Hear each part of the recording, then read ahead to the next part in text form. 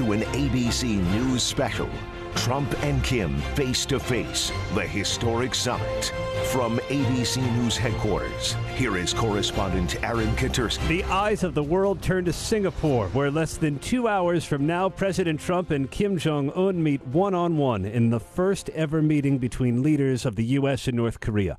The goals are different. Mr. Trump has said his aim is peace, a world free of the threat of North Korean nuclear weapons. Kim wants American weapons off the Korean peninsula and recognition on the world stage. ABC's Bob Woodruff joins us now live from Seoul. Bob, we understand that the North Korean people didn't know until just recently that their leader was even in Singapore for this summit. Yes, there was it was just yesterday, about 8 hours ago, 10 hours ago, where there was the news announcements on television, on their news, their national news.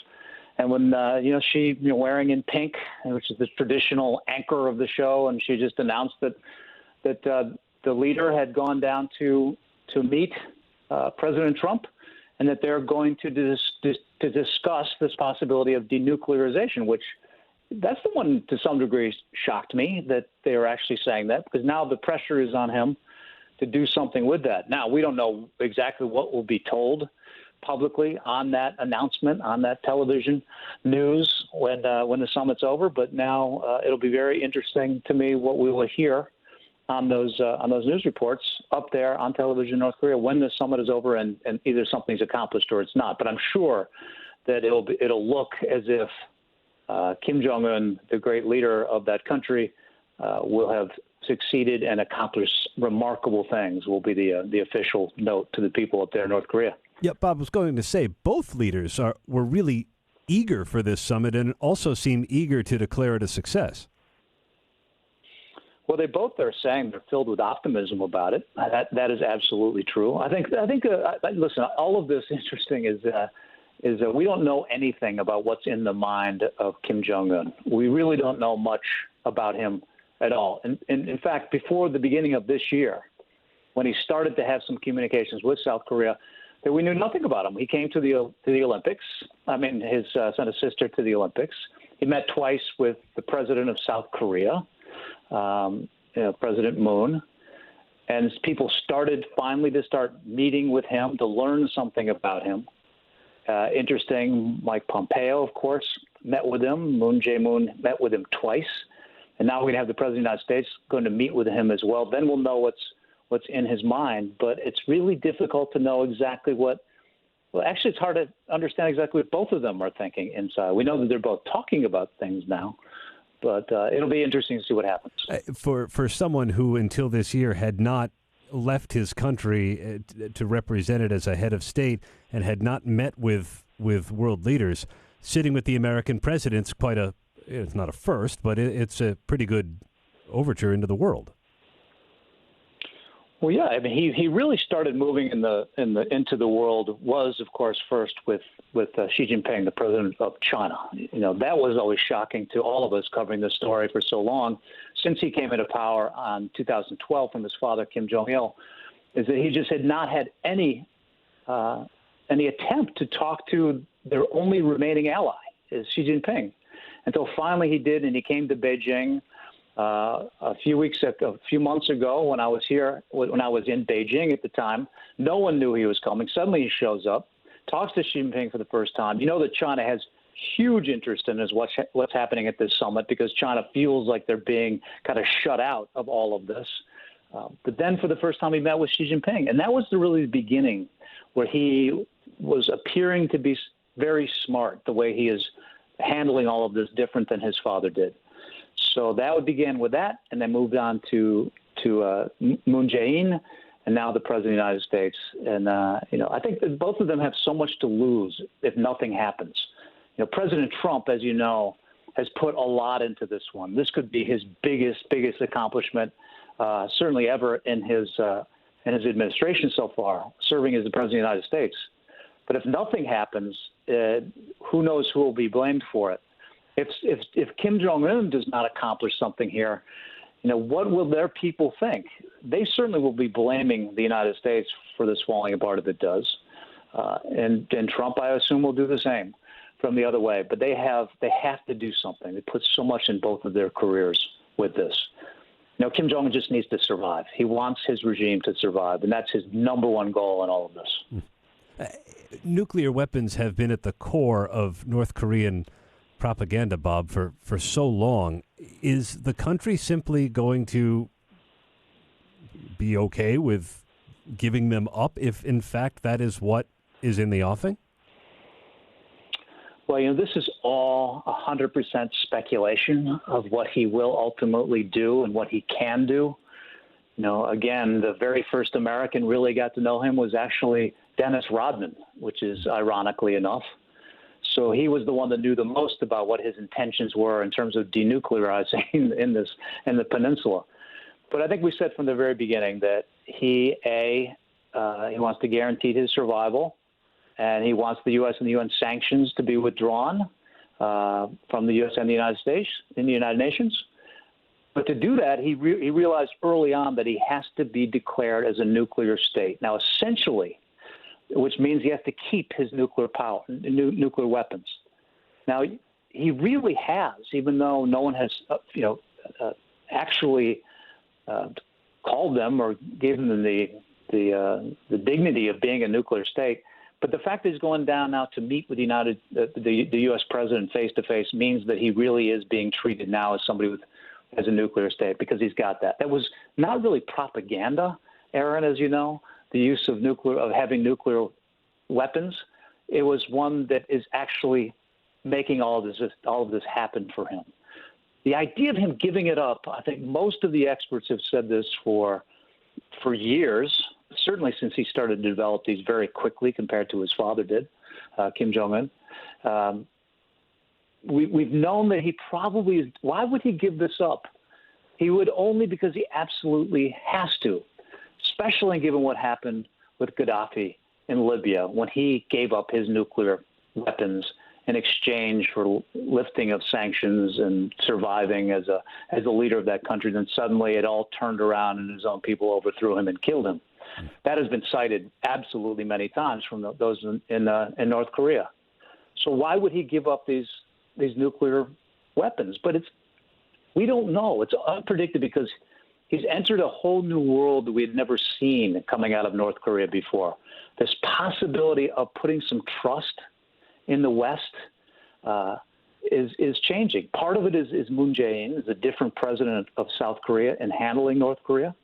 They know that in the modern world, Kim Jong-un knows that in the modern world, the outside world is learning more and more about this mysterious country.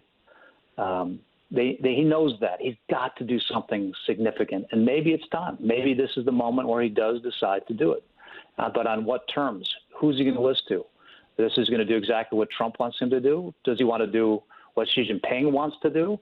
Maybe Putin from Russia is more powerful in the area. Maybe they'll have to listen to him too.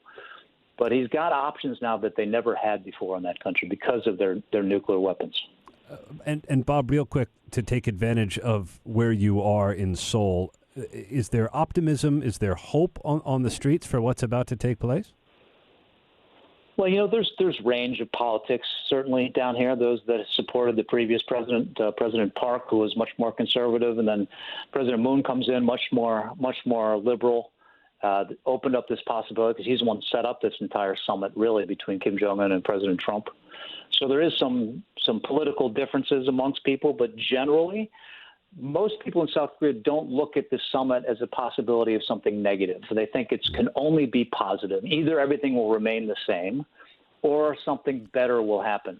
So the word hope is usually what they talk about. So I think there's great hope here. ABC's Bob Woodruff with us from Seoul. Bob, our thanks to you, and we hope to check in with you as we near this historic summit between President Trump and North Korea's Kim Jong-un in Singapore. We'll return there as our live coverage continues. Glad you've joined us for that. I'm Aaron Katersky. You're listening to live coverage from ABC News.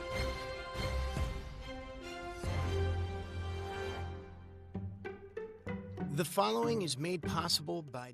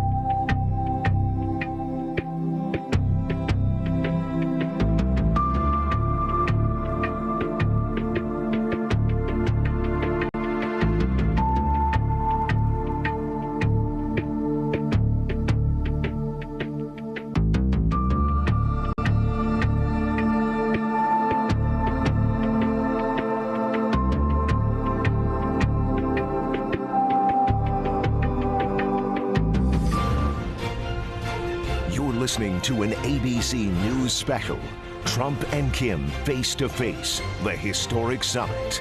From ABC News headquarters, here is correspondent Aaron Katersky.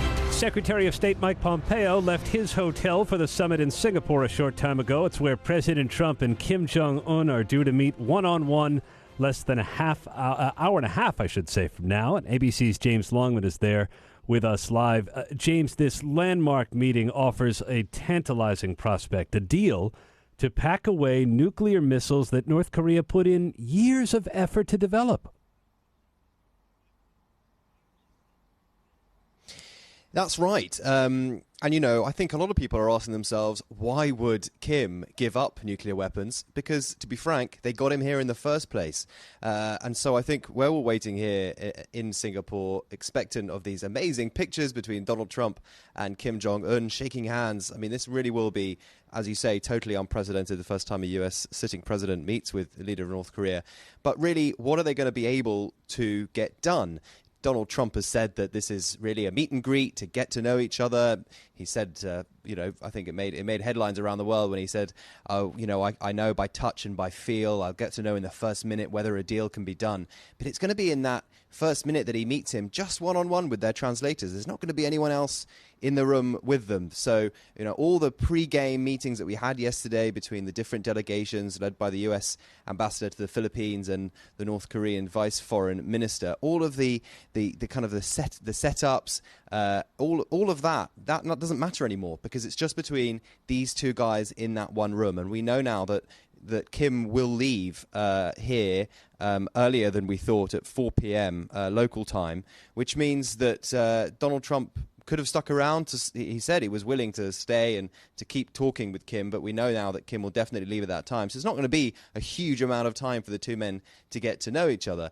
But certainly we are all fascinated. But I've got to tell you, Aaron, being here last night, it was absolutely incredible because from our hotel, we watched as Kim's motorcade left his hotel, unexpected, unannounced, and then off he went on this walkabout in the evening around town here, around Singapore. You have the dictator of North Korea making a nighttime trip around Singapore. I was quite amused. Just a minute ago, we had a press release from the North Korean press agency, and they reported it. They said Kim enjoyed great nocturnal views, adding that its leader is going to learn a lot from the good knowledge and experience of Singapore in various fields in the future. Because he just spent his time, he spent about an hour of his time wandering around, taking selfies. He took a selfie with the foreign minister of Singapore. It was an absolutely extraordinary thing to witness. He went up in the Marina Bay Sands Hotel, which is just behind us here, which is a casino. The idea that the dictator of North Korea can spend time at a casino is quite extraordinary. But I suppose it's apt because he's meeting Donald Trump, who, as we know, has owned casinos in the past. So I suppose there's something of a bit of a kind of a show in town, it seems, between these two men, these two showmen. And I just think it's totally incredible to be witnessing it. But we've been looking and watching and hearing reaction for that from around the world. And I think probably it's important to make it clear that this is a dictator. This is a dictator of an extraordinarily harsh regime. And I think all these pictures of him smiling and waving are intended possibly to try and clear up his image and whitewash him perhaps. And Human Rights Watch have said that they think that it's important that doesn't happen, that, that this circus that we're watching, as they've called it, doesn't distract us from the fact that he runs an extraordinarily harsh totalitarian regime in North Korea, and there are a lot of people hoping that Donald Trump will bring up human rights in the meeting today, although I think that's possibly unlikely. It doesn't seem like human rights is the main topic on President Trump's mind. And indeed, James, you describe it so well. He did look like this wild-eyed, almost child as he took in these sights. He's never ventured so far from home, and yet Kim Jong-un has been willing to kill his own relatives in order to stay in power. So how are we to judge this summit and whether ultimately it's a success? Are we to just take the word of Kim and Donald Trump? Well, I think that's what we're being asked to do to begin with, yes. I think a success would be something along the lines of the two nations have worked together to work out a path towards denuclearization. But then I think it's going to be judged very, very quickly on just exactly what concrete steps are taken to denuclearize, because that is the key here. Both sides have different definitions of what that word means. The United States believes that North Korea, in order to get anywhere with its economy, in order to get any kind of help, in order to get that famous McDonald's in Pyongyang, needs to totally denuclearize as a first step. North Korea believes that denuclearization is a bit more nuanced than that. It's kind of a synchronistic process whereby, you know, the United States offers something, they offer something, and it's a slow process. And so the idea that Kim Jong-un will just totally give everything up as the first measure, when that's exactly what got him here in the first place, I think a lot of people are quite skeptical of whether or not he will go through with that. But certainly for him being here, seeing what is possible, because as you say, he hasn't left the country much. This is his third trip outside of the country as leader. The first two were to Beijing. So this is to China. This is a lot further than he's been anywhere before. He was, as a child, spent time, we understand, at a boarding school in Switzerland. But no, I mean, Singapore is such an incredible example of what economic progress means. It's kind of a tropical Manhattan here, skyscrapers all over the place. It's an extraordinary place to be holding a summit like this. But I think a good one for Kim to see just what opening up might mean. I think it's also that there are lots of reasons why the summit's being held here in Singapore, by the way. It isn't just because it's kind of geographically kind of convenient. It's because this city-state does have diplomatic relations with both North Korea and with the United States. It likes to see itself as this kind of neutral broker, neutral kind of participant in Asia, kind of a little bit like a Switzerland, if you like, a big center for finance and a lot of wealth here, but also because it has this kind of strange relationship with law and order. It is a democracy, but it has that little element of the dictatorship about it, and I think that for both parties that's helpful. ABC's James Longman with us from Singapore as we near the hour when President Trump and Kim Jong-un meet one-on-one, the first time the leaders of the U.S. and North Korea will be meeting like this ever. Stay with us as our live coverage continues. I'm Aaron Katursky, and you're listening to live coverage from ABC News.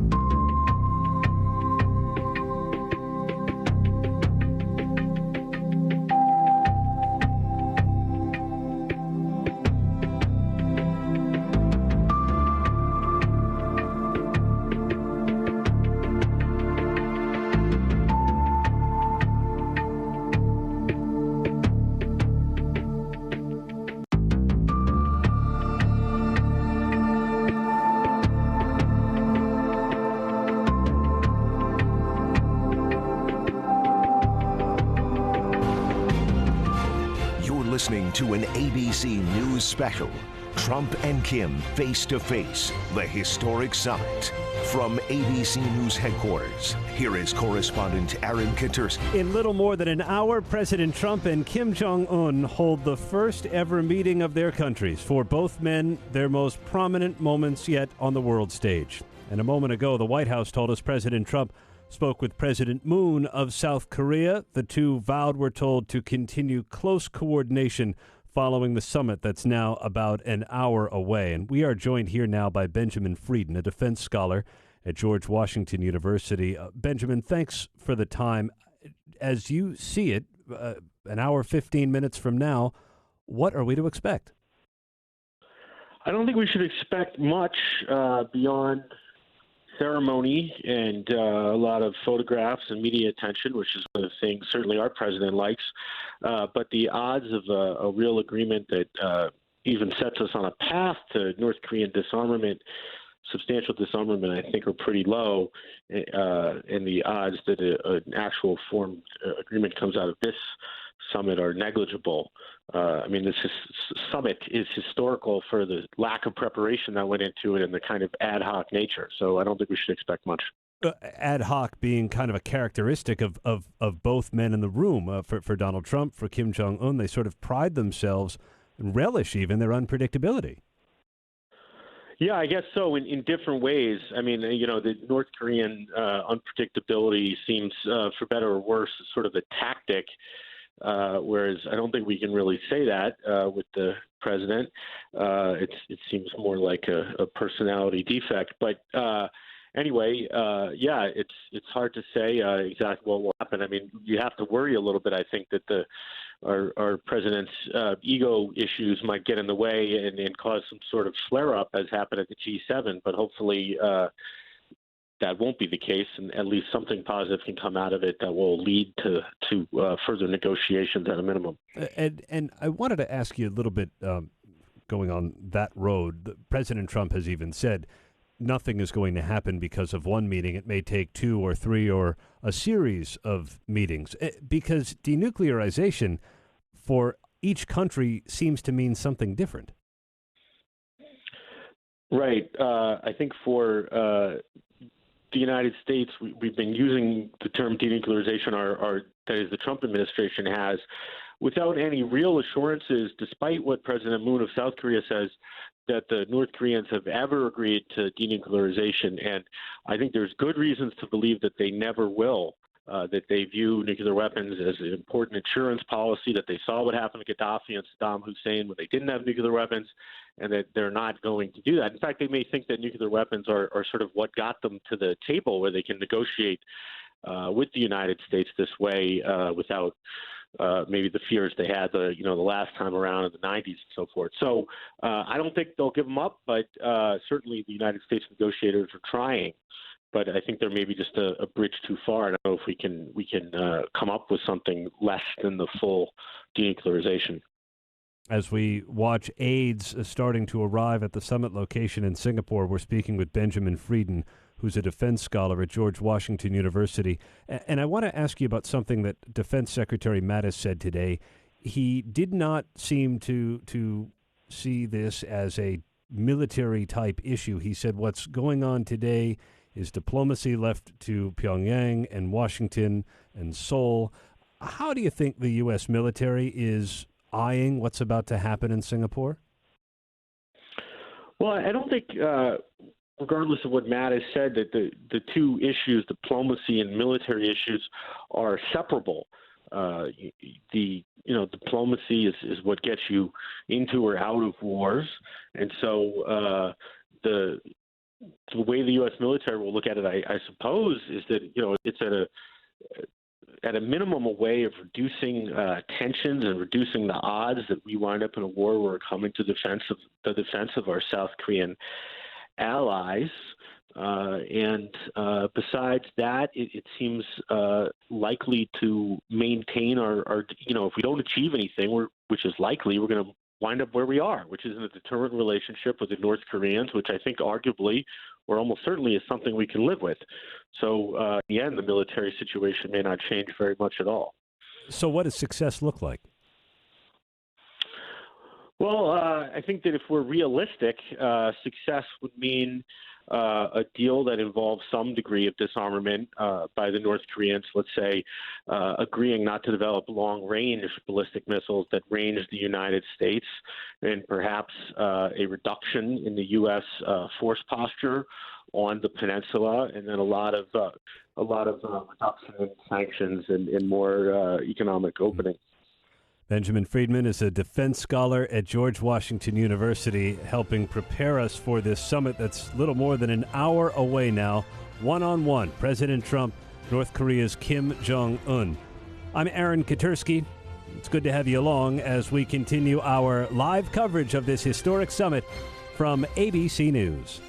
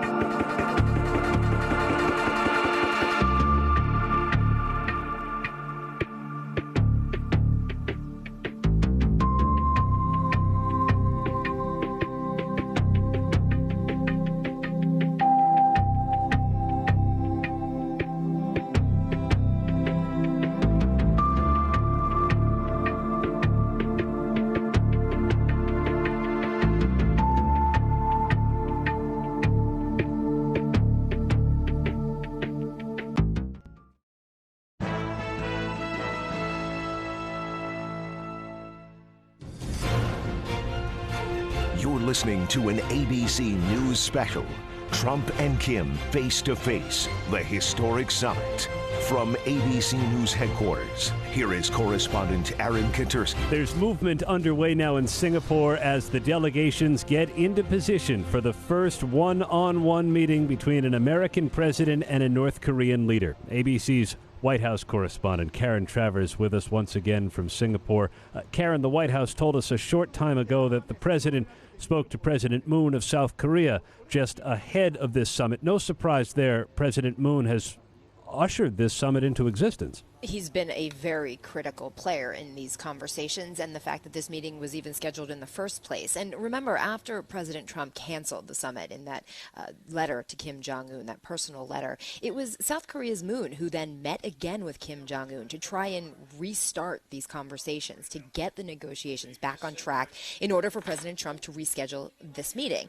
The president also spoke with the Prime Minister of Japan, who he met with at the White House just days ago. This is really one final round of outreach to key U.S. allies ahead of this historic sit-down with Kim Jong-un. And the conversations are different because, as you say, President Moon, very critical part of these conversations. He has a lot at stake personally because of his involvement in this, but also the security concerns for his country.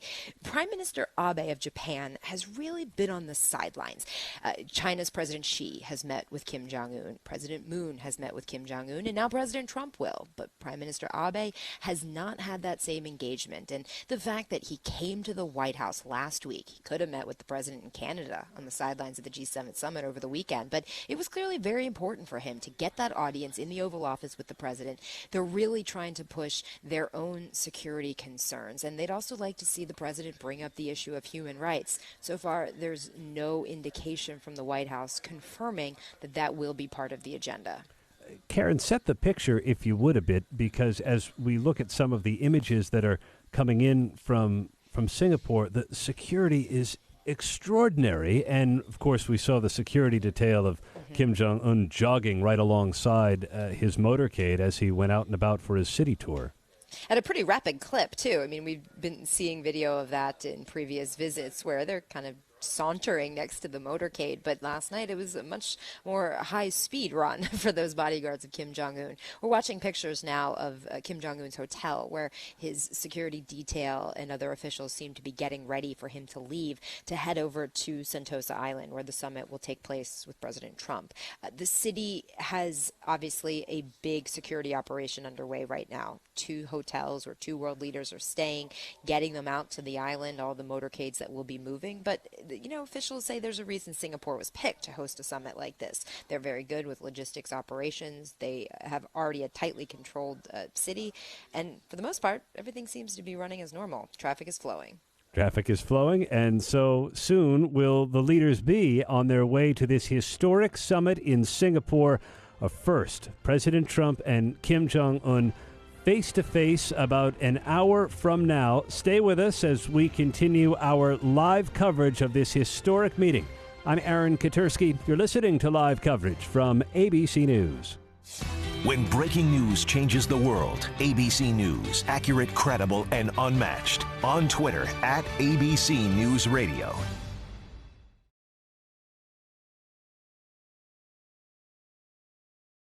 History is made. George Stephanopoulos and GMA are there in Singapore at every step, face to face, the historic summit. Good Morning America, tomorrow.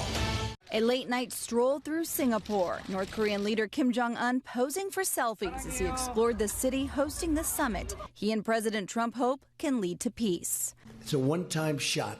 Even as President Trump says it's likely just the first step, he's publicly stated that he'll know the outcome within minutes of their intimate one-on-one sit-down. Within the first minute, I'll know. How? Just my touch, my feel. That's what I do. The administration maintains they won't settle for anything less than full denuclearization. And while the Secretary of State expects something to be signed following their meeting, there's more hard work ahead. We are going to ensure that we set up a system sufficiently robust that we're able to verify these outcomes. Kim hoping for a phased-out approach, but this tenuous step after years of provocation. Since taking power in 2011, Kim has tested more missiles than his father and grandfather combined, including one that could reach as far as New York or Washington. And North Korea's threat to target the U.S. had President Trump threatening to respond with fire and fury. Failure in the talks could mean North Korea ramps up their nuclear program. But the global recognition from this meeting, a big win for him back home. The spigot has turned on for greater international engagement, economic, political, otherwise, that boosts Kim's legitimacy. The only other American to meet with the reclusive leader face-to-face, also arriving in Singapore. I guess the bigger thing is to worry about them, though. Seeing me right now. Thank you. The one-on-one is officially underway at 9 p.m. Eastern tonight. The two leaders meeting on the island of Sentosa, a word meaning peace. Serena Marshall, ABC News, Washington. I'm Joo-hee Cho reporting for ABC News from Singapore. This is a city-state of 5.6 million people. More than 20 million visit this country every year, and more than 60% of the people already living here are foreigners. So that means there's a good mixture of culture, food, and language. And now the restaurants here are quick to catch on the summit fever. Let me give you an idea of what's up here. Here's a cocktail of Kim Jong-un and Trump. More alcohol. And there's a Trump-Kim Peace Burger. And at another burger restaurant, we saw the Burger for World Peace. And a taco place as well. And now here we are going to meet the owner of this restaurant, Zach. Hi. Zach, hi, nice to meet you. I'm Joo-hee from ABC News. Can I take a photo? Sure. Yeah, we just launched this a few days ago. Who do you want to be? You choose, ladies first. I'll do Trump. Okay. How's that? I'll do this one. Take a photo. Thank you. Okay, yes. So what made you motivated to come up with this idea, this marketing idea? So the name says the Trump-Kim Summit. Yeah, so we like to do a special dish, make people celebrate harmony, and make Kim and make Trump both happy by using kimchi and US dry aged beef, because it's always one of our big and US dry aged beef. Yeah, it's a patty because they like to eat cheeseburger. You should come and try it. Okay. Yeah. Okay, let's go. Yeah. Thank you, thank you. Yeah. So you said it's called, what's the name of the dish? It's called Trump Kimchi Nasi Lemak. Trump Kimchi Nasi Lemak. There you go. Ah, okay. Great. So, yeah. This is it? Yes, that's it. Wow. Okay. So let me explain to you quickly about this dish. So Singapore is a multi-racial and multi-religion harmony place. Yes. So there's 4 major races: Chinese, India, Malay, and the Eurasians. So that form the basis of our unique Singapore Nasi Lemak. The rice is made out of Indian basmati rice, healthy. Indian basmati rice. Yes, okay. Healthy choice. People can eat every day.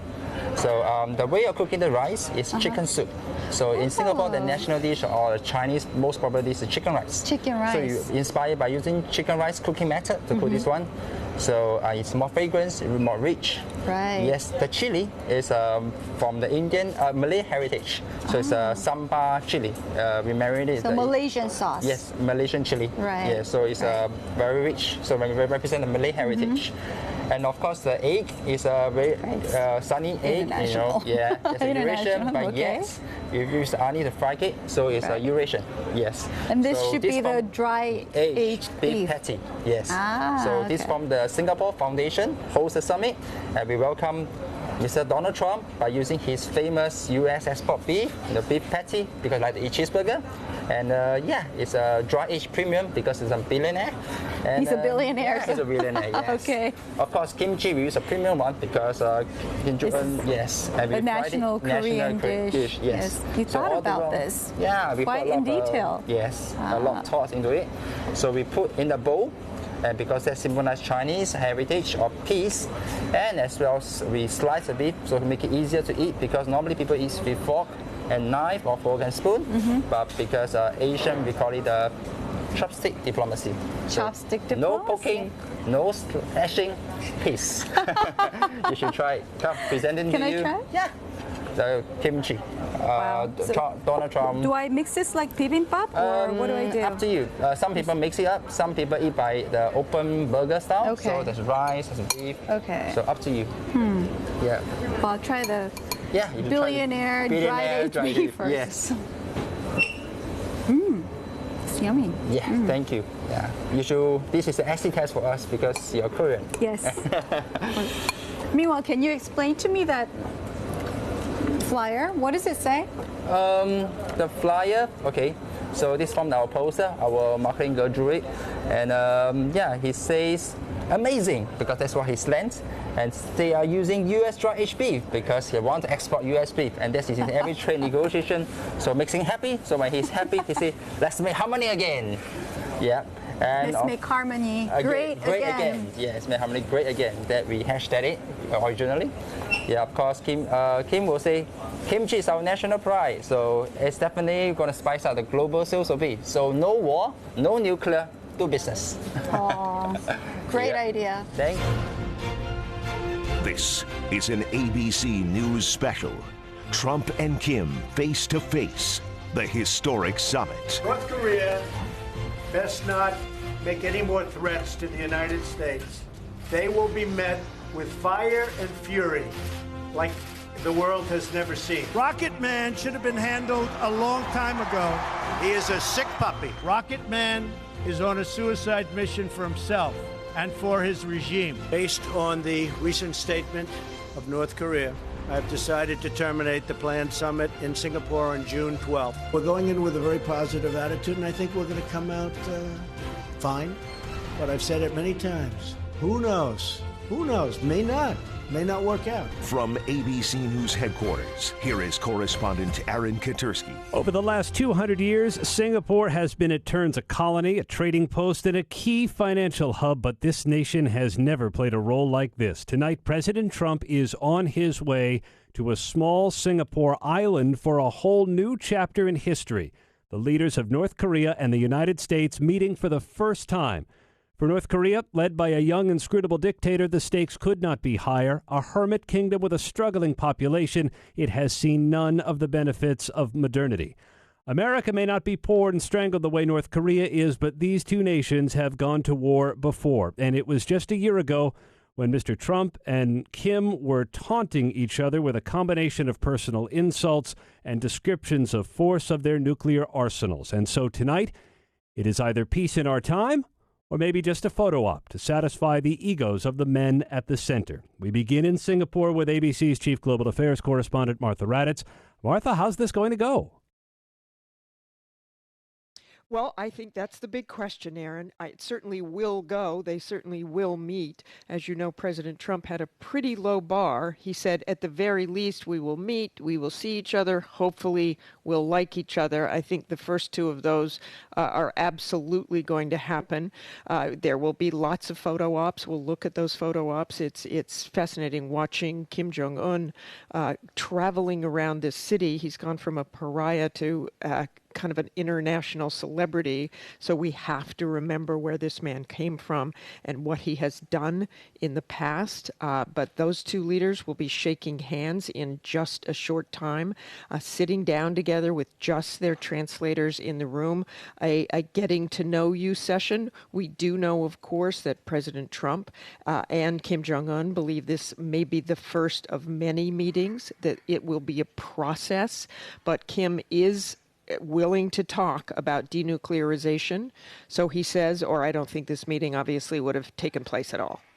Martha, you touched on it. Here is Kim, who runs a totalitarian regime with extreme censorship and forced labor camps, and now suddenly he is the biggest diplomat on the world stage right now as he prepares to meet with President Trump. How did this happen?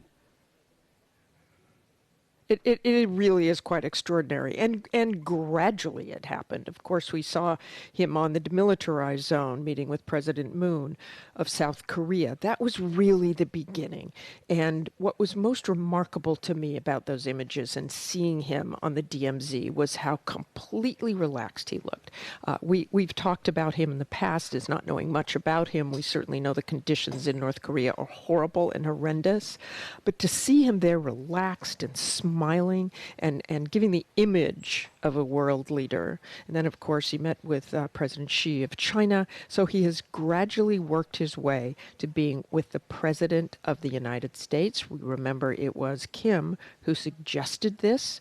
and who has followed through. Of course, we had it canceled briefly, but this historic moment is about to take place with a leader, a dictator we knew almost nothing about. I think one of the very few Americans to ever meet with him was Dennis Rodman. He at the time knew more about Kim Jong-un than any other American, and now we've got a president about to meet with him. Of course, Mike Pompeo has met with him several times as well. I'm sure they learned a lot about Kim Jong-un in just those sessions.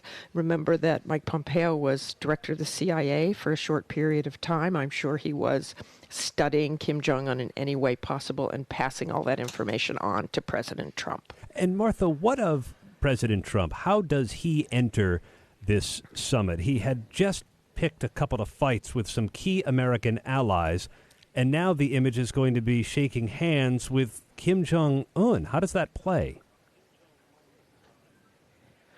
It's, I mean, the allies and calling our allies names while he's making nice with Kim Jong-un is quite extraordinary. It's quite extraordinary to watch. I'm sure the allies are all there with their jaws dropped listening to this and the fight he picked with them, and now going into this summit with the dictator from North Korea, who he had called Little Rocket Man, who he threatened to annihilate. I mean, both of these leaders had threatened to annihilate one another, and yet Donald Trump is calling our allies names, calling Justin Trudeau names. ABC's Chief Global Affairs Correspondent Martha Raddatz with us live from Singapore.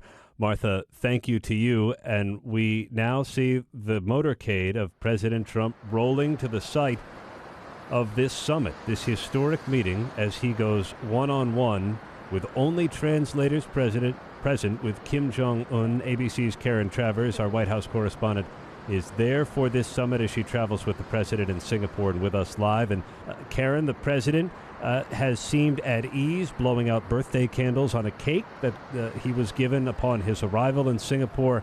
How's he been preparing for this? Well, the president has said he hasn't been preparing much, that he's going on gut instinct. He said recently that he's been preparing for his whole life for this type of meeting. But Secretary of State Mike Pompeo said that they've been in briefings every day where they have been going over the details of what the U.S. wants to get out of these meetings and also how to approach Kim Jong-un. I mean, this is obviously a world leader that is very unpredictable, that is very volatile. I mean, those personal taunts and threats of war were not that long ago. That was just last year that they were lobbing insults at each other, the president promising fire and fury if North Korea kept up its own threats. But all of that, Aaron, has been put aside for the last 6 months, very much on hold as the president pursued this possible sit-down with Kim Jong-un and the possible beginning of negotiations for a denuclearization plan. The president had a relatively light Monday. I think there was a sense from staff that they knew he needed a little bit of downtime. He traveled a very long way from Canada, where he was at the G7 summit over the weekend, made a refueling stop in Greece before landing here in Singapore. And I've traveled with the president several times in the last year overseas, and he likes to hit the ground running. Some of it is a little bit of a, hey, I can do this, I'm not tired, can you keep up with me? But I think they knew that this meeting is very critical. He needed to be on top of his game, so we didn't see him all that much on Monday. The island of Sentosa is now playing host. It's immaculate streets in Singapore, now playing host to President Trump and Kim Jong-un as the motorcade of the president arrives. Cameras pointed at the ready. And Karen, is the president going to have notes with him that he takes into this meeting? Has the White House said how he's going to do this just one-on-one?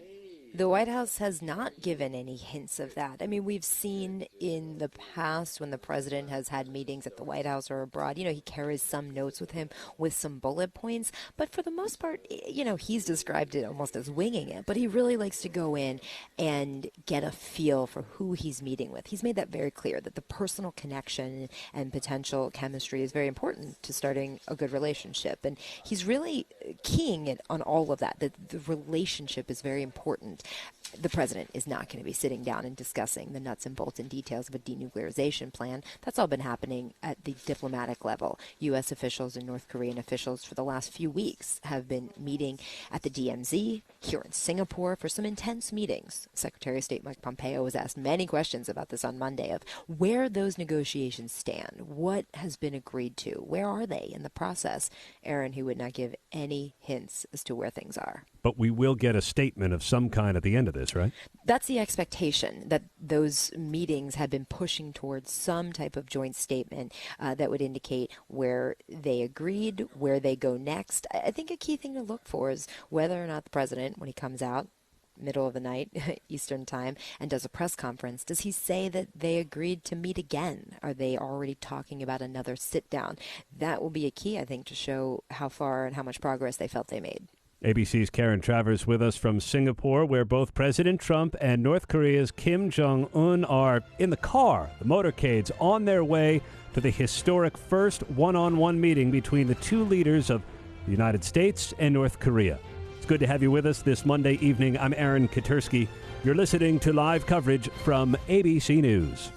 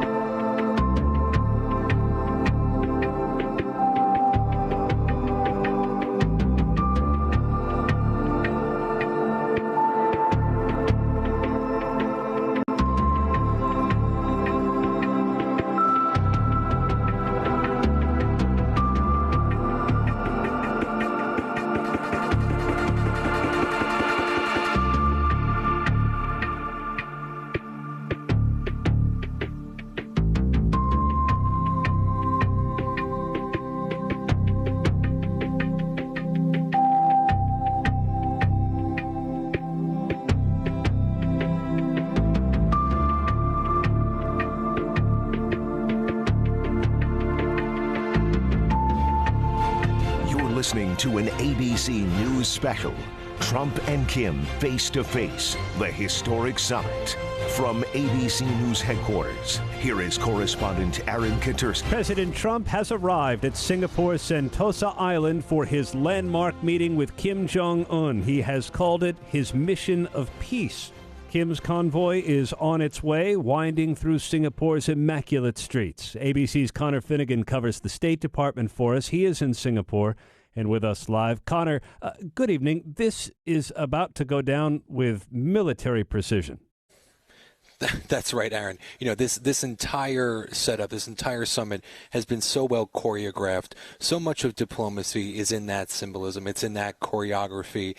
And there have been meetings for weeks now between the North Koreans and the United States just to hammer out the protocol of this. Who walks in the room first? Who shakes whose hand? Who's at the table when these two leaders finally sit down face to face?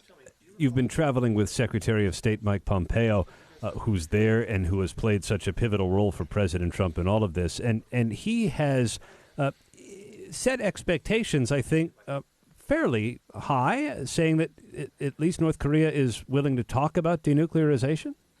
Yeah, that's right. It was interesting. He had a press conference here in Singapore yesterday where he actually seemed to start to downplay those expectations of what exactly will come out of this meeting.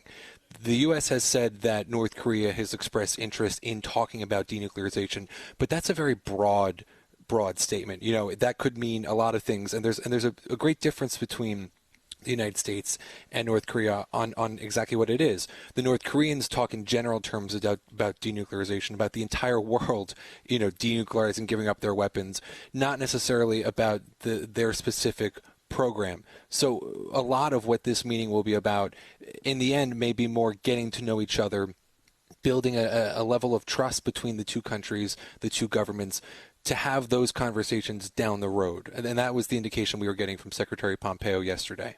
But he has been clear in saying there is only one acceptable outcome of this whole experiment, right? Yeah, they've been very clear that what they want is the complete, verifiable, irreversible denuclearization of the Korean Peninsula. How that goes down, again, it has to be worked out. And what the Trump administration has started to indicate is that it won't come out of this meeting alone. It will be over time, over a series of meetings. As President Trump himself has said several times now, it's a process. And what in return? The United States has been talking about security guarantees and economic guarantees. What might those look like? Very interesting. Secretary Pompeo said yesterday that this administration, what's different about this time, these talks, is that this administration is prepared to provide security assurances that no other administration previous had. What that actually looks like, he refused to say. They've been very tight-lipped about, you know, what kind of economic aid or security assurances it could be, because they want to give themselves some breathing room in the negotiations. But what it could mean is a peace treaty. It could mean an official end to the Korean War, which, you know, ended with an armistice, the longest running in human history now at this point. But it could go beyond that. It could be some sort of treaty that Congress ratifies. That gives the North Koreans more longevity, more security in their agreement with the United States, because they know the next administration can't come in and tear it up like this administration has done to several agreements now. And that raises another interesting point as we speak with ABC's Connor Finnegan, who covers the State Department for us, and that is a level of trust. Undoubtedly, Kim Jong-un has seen the Trump administration's response to the Iran nuclear deal. Why is this going to be treated any differently down the road?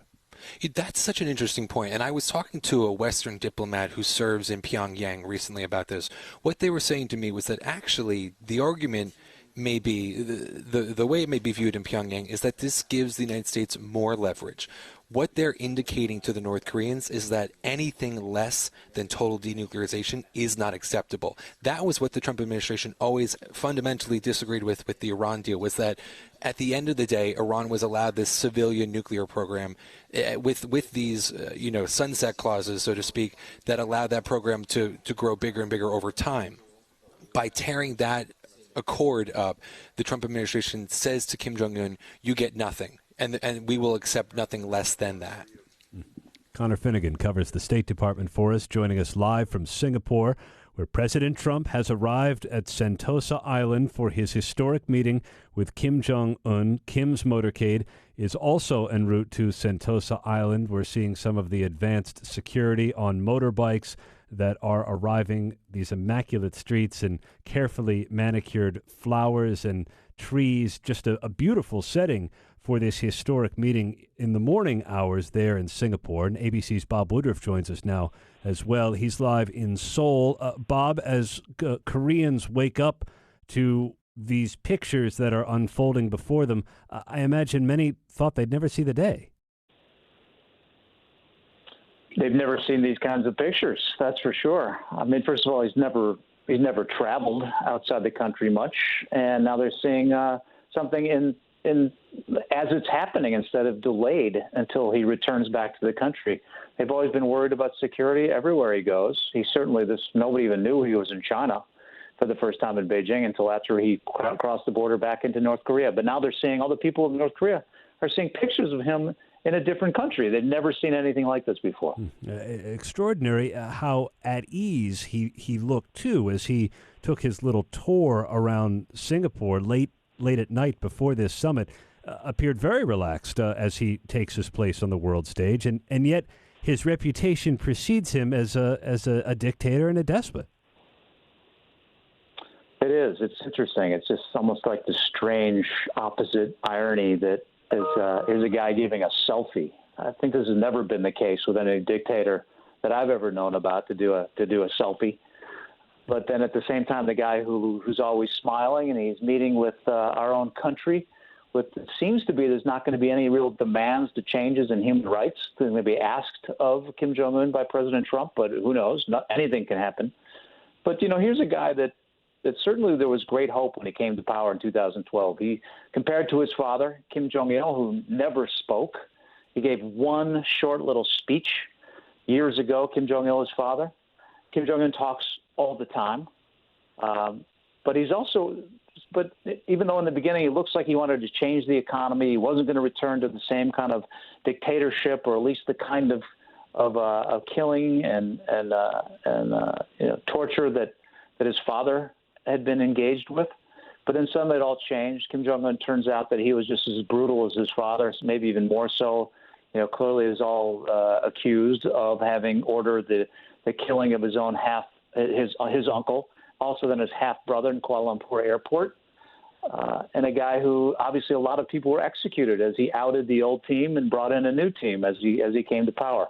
So here's the same guy that's down there giving selfies, down there and meeting with the West, the guy who did this type of activity while he's been the leader of that country. So it's going to be interesting what ends up here. Bob, also want to take advantage of your knowledge of another place where you spend a good part of your time, and that's China. How are the Chinese watching what is unfolding before us now in Singapore? I think this is happening a lot faster than China ever expected. I mean, nobody expected this to happen really anyway. But China thought if this was going to be the case, there was going to be some kind of meeting that would be worked out between Kim Jong-un and President Trump, that there would be many other countries in the area that would be deeply involved. Even though, Moon Jae-in, the president of South Korea, is the one that created this, set this up, really. But China was not involved. Japan is nervous about it all. China is not used to being outed or kept out of these kinds of meetings. China is the only real ally of North Korea, at least it has been. Xi Jinping never met Kim Jong-un until a few months ago when he finally came to the country. China owns this turf. China wants to make its calls. They want more. They want to do more of this. It's interesting that Kim Jong-un took the Air China down there, which means that China is in this, but we don't know how much influence they have right now.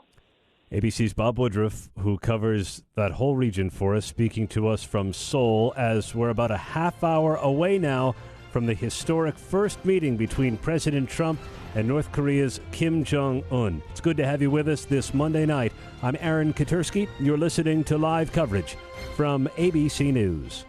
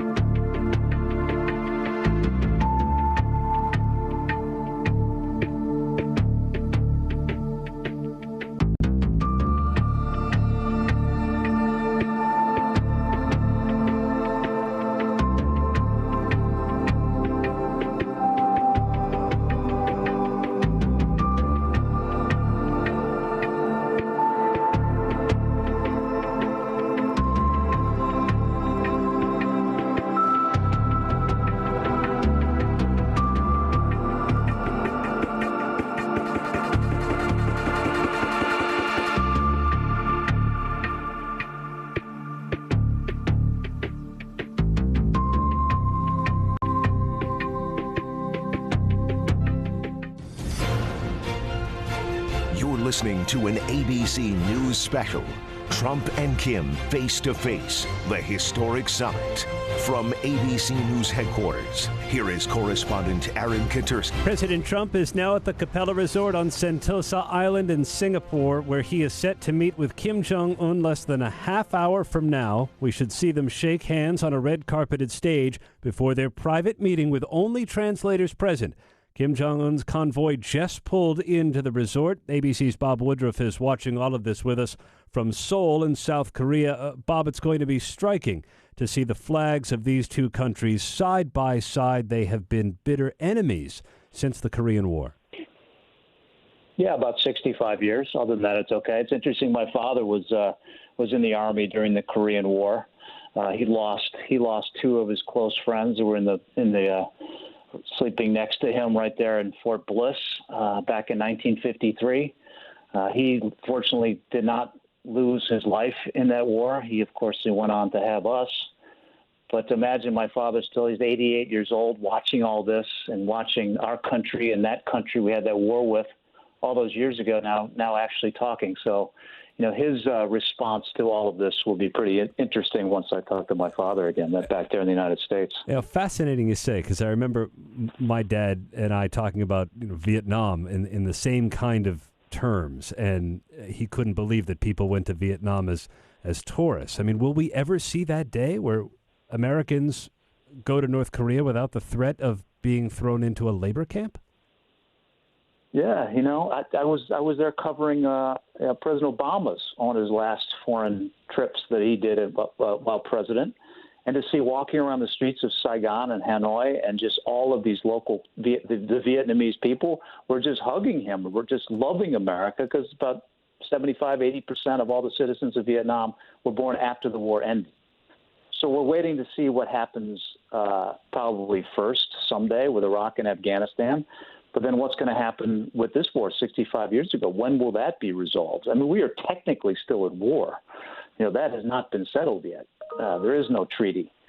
So when will it be that we can walk around North Korea and be friendly and love each other? That's going to be another interesting thing. If that is one result of what's happening right now, then that would be a huge step forward. And stunning, because it seems like that is such a long way off. And yet, is there in Seoul a hope that that's actually possible from what's about to unfold, 25 minutes from now?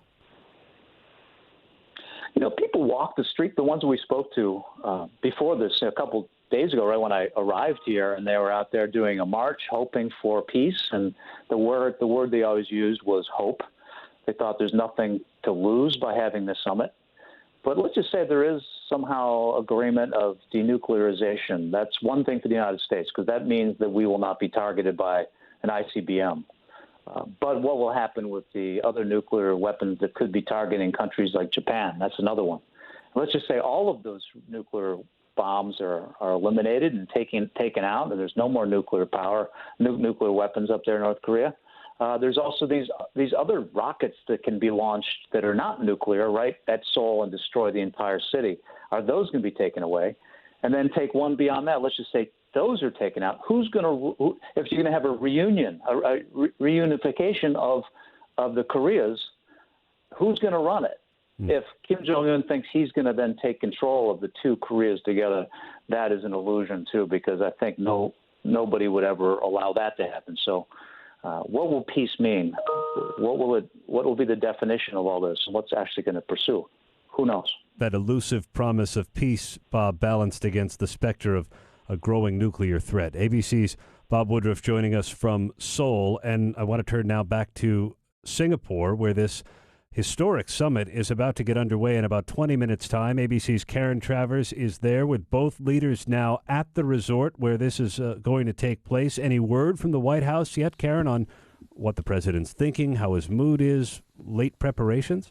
No, I mean, they're really keeping this all very close to the vest. The president had a very light day on Monday. We didn't hear all that much from him, but he struck a cautiously optimistic tone that he thought things were going to go very well. But as you saw in the president's tweets, he's also still trying to temper expectations that this could be a big moment, but perhaps it's still just the beginning of a process. And really, if you look back over the last couple of months, the president has gone an entire range of statements from this is going to be huge, this will be the denuclearization agreement from North Korea, to, well, maybe this meeting doesn't even happen, to this will be a huge breakthrough, to it's the beginning of a process. I mean, you could find a statement from the president on every single potential outcome of this now maybe 5-hour meeting.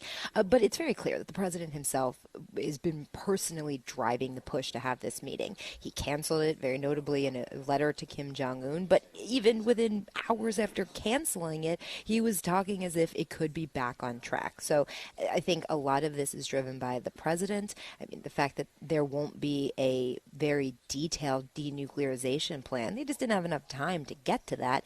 But the president had June 12th circled on his calendar, Aaron, and he wanted to be here.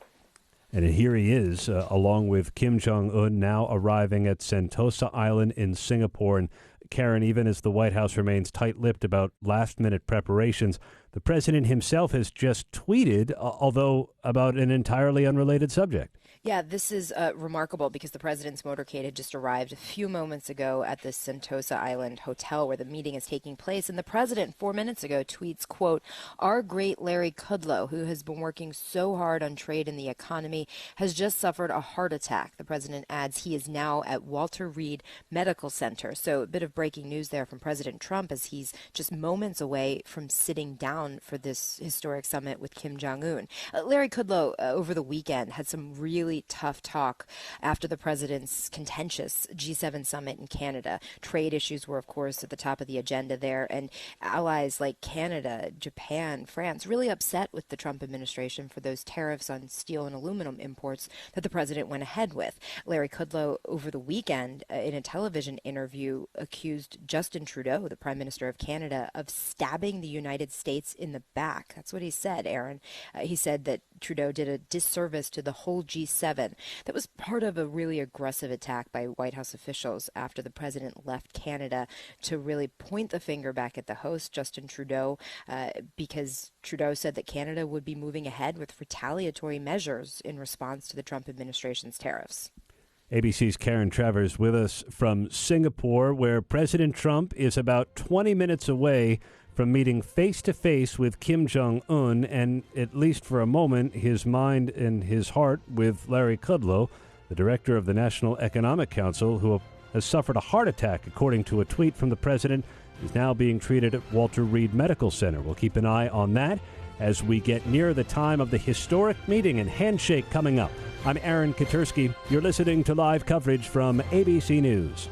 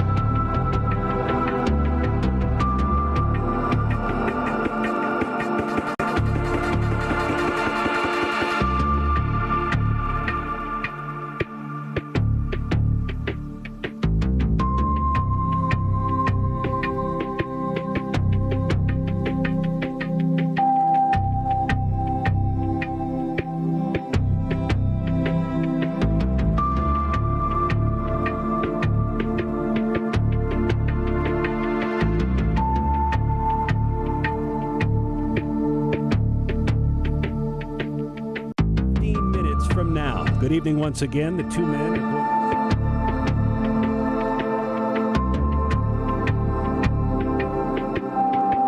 stage in front of a bank of flags from the U.S. and North Korea. This is the first time the leaders of these two countries have ever met after 65 years of fear and animosity and threats. And ABC's Karen Travers, our White House correspondent, is in Singapore with the president for all of this. And the president has to be relishing the moment he is about to enjoy with Kim Jong-un in prime time. Ever the television producer couldn't have produced it better.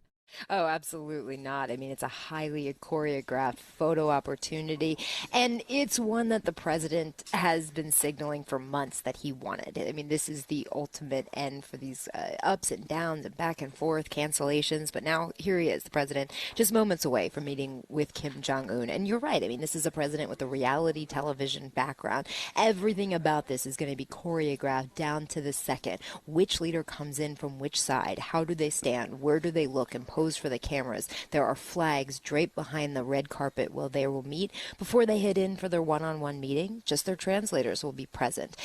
Notably, we'll see the two shake hands, go into that meeting. They're expected to let in reporters for a brief photo op, maybe some comments during that one-on-one session. And then again, when they let in their larger delegations, U.S. and North Korean officials will be brought in for about an hour-and-a-half meeting before they have a working lunch. And we should see some bit of all of those meetings. This is, of course, in North Korea's interest to have these photo ops. Some critics say that the president has rewarded Kim Jong-un with a propaganda moment, that he can say that, you know, he didn't give up anything and he got this meeting and this incredible fanfare and pomp and circumstance with the American president. ABC's Karen Travers, our White House correspondent. The historic handshake just minutes away now. ABC's James Longman is also there in Singapore as we wait for these two men to meet on this red-carpeted stage. It is striking, James, to see the flags of the two countries side by side. That is an image in itself. Oh, absolutely. This is absolutely everything that Kim Jong-un wanted, to be taken seriously on the world stage.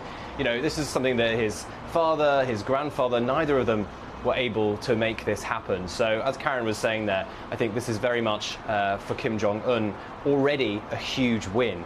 And we'll all be waiting to see exactly what happens, of course, in this meeting. It's a strange one, though, because ordinarily these sorts of summits, the detail is kind of worked out beforehand, and when the leaders meet, it's kind of just to sign on the dotted line. You know, the Oslo Accords, one remembers, you know, these were long, drawn-out negotiations that took place, and it was only afterwards, really, that major leaders would come forward and kind of shake hands in front of the cameras, sign on the dotted line, and walk away. Here, Donald Trump prides himself on being the guy who can get the job done himself. He's the negotiator, he's the deal breaker, he's the deal maker. And I think that is what I think is so amazing watching all this, because really it's just kind of down to these two guys to see what they can get done, just the two of them. And I'm particularly interested in knowing more about the translators, because there is no one really more powerful in a room than the guy that speaks both languages. And both Donald Trump and Kim Jong-un will have their interpreters by their side. And these people play extraordinarily important roles. They're briefed on all the intelligence that they need to know before going in to a meeting like this. They're privy to some of the nation's some of the nation's deepest secrets and you know, priorities. They will have had long conversations with the American administration, and of course on the North Korean side, the person who's speaking English on behalf of Kim Jong-un will know everything that the North Koreans want out of this. They will be part, presumably, of the North Korean inner circle. So, you know, the dynamics in this room are just going to be absolutely fascinating. I can't wait to see it. We're only, whatever, 6-7 minutes away now from hopefully seeing them. Yeah, just a couple minutes away. And you're right, James. I mean, the nuance here could be all the difference, because it's going to be Kim's word versus Trump's word as to what actually comes out of this initial meeting. That's right. I mean, how do you translate Donald Trump? into North Korean. I mean, into the language they speak in North Korean, into Korean. I mean, how do you do that? How do you, he's famously informal with his language. And how does Kim Jong-un's interpreter, get the message across to Donald Trump's guy exactly what it is that Kim Jong-un wants? I mean, it's going to be amazing. I'm fascinated by it. As are we. ABC's James Longman there in Singapore for this historic handshake, less than 10 minutes away. Don't go far. President Trump and Kim Jong-un on a red-carpeted stage in Singapore. Good Monday evening. I'm Aaron Katersky. Good to have you with us. You're listening to live coverage of this summit in Singapore from ABC News.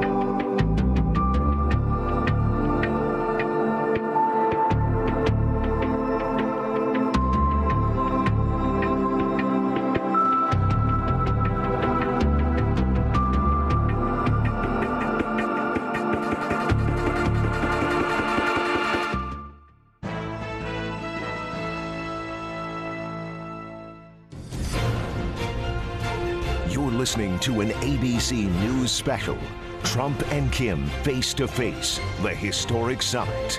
From ABC News headquarters, here is correspondent Aaron Katersky. President Trump and Kim Jong-un have reached the venue in Singapore where they're about to become the first leaders of their countries to meet.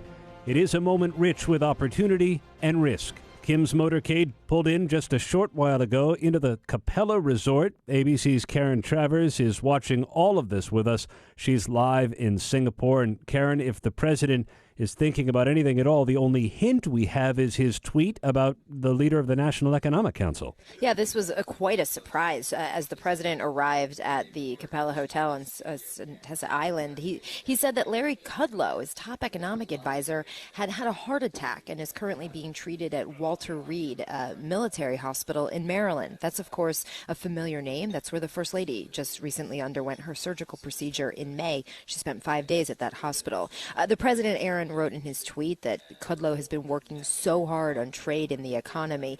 He was a big part of the president's meetings in Canada over the weekend, the G7 summit, which grew very contentious. You had allies of the United States, Justin Trudeau, the Prime Minister of Canada, slamming the Trump administration for recent moves on trade, those steel and aluminum import tariffs. And Kudlow fired back. There was a really aggressive public campaign by the Trump administration after the president left Canada to put all of the blame on Trudeau. And you heard Larry Kudlow say over the weekend that Trudeau stabbed the U.S. in the back. I mean, really harsh language. But he's, somebody who's a familiar face on cable news. He likes to do these photo ops. The president certainly likes to see an aide like that go out and be an attack dog. But really incredible breaking news element from the president that Kudlow had a heart attack.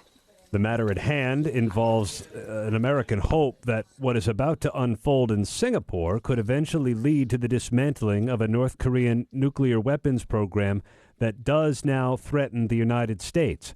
There is a small group of reporters with cameras in hand to catch this historic handshake, Karen, but otherwise, these two men are largely isolated.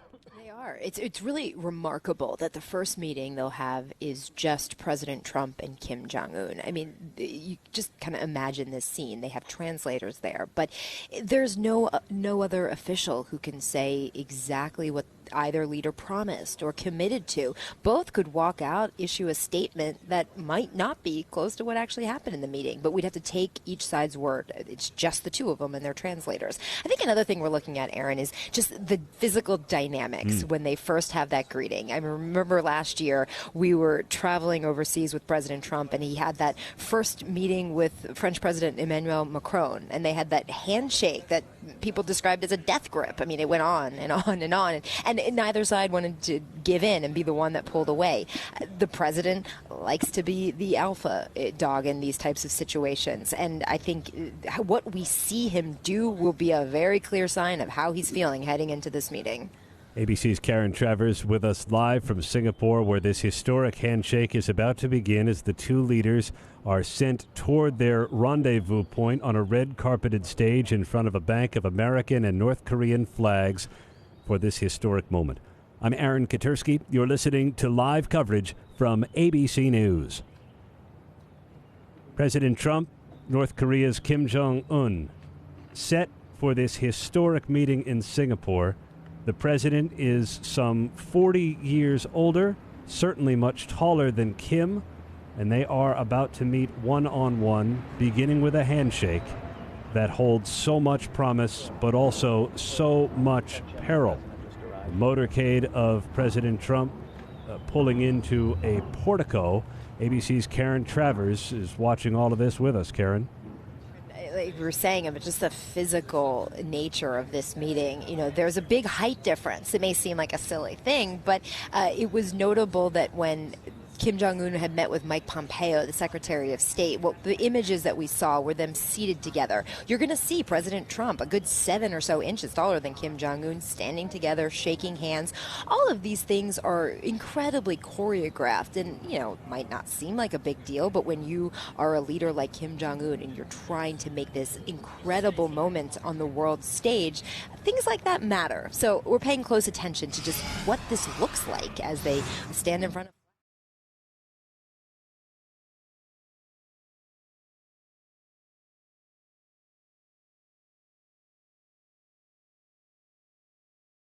and red tie, unbuttoned jacket, as is often the case with President Trump. Walked in alone. There are aides with him, including the Secretary of State and others, but he walks into the door alone after. First American president to meet with a dictator of North Korea. It is a moment rich with opportunity and risk. Success here could reduce the risk of nuclear war, usher in a new era of peace. Failure could force military action, a catastrophic conflict with U.S. troops right on the front lines. That is where President Trump will greet Kim Jong-un. It's a meeting months in the making. What he might say to Kim Jong-un during this historic first meeting. Nuclear obliteration. I'm Aaron Katersky. This is live coverage from ABC News. The Capella Hotel. Greet each other before the cameras, then go behind closed doors for about 45 minutes alone, only translators. and then they will be joined by the broader delegation, supposed to last most of the day, but both President Trump and Kim expected to leave Singapore before the end of the day right now. Jonathan Karl is with our White House delegation, and John, President Trump says he'll know in the first minute whether he can work with Kim. And he also says he has been preparing, George, his whole life for this moment. But this has been a process, this whole process has been driven by the president, by a president acting on his own instinct and his own counsel, a president who accepted this invitation from Kim Jong-un in an instant. And that counsel, his own instinct will be driving this moment today, as you point out, George. The first meeting, extraordinary in so many ways, including the fact it will just be those two men, Kim Jong-un, Donald Trump, and the translators. Trying to get a feel for each other, see if a peace can be forged. 65 years since the ceasefire that ended the fighting in the Korean War. Of course, there's been no peace treaty. I'm also joined by our chief global affairs anchor, Martha Raddatz. And Martha, the big question on the table, is North Korea willing to give up its nuclear weapons? What can President Trump offer Kim to convince him he doesn't need them? Well, we know that Kim Jong-un has said he will talk about denuclearization. He will discuss that, or we wouldn't be here today. President Trump made that very clear. That has to be on the table. Most experts, most former officials will tell you he will never give up those weapons. But I think if you leave the conventional wisdom about that, maybe Kim does want to come into the modern world. Maybe he does want his economy to improve. What he does want is more meetings than just this one. Both President Trump and Kim want more meetings. They say this is a process. Kim, obviously, if he decides to denuclearize, it will take a while. But this is something we will not know the result of for a long time. But what he wants in exchange is security without weapons if it comes. Process that could take months and years. World News anchor David Muir also here. We know, David, that nuclear weapons are what got Kim here today, and he's already achieved what his father, what his grandfather couldn't, sharing a stage with the American president. No question, George. And the numbers when it comes to that nuclear arsenal, just stunning. Under Kim Jong-un, they've launched more ballistic missiles than his father and grandfather combined. 4 of the 6 nuclear tests have happened under Kim Jong-un. That hydrogen explosion just a few months back, believed to be larger than Hiroshima. But, George, as you point out, many observers say the first victory for Kim Jong-un is just appearing in moments here with the President of the United States, the leader of the free world. And the gentleman about to come out right now. We expect to see Kim Jong-un. Both the president and Kim Jong-un are there. They will be walking from opposite sides as we see President Trump getting prepared to walk to center stage. And there it is.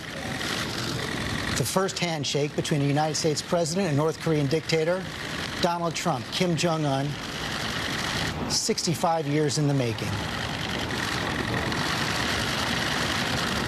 We can't read exactly what President Trump was saying to Kim Jong-un there, but he is now facing the cameras. No smiles from either man, but a thank you from President Trump.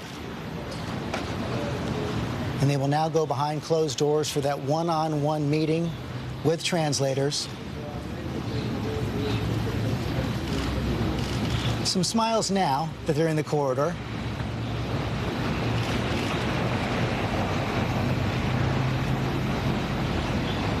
The first greeting between the United States president and North Korean dictator.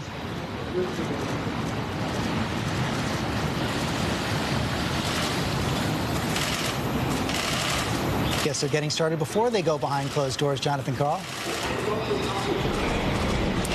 Unbelievable moment, George. I mean, just to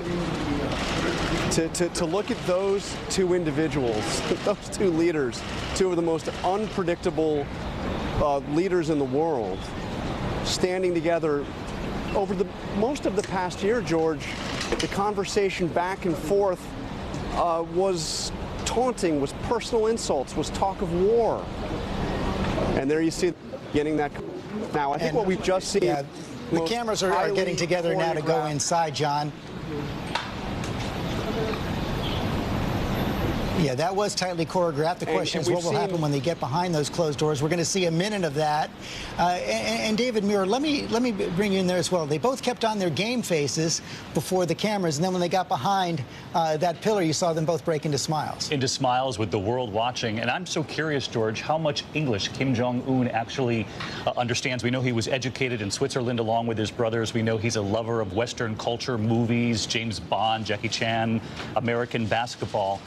But we do believe that the president and Kim Jong-un will be in this room alone with only their translators, and for at least the first meeting here, a good part of that first meeting.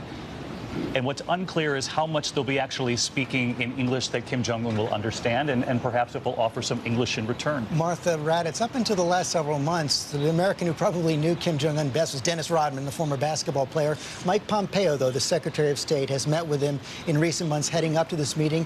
We also believe, though don't know for sure, that President Trump has likely talked to him over the phone, but of course, this is the first face-to-face. Exactly, and it's extraordinary. I think of the three of us and so many times in the last few months talking about the possibility of war and being on that border, that DMZ, myself a few months ago, and realizing that these are two nations that could go to war and the military preparing for that. And to see the hand on the shoulder that President Trump put on Kim Jong-un, it's quite extraordinary. And the words that President Trump has used to describe Kim Jong-un, the ones that Kim Jong-un has used to describe the president, obviously a huge change in attitude, at least at the beginning of this meeting. We don't know exactly what's going to happen once they get behind those doors. But Martha, you just made the point. Especially after those first tests and those threats from Kim Jong-un, the military was poised for possible military action. No one was sure it wouldn't come. Absolutely. And, you know, one of the things we haven't talked about much is that Kim Jong-un really stopped before the U.S. military did. Cameras now inside the room for the president and Kim Jong-un. Let's listen in.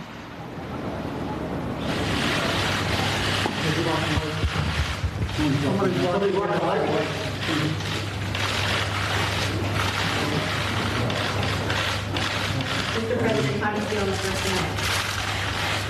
I feel really great. We're going to have a great discussion, and I think tremendous success. We'll be tremendously successful. And it's my honor, and we will have a terrific relationship, I have no doubt. 우리는 아주 굉장히 성공할 걸로 믿습니다. 그리고 아주 만나게 돼서 굉장히 영광스럽게 생각합니다. 아주 훌륭한 관계를 가지고 있고 아주 전혀 의심 없이 좋은 관계를 우리가 맺을 거라고 생각합니다. 여기까지 오는 길이 그리 쉬운 길은 아니에요. Well, it was not easy to get here. 우리한테는 우리 발목을 잡는 그 과거가 있고 또 그럴 땐 군경과 관행들이 우리 때로는 우리 눈과 귀를 가리우기도 했는데 우리 모든 것을 이겨내고 이 자리까지 왔습니다. The past worked as fetters on our limbs, and the old prejudices and practices worked as obstacles on our way forward, but we overcame all of them, and we are here today. That's true.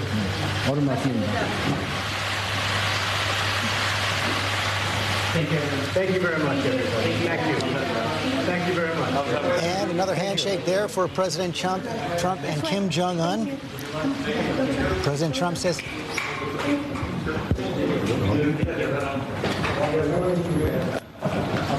don't think leaders are going to say anything more right now.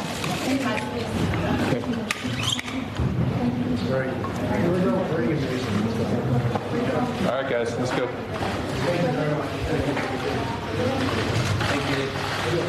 President thanking the press right there, says he expects a very good meeting, hoping for success. Kim Jong-un saying that they've overcome obstacles to get here, looking forward to what the day can bring. David, you made the point, Kim Jong-un groomed in Switzerland for leadership, picked by his father to become his successor. But such a mystery to most of the world.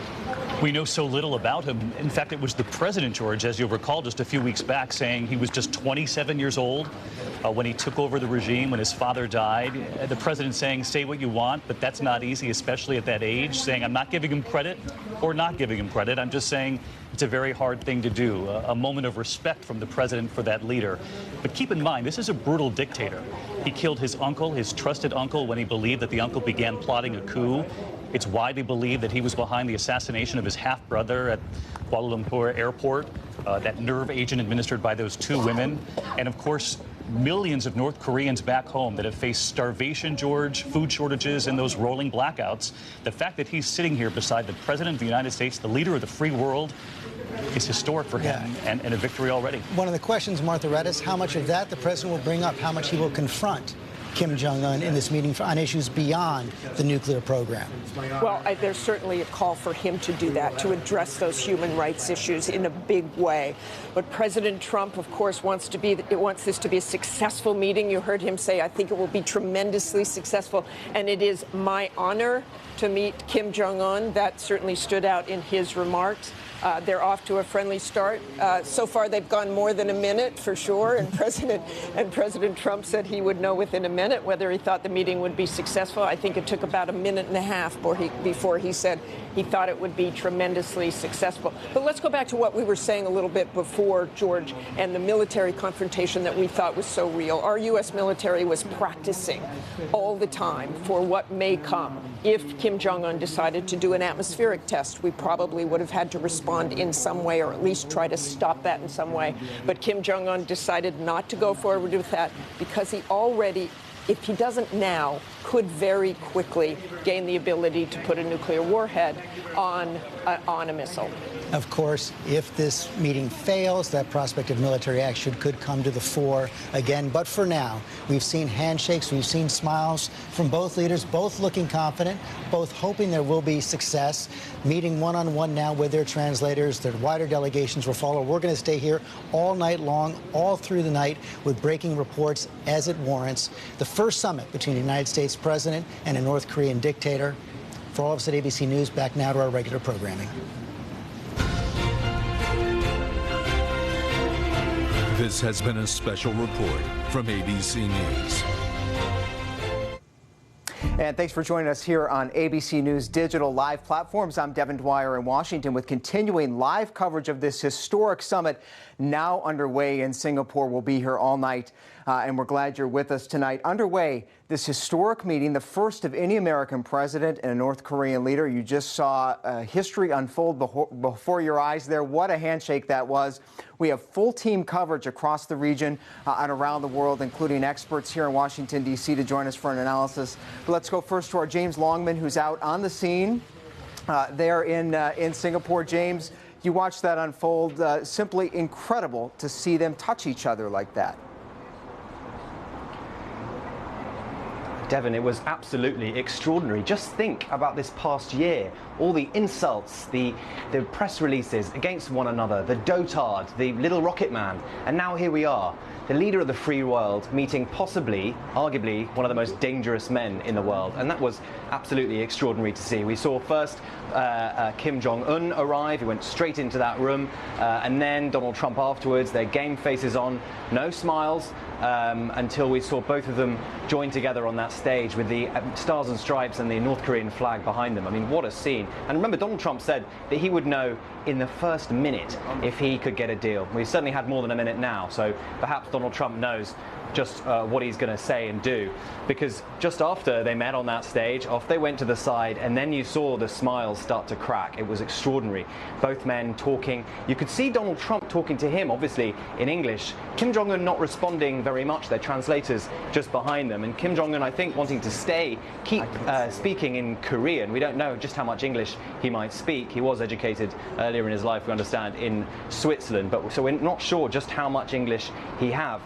And then they went into the room and the cameras followed them in, and then they had some remarks. And Kim Jong-un, for the first time we've heard, he said, we've overcome some serious obstacles, past prejudices in getting here. It's not been easy, but we're looking forward to what the day could bring. And then obviously Donald Trump responded saying he hopes that they can have a terrific relationship. So there it is, Donald Trump and Kim Jong-un. They've met now, and now they've gone into that all-important meeting to see just what they can do to lower this very, very serious threat of, let's be honest, nuclear war. That's right, James. And this assessment is underway right now by the American president, who says he'll be able to read Kim Jong-un in the first minute. We're now several minutes in. But this is very much, as you've been covering, an opportunity for Kim Jong-un to remake his image in the public eye, including that extraordinary scene last night there in Singapore, which you saw, the North Korean dictator walking the streets. I mean, that's right, Devin. Just extraordinary. I mean, we were here in our hotel. We're not far from where Kim Jong-un is staying, and we saw suddenly his motorcade sweep past our building. And we thought, well, hang on a minute, that wasn't scheduled. And lo and behold, he went down into central Singapore, got out, and walked across one of the bridges here. Remember, Singapore is like a collection of islands, so he walked across with his huge security retinue. But nonetheless, it was absolutely amazing. We saw him, his sister was here, who we know is another important player, and together they walked around, smiling for the cameras. At one stage, they took a selfie with the Singaporean foreign minister, and you know, we saw him. He took a tour around the Marina Bay Sands Hotel, which I don't know if you can see is just behind me. There's a casino in there. The idea that Kim Jong-un, the dictator of North Korea, can take a tour around a building that has a casino in it is really quite something. So yes, this has very much been for him a win already, to rebrand his image on the world stage. But I think we should also remember that he's of course the dictator of possibly the most brutal dictatorship on the planet.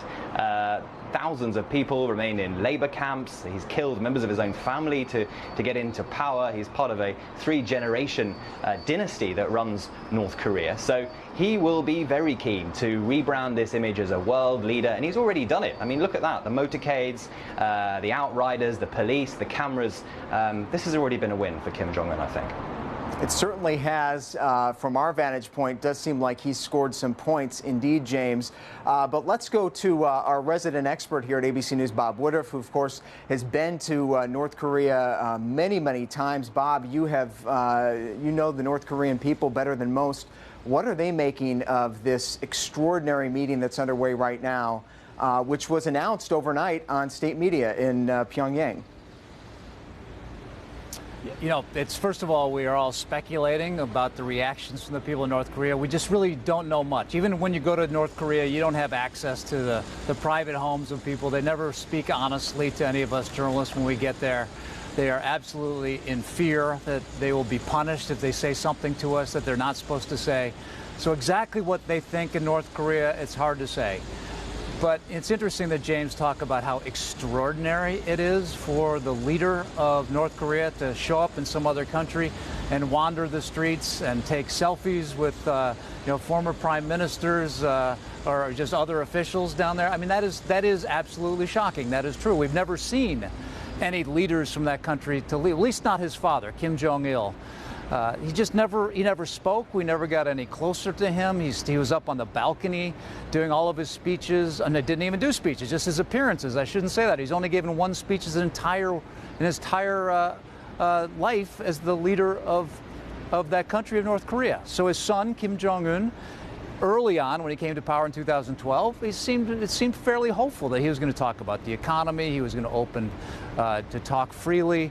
But then it all took a shift, and he started to kill even members of his own family. That's the allegations, including his uncle and his half-brother down at Kuala Lumpur Airport.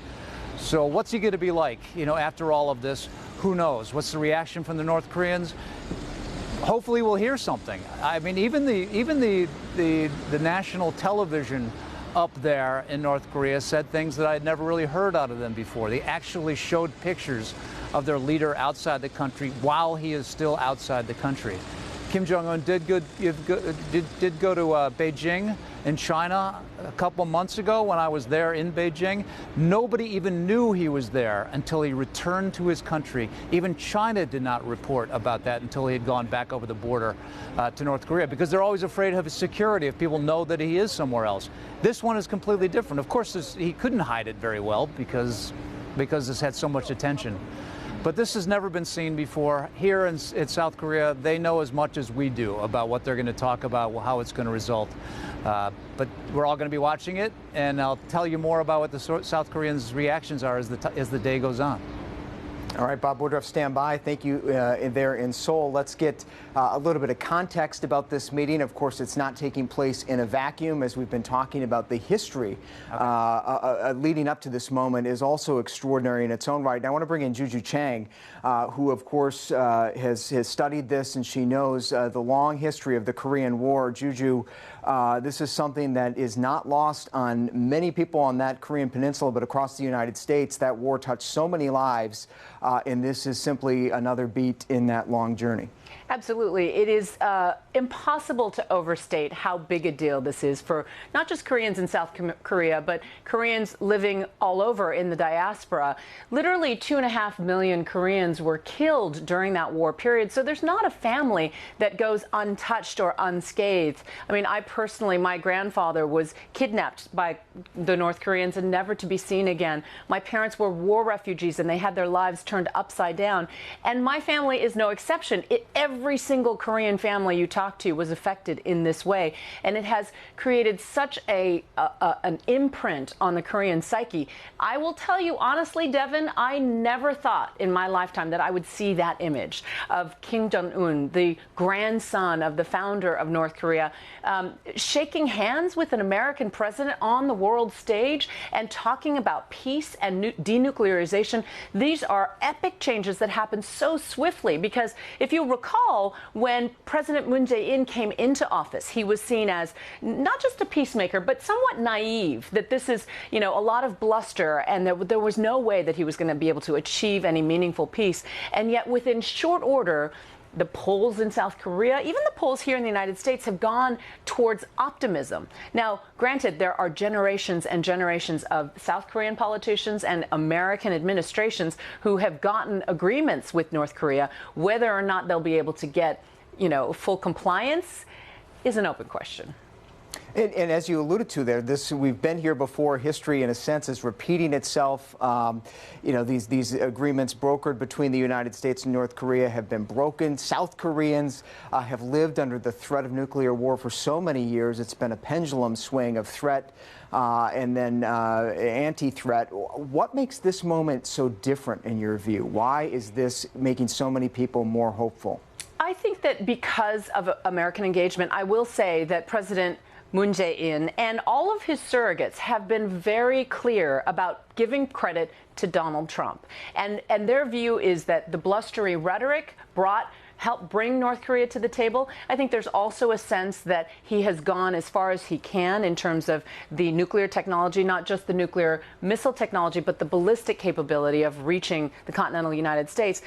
To be able to marry those two technologies, based on conversations I had with arms control experts in Korea when I was there recently, that's a big jump. And so now is the time, according to a lot of foreign policy analysts, for him to cash in his chips and join the international community and the world stage almost on par with the leader of the free world, which is a huge step up. And I think that credibility on every level is part of what is leading the optimism in South Korea. My metaphor is always that this is sort of like a long estranged family. And there are members of this family who are saying, well, let's just, break bread and have Thanksgiving meals together. And there are other parts of the family who are thinking, wait, we can't trust that crazy uncle because, he won't live up to his word, or he's been, evil and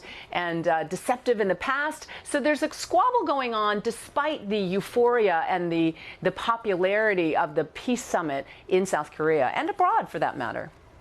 The power of the personality, like a family feud. We love it. Juju Chang, thank you so much for that analysis. Very astute, and we know you'll be back with us. Thank you for joining us there. Let's go back now to Singapore. Take a live look there at the meeting location where Kim Jong-un, President Trump meeting right now. That meeting getting underway just about 20 minutes ago. Those leaders expected to spend about 45 minutes together in this first one-on-one meeting just with translators, then an expanded bilateral meeting, and then a lunch. Quite a day ahead. Let's go inside that negotiation now. Let's bring in our ABC News contributor, Colonel Steve Ganyard. Colonel, you've been following this quite closely as well. What do you think Donald Trump is putting on the table right now as he's speaking to Kim Jong-un?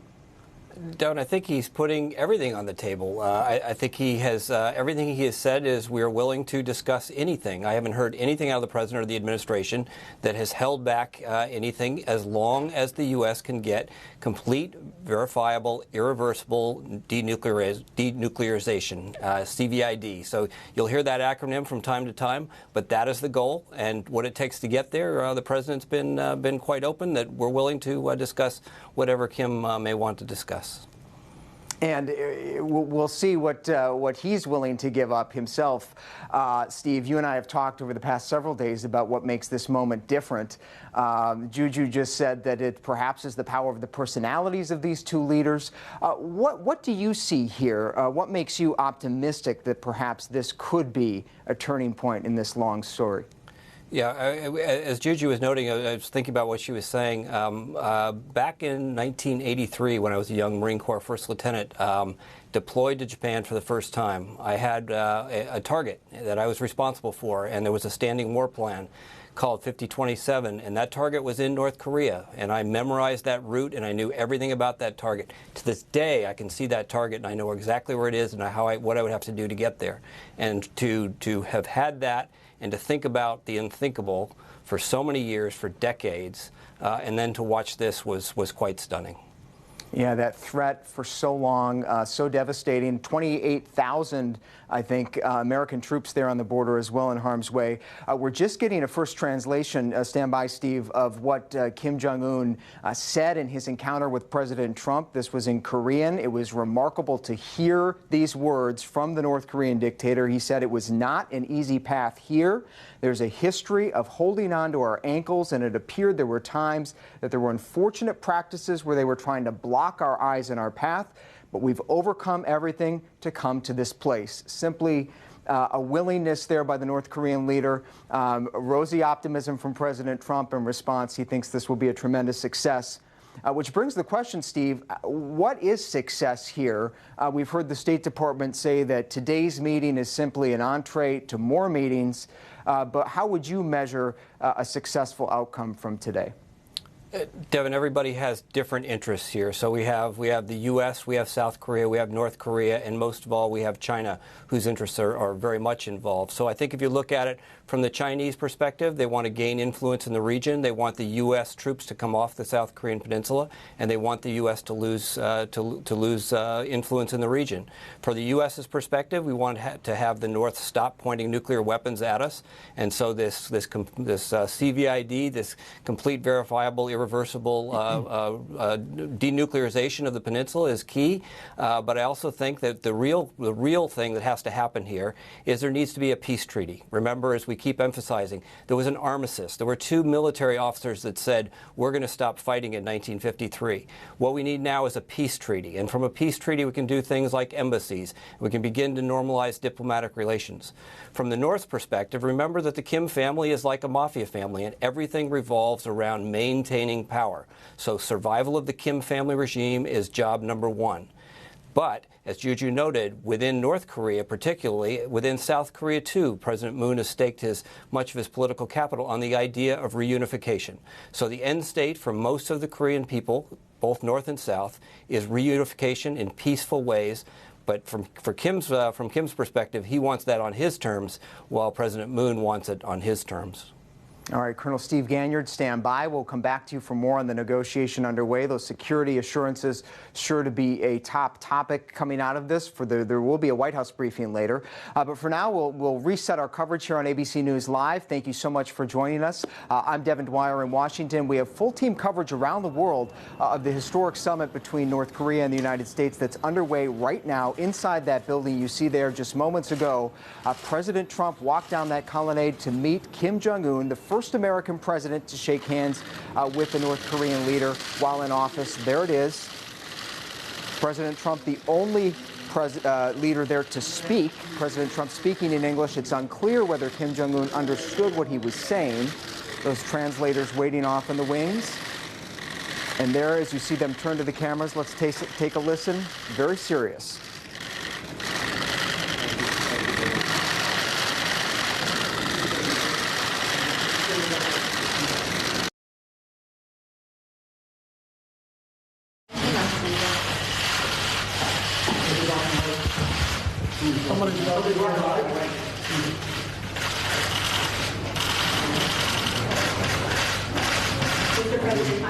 I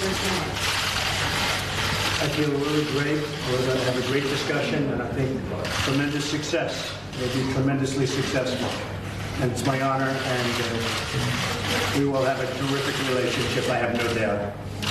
우리는 아주 굉장히 성공할 걸로 믿습니다. 그리고 아주 만나게 돼서 굉장히 영광스럽게 생각합니다. 아주 훌륭한 관계를 가지고 있고 아주 전혀 의심 없이 좋은 관계를 우리가 맺을 거라고 생각합니다. 여기까지 오는 길이 그리 쉬운 길은 아니에요. Well, it was not easy to get here.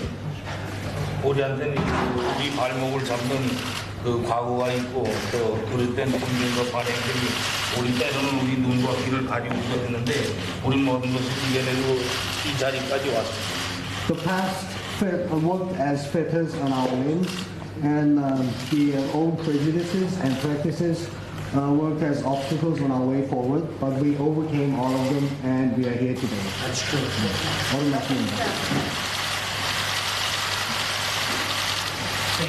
Thank you very much, everybody. Thank you. Thank you very much. Thank you. This way. Thank you. Thank you, sir. I'll tell you when they got And a fascinating see there. The North Korean leader certainly not used to the White House press corps there. The president saying, I'll tell you when they're out. Quite the scene. Let's bring in our Joo-hee Cho, who is there watching all of this unfold as well. She is our Seoul, South Korea producer. Joo-hee, you have been on the scene following this, the lead up to this summit. Tell us a little bit about where the summit is taking place. It's on an island called Sentosa, which means peace. There's also an amusement park there. What's going on there? It's a resort island, and I'm standing right in front of that island. If you see, there's a bridge, and that's the only bridge that connects this main Singapore island to the Sentosa island. And the hotel that they're having that one-on-one meeting with is behind that castle. I don't know if you can see that, but there's a castle at the end of the bridge, and there are ridges of trees, and behind that is the Hotel. I just wanted to tell you, Devin, the video of President Trump and Kim meeting, but Kim seemed quite relaxed. I was there when he made that international debut to the international diplomacy stage when he had met with South Korean President Moon Jae-in. He looked a bit nervous at the beginning, but in the afternoon, as time went by, he went a little more relaxed. But this time, I was surprised that he looked quite relaxed for a young man meeting President Trump. He certainly did. President Trump looked quite relaxed, too, giving the thumbs up, both of them patting each other on the arms. Joo-hee, give us your sense of how the Singaporeans have played a role in all of this. We had heard reports that they might have been footing the bill for Kim Jong-un today. Yes, Singapore government is spending $15 million to host the summit. The Prime Minister said he's happy to contribute for world peace, and this is also in the long run a good thing for Singapore for their national brand image. Of that $15 million, they're spending half of that on security alone. So they're pretty much going out of their way to facilitate this summit and also ensure that Kim Jong-un has a comfortable stay here, and also as President Trump as well. Okay, Joo-hee, thanks so much there from the island of Sentosa. Stand by. Let's bring back in our Bob Woodruff, who is up in Seoul. He's watching all of this unfold. Bob, I want to tap into your expertise again from your many trips to North Korea. I know this will press you to speculate just a little bit, but with so much focus on whether the U.S.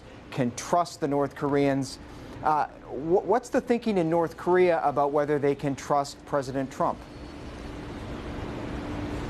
I think technically we know nothing about this. There's no country that's more isolated than that country.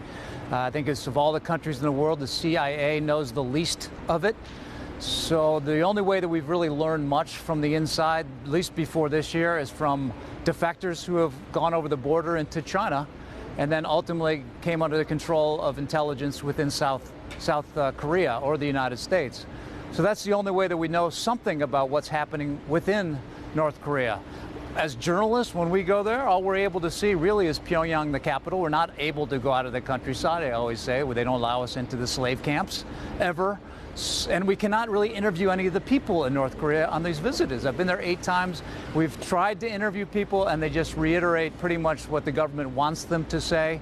In fact, there are those that are minders, just feet away from us at all time. And when people do speak, they lean over toward them to hear what their local citizens are saying to us, and they take down little notes. If they say something that is damaging to the government or insulting to the government, they would probably penalize them, maybe even throw them in jail. So we as journalists don't know much about what's in the minds of the people in North Korea, and we still really don't. This leader, however, Kim Jong-un, has revealed more than we've ever known before. His country never went anywhere other than China himself, and of course he was born in the Soviet Union, Kim Jong-il. But we don't know anything other than what Kim Jong-un has now told us since that time. So he's a very different leader. Exactly what he's going to do, we don't know. But he's got the ability to communicate with the West because he studied in the West in Switzerland during his middle school days. He also has access to all sorts of information through technology, cell phones, friends. More North Koreans are now going overseas to study in foreign countries, largely in China, but others, and diplomats that have been based in other countries come back and tell their people about the world is. So amongst those that are intelligent and well-educated within North Korea, they know what the outside world is. And Kim Jong-un, again, knows that he's got to change something, not pursue the same that has been followed by his father and his grandfather in the history of that country. He needs to deal with us. He needs to deal with China, which has not been dealing with very well at all until this year, because the world is changing and he understands it more than his father did. And as he confronts that changing world, he is inside that hotel right now. You're seeing a live picture there of Sentosa Island in Singapore. President Trump, Kim Jong-un meeting now. The first one-on-one face-to-face meeting with translators is underway. We expect that to break shortly. We'll get a picture of both men, a glimpse of both men walking from that meeting. We expect them to go to a larger meeting with their staffs. The National Security Advisor John Bolton will be in that second meeting, Chief of Staff John Kelly and others. And then they'll have a working lunch. Let's stick with Bob Woodruff up in Seoul, if we can. Another question for you, Bob. You recently did an extraordinary journey along the border between China and North Korea, documenting the trade along that border, which has kept North Korea in business. It's been a lifeline. A lot of it has, as you've reported, been cut off. We know today one of the things that Kim Jong-un could be looking for is some economic investment and support. Give us a sense of what could happen along that boundary that you recently toured if some sort of a peace deal were to come out of these talks. Well, people say it will absolutely open compared to the way it has been. It was open for a long time. You know, China is the only real ally of North Korea. Most of the trade, I would say 90% of the trade, goes back and forth over that bridge in Dandong, which is the southern part of that border.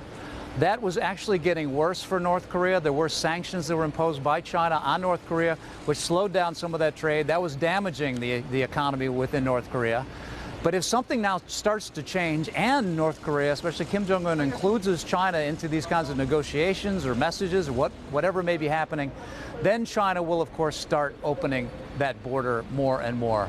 I have been two things. One is the investors from China investing within North Korea have lost a lot of faith, so those investments are not happening that they used to. There's been a lot of hopes that were not met.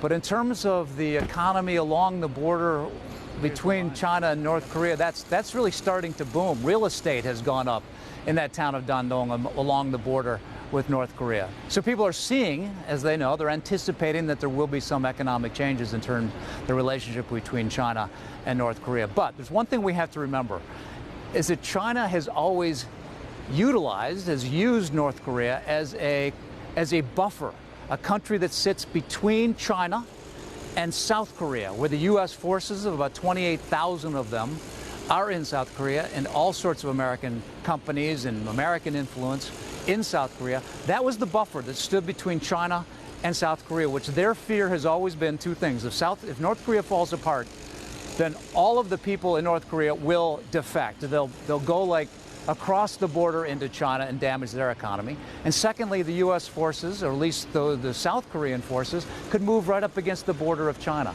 So if North Korea falls apart, or North Korea does settle this with the United States and becomes closer to the United States, that's China's biggest fear in all of this. They don't want a big, fast change that's happening in Asia. They don't want North Korea to suddenly become friends with the United States or to suddenly fall apart. They want it to go slowly. China has patience. That is certainly part of China compared to the United States.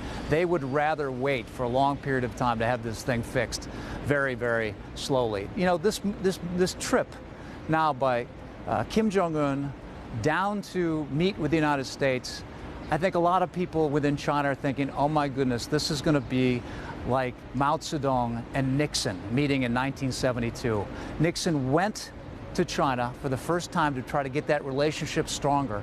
And with that, it was the Soviets that were scared to death. That's going to bring China closer to the United States and further away from them, which is exactly what happened. China thinks almost maybe this is another Nixon trip to Beijing back in 1972, this time happening with the North Koreans into Singapore. So you can see China's got a lot of thoughts about this, and they're not comfortable with this at all. Thank you, Bob Woodruff there in Seoul. Not comfortable at all. China not invited to the summit, but no doubt watching it very, very closely today as it unfolds. Talking about the economy, talking about China. One of the topics of today's summit that we don't know if it's on the docket is human rights. North Korea obviously has a horrible record with human rights. And let's bring in Nick Kristof of the New York Times, columnist with the New York Times, who's written extensively about North Korea's human rights record. He has visited North Korea many times. Nick, thank you so much for joining us. Good to be with you. You wrote a column just the other day that North Korea, the most totalitarian country in the world, that fact has sort of gotten lost in the lead up to this summit and the excitement over the nuclear talks. That's right. And indeed, the Trump administration has said since then that it will not raise human rights issues at this summit. And I think that's really unfortunate. Look, you know, I don't think we should condition any nuclear deal on opening up labor camps or something. But I do think that President Trump should make clear to Chairman Kim that to be a normal country, you don't just have a McDonald's and you don't just meet a president to go to Singapore, but you also allow people to have some access to free information, to travel freely. You don't put 3 generations of a family into a labor camp because somebody listened to South Korean pop music. And I think this is a lost opportunity to remind the world that we have not only interests but also values. So, Nick, if you were advising the president, how should he raise this topic today? Is this simply a mention today and something to address later on? How should it factor in these talks? Well, in 2000, when Madeleine Albright visited North Korea, for example, so in her delegation, she included the Assistant Secretary of State for Human Rights as a way of making the point that human rights are something that the U.S. cares about. And so, that's one way to do it. I guess in this context, I would simply have advised the administration to, at some point in their discussions or over lunch, for President Trump to say, look, we see the world very differently, but one of the obstacles to having normal relationships between your country and mine, to diplomatic relations, to a peace treaty, is going to be the fact that when somebody in your country criticizes you, then their whole family, grandparents, parents, kids, are all sent off to a labor camp, in some cases to die. And that is just not acceptable in 2018, and that we can have discussions about where we go from here. Maybe it's Red Cross visits to labor camps, and ask Kim Jong-un what he might propose to do with it. In general, I've had lots of discussions with the North Koreans about human rights, and I found that it's obviously a sensitive topic, but one that they are willing to discuss if they think they are being listened to and not just lectured. Yeah, I mean, we had them with Otto Warmbier. That's fascinating. Let's drill down on that a little bit. Yeah. And that's one of the things that struck me about your column, the fact that they are willing to talk about this. And you've been visiting since '89. You've seen something of an evolution in how they've been willing to address human rights issues. It's sort of extraordinary. What's driving that, and how can the U.S. sort of leverage that going forward?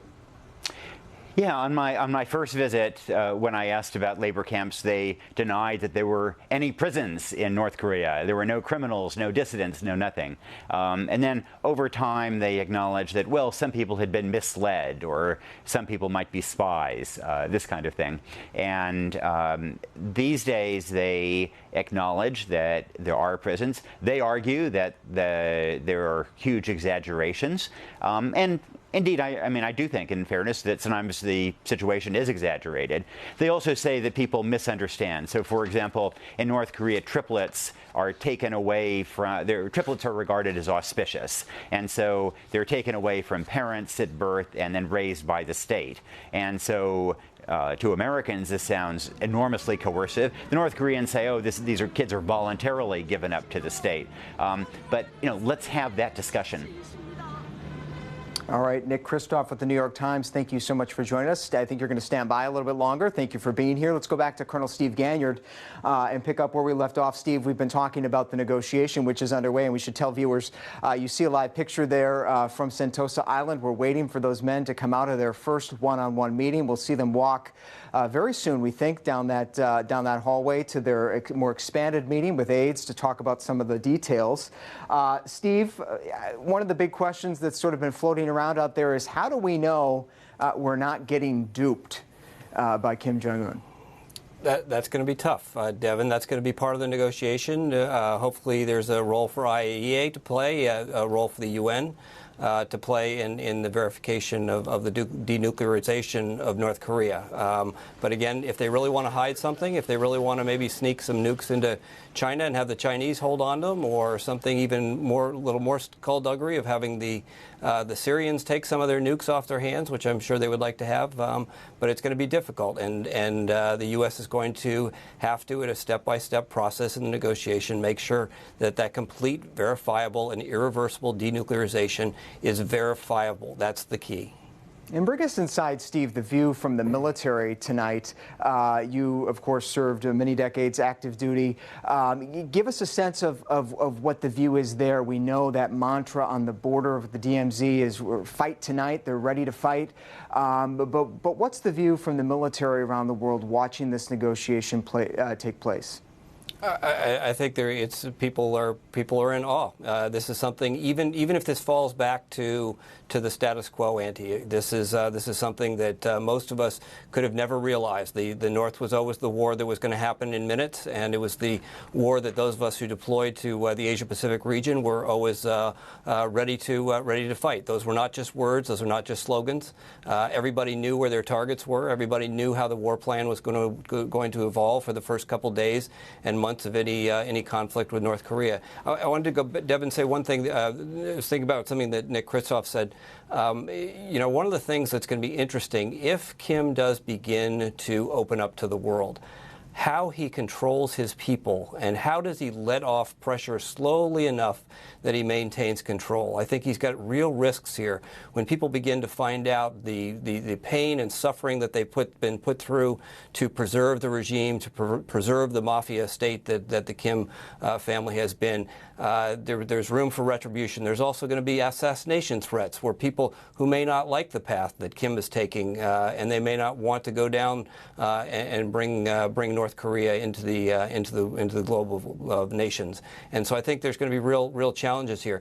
If, for instance, he begins to lose control and it turns into a humanitarian disaster, where you have hundreds of thousands of North Korean people racing to the DMZ, where those minefields, and trying to get across and get to safety and the promised land of South Korea, there's lots of dangers here for Kim, even if he goes down this path in a way that's good for him and for the rest of the world. And let's pick up, Steve, on that point and go back to Nick. Nick, based on your visits and many conversations with North Korean officials, and hold that thought just for a second, Nick. We're watching live picture now of President Trump and Kim Jong-un leaving that first meeting. Their translators in tow. They seem to be talking to each other there. Meeting lasted just about on schedule, about 45 minutes time. It's about 9:50 in the morning in Singapore time on Tuesday, 9:50 here East Coast time. And let's listen to the president.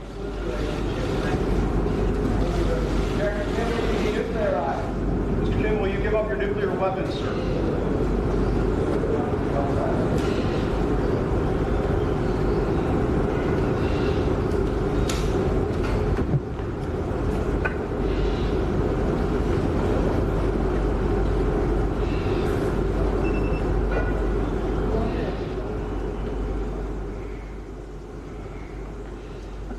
And Steve, that is just an extraordinary scene. We keep saying it over and over, but just a moment we didn't think we would ever see, certainly not under this president after all that talk of fire and fury. Yeah, Devin, we can hope. We let emotion in here. Everybody hopes for the best. If peace were to break out on the Korean Peninsula over time, that would be wonderful. And so we can't let the emotions get too far ahead of ourselves. If this falls apart, then we're back to the status quo, and we're back to the U.S. directly threatening military action against the North. And so it is extraordinary. I think that we've taken 5 steps down a path, and even if we go back a couple, we've still got those 3 to count on. And so it's progress nonetheless. And Kim wouldn't be here if he was not willing to give up something. And he finally got that nuclear weapon that he needed. If you go back and you look at the history of negotiations through decades of the U.S. Relationship with North Korea, go back to Democratic and Republican presidents, it was always we're not going to negotiate as an individual country. We always have to have China and South Korea and the rest of Asia has to participate in any talks that we're going to conduct with the North. And now the North got what it wants, and that is bilateral discussions directly with the United States. And it was that nuclear test was one part of that, and then the KN-15 missile that proved that at least theoretically the North could hit the U.S. with a nuclear weapon. That changed everything. Every previous president could say, I can kick the can down the road with North Korea, but once Kim demonstrated the ability, or at least could make a bluff to say that he had a nuclear weapon and the means to deliver it, then President Trump felt that he had to deal with the problem directly. And deal with it he did. History has already been made today, Steve. They have met. Both men, I think, lodging a political victory for their countries. But Nick Kristof, the long-term view here is certainly much, much murkier whether they'll be able to seal this. What's your bottom line take without seeing the communique yet, without getting the briefing and a readout of what they've spoken about? What's your bottom line? What would you write tomorrow morning in the paper about the takeaway from what we're seeing today? Well, there may be talk about, there may be a declaration in which there's talk about denuclearization, but, I'd remind everybody that we had that commitment to denuclearization back in 1992. There may be talk about working toward a peace treaty. I'd remember, we had that beginning in 2005, the commitment to develop a peace treaty. And so I guess I am, skeptical that we really are heading toward real denuclearization. I'm also skeptical that there will be a deal that is as good as the Iran nuclear deal, which removed 97 or 98% of uranium, of enriched uranium from Iran. I don't think we're going to get that good a deal in the case of North Korea. But I would say that even though... All right, Nick, I'm going to cut you off just for a second. Have tremendous success together. And we'll solve a big problem, a big dilemma that until this point has been unable to be solved. And working together, we will get it taken care of. Good on. Thank you. 우리가 함께 협력해서 반드시 성공을 이룰 거라고 생각합니다. 그리고 지금까지 과거에 그러한 해결하지 못하시던 여러 가지 난제를 풀 것이라고 생각합니다. 그래서 함께 협력하게 되어서 매우 영광입니다. 우리 발목을 지휘하고 싶었던 그런 과거를 우리가 다 방어를 이겨내고 들어보고 저희들이 시선과 호흡을 다 모르고 그러니까 이런 뭐 하지 않으면 We successfully shipped off the capacity that weighed down heavily on our border, and we overcame all kinds of skepticism and speculations about this summit. And I believe that this is a big relief to peace. I believe so.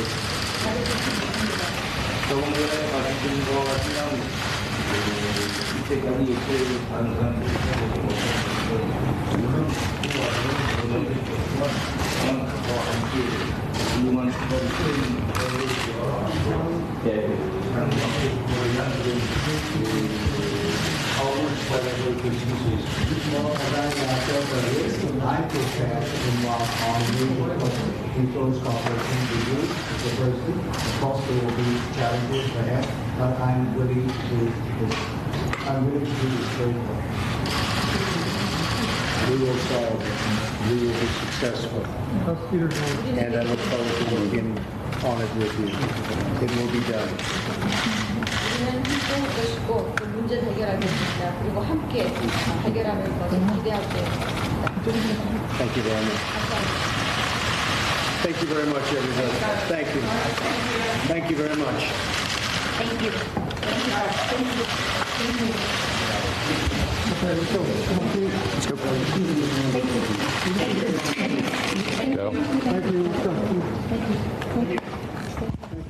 All right, an extraordinary beginning of a second meeting there between President Trump, Kim Jong-un. This is the expanded bilateral. You see the Secretary of State Mike Pompeo, Chief of Staff John Kelly there at the table. And on the way out, a reporter shouted a question to the president. How's it going? He said, very, very good. Excellent relationship. I'll put that to you, Nick. You were just finishing your closing thought. The relationship is getting a positive review. Yeah, that's right. So, and you know, I guess I would make the point that even if we don't have denuclearization, even if there isn't as good a deal as the Iran deal, then there can still be a really important reduction of tensions. I think it may well be that the real threat of a nuclear war that hung over us a few months ago will disappear. We may not have more nuclear tests. We may not have more missile tests. There may be some destruction of intercontinental missiles, and so a imperfect agreement, a certain amount of pageantry, may be frustrating for those who wanted real denuclearization, but it can still be progress. Progress indeed. We'll take it in any event. Nick Kristof with the New York Times. We're so grateful that you joined us this evening for this historic summit between Kim Jong-un and President Trump. Thank you so much. Good to be with you. Look forward to reading your columns. Let's go now to Bob Woodruff, pick up where Nick left off. Bob is up in Seoul. And Bob, you have, of course, been a man of the world and seen these sorts of deals before. Let's talk about other nuclear disarmament deals. And how those fared. The one, of course, that's been in the headlines, the Libya model, got panned by President Trump, but perhaps there are some takeaways that could apply here. Well, it's interesting, that Nick Kristof, who knows this more than anybody else, is that maybe there is some hope, but it's very unclear exactly what will be accepted in terms of denuclearization by Kim Jong-un. Will he really give up something like this? We always talk about Gaddafi and, of course, his faith in the outside world. You give up your nuclear weapons, then therefore you'll be safe, and it ends up being assassinated. So there's always been that. But to me, there's a couple reasons why it's very different. Maybe this gives you a little bit more optimism. Something very different about here versus there in the Middle East. One is this is the center of the economy of the world. Which countries want to be some kind of violence in North Korea, and to have this person, this leader, gives up his nuclear power weapons, and then therefore we have the freedom to then go ahead and put him down and eliminate him. That will destroy the economy. Secondly, he's got something that Gaddafi never had. He's got these other weapons, these rockets that could actually just be launched right out the border from just north of the border of North Korea and South Korea into Seoul and largely destroy this place. So what kind of motivation would there be if he gives up his nuclear bombs without giving up his other weapons to go ahead and attack that country and put down Kim Jong-un? That would give him a lot more confidence, let's put it that way, than Saddam Hussein ever would have or Gaddafi ever would have, and certainly in terms of Iran. You know, all of these examples of other countries that have given up their nuclear abilities then became suddenly very putting themselves in danger, very vulnerable. This is a very different. This isn't filled with U.S. forces right next to this country that, if it's destroyed, many Americans and tons of people in other Koreas, maybe even Japan, would be destroyed as well. So I'm not sure that giving up these kind of nuclear weapons is all that dangerous to Kim Jong-un compared to other leaders that have given them up. That maybe gives some faith to this. Maybe it gives a little bit more optimism to it. Let's just hope so. We just don't know what's going to happen. Okay, thanks, Bob. Stand by there in Seoul. It's now 10 p.m. Eastern Time here in the East, 10 a.m. Local time in Singapore on Tuesday morning. That summit underway. You're watching ABC News live coverage of the historic meeting between President Trump. President Trump, they're the first American president to meet with a North Korean leader, Kim Jong-un. At this hour, they are now in an expanded bilateral meeting. This is with their aides on both sides. It looked to be about a dozen people in the room. After this extraordinary moment just about an hour ago. Let's take a look and listen.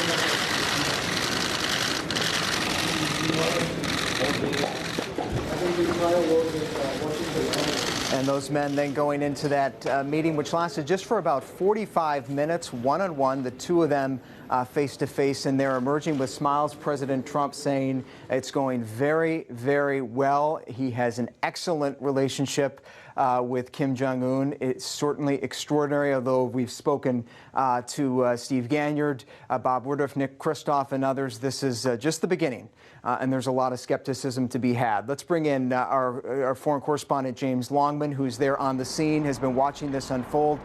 James, give me your big picture impressions of how you've seen this unfold today, and what struck you about these two men meeting for the first time. I think what struck me was just how relaxed they both seemed.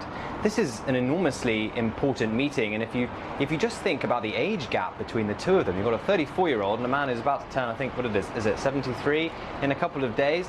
But yet they both gave this impression that they had had a pretty relaxed meeting, that after this entire year of insults and counterattacks, that suddenly they can sit down and have this conversation. It is absolutely extraordinary, as everyone has been saying. And being here in Singapore, I think you also you get an idea of just how much this means to the region and what a bigger chess game this all is for Donald Trump to be playing, because really China is bearing down on this whole situation and other possible allies for North Korea going forward. Donald Trump knows that. He knows that China is waiting in the wings, Russia is waiting in the wings.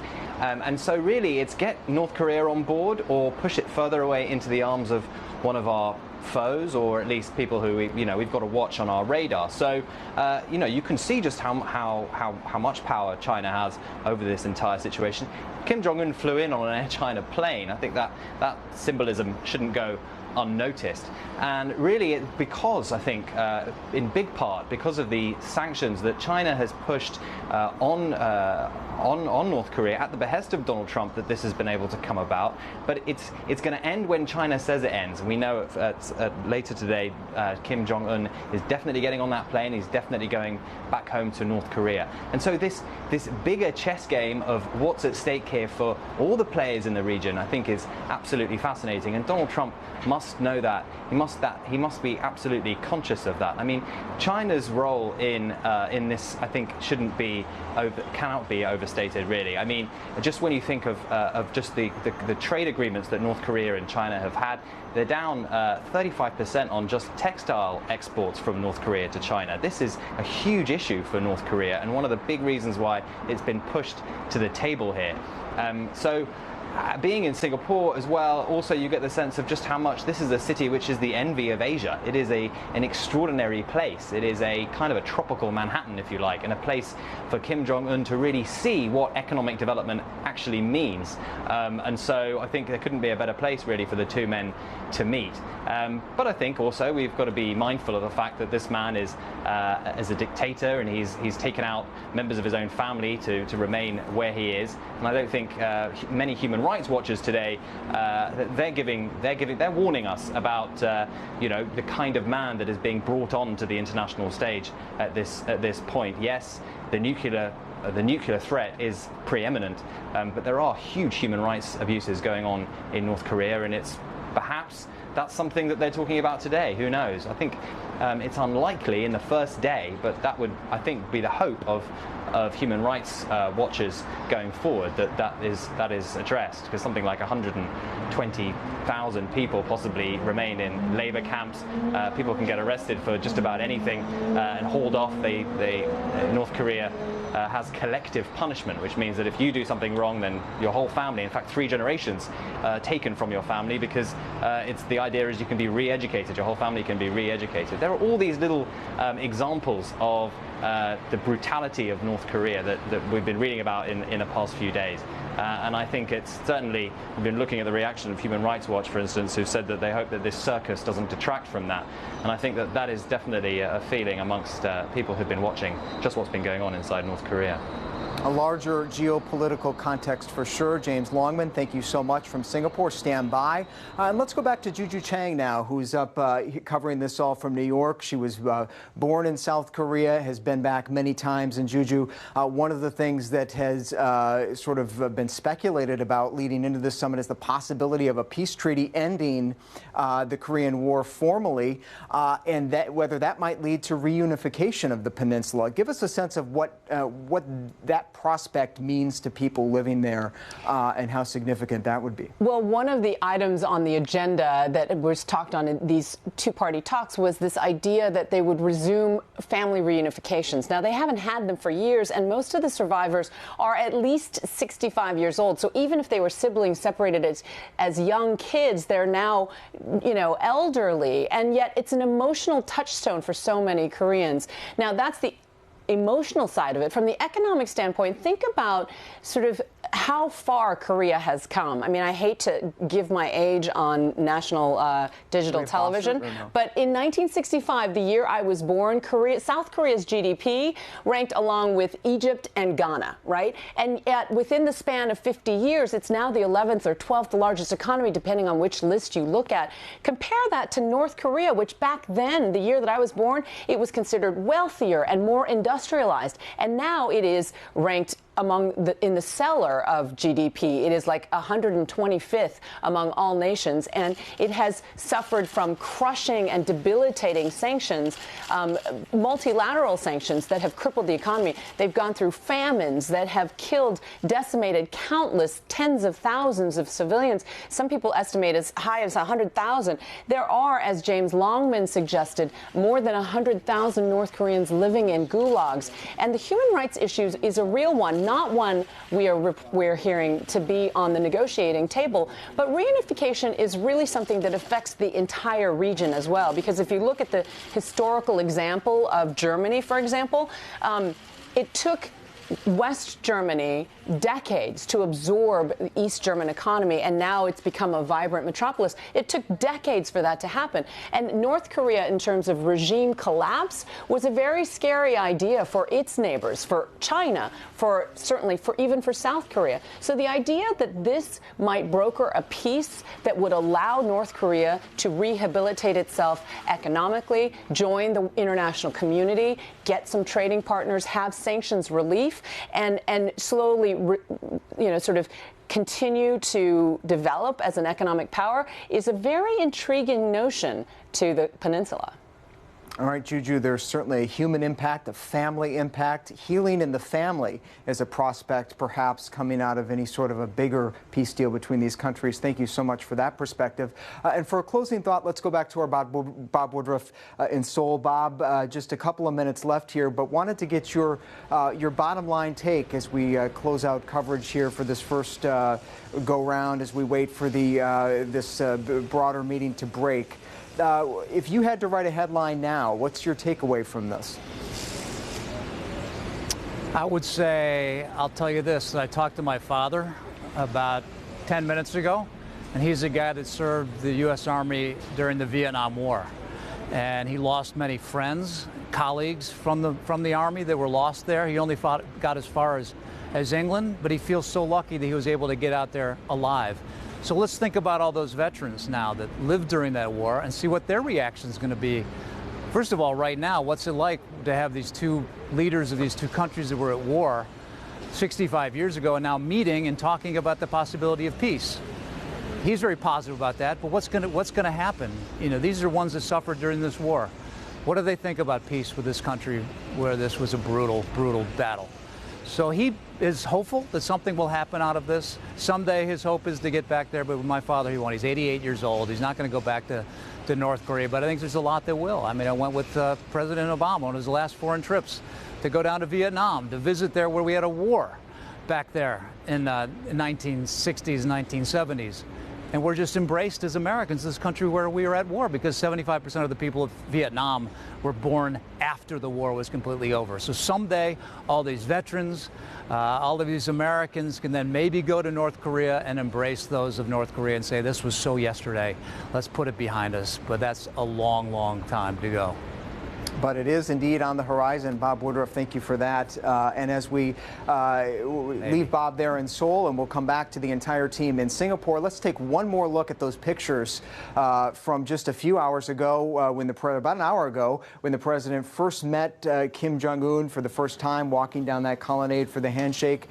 Currently meeting in an expanded bilateral meeting with their aides right now. We're waiting for them to break, and a lunch still to come. This historic meeting underway in Singapore.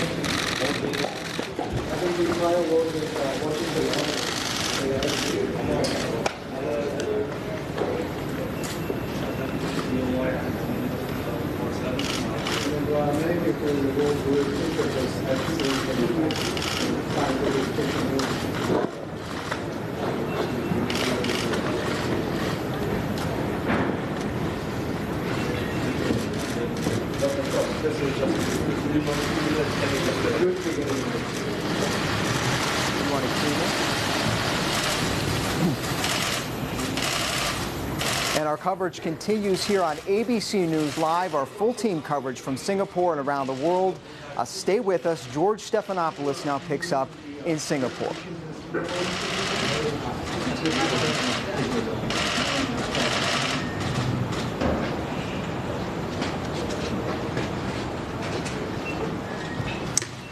I feel really great. We're going to have a great discussion, and I think tremendous success. It'll be tremendously successful. And it's my honor, and we will have a terrific relationship, I have no doubt. Well, it was not easy to get here. This is an ABC News special report. Trump and Kim, the historic summit. Now reporting from Singapore, George Stephanopoulos. Good evening. You saw it right there, that handshake that has never happened before. An American president, a North Korean dictator shaking hands here in Singapore just about an hour ago. The president and Kim Jong-un then went behind closed doors after that greeting before the cameras, both saying they expect a very good meeting. Saw a slight smile on the face of Kim Jong-un, the president relatively serious there before the cameras. both showing a stern face to the world. And then just moments ago, after meeting for about 40 minutes with their translators, the president and Kim Jong-un walking across that colonnade for a broader meeting where they're going to be with their top staff. That is underway right now. The president, joined by his Secretary of State, Mike Pompeo, his National Security Advisor, John Bolton, Chief of Staff, John Kelly, delegation there with Kim Jong-un as well. Our chief White House correspondent, John Carl, covers the White House every day there with the White House Filing Center. And, John, interesting that John Bolton made it into that meeting. He has been the hardest of hardliners on North Korea, almost tanked the meeting last month when he talked about the Libya model, North Korea doing away with all of its nuclear weapons. And we all know what happened to Muammar Gaddafi. Yeah, Gaddafi, of course, gave up the nuclear weapons and then was murdered on the streets of Tripoli. But Bolton is somebody who is the hardest of hardliner. George, you remember shortly before he became National Security Advisor, he joked that the way to tell the North Koreans are lying is to look at whether their lips are moving. The North Koreans detest John Bolton, but there's a little bit of a good cop, bad cop going on here. Obviously, Mike Pompeo seems to have established quite warm relations with Kim Jong-un. He's met with him now multiple times. And the big question coming out of this is, will there be any agreement whatsoever? George, I would say that the single biggest way to measure the success of this first meeting, if it is a first meeting, is whether or not they are saying that they will meet again, because clearly you're not going to get a detailed agreement out of this short encounter here in Singapore. That's the question, Martha Raddatz. Can they cobble together some kind of joint statement that sets the groundwork for future negotiations? I'm sure that's what they're trying to do, but let's remember what the goal eventually is. Complete, verifiable, irreversible denuclearization. Mike Pompeo, the Secretary of State, said that very clearly here yesterday. They say it again and again. And David Muir, that was the question that Kim Jong-un ignored 3 times in that walk across the colonnade. Yeah, you heard reporters asking him this repeatedly. He'll get it, no question, again before this day is over. Kim Jong-un asked, will he get rid of his nuclear weapons? But, George, as you know, ultimately that's what got him to the table across from the President of the United States in the first place. He's launched more ballistic missiles than his father and grandfather combined. The test of that hydrogen bomb last September, larger than the bomb dropped on Hiroshima. And you heard Secretary of State Mike Pompeo pressed on this repeatedly in the last 24 hours. Will there be any kind of agreement that allows for economic relief before all of that is destroyed? And he was very clear, and perhaps it's posturing going into the summit, but he was clear in the last 24 hours saying no economic relief until we see all of that destroyed. The sequencing is so important. That's what they're negotiating right now. We're going to stay with this all night long. We're going to return now to regular programming for all of you watching the network, but continuing with our coverage on the digital ABC News Online.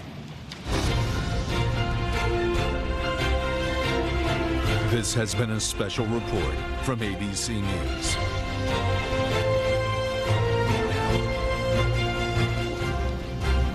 And we're back here in Singapore, online at abcnews.com. We're covering, of course, this history-making meeting here between Kim Jong-un, President Trump. They're now behind closed doors with their teams. We're also here with a former member of President Trump's team, Tom Bossert, our newest ABC News contributor. I want to bring you in to this conversation now, Tom. First of all, what was your read? You worked closely with President Trump for about a year, year and a half. What was your read of his face, both going into the meeting, coming out? I was encouraged. I mean, this is an historic day. We know this.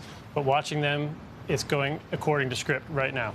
And almost exactly according to script. Almost exactly. And that's a good thing, because any deviation from script, much like any deviation from their military posture, is always evidence of some bad trend that you have to predict. So this is going according to script. The president seemed to be happy with the way it was choreographed.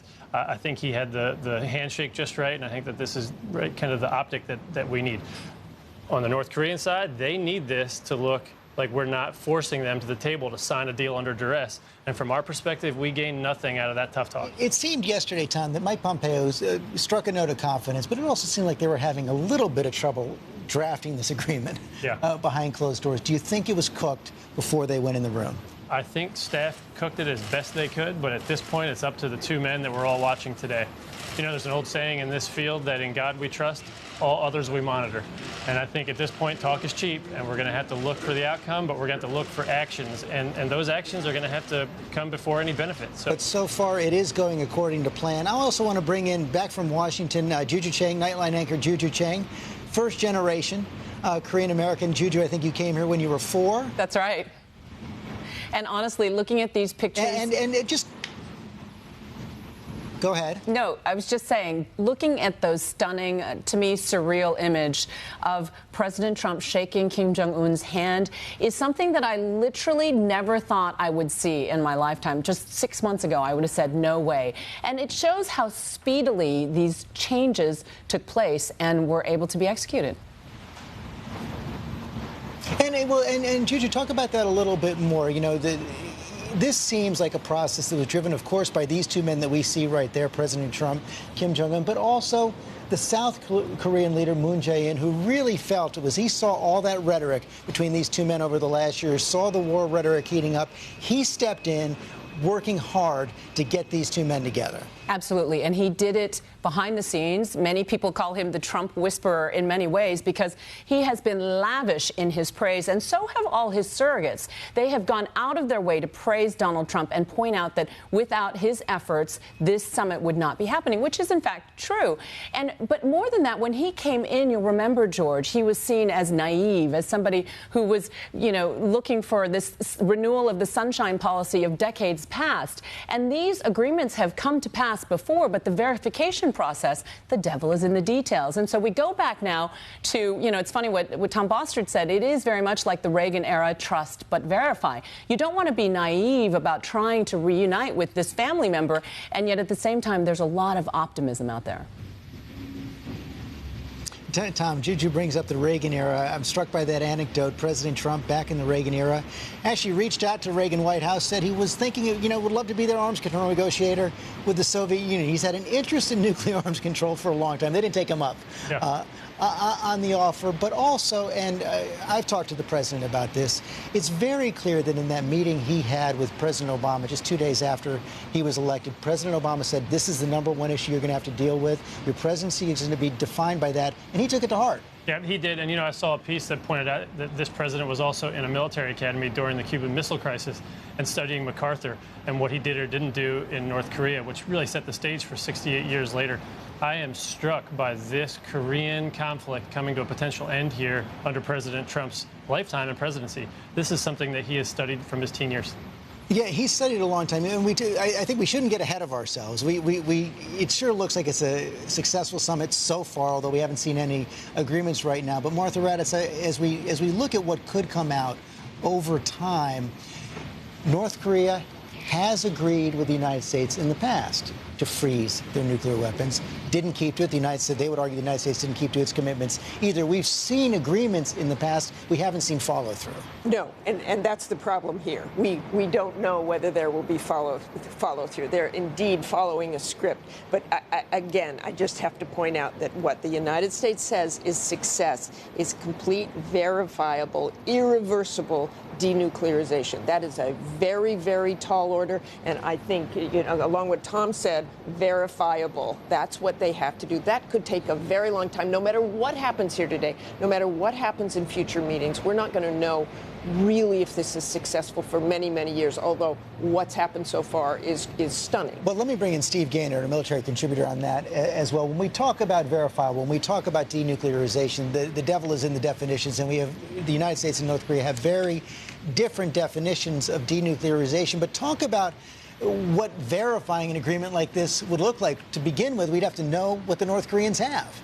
Exactly. We have no idea, George. We've got some estimates based on the kind of fissile material that we think that they've been able to create. Maybe they can have created these many bombs. We don't know how many they have. We have no idea where they are, and it wouldn't be hard for them to sneak a few into China and say, we're going to keep these as an insurance policy. Could you hold these for a while? Or something as devious as giving them to Mr. Assad and letting him keep them for a while. So it's hard to verify what you don't even know, and you have no real faith in your ability to know what they have.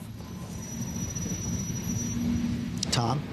George, I want to pick up on that point. It's a very good point. And at the end of the day, I've said to others, no data, no dice on this deal. Now, whether it comes from here in this meeting or later, if the North doesn't turn over data on their program, whether it's accurate or not, if they don't turn over that data, we can't go anywhere. And that's why the sequencing is so important. I mean, obviously, what the North is looking for here is to get as much economic relief as they can while giving up as little on the nuclear front as they can. So the key to what we're doing here is different than the JCPOA, the deal with Iran, and it's different than what Clinton did, President Clinton did with his 94 agreement.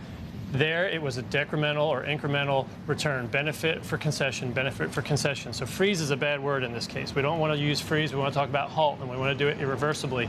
Because in this case, this president has said, and so has his Secretary of State, we will not provide a benefit that comes in advance of a full... And David Muir, you mentioned it was the nuclear weapons that got Kim Jong-un to the table. No question about that. They're the source of his strength, the source of his legitimacy, the source of his security. But his regime also feeling the pressure of sanctions, and he's talked about opening up the North Korean economy. And you have to think, George, that going into this, they knew the blueprint for this agreement. You know, President Trump said moments after they emerged from that first meeting that we have an excellent relationship already. That was within, 45 minutes or so. So you have to think that there was quite a plan going into this. Now, you ask about the nuclear weapons. It was Kim Jong-un and his willingness to get rid of them completely before there's any economic relief. But it was Kim Jong-un who, at the turn of this year, signaled this sudden shift to sort of showing his diplomatic skills, reaching out an olive branch to the South, saying he would send a delegation to the Olympics, suggesting that he meet with President Moon, and that moment at the DMZ where he suggested to President Moon, you take a couple of steps into the North, and then I'll do the same for you and go into the South. I think a lot of people are watching this and recognizing that Kim Jong-un knows that he's reached a moment where the economic hardships of the people in his country are at such a point that if he wants to be a leader for decades to come, there is going to have to be movement with this impasse with the U.S. And part of the reason, Steve Gaynard, he reached that point is some people believe, some military experts believe, he had achieved everything he could with this round of testing. He had made progress towards an intercontinental ballistic missile. He had a secure arsenal, relatively secure but small arsenal of nuclear weapons. He had got as much as he could now, so it was a safe time to pivot. Yeah, George, if you go back decades, both Republican and Democratic presidents have refused to negotiate bilaterally with the North. It wasn't until they demonstrated a nuclear weapon and the means to deliver that against the continental U.S. that the U.S. had to shift its position and begin these bilateral discussions. It's what the Kim regime, both Kim Jong-un and his father and his grandfather, has always wanted. The bilateral discussion with the U.S. and creating that nuclear weapon capability with a means of delivery is what got them to Singapore. Juju Chang, there's also been a real shift in South Korea, not only from their leadership, but among the public in South Korea. They are foursquare behind this peace process now. Absolutely. And when President Moon Jae-in first came in, his peace proposals were seen with a great deal of skepticism. I think many people in South Korea, when I was there in March even, were skeptical that this would come to any fruition. But now there was a recent Gallup poll, Korea, that went out that it's enjoying an 80% popularity. The summit is enjoying a tremendous amount of popularity. People are bursting out into spontaneous demonstrations and prayers in support of the peace effort. And honestly, the metaphor that I use is that it's like a long estranged family. There are members of the family who are emotionally bent on breaking bread and having Thanksgiving dinner all over again. And yet there are others in that same family who are thinking, you can't trust that crazy uncle. He's betrayed us numerous times before. Let's not be naive. Let's not get ahead of ourselves. And yet, overall, I think that the feeling in South Korea and certainly in the Korean diaspora is that give peace a chance. And John Karl, there's been an evolution in the South Korean public. Let's talk about the evolution in President Trump. And boy, you look at the rhetoric from last year, you look at his rhetoric during the campaign, very different from him calling Kim Jong-un just a few moments ago a man of honor. What is the moment, you think, when he started to make the shift that it was time to move from militant rhetoric to trying to make peace? I think it was the Olympics, George. The Olympics, where the level of rhetoric had reached such a level that there was real fear about military conflict. The United States preparing military options, and then you had the Olympics taking place in South Korea, and then a bit of a thaw. The North Koreans agreed to send athletes to the Olympics to join with the South Koreans on that. President Trump, in his telling, takes full credit for that. Now, whether or not he deserves full credit, that he believes that was a moment that he helped create. That he, by ramping up the rhetoric, instilling fear in the hearts of the North Koreans, caused the North Koreans to take a step back and extend an olive branch to the South, participate in the Olympics. I think that was the key moment.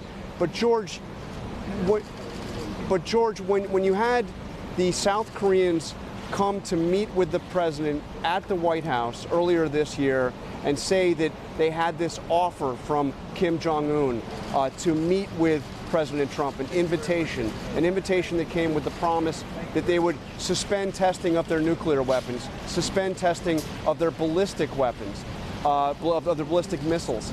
At that moment, the president accepted the invitation on the snap of the fingers. The delegation was there, and suddenly a private meeting turned into a public announcement that the president had accepted an invitation to have a summit with Kim Jong-un. Remarkable moment. Let's take a look at the evolution. You've put it together.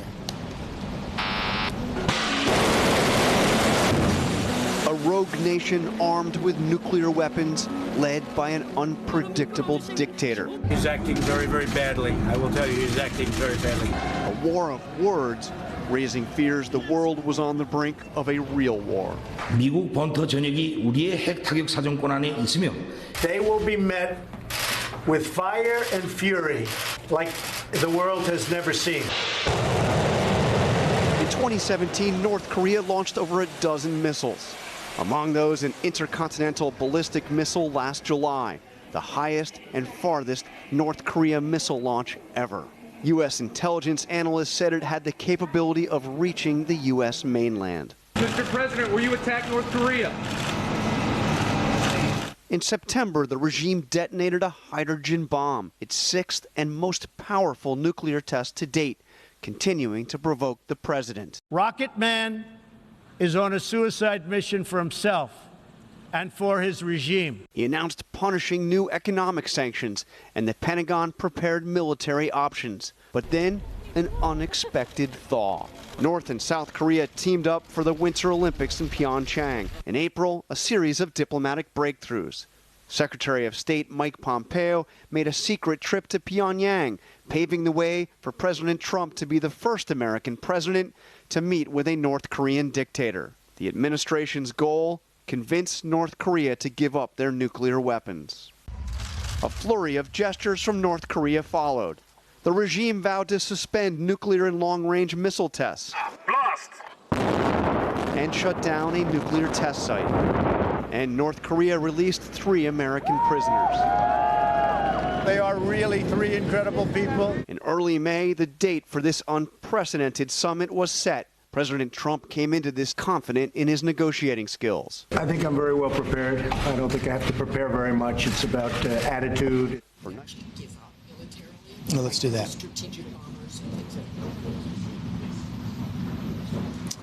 Thanks to John Call for that. Tom Bostert's back with us now. And Tom, one of the other interesting things you saw here is that the evolution was matched by a moment when the president basically brought in a whole new foreign policy team. Yeah, you know, I think it bears mentioning here how this evolution played out for the president, because it's being analyzed as the president's resolve and rhetoric affecting Leader Kim. I think more importantly, the president's resolve on this matter held together a coalition that no other president's been able to hold together for different reasons. In this case, China, Russia, an entire unanimous UN Security Council resolution, not only voting, but then acting to block the North Koreans and enforce these sanctions, prevent the deliveries of coal. Those are important steps.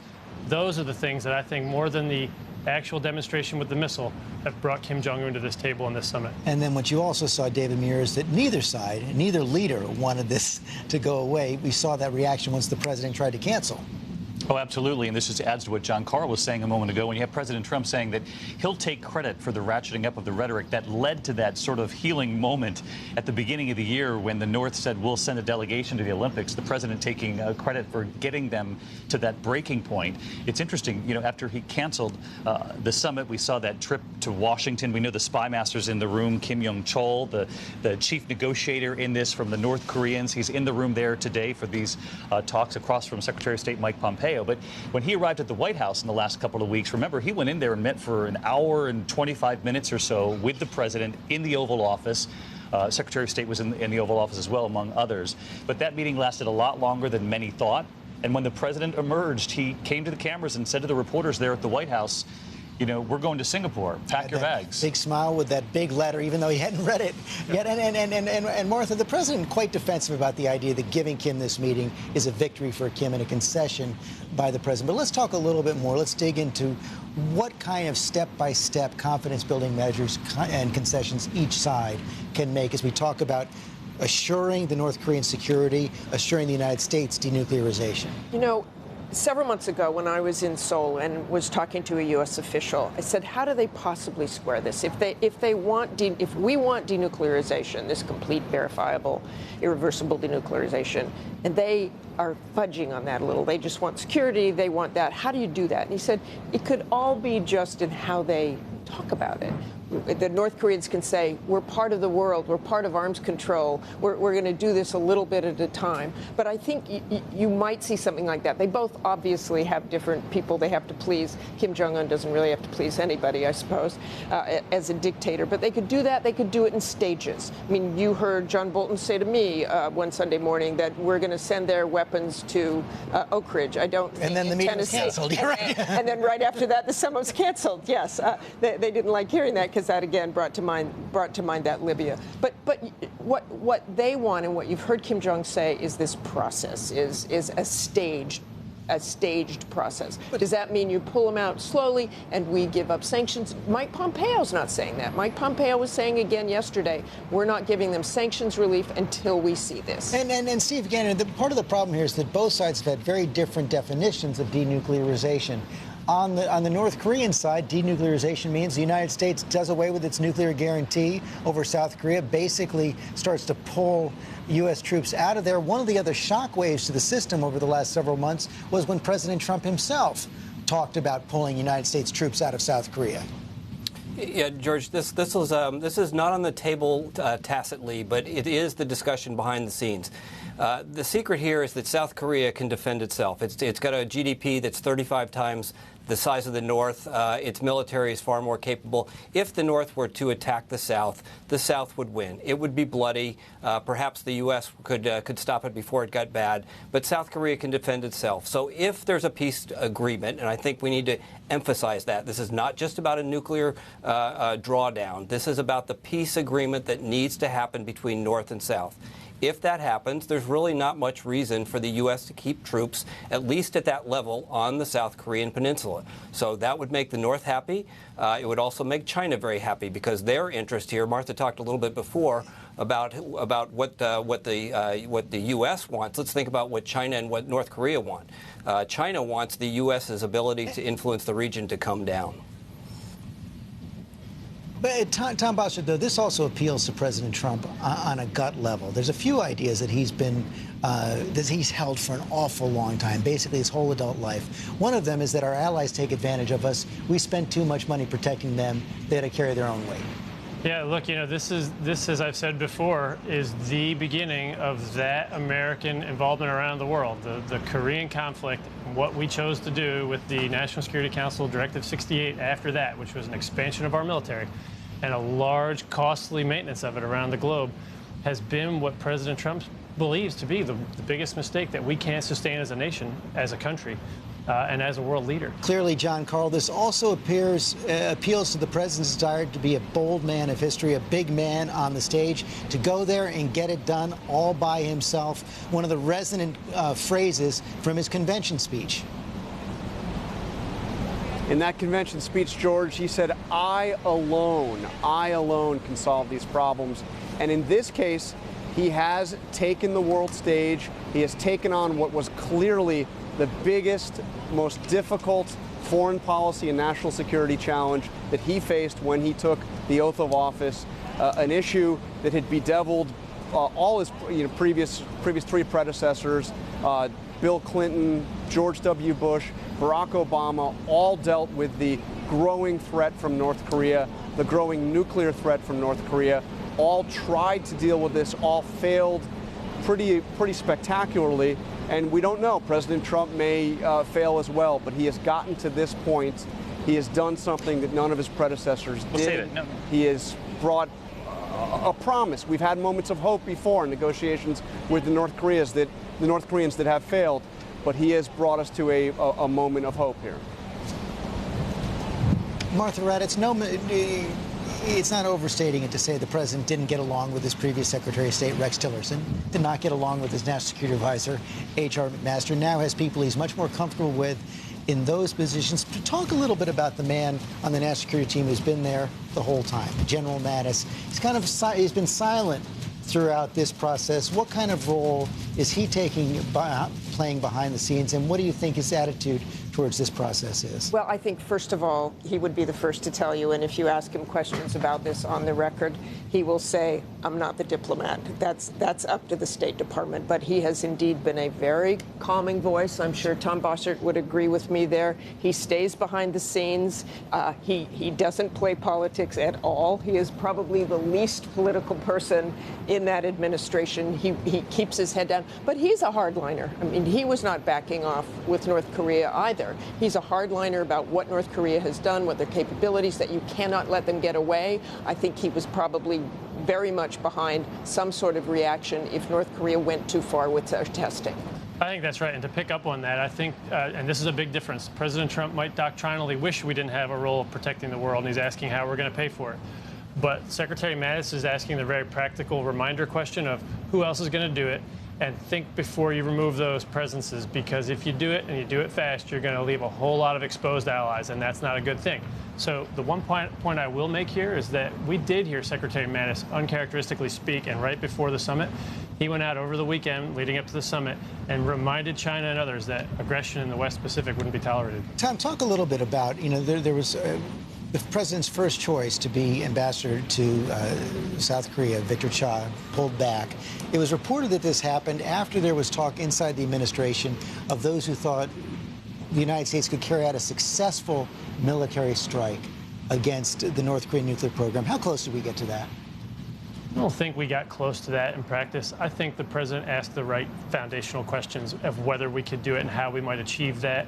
I think that's a much different line of questioning than doing it and putting those plans in place. And Mattis would, of course, say something like, and then what? And then what's next? And what are the consequences of doing that? And there's certainly discussions like that in any time you take military action. And General Mattis wouldn't go into that without. And Juju Chang, it's not just General Mattis asking that, it's the South Koreans. They know that they're on the front lines, not 30 minutes away from tens of thousands of North Korean artillery. Absolutely, minutes within an airstrike. And the South Koreans know it. They live with 3,000 bomb shelters around them, prepared in the event, as it was seeming to be in the last 6 months, of nuclear annihilation. Now, I will say another player in this, George, has been Ambassador Sung Kim, who, as you know, is a Korean-born American ambassador previously to South Korea, appointed by President Obama, and is currently serving as president in the Philippines. But he has previous experience in the six-party talks and in these negotiations and in the nitty-gritty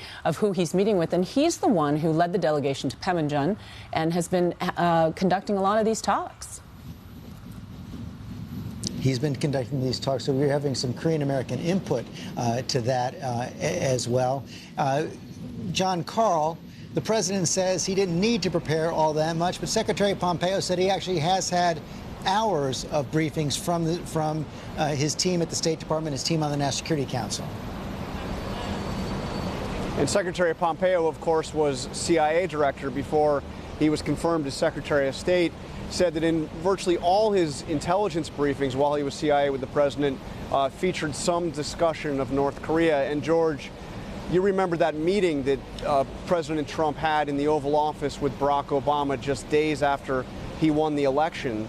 during the transition when President Obama told him that the biggest challenge he would face, the most difficult challenge he would face, would be North Korea. So in some sense, North Korea has dominated the agenda for this president, certainly his foreign policy and national security agenda since he took office.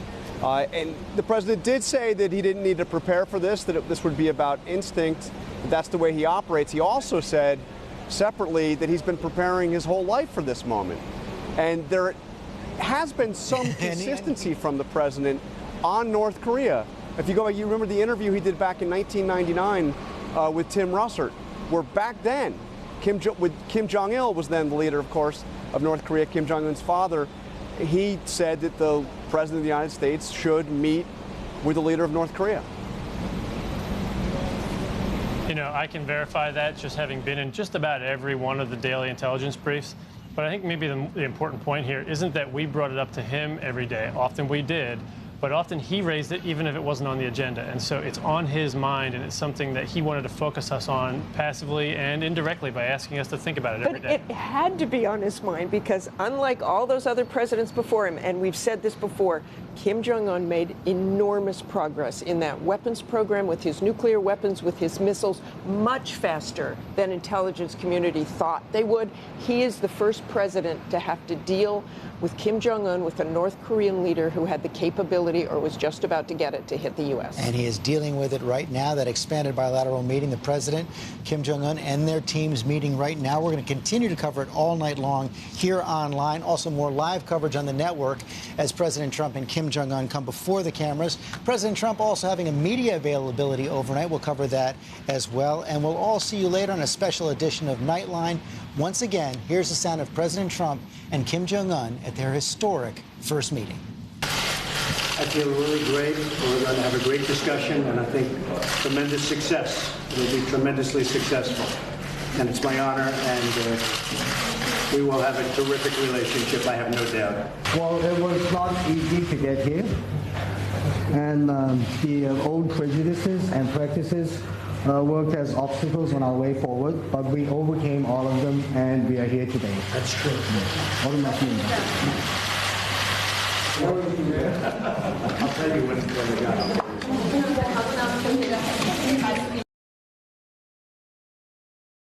This is an ABC News special report. Trump and Kim, the historic summit. Now reporting from Singapore, George Stephanopoulos. Good evening. You saw it right there, that handshake that has never happened before. An American president, a North Korean dictator shaking hands here in Singapore just about an hour ago. The president and Kim Jong-un then went behind closed doors after that greeting before the cameras, both saying they expect a very good meeting. Saw a slight smile on the face of Kim Jong-un, the president relatively serious there before the cameras. Both showing a stern face to the world. And then just moments ago, after meeting for about 40 minutes with their translators, the president and Kim Jong-un walking across that colonnade for a broader meeting where they're going to be with their top staff. That is underway right now. The president joined by his Secretary of State, Mike Pompeo, his National Security Advisor, John Bolton, Chief of Staff, John Kelly, delegation there with Kim Jong-un as well. Our chief White House correspondent, John Carl, covers the White House every day there with the White House Filing Center. And, John, interesting that John Bolton made it into that meeting. He has been the hardest of hardliners on North Korea, almost tanked the meeting last month when he talked about the Libya model, North Korea doing away with all of its nuclear weapons. And we all know what happened to Muammar Gaddafi. Yeah, Gaddafi, of course, gave up the nuclear weapons and then was murdered on the streets of Tripoli. But Bolton is somebody who is the hardest of hardliner. George, you remember shortly before he became National Security Advisor, he joked that the way to tell the North Koreans are lying is to look at whether their lips are moving. The North Koreans detest John Bolton, but there's a little bit of a good cop, bad cop going on here. Obviously, Mike Pompeo seems to have established quite warm relations with Kim Jong-un. He's met with him now multiple times. And the big question coming out of this is, will there be any agreement whatsoever George, I would say that the single biggest way to measure the success of this first meeting, if it is a first meeting, is whether or not they are saying that they will meet again, because clearly you're not going to get a detailed agreement out of this short encounter here in Singapore. That's the question, Martha Raddatz. Can they cobble together some kind of joint statement that sets the groundwork for future negotiations? I'm sure that's what they're trying to do, but let's remember what the goal eventually is. Complete, verifiable, irreversible denuclearization. Mike Pompeo, the Secretary of State, said that very clearly here yesterday. They say it again and again. And David Muir, that was the question that Kim Jong-un ignored 3 times in that walk across the colonnade. Yeah, you heard reporters asking him this repeatedly. He'll get it, no question, again before this day is over. Kim Jong-un asked, will he get rid of his nuclear weapons? But, George, as you know, ultimately that's what got him to the table across from the President of the United States in the first place. He's launched more ballistic missiles than his father and grandfather combined. The test of that hydrogen bomb last September, larger than the bomb dropped on Hiroshima. And you heard Secretary of State Mike Pompeo pressed on this repeatedly in the last 24 hours. Will there be any kind of agreement that allows for economic relief before all of that is destroyed? And he was very clear, and perhaps it's posturing going into the summit, but he was clear in the last 24 hours saying no economic relief until we see all of that destroyed. The sequencing is so important. That's what they're negotiating right now. We're going to stay with this all night long. We're going to return now to regular programming for all of you watching the network, but continuing with our coverage on the digital ABC News Online.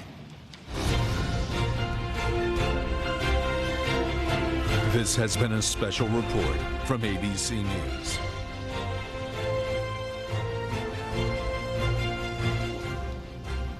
And we're back here in Singapore, online at abcnews.com. We're covering, of course, this history-making meeting here between Kim Jong-un and President Trump.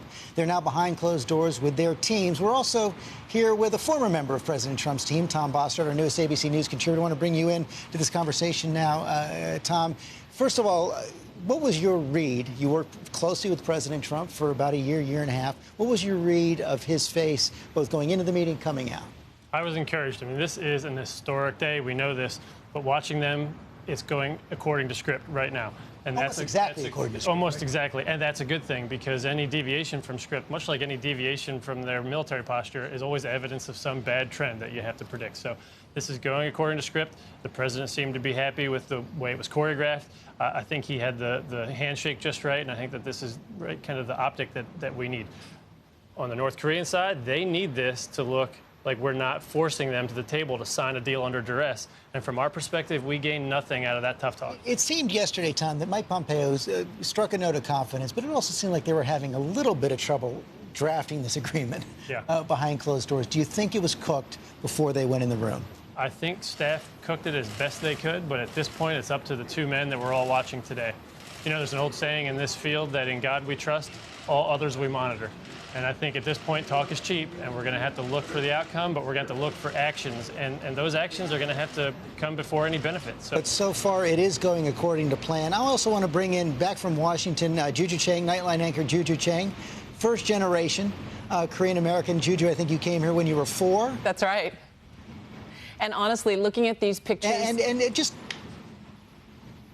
Go ahead. No, I was just saying, looking at those stunning, to me, surreal image of President Trump shaking Kim Jong-un's hand is something that I literally never thought I would see in my lifetime. Just 6 months ago, I would have said no way. And it shows how speedily these changes took place and were able to be executed.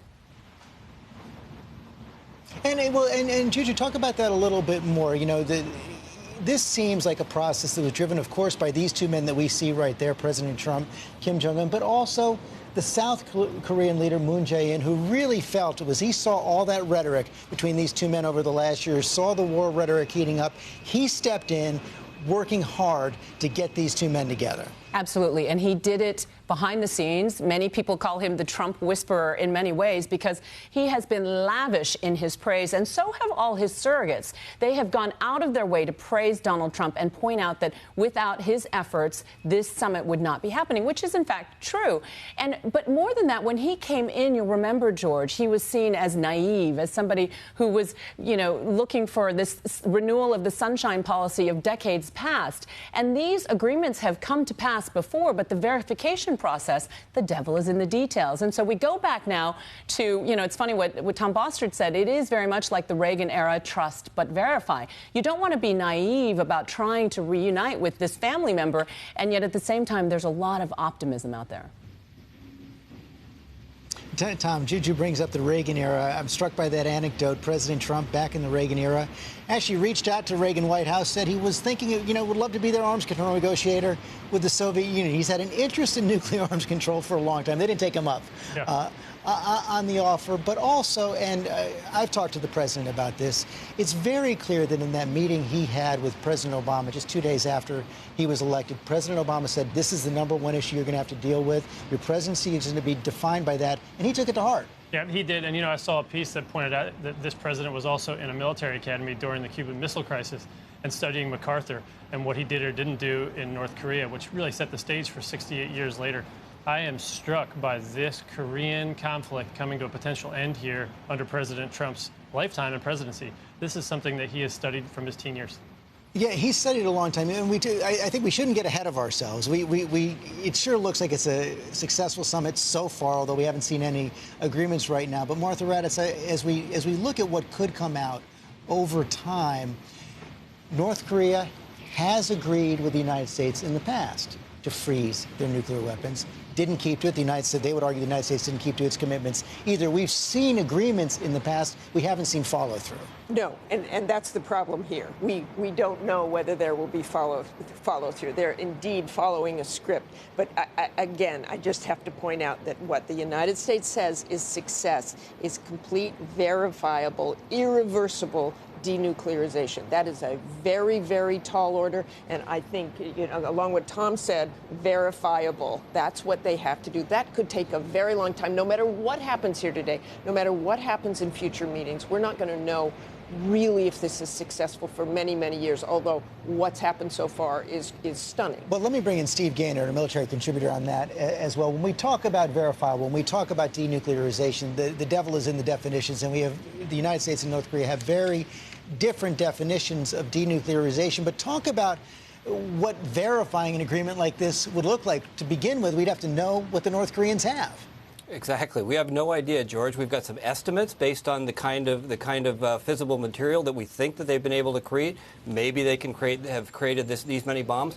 We don't know how many they have. We have no idea where they are, and it wouldn't be hard for them to sneak a few into China and say, we're going to keep these as an insurance policy. Could you hold these for a while? Or something as devious as giving them to Mr. Assad and letting him keep them for a while. So it's hard to verify what you don't even know, and you have no real faith in your ability to know what they have. Tom? George, I want to pick up on that point. It's a very good point. And at the end of the day, I've said to others, no data, no dice on this deal. Now, whether it comes from here in this meeting or later, if the North doesn't turn over data on their program, whether it's accurate or not, if they don't turn over that data, we can't go anywhere. And that's why the sequencing is so important. I mean, obviously, what the North is looking for here is to get as much economic relief as they can while giving up as little on the nuclear front as they can. So the key to what we're doing here is different than the JCPOA, the deal with Iran, and it's different than what President Clinton did with his 94 agreement. There, it was a decremental or incremental return, benefit for concession, benefit for concession. So freeze is a bad word in this case. We don't want to use freeze. We want to talk about halt, and we want to do it irreversibly. Because in this case, this president has said, and so has his Secretary of State, we will not provide a benefit that comes in advance of a full... And David Muir, you mentioned it was the nuclear weapons that got Kim Jong-un to the table. No question about that. They're the source of his strength, the source of his legitimacy, the source of his security. But his regime also feeling the pressure of sanctions, and he's talked about opening up the North Korean economy. And you have to think, George, that going into this, they knew the blueprint for this agreement. President Trump said moments after they emerged from that first meeting that we have an excellent relationship already. That was within, 45 minutes or so. So you have to think that there was quite a plan going into this. Now, you ask about the nuclear weapons. It was Kim Jong-un and his willingness to get rid of them completely before there's any economic relief. But it was Kim Jong-un who, at the turn of this year, signaled this sudden shift to sort of showing his diplomatic skills, reaching out an olive branch to the South, saying he would send a delegation to the Olympics, suggesting that he meet with President Moon, and that moment at the DMZ where he suggested to President Moon, you take a couple of steps into the North, and then I'll do the same for you and go into the South. I think a lot of people are watching this and recognizing that Kim Jong-un knows that he's reached a moment where the economic hardships of the people in his country are at such a point that if he wants to be a leader for decades to come, there is going to have to be movement with this impasse with the U.S. And part of the reason, Steve Gaynard, he reached that point is some people believe, some military experts believe, he had achieved everything he could with this round of testing. He had made progress towards an intercontinental ballistic missile. He had a secure arsenal, relatively secure but small arsenal of nuclear weapons. He had got as much as he could now, so it was a safe time to pivot. Yeah, George, if you go back decades, both Republican and Democratic presidents have refused to negotiate bilaterally with the North. It wasn't until they demonstrated a nuclear weapon and the means to deliver that against the continental U.S. that the U.S. had to shift its position and begin these bilateral discussions. It's what the Kim regime, both Kim Jong-un and his father and his grandfather, has always wanted, the bilateral discussion with the U.S., and creating that nuclear weapon capability with a means of delivery is what got them to Singapore.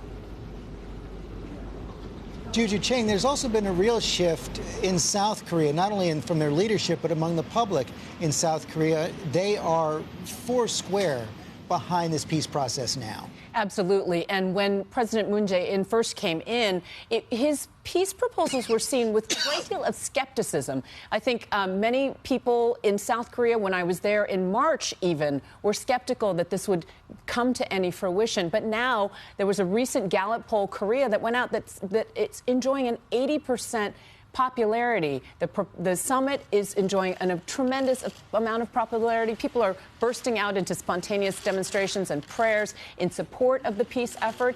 And honestly, the metaphor that I use is that it's like a long estranged family. There are members of the family who are emotionally bent on breaking bread and having Thanksgiving dinner all over again. And yet there are others in that same family who are thinking, you can't trust that crazy uncle. He's betrayed us numerous times before. Let's not be naive. Let's not get ahead of ourselves. And yet, overall, I think that the feeling in South Korea and certainly in the Korean diaspora is that give peace a chance.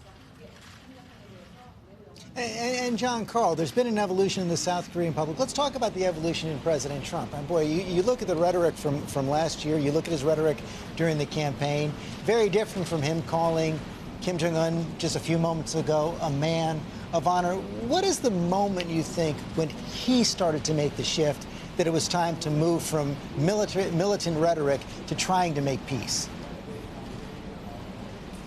I think it was the Olympics, George. The Olympics, where the level of rhetoric had reached such a level that there was real fear about military conflict. The United States preparing military options, and then you had the Olympics taking place in South Korea, and then a bit of a thaw. The North Koreans agreed to send athletes to the Olympics to join with the South Koreans on that.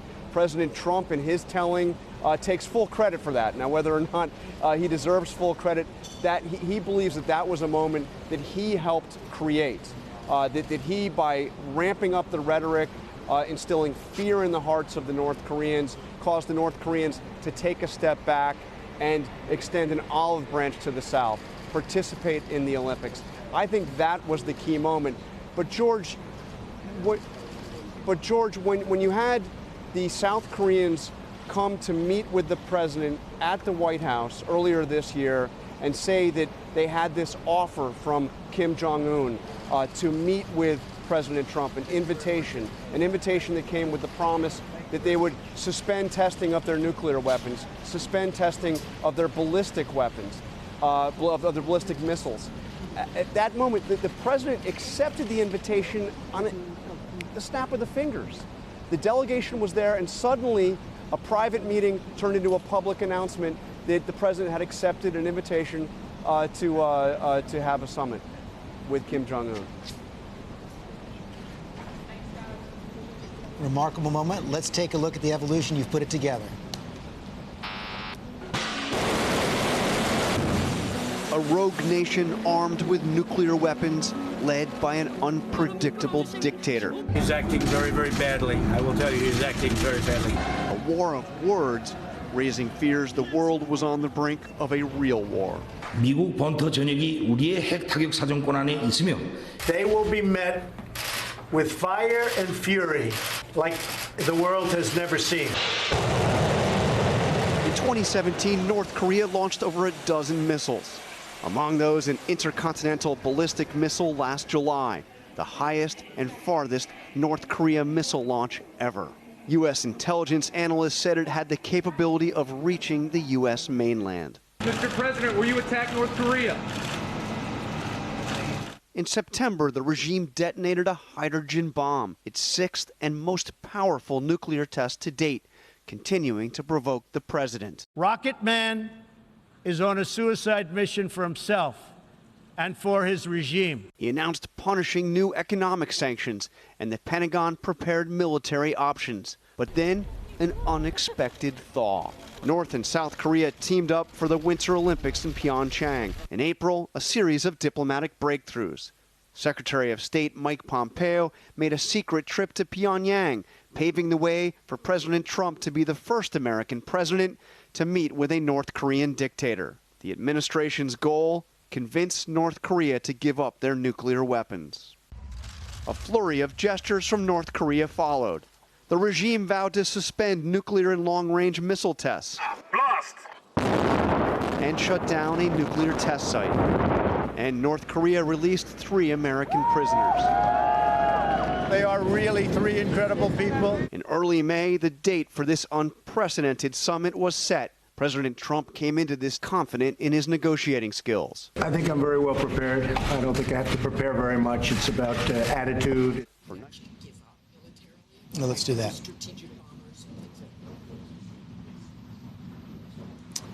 Thanks to John Call for that. Tom Bostrick's back with us now. And Tom, one of the other interesting things you saw here is that the evolution was matched by a moment when the president basically brought in a whole new foreign policy team. Yeah, you know, I think it bears mentioning here how this evolution played out for the president, because it's being analyzed as the president's resolve and rhetoric affecting Leader Kim. I think more importantly, the president's resolve on this matter held together a coalition that no other president's been able to hold together for different reasons. In this case, China, Russia, an entire unanimous UN Security Council resolution, not only voting, but then acting to block the North Koreans and enforce these sanctions, prevent the deliveries of coal. Those are important steps. Those are the things that I think, more than the actual demonstration with the missile, have brought Kim Jong-un to this table in this summit. And then what you also saw, David Muir, is that neither side, neither leader wanted this to go away. We saw that reaction once the president tried to cancel. Oh, absolutely. And this just adds to what John Carl was saying a moment ago, when you have President Trump saying that he'll take credit for the ratcheting up of the rhetoric that led to that sort of healing moment at the beginning of the year when the North said, we'll send a delegation to the Olympics, the president taking credit for getting them to that breaking point. It's interesting, you know, after he canceled the summit, we saw that trip to Washington. We know the spy master's in the room, Kim Yong-chol, the chief negotiator in this from the North Koreans. He's in the room there today for these talks across from Secretary of State Mike Pompeo. But when he arrived at the White House in the last couple of weeks, remember, he went in there and met for an hour and 25 minutes or so with the president in the Oval Office. Secretary of State was in the Oval Office as well, among others. But that meeting lasted a lot longer than many thought. And when the president emerged, he came to the cameras and said to the reporters there at the White House, you know, we're going to Singapore. Pack your bags. Big smile with that big letter, even though he hadn't read it yet. And Martha, the president quite defensive about the idea that giving Kim this meeting is a victory for Kim and a concession by the president. But let's talk a little bit more. Let's dig into what kind of step-by-step confidence-building measures and concessions each side can make as we talk about assuring the North Korean security, assuring the United States denuclearization. You know, several months ago when I was in Seoul and was talking to a U.S. official, I said, how do they possibly square this? If we want denuclearization, this complete, verifiable, irreversible denuclearization, and they are fudging on that a little. They just want security. They want that. How do you do that? And he said, it could all be just in how they talk about it. the North Koreans can say, we're part of the world, we're part of arms control, we're going to do this a little bit at a time. But I think you might see something like that. They both obviously have different people they have to please. Kim Jong-un doesn't really have to please anybody, I suppose, as a dictator. But they could do that. They could do it in stages. I mean, you heard John Bolton say to me one Sunday morning that we're going to send their weapons to Oak Ridge. I don't. And then the meeting was canceled. You're right. And then right after that, the summit was canceled. Yes, they didn't like hearing that because that again brought to mind that Libya. But what they want and what you've heard Kim Jong say is this process is a staged process. Does that mean you pull them out slowly and we give up sanctions? Mike Pompeo's not saying that. Mike Pompeo was saying again yesterday, we're not giving them sanctions relief until we see this. And Steve, again, part of the problem here is that both sides have had very different definitions of denuclearization. On the North Korean side, denuclearization means the United States does away with its nuclear guarantee over South Korea, basically starts to pull U.S. troops out of there. One of the other shockwaves to the system over the last several months was when President Trump himself talked about pulling United States troops out of South Korea. Yeah, George, this is not on the table tacitly, but it is the discussion behind the scenes. The secret here is that South Korea can defend itself. It's got a GDP that's 35 times the size of the North. Its military is far more capable. If the North were to attack the South would win. It would be bloody. Perhaps the U.S. could stop it before it got bad. But South Korea can defend itself. So if there's a peace agreement, and I think we need to emphasize that, this is not just about a nuclear drawdown. This is about the peace agreement that needs to happen between North and South. If that happens, there's really not much reason for the U.S. to keep troops, at least at that level, on the South Korean peninsula. So that would make the North happy. It would also make China very happy because their interest here, Martha talked a little bit before about what the U.S. wants. Let's think about what China and what North Korea want. China wants the U.S.'s ability to influence the region to come down. But Tom Bostwick, though, this also appeals to President Trump on a gut level. There's a few ideas that he's held for an awful long time, basically his whole adult life. One of them is that our allies take advantage of us. We spend too much money protecting them. They had to carry their own weight. Yeah, look, this, as I've said before, is the beginning of that American involvement around the world. The Korean conflict, what we chose to do with the National Security Council Directive 68 after that, which was an expansion of our military and a large, costly maintenance of it around the globe, has been what President Trump believes to be the biggest mistake that we can't sustain as a nation, as a country, and as a world leader. Clearly, John Carl, this also appeals to the president's desire to be a bold man of history, a big man on the stage, to go there and get it done all by himself. One of the resonant phrases from his convention speech. In that convention speech, George, he said, I alone can solve these problems. And in this case, he has taken the world stage. He has taken on what was clearly the biggest, most difficult foreign policy and national security challenge that he faced when he took the oath of office, an issue that had bedeviled all his previous three predecessors, Bill Clinton, George W. Bush, Barack Obama, all dealt with the growing threat from North Korea, the growing nuclear threat from North Korea, all tried to deal with this, all failed pretty spectacularly. And we don't know. President Trump may fail as well, but he has gotten to this point. He has done something that none of his predecessors did. He has brought a promise. We've had moments of hope before in negotiations with the North Koreans that have failed, but he has brought us to a moment of hope here. Martha Raddatz, it's not overstating it to say the president didn't get along with his previous Secretary of State, Rex Tillerson, did not get along with his National Security Advisor, H.R. McMaster, now has people he's much more comfortable with in those positions. Talk a little bit about the man on the national security team who's been there the whole time, General Mattis. He's been silent throughout this process. What kind of role is he playing behind the scenes, and what do you think his attitude towards this process is? Well, I think, first of all, he would be the first to tell you, and if you ask him questions about this on the record, he will say, I'm not the diplomat. That's up to the State Department. But he has indeed been a very calming voice. I'm sure Tom Bossert would agree with me there. He stays behind the scenes.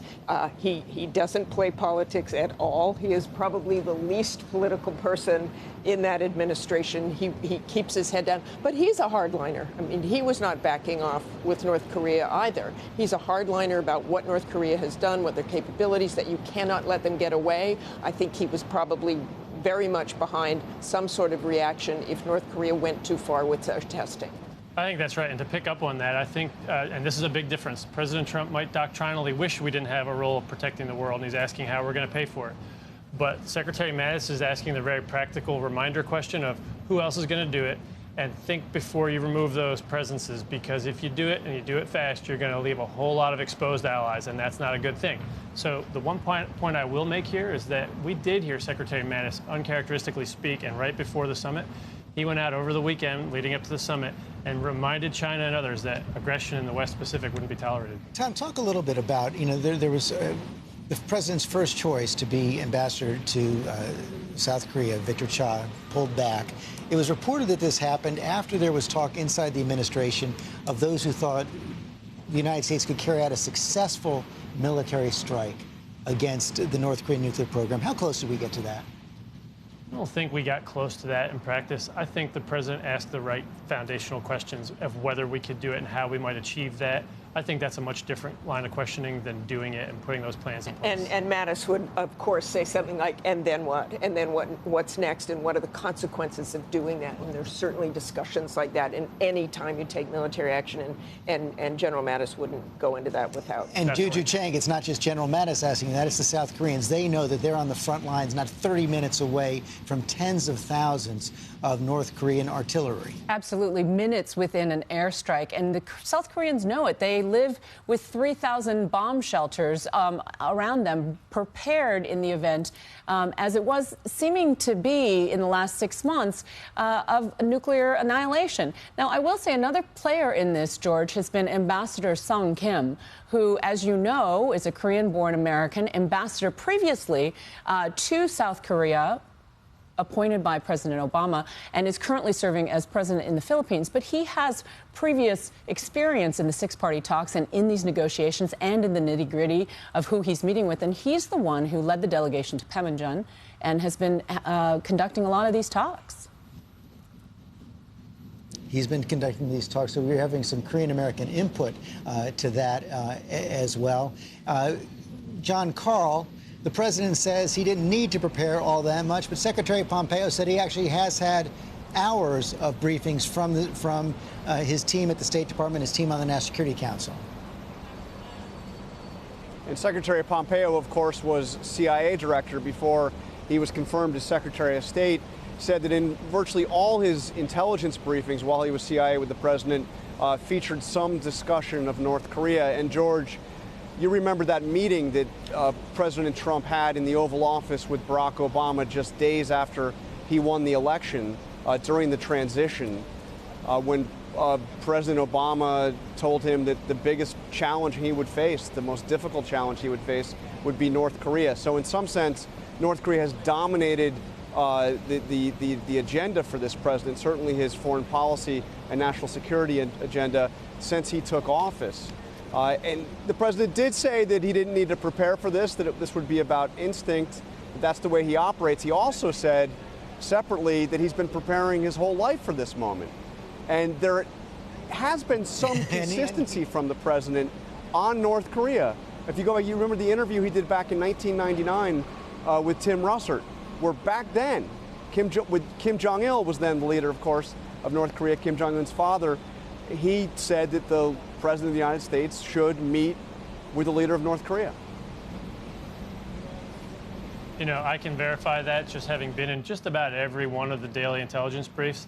But I think maybe the important point here isn't that we brought it up to him every day. Often we did. but often he raised it even if it wasn't on the agenda. And so it's on his mind, and it's something that he wanted to focus us on passively and indirectly by asking us to think about it every day. But it had to be on his mind because unlike all those other presidents before him, and we've said this before, Kim Jong-un made enormous progress in that weapons program with his nuclear weapons, with his missiles, much faster than intelligence community thought they would. He is the first president to have to deal with Kim Jong-un, with a North Korean leader who had the capability or was just about to get it to hit the U.S. And he is dealing with it right now, that expanded bilateral meeting. The president, Kim Jong-un, and their teams meeting right now. We're going to continue to cover it all night long here online. Also, more live coverage on the network as President Trump and Kim Jong-un come before the cameras. President Trump also having a media availability overnight. We'll cover that as well. And we'll all see you later on a special edition of Nightline. Once again, here's the sound of President Trump and Kim Jong-un at their historic first meeting. I feel really great. We're going to have a great discussion, and I think tremendous success. It'll be tremendously successful. And it's my honor, and we will have a terrific relationship, I have no doubt. Well, it was not easy to get here. And the old prejudices and practices worked as obstacles on our way forward, but we overcame all of them, and we are here today. That's true. I'll tell you when we got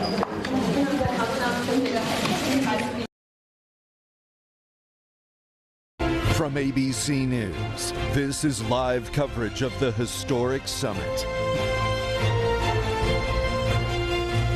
And thank you for joining our live ABC News coverage of this historic summit in South Korea, or in Singapore, rather, between North Korea and the United States. I'm Devin Dwyer in Washington at ABC News headquarters here. You're looking at live picture.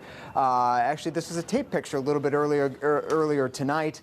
President Trump and North Korean dictator Kim Jong-un walking that colonnade for the historic handshake on this really incredible meeting that we didn't think could happen just weeks ago.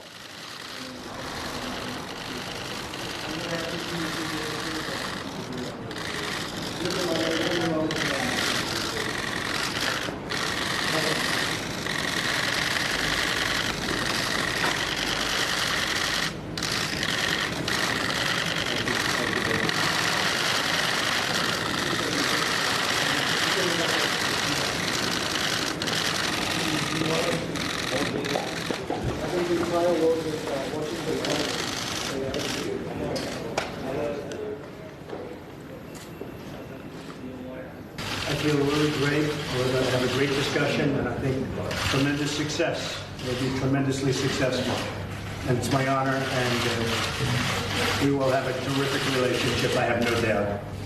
우리는 아주 굉장히 성공할 걸로 믿습니다. 그리고 아주 만나게 돼서 굉장히 영광스럽게 생각합니다. 아주 훌륭한 관계를 가지고 있고 아주 전혀 의심 없이 좋은 관계를 우리가 맺을 거라고 생각합니다. Well, it was not easy to get here. 우리한테는 우리 발목을 잡는 그 과거가 있고 또 그릇된 국민과 관행들이 우리 때로는 우리 눈과 귀를 가리우기도 했는데 우리 모든 것을 이겨내고 이 자리까지 왔습니다. The past worked as fetters on our limbs, and the old prejudices and practices worked as obstacles on our way forward, but we overcame all of them, and we are here today. That's true. Mr. Chairman, it's a great honor to be with you, and I know we'll have tremendous success together, and we'll solve a big problem, a big dilemma that until this point has been unable to be solved. I know that working together we will get it taken care of. So, great honor. Thank you very much. 생각합니다. 우리는 함께 협력해서 반드시 성공을 이룰 거라고 생각합니다.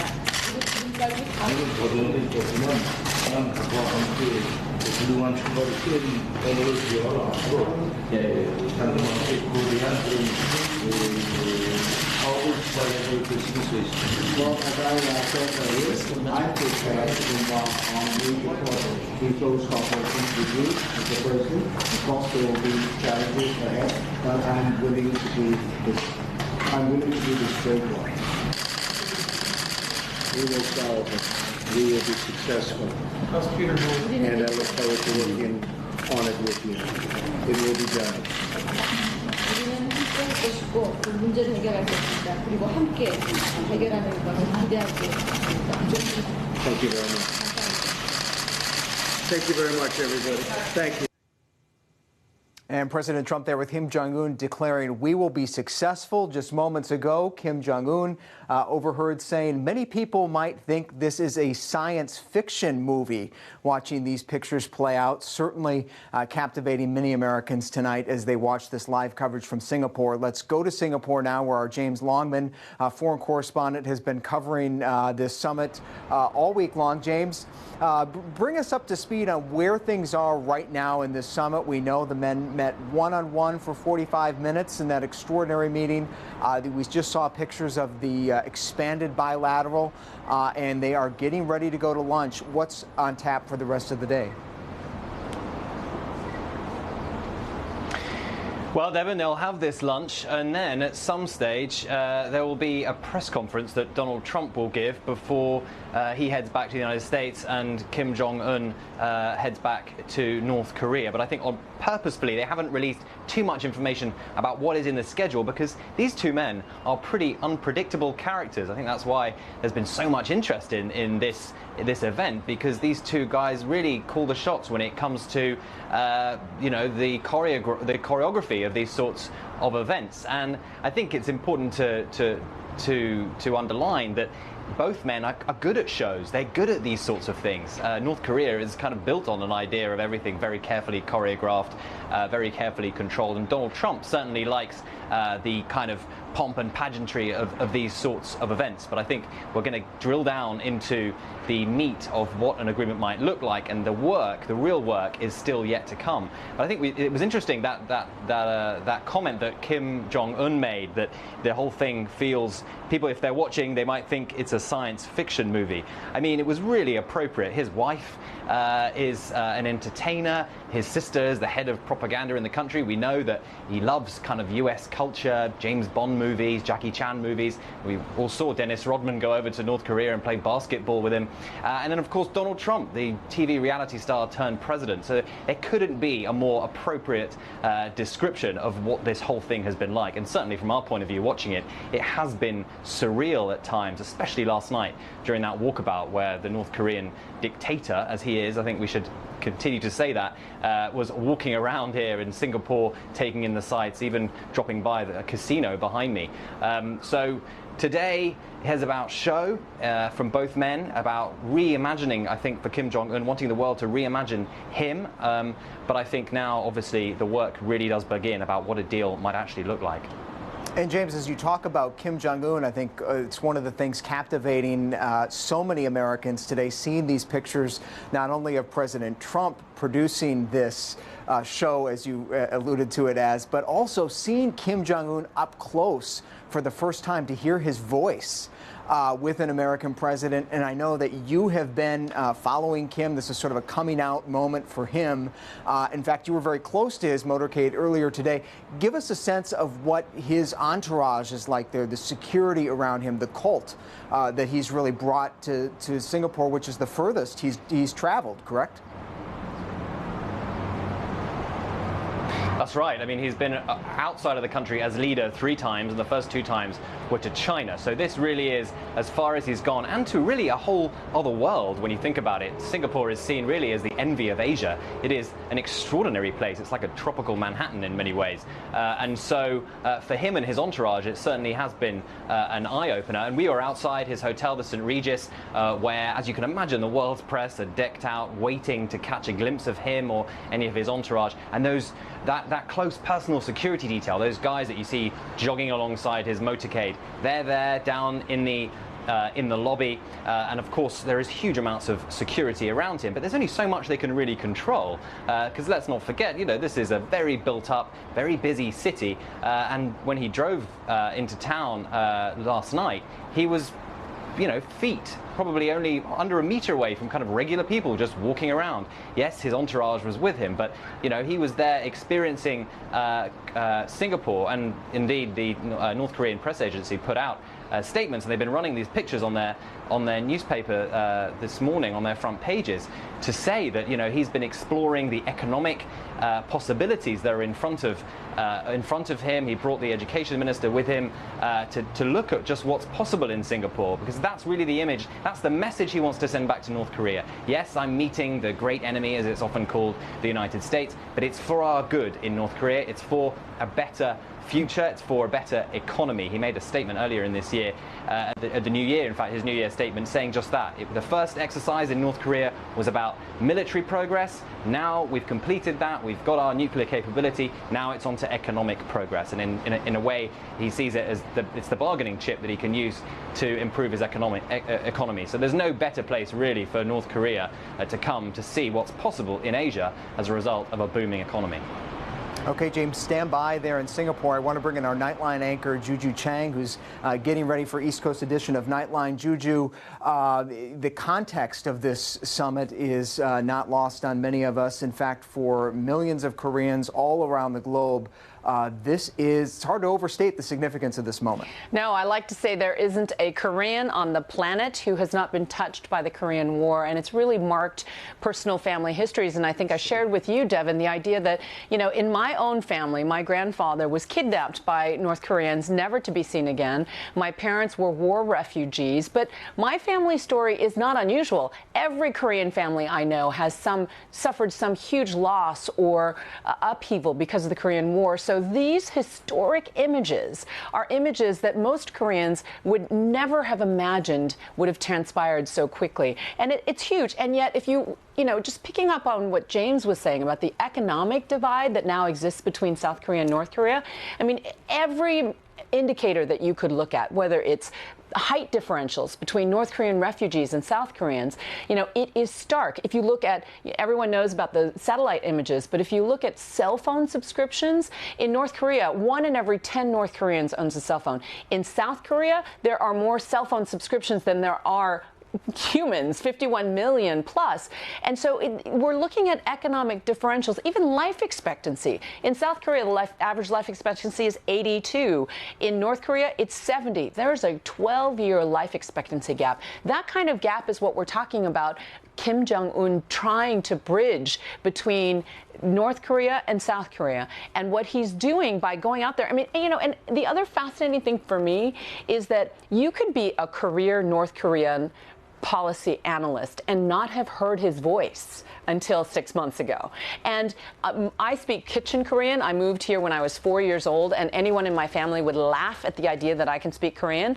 But I can speak Korean enough to know that what Kim Jong-un did today in the photo op was an off-the-cuff conversational message, which began with, it's not been an easy path to get here. There have been obstacles in the way, but we have overcome them, and we are here. And that is striking a tone of optimism and reflecting a change in the attitude of the North Korean regime. The official North Korean press is reporting the words denuclearization of the Korean Peninsula, which was unheard of in the state-run media. So what we're talking about here, there's the statement. Again, as I'm listening to it, and I maybe understand every third or fourth word, but I've talked to Korean speakers, Cho Park, a producer here at ABC who speaks Korean far better than I, and I can tell it's a vernacular. It's not, a highly polished, and certainly in stark contrast to the operatic speeches and statements that he would give, which don't even sound really conversational at all.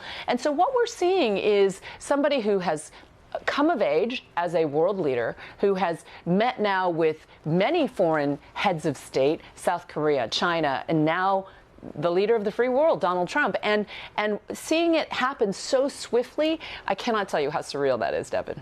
And yet there are so many reasons to be skeptical of this, Juju. We hear from the experts in the U.S. government, from analysts all around the world, in the region, that we've been here before. We've seen American presidents make deals with North Korea. But I hear in your story, I hear in your experience, you see a good reason for optimism here that's different. There are strategic reasons for that. There are strategic, and if you're a North Korea watcher, you sense that things are different this time. However, However, the negotiations, the verification regimes that will go into place is when these previous agreements have broken down, whether it was the six-party talks during the Clinton administration, whether it was the Bush years. You know, Condoleezza Rice would say North Korea is the one problem that kept her up at night. This is an issue that has been troubling to American administrations, but clearly the North Koreans have had proof of concept not just in their nuclear capabilities, but in their ballistic capabilities. And that is a game changer in the way they need to be treated in the international community. And I think it's part of what we're seeing, that you know, unless we bring them into some sort of inspections regime or some sort of step towards denuclearization, that we have a nuclear player. All right, Juju Chang, thank you so much for that insight and for sharing your personal story. We appreciate it very much. And we know you have a great show ahead on Nightline. Thank you. Thank you, and I want to bring in another perspective from the peninsula, someone who spent a lot of time there as the former U.S. ambassador to South Korea, Ambassador Vershboe. I hope you're with us. I think we see you with us. Thank you so much for joining us. You were the ambassador during the George W. Bush administration, the later years. Want to put to you, sir, something that we've just received, translation from Kim Jong-un at the top of the bilateral meeting with President Trump. He said, quote, "The fact that we've resolutely overcome our mistakes that have gripped us by our ankles and conquered the outside factors and expectations to gather here is, I believe, a prelude to peace." Do you buy that? Well, it's a very interesting statement.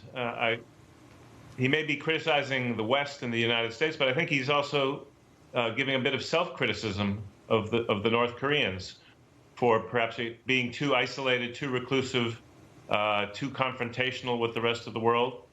So it's a hopeful statement. But of course, I want to see what happens in the final outcome of the summit itself. Are we going to get that real commitment to denuclearization or not? That's still the million-dollar question. And you've seen so many of these negotiations and studied, we've been talking about them all night, the deals that North Korea has brokered with the United States and broken time and again. What do you see in this moment? We've heard some reason to believe that this time is different, but what's your take? Well, there's still a lot of suspicion that Kim Jong-un is not all that different from his parents, and that we're going to see, once again, tremendous disappointment after some vague promises to denuclearize. The question is whether Kim Jong-un does see the future of his country in a different way than his father, who invested huge amounts of developing nuclear weapons as a way of making the world respect and fear North Korea. Kim Jong-un has an opportunity here to shift the whole focus of his country away from nuclear weapons and confrontation to economic development, progress for his people, and ultimately a much more stable framework for peace. I hope that's where he wants to go. But you know, we've been deceived before, and that's why we all have to kind of be very skeptical, read the fine print, see if there's going to be verification of any commitments that he makes, and hope that this time really is different. And Mr. Ambassador, if you were in that room taking a look at the joint communique that we expect both men will sign, we know their teams have spent the past few days in a crash course of trying to cobble together some language that they can agree upon. What should we all look for in that statement when they release it later today? What will you be looking for to see whether there actually is any hope for progress here? Well, the most important thing would be a very unambiguous commitment to denuclearization with some kind of timetable. Over 2 years, 3 years. We've never had a real timetable in the past, and that was one of the things that led these previous agreements to unravel. I'd also like to see something about verification. Will the North open up its facilities and allow a real inventory of what it has so we can have some baseline from which to begin the disarmament process? And then what are they asking of the U.S. in return? What is the U.S. offering in return? Because we're going to have to give something to get something in this document. But I think that the number one question is the commitment to denuclearization explicit, unequivocal? That would be the good news, and that would be the basis for the serious negotiations which will inevitably follow. We will be closely watching for that, and we know the president is going to have a solo press conference as well at 4 a.m. Eastern. Former U.S. Ambassador to South Korea, Alexander Vershbow, thank you so much for joining us tonight. Thank you, sir. Let's go now to our ABC News military contributor, Colonel Stephen Ganyard, who's been providing analysis all night tonight on the state of the negotiations, what's at stake for our security here. Steve, great to see you again. Right now, we know that lunch meeting is underway with the U.S. and North Korean delegation. I want to ask you a little bit about the role of John Bolton, the National Security Advisor, who's in the room there. We know he's been a bit of a controversial figure, referred to as human scum by the North Koreans. Give me your take on what role he's playing in shaping this meeting and how the North Koreans might be reacting. Yeah, I think our colleague John Karl, Devin, hit it on the head. There's a nice good cop, bad cop routine that's being set up here, where Pompeo's the good cop, and the backslapping and the smiling and having nice lunches in New York and Pyongyang, and Bolton is the dark prince, and that's not a bad thing, and that allows the president to be the guy in between. Less filling, tastes great. I got to see what you're saying here and see if we're going to move forward. But Bolton plays a role, and Bolton has far more international experience and diplomatic experience and military policy experience than Pompeo does. Pompeo's a smart guy. He's the Secretary of State, but John Bolton's been doing this for a long time. He's got some very strong views that he's held for a long time, and those seem to have meshed nicely with the president. I would love to be a fly on the wall in that room right now and hear Bolton speak with the North Koreans. Steve, what about Jim Mattis, the defense secretary? He's certainly kind of played a role in all this as well, been traveling throughout the region, trying to give some space for diplomacy to have a chance. But what influence has he had in all this, and where do you think the military stands tonight?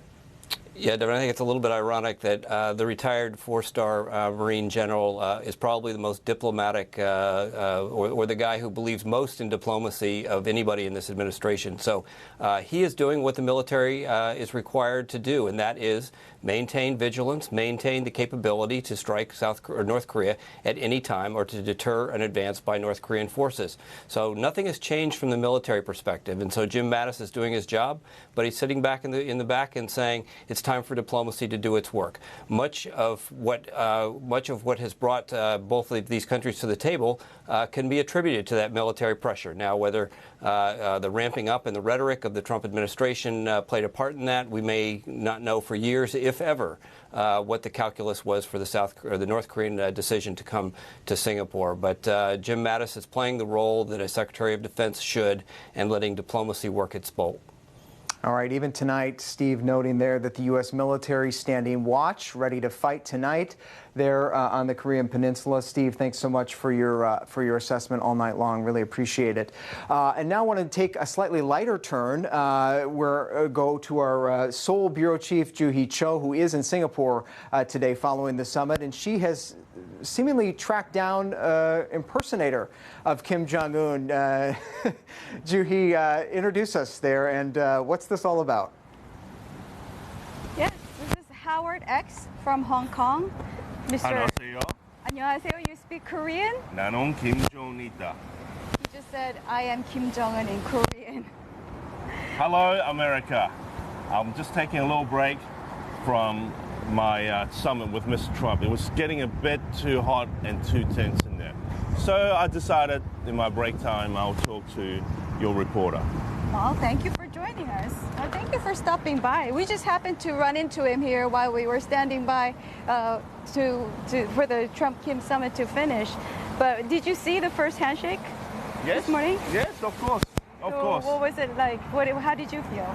Well, I felt it was a bit surreal because none of my grandfather or my father were able to get a sitting U.S. president to be shaking my hand, let alone be in the room with me. So I'm extremely happy. We've met Bill Clinton before, but he wasn't the president at that time. Well, thank you for joining us. I hope you have a good time in Singapore. Yes, it is. It is quite a great time. So I think from now on, I'll stop saying death to America, because the thing is that with Mr. Trump in power, I do not have to destroy America anymore. Okay. He is doing it for you. me. So thank you, Mr. Trump. Thank you. Thank you. Thank you Sorry, very we much. have to go because we're on. Okay. Thank you. Thank you so much. Okay, thank you, Juhi. Thank you so much. And a good booking there with Kim Jong-un. Striking likeness. Want to bring in now, turn back to some of the more serious news, bring in our ABC News contributor, newest contributor, Tom Bossert, former member of the Trump administration, who is joining us from Singapore. Tom, thank you so much for being here. I never knew that Kim Jong-un had such good English. But I want to talk to you a little bit about this communique.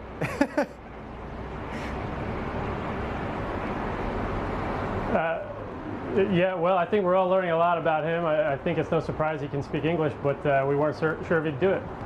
All right, and I know that if you were still in the administration, I know you'd probably be in that room right now, and I certainly were part of some of the conversations in the lead up to this moment. Want to talk to you about the communique, the document that both men are expected to sign today.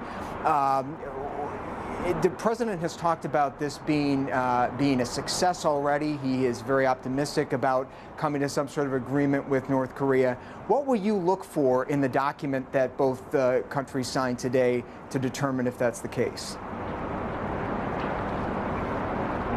Yeah, there's a lot of things to look for, but I think the first is whether the word denuclearize is in that document. I think that'll be the first key. And from there, the questions about how they may or may not define that term and whether they include other regional partner concerns. Those are my three big questions as I look at that communique today to determine whether we've had a success or a failure. I don't think it'll be a massive failure if we don't see that word, but that will indicate that the president got what he came for. I'd also look for a few other things, like whether biological and chemical weapons end up in that communique in any regard. That's something that the United States went in hoping to get. And I'd look lastly for some indication of this big strategic decision that we're seeking. We're not looking for an overnight success. We're looking for a key decision to stop the nuclear program and never look back. And Tom, what does President Trump bring to the table for Kim Jong-un? You know, we've heard him talk a little bit about economic investment. We've heard him talk a little bit about security assurances. But the other thing that I was struck by was his flexibility, or apparent flexibility, on some sort of a phased denuclearization process. Give us your assessment of what the president could be bringing here and whether we are likely to see a phased versus more immediate drawdown if they can come to an agreement. Yeah, so I don't think you're going to see phased. I think that's the wrong way to look at it. In fact, if you look at phases, what we don't want to do is put the benefits to the North Koreans ahead of the benefits to the free world. What we want is denuclearizing before they accrue any benefits. Otherwise, you end up with a JCPOA Iran nuclear deal in its contours, and that's not what the president or really the world is seeking. Now, he comes with two things, a carrot and a stick. The president brings the entire world behind him as a coalition brought leader Kim to the table, putting pressure on him, but he also brings the, as you said, this kind of will reward you if you make the right decision mentality. But remember, he's going to reward him only after the benefits accrue. And so there's an incentive program here, if you will. And do you think, Tom, the president, we focus so much about whether the president can trust North Korea, but we've also heard some of the president's critics talk about his scrapping of the Iran nuclear deal, what happened at the G7, the walking out of the communique that the administration had brokered. Do you think there's any risk of the president sort of being unable to be trusted by the North Koreans? Has he sort of compromised some of that with these other moves? Yeah, I would really caution against any comparative analysis between the completely different orange of the G7 communique and the apple of this denuclearized summit, or really a nuclear arms summit. This president's leading this one. He's going into it with expectations that he'll have to build trust, and he understands the contours of the argument, and he understands that there's some degree of legitimacy to the other point of view. He understands the North Koreans are worried about their security, both Kim Jong-un's personal security, but also that of their nation. Going into the G7 summit, there are some significant, and in some cases structural differences between our trade philosophies, and that was known going in, known coming out, and he disagreed ultimately over a little bit of a lesser consequential gripe with one of our partners. This is a much bigger issue. This president's prepared for it, and he has nothing to gain from any sort of unreasonable walking away. But he also has no reason to show weakness at this point. I've heard a number of people say that this president's only here because Kim Jong-un has a nuclear weapon. He's had a nuclear weapon for some time, and I know he's made some significant strides in the past year and a half, but he's here because he's led Kim Jong-un to a position of really, I think, the weaker of the two parties. And by the way, the stronger of the two parties, the United States of America, moving first to break this 68-year-old stalemate is a really, really significant development. Yeah, no question President Trump has lodged a pretty significant foreign policy win here with just the fact that this has happened and they've shaken hands. Absolutely no question about that. On a lighter note, want to end with you, Tom, on another figure who perhaps could claim or has tried to claim some credit for bringing these men together. This is Dennis Rodman, a man that President Trump has described as a great rebounder. We know that Sarah Sanders has reached out to him in recent days. You know, it's people sort of snicker at Dennis Rodman here. He's met Kim Jong-un, traveled to that country several times. You've followed that. But give us your sense of what role he's played in sort of the lead up to this moment, maybe not this immediate summit, but just over the past few years. He's sort of been an unofficial American emissary, if you will. Well, yeah, look, you take the help anywhere you can get it, and Dennis Rodman is always said to have made Michael Jordan look good.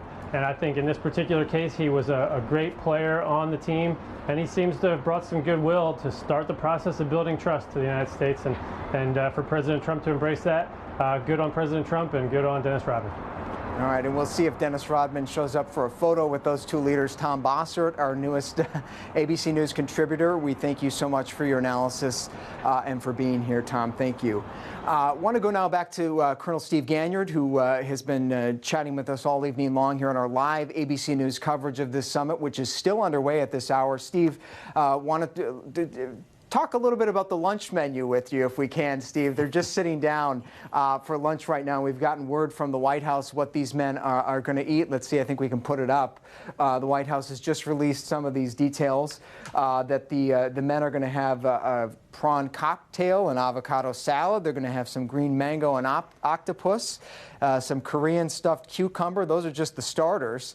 And boy, does the main course look good. They've got some beef short ribs. They've got crispy pork and fried rice, a soy braised codfish, and dessert, believe it or not, in addition to the dark chocolate tart, does have some Haagen-Dazs vanilla ice cream. We're all wondering whether President Trump will have 2 scoops. Steve, quite the meal for these two leaders who initially, from the reporting that we had done, were not going to sit down and share a meal. I think there's some significance in that, is there not? Yeah, Devin, I can tell you after a career in the Marine Corps, consuming a lot of MREs and cold chow in foreign places around the world. In my time when I was the Deputy Assistant Secretary of the State Department, it was quite a culture shock to go to these kinds of meals after a rather Spartan existence in the Marine Corps. So there is an upside to diplomacy, and that is that the food tends to be good. I did want to respectfully and gently push back on one thing that Tom Bossert said there. They had a nuclear weapon for a long time. That's true. They'd had an atomic weapon. It wasn't until about a year and a half ago that we saw a hydrogen bomb, 10, 15, 20 times bigger in capability, and we saw a missile that showed that weapon could be delivered, at least theoretically, to the United States. Those were the things that changed the calculus. That's why what President Trump has to deal with here is fundamentally different than what any other president has had to deal with before, and why President Trump felt that he needed to take this on now, and he couldn't do what every other president has done, and that is kick the can down the road on the problem of North Korea. One other point, Devin, if I could. The U.S. is one party here. This started because there was a civil war between the North and the South after World War II. This is really, if you look at it, this is the end of World War II, if we can straighten this out in a peaceful way. But you had the North and the South, and the North invaded the South. The UN, with the U.S. leading. Steve, I'm going to interrupt you. If you can, hold that thought. We're just getting these first pictures of the lunch now. Let's listen in to that that's happening now. Thank you very much. Please.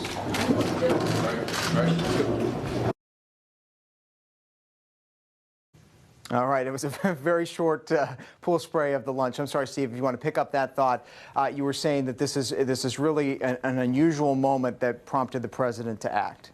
Yeah, and just to, the point being here that President Trump finally had to take this problem head on because he did not have the luxury that the past U.S. presidents, all the way back to Jimmy Carter, had of kicking the can down the road and not taking the North Korean problem head on. But it was the hydrogen bomb, and it was the means to deliver that. One other point, if I could, Devin, there's other parties involved here with a lot of interest, and one of those, or the two of those, are in particular South Korea and their relationship with the North. The war started because essentially of a civil war between the North and the South, where the North invaded the South. The UN, led by the U.S., came to the rescue of the South, and the Chinese came in on the side of the North. When the armistice was signed, those were two military officers saying, we're going to stop shooting. So that was not a peace agreement. What really needs to happen here is the North and the South need to have a peace agreement. That will be able to move the denuclearization talks along quite nicely. So President Moon of South Korea has a role to play here in the follow-up, where he can reach out and begin to work the process of creating a peace agreement that has to be made between the North and the South. Fundamentally, nobody else is involved except those two countries. But it'll be a big step along the way, and it will help the rest of the process of denuclearization. A big step and no doubt a heavy lift in the midst of so many domestic pressures. Steve, we've talked tonight a lot about foreign policy, but obviously the president facing those midterm elections, the Mueller probe, as you know, which is ongoing. Heck, even his economic advisor, Larry Kudlow, had a heart attack tonight. There's disruptions on his team, trade negotiations and the like. You've worked in presidential administrations. Give us a sense of how a big foreign policy challenge like this one can define a presidency and perhaps draw attention away from some of these other domestic challenges like a Mueller probe. Yeah, in some ways, the easiest way to escape headlines in the United States is to get out of town, and the president's certainly done that. I think one thing that's interesting to note here, you talked about the hours and the work here. Many people may not believe, but the bureaucrats who run Washington, the people who do it for a career, they do work really hard, and there are lots who work really hard. And to put these things together, to get all of the communiques done, to get the negotiations, there's a lot that goes into it. And to work 12 hours on the backside of the clock with no sleep and bad jet lag, it's not easy. And on top of that, the staffs of the NSC, the staffs of the State Department, the staffs of the Pentagon are working with a president who likes to work sort of improvisationally, shall we say.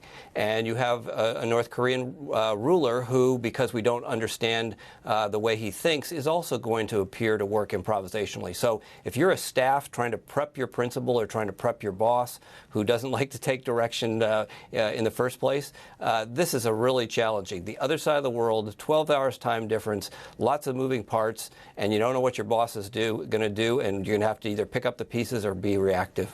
And they did it in a sprint. It was just a week ago, 2 weeks ago, that the whole thing was called off. We know that team is exhausted, but you point out, Steve, that is absolutely right. They are working around the clock. It's a great team of people that have put this together. Thank you so much, Colonel Steve Ganyard. I want to go back to the region now, to Seoul, that's where Bob Woodruff has been watching this all unfold. Bob, want to bring you into this conversation as we're just getting some new pictures tonight of the South Korean president, Moon Jae-in, watching this from his headquarters. He is taking that in with his team. I imagine they are pretty happy with how things are going today. I can only assume so. You know, there's certainly no disaster. It seems to have worked pretty well. The tone seems very good. We don't have any facts about what the ultimate decisions will be. But yeah, they're very happy. You know, let's talk about Seoul for a second. You would assume that everybody here would be so excited, gathering around televisions, watching this now that the war is going to come to an end in their mind, or maybe there's going to be peace and everything's going to change significantly. But you realize that this is not that significant in the sense that they've been putting up with us for 65 years. Every time anybody's come to Seoul, I'm sure Steve is the same. Every time you come here, people are like, we're not really worried about a war. We don't think we're going to get bombed. Let's just ignore it, especially the younger generation. So we really haven't able to find a lot of desire to watch this every minute of every day, all day today. People are looking at it and they see this is quite hopeful for them, but they're not just, looking as if this is not like Canada and the U.S. have been fighting forever, although maybe sometime that will happen this week, but as if the war was between Canada and the United States and suddenly there's going to be a cure to this. We have now a negotiation. Everybody will be so interested in it, but it's not really happening so much in Seoul. You almost look at what Juhi had with the impersonator earlier on the show. That kind of tells the story a little bit, is that they've been dealing this with humor for so long, and now they've got this great possibility of a big change, a big shift, but they're going to wait until they actually hear the results of this. You look at these leaders, Kim Jong-un and Trump, looking at each other and doing some smiling or shaking hands or what may be, all I could think about all that food, about what they're going to eat, Wonderful food, but the one that's not in there, as far as I could tell, maybe you can read that again, but I didn't see anything about the alcohol in it, for obvious reasons, is that President Trump doesn't drink alcohol. But certainly what I do know as a fact is that Kim Jong-un does. If you go, all the meetings that I've had in North Korea with the authorities up there, with the officials, largely with the foreign ministry in North Korea, they would just lay out everything from wine to beer to whiskey to local alcohol of any kind. There would be endless amount of alcohol at the meals. They drank extremely heavily. And it was confirmed by Dennis Rodman, who has also had meals with Kim Jong-un, that they drink. So there's not going to be any alcohol in this meeting. There's not going to be a happy celebration over there. And certainly here in Seoul, I don't see a big reaction going on so far. But as soon as they get some details of what will happen, I think there's going to be a lot of interest here in Seoul. Yeah, Bob, we were just watching live picture or pool picture of that lunch. There was water on the table. That's a good point, though. Kim Jong-un, definitely a big drinker. Before I let you go, I want to go back to something we've talked about throughout the night, and that is the perspective of your father. Remind us again of his view of all this. I think it's a good reminder that there's certainly a generational divide on how this is seen. Certainly, my younger generation not perhaps appreciating the full context of the Korean War and what this actually means. Well, his father, Kim Jong-il, your father. Your father. You were talking to your father. Oh, my father. Yeah. Yeah, Kim Jong-il is not my father, that is sure. Yeah, my father, he was in the Army during the Korean War. He was in Fort Bliss, and in his bunk right there in the tent that he was in, the guy on the right of him and the guy on the left both went off to Vietnam and lost their lives. My father, fortunately, that he only made it as far as England before the war came to an end in 1953. But he lived through this time. He volunteered to get in the Army at the same time to fight that war. And I talked to him about a couple hours ago, and he's very excited about something could change, that they can look back at this time and maybe someday have a relationship with this country again that they were at war with.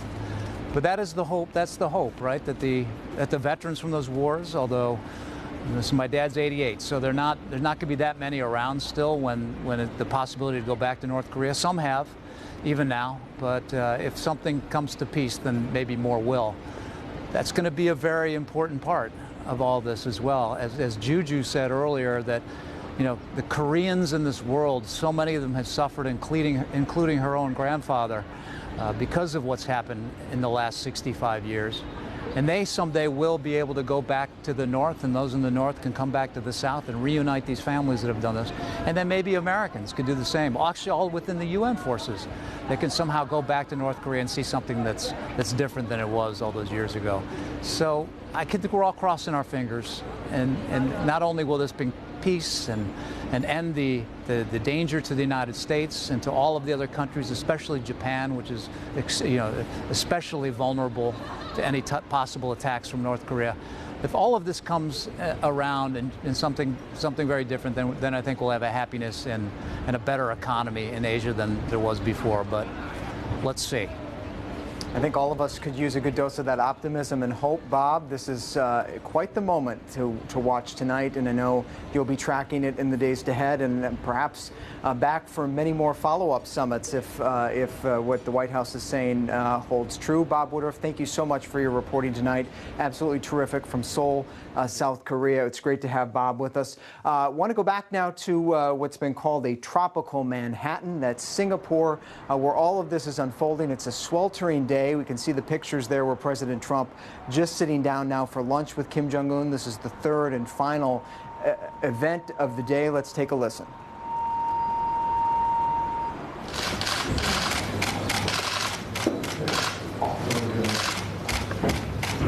Thank you very much. Please.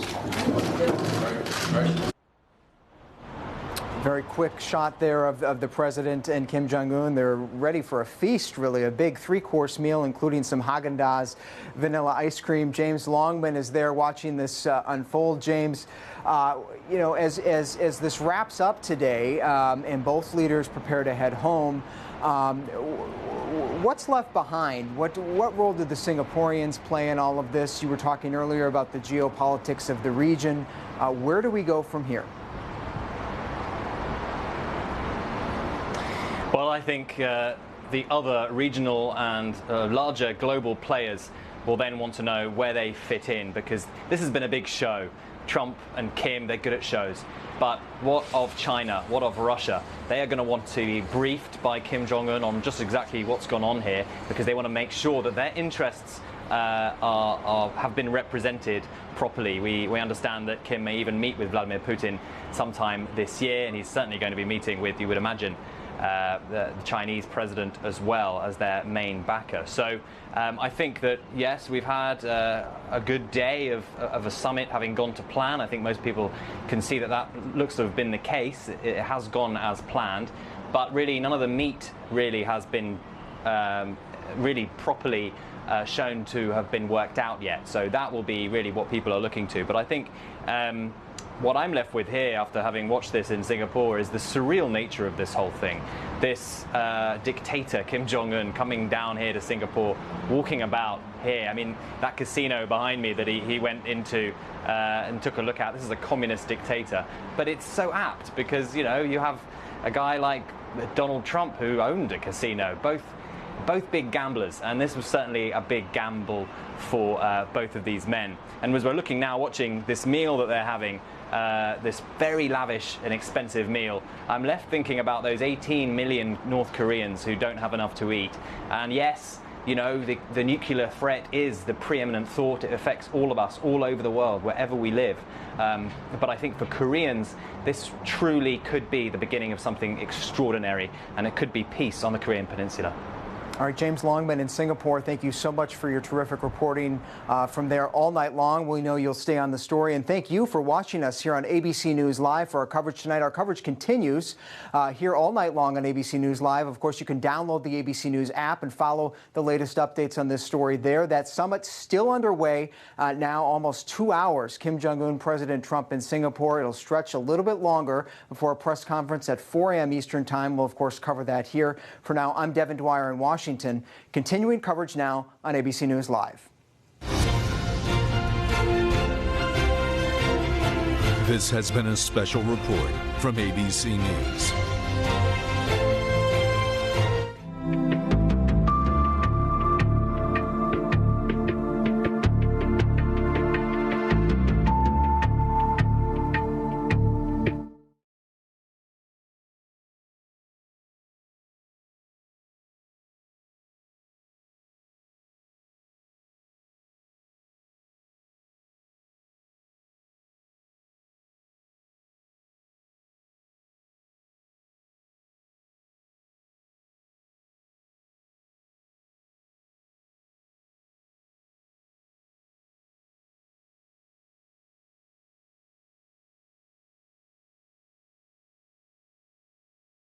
The highly choreographed production at a posh resort in Singapore may have appeared out of place after 6 decades of hostility, but President Trump promised we will be successful as the two nations look for ways to end a nuclear standoff. Both men are now chatting over lunch. Beef short ribs, sweet and sour crispy pork, and braised codfish. They're with their delegations at a long rectangular table. And ABC's Connor Finnegan, who covers the State Department for us, is joining us live now from Singapore. This is the working lunch we were promised. It appears the bilateral meeting involving the U.S. and North Korean delegations went a bit longer than anticipated. A little bit longer than anticipated, but now these delegations will break bread together for the first time. A very important sort of symbolic act. As a senior U.S. diplomat explained to me a couple weeks ago, getting them in the room together, breaking bread together, is all about building a level of trust so that these conversations can move forward. As President Trump himself has said multiple times now, this is a process. This first meeting is about beginning that process, and breaking bread, getting to know each other is fundamental to that. And this is all going according to plan, a very highly choreographed plan. We still haven't actually determined whether they've talked about anything substantive or what may result from all of this. Exactly. You know, we've only seen them a few times now, and when they've been asked shouted questions, you know, Mr. Chairman, will you give up your nuclear weapons? They've remained mum on that. We do know that there is some sort of joint statement that is being worked on by the two delegations. It has been now for weeks, if not months. Have they signed that yet? We haven't received any word. Have they even talked about the details of that yet? We still don't know. Again, after this luncheon, we presume that there will be some more meetings, some more negotiations on this, and then perhaps we'll know if they've signed. So even if we haven't gotten to the substance yet, the symbolism here has been quite striking. It was Donald Trump approaching from the right, striding down the long portico of the colonial-era resort, and then Kim Jong-un in his Mao suit, approaching from the other side, and they met right in the middle on a red carpeted stage against a backdrop of North Korean and American flags, and then they shook hands for 13 seconds. 13 seconds, a grip that seemed unimaginable this time a year ago. You know, Aaron, I was really struck in particular by those flags. The United States flag next to the flag of a country that has a horrific human rights record, that has threatened this country, you know, with nuclear weapons and chemical weapons, biological weapons. But the symbolism here is such a coup for the North Koreans in a way. These two leaders side by side on the world stage, it really elevates Kim Jong-un to a level that he previously hadn't been before. You know, this is the first time this year, I should say, has been the first time that he's left his country as leader. Earlier this year, traveling to China and now to Singapore. And you've really seen him emerge as a global player because of this summit.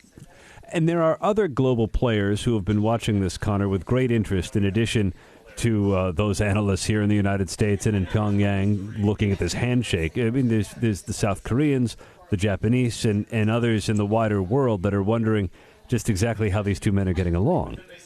I love the reaction, especially from South Korea. President Moon Jae-in there was presiding over the parliament, watching this summit unfold live, and he talked about how he was unable to sleep last night. He was just so positively giddy with this big grin on his face as he watched these two leaders come together. He has been instrumental in making this happen.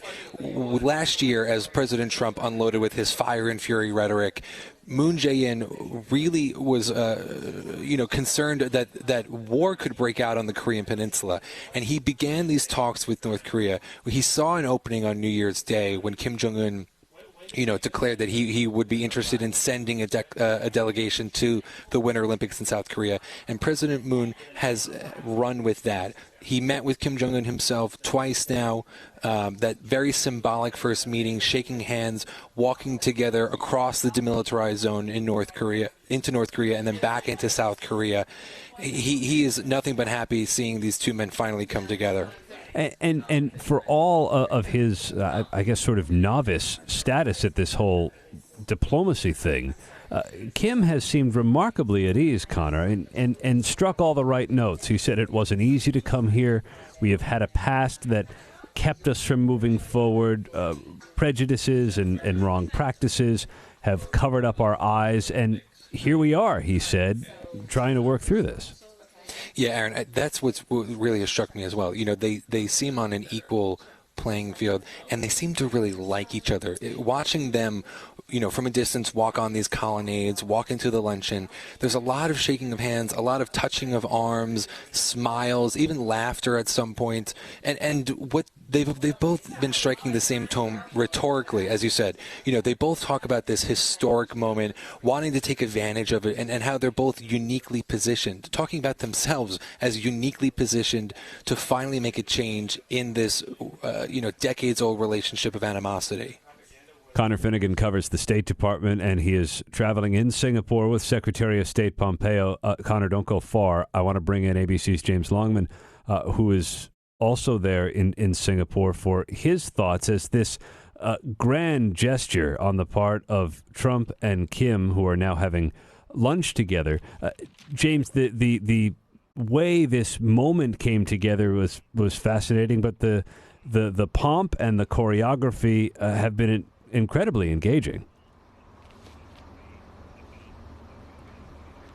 That's right. I mean, it's all gone to plan. That's the thing. I mean, I think for two guys like Kim Jong-un and Donald Trump, you kind of think that they both tend to like to go their own way, but everything seems to have gone like clockwork, which I think all of us here weren't really expecting. But these two they're two individuals who like the show. I mean, let's not forget, Kim Jong-un runs a regime in North Korea which is built on the idea that everything is perfectly choreographed, everything is tightly controlled, and they're good at shows. And Donald Trump, again, he likes a show as well. So I think, yes, today has gone well, but what comes next? And that's going to be obviously key, as everyone is saying. But for me here in Singapore, I think the surreal nature of this entire thing has just been utterly amazing to watch. I mean, last night we were in our hotel and we saw the motorcade, Kim's motorcade, sweep past, and we were like, well, what's going on?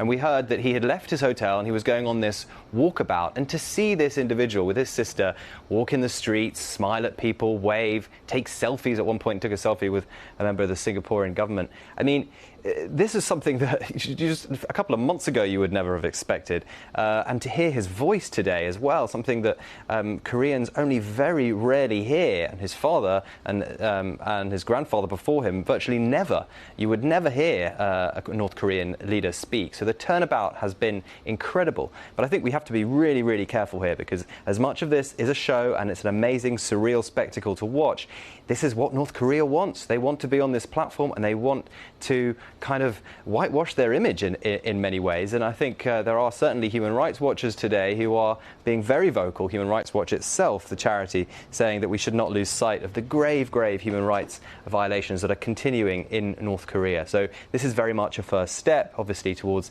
denuclearization. But this regime in North Korea is still the most brutal in the world, and we shouldn't lose sight of that.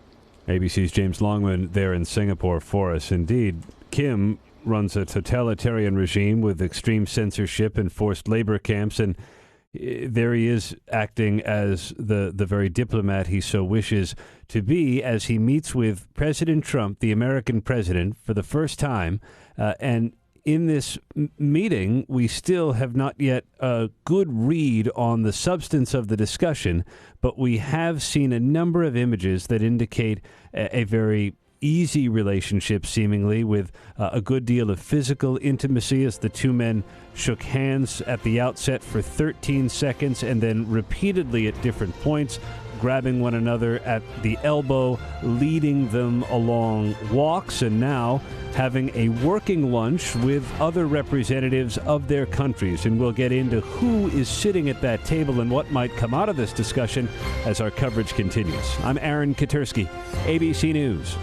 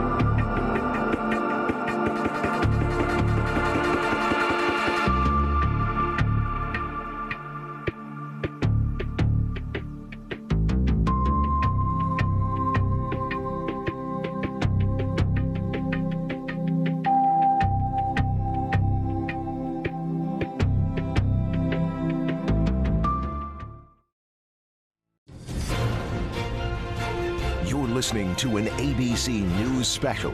Trump and Kim face to face, the historic summit. From ABC News headquarters, here is correspondent Aaron Katersky. About 40 minutes one-on-one, 90 minutes with their aides, and now a working lunch. President Trump and Kim Jong-un are together in Singapore for a summit between two impulsive leaders who are seeking to resolve a nuclear impasse. ABC's Karen Travers, our White House correspondent, is with us from Singapore. And so far, Karen, we wait to see the substantive parts of what may result from this meeting. Have White House aides dropped any hints? None. In fact, all we've seen so far are the pleasantries, the handshakes, the smiles, the pats on the back as they've been walking down colonnades at the resort where they're holding this summit. President Trump joked to the photographers in the room ahead of their working lunch. He said, very nice, getting a good picture, everybody, so we look nice and handsome and thin. People who have seen this were inside there say didn't really get the reaction from Kim Jong-un about a joke. But, the president right there showing how clearly interested he is in the optics of all of this. This is a really highly choreographed summit, Aaron. I mean, every detail has been gone over with the two sides, every second, every inch of where they're going to walk and where they're going to stand. The president, as a former television producer, always knows where the cameras are in the room. And you could really see the two men kind of jostling for that kind of primacy in the initial relationship, as they would shake hands and then they would touch each other by the elbow, trying to sort of lead one another on. And the physical differences between the two of them was striking. But Karen, perhaps not as much as maybe some observers anticipated. President Trump, by all counts, is at least a head taller, but it didn't appear that way as they stood side by side. No, it certainly didn't. Speculation on what types of shoes Kim Jong-un is wearing. They have a good about 7 inches difference in height. Kim Jong-un is supposed to be about 5'7", the president about 6'2". Maybe he was standing up perfectly straight to give him an extra little boost there. But that was one thing that we were certainly interested in heading into this because of the concern you could tell from both sides about what these optics would look like. President Trump, as I say, he always knows where the camera is. Sometimes he produces his own photo ops at the White House, pointing out to the cameras what they should be looking at, really has a keen awareness of where he should be looking. And we've seen him in meetings with world leaders overseas and at the White House where you say, he's trying to show that dominant role in the relationship. That handshake between him and Kim Jong-un went on for several seconds. I don't think it was a handshake like we saw last summer with the French President Macron, which seemed to never end. But, they're both trying to almost be the host here. President Trump ushered Kim Jong-un into the building after their first handshake. It's not his building. This isn't his summit that he's hosting. But, little gestures like that certainly give one leader over the other a little bit of leverage there before they head into talks. We're speaking with ABC's Karen Travers, our White House correspondent from Singapore, where the president and Kim Jong-un are now in their working lunch, and they are there with their delegations. And crucially, Karen, they are there with interpreters who, in large part, are setting part of the tone that we've been discussing and the nuances that will be so key to whether this encounter is ultimately successful. Yeah, it's a fascinating position in the room for, these two interpreters who are not just saying the words, but the tone and the meaning behind it. And the president is somebody that when he speaks, it's deliberate, but there's also a little bit of a rambling sometimes where he goes off on many tangents in the same paragraph. And that tone, I think, is sometimes perhaps difficult to convey. But, we're trying to read so many expressions. And what does a handshake mean? And what does a facial expression mean? Clearly, we just need some details from the White House on what's been actually happening behind closed doors. And for now, they're just not giving any hints of that, whether that's because they just don't have that update or they're really waiting for President Trump to come out and give the headlines himself. He's coming up in a couple hours to hold a press conference, which he doesn't usually do on foreign trips. I actually can't think of a trip we've been on where he's had an end of summit press conference. It's a tradition for previous administrations, but not something he's embraced. So far, the only hints that we have come in the utterances of the two men, and President Trump is making it sound like they have, in his words, an excellent relationship already. He made that within moments of meeting Kim Jong-un face-to-face for the first time. And he also said, we're going to solve this. And Kim, too, if a little more sober, talked about the historical things that have grabbed at the ankles of these two nations, held them back, and he seems to want to put those aside. Yeah, and I think, he also he talked about the obstacles that had been in place, that it was a very difficult journey to get to this meeting. And, there's certainly a nod to history there, but I think you can even look back at the relationship and the rhetoric from last year. I mean, who would have thought this time last year that we'd be sitting here watching President Trump meet with Kim Jong-un? Last summer was known for that very fiery rhetoric from President Trump. I mean, he was ramping up the war language, essentially, the personal insults, the threats of military action, the response from Kim Jong-un. I mean, it was a fever pitch last year. And then it was as if there was somebody just slammed the brakes on it. Earlier this year, North Korea started a different tone, perhaps signaling that they would be willing to start some type of diplomatic conversation. And that really sped up quickly. And I think you can point to the involvement of South Korea's President Moon. He has a good relationship with the president, not the same as the president has with Prime Minister Abe, who he likes to golf with. And he didn't give him the big welcome like President Xi did in China last year. But President Moon has played such a critical role in getting the conversation going, really pushing President Trump, telling President Trump that he felt that Kim Jong-un was serious about this. I don't think if he had played such a heavy-handed role in this, I don't think we'd be here today, Aaron. Yeah, from fire and fury to a bouquet of flowers that separated the two men at one point as they were seated together before cameras and shook hands across this little coffee table with the vase of flowers on it. And it really... The scene, as Kim said to Mr. Trump on the balcony, would strike some as a fantasy from a science fiction movie. Yeah, that was quite a line. And you wonder how much is lost in translation there, too, but they went back, and that's apparently what he did say. And I think just he's recognizing the moment that nobody would have believed they would get to this point. And this is where critics will say that the administration is not playing this the right way, that by giving that photo op that nobody would have believed 6 months ago would have happened, you've already given Kim Jong-un leverage, you've already given him a victory. It appears the sun has come out at the posh resort in Singapore, where President Trump and Kim Jong-un and their aides are now having a working lunch prior to emerging again before cameras. President Trump has promised a news conference at the end of his summit, which is ending rather abruptly. Karen, we had heard before the meeting even started that once there was this one-on-one meeting and then a bilateral meeting with aides and then this lunch, everybody's going home.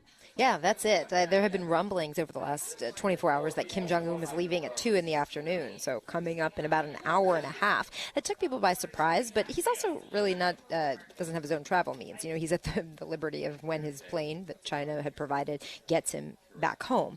The White House then announced that this was going to be a one-day summit. It would not extend into Wednesday. There had been some speculation about that. The president himself speculated just the other day that maybe it would be 1, 2, 3 days. Though they then said the president, at the end of this, he'll have that press conference, and then that's it. He's heading back to Washington, a really long trip back. But clearly it feels that once they wrap up these meetings, that's it. He doesn't need to be here any longer. And the reaction that he'll face should be interesting. Karen, noting that members of Congress haven't said a whole lot about this summit. No, I think many were waiting to see what this looked like and what the optics, what the message, the language coming out of it, and what the deliverable was, if there's any. We will hear that from President Trump himself. No doubt he will be very eager to say that this was a success. The question will be, what evidence does he provide to show it was? ABC's Karen Travers, our White House correspondent, traveling with President Trump in Singapore for the historic summit with Kim Jong-un, still underway as the two delegations sit down for a working lunch as they work out what to say at the end of this summit. Stay with us. I'm Aaron Katersky. You're listening to live coverage from ABC News.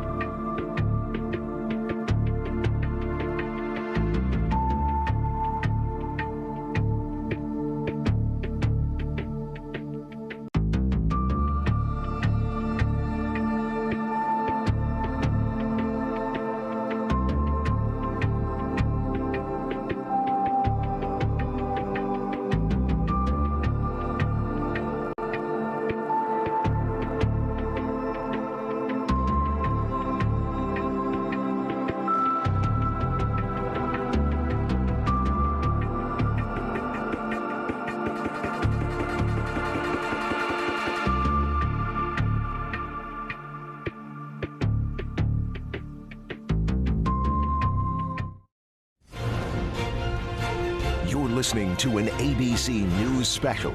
Trump and Kim face to face, the historic summit. From ABC News headquarters, here is correspondent Aaron Katersky. They shook hands, they broke bread, and we wait now for the results of the very first meeting between an American president and a leader of North Korea. It's ongoing now in Singapore. At the outset, President Trump predicted a terrific relationship would emerge with Kim Jong-un. ABC's Joo-Hee Cho is there in Singapore live for us in the lunchtime heat.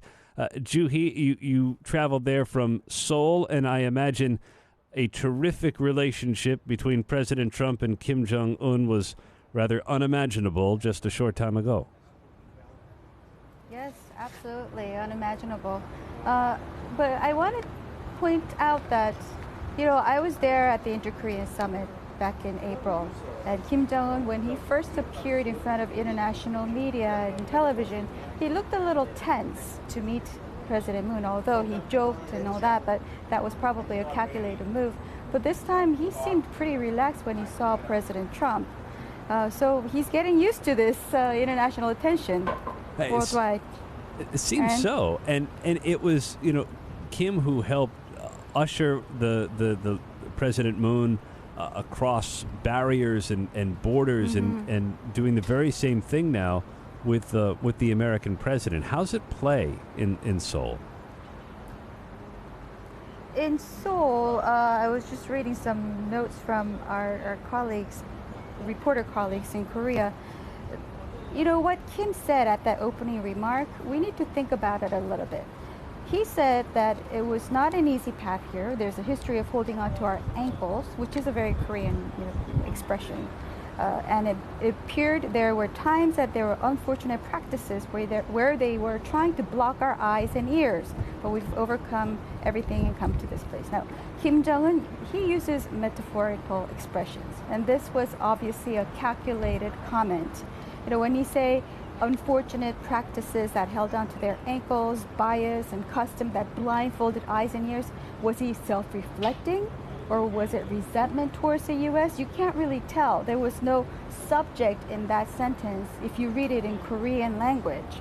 Joo-Hee, So, let me let me self- just pause you there, if I could, for a moment, and forgive the interruption. But Kim and President Trump have just emerged once again from the colonnade where they walked from lunch, and they have paused once again at the edge of the interlocking American and North Korean flags, where they first met and shook hands upon arrival at the resort in Singapore.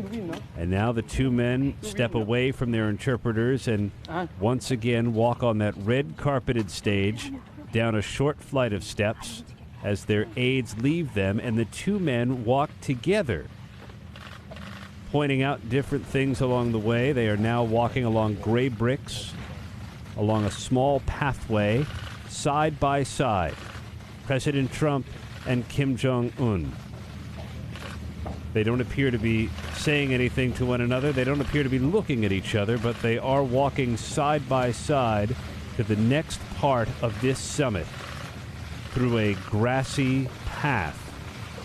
You can hear the cameras clicking away as these two men, both ever aware of image, step toward microphones. It's going great. We had a really fantastic meeting. A lot of progress, really very positive. I think better than anybody could have expected. Top of the line, really good. We're going right now for a signing. What are you going to sign? Chairman, do you have any comments about denuclearization? What are you signing, sir? I'm announcing that in a couple of minutes. Mr. Kim, will you agree to denuclearize? President Trump and Kim Jong-un Will you open up your prisons? resume the company of their interpreters as they walk away from cameras and microphones. You heard President Trump say we had a fantastic meeting, really good. We're going right now for a signing. What it is they're signing is not exactly clear, but the two sides had been working on some kind of joint communique. ABC's Connor Finnegan covers the State Department for us. Connor, any word on what these delegations may be signing? You know, Aaron, we still have no word on what this document actually says. It's been long anticipated that they will say, as you said, they will sign a joint communique, you know, with some vague promises about denuclearization in the long term. In exchange, the United States offering security assurances, perhaps eventually a relief of economic sanctions on North Korea. But at this moment in time, we have no idea what is in that document that they're, as Trump said, going in to sign now. President Trump side by side with Kim Jong-un as they approach a vehicle. Are we going? And they now step away from the vehicle. They appear to have put someone in a car, and now they've moved away from that vehicle and back inside the building at the Island Resort, where they have been meeting now for a couple of hours. First alone, then with aides, then over lunch. President and Kim, their interpreters very close by, off to what President Trump has called a signing. The president told reporters their meeting has been very, very good, fantastic. And he told reporters they're going for a signing. And the two men aren't really interacting with one another. They seem to be conversing with aides as they await to sign whatever document they are going to sign. ABC's Connor Finnegan is watching this with us. Connor, who's in that small huddle?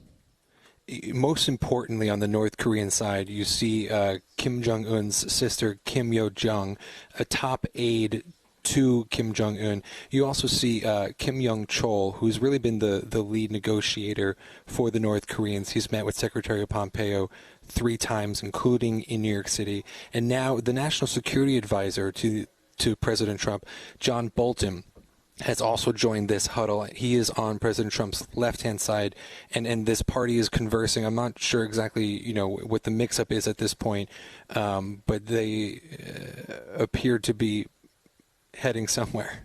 Yeah, they appear to be negotiating their next move, don't they? It's the president had just finished saying that the two sides were making progress, and then they got caught up by a vehicle, moved away from the vehicle, and are now huddled with aides and interpreters and seeming to plot what the next move will be.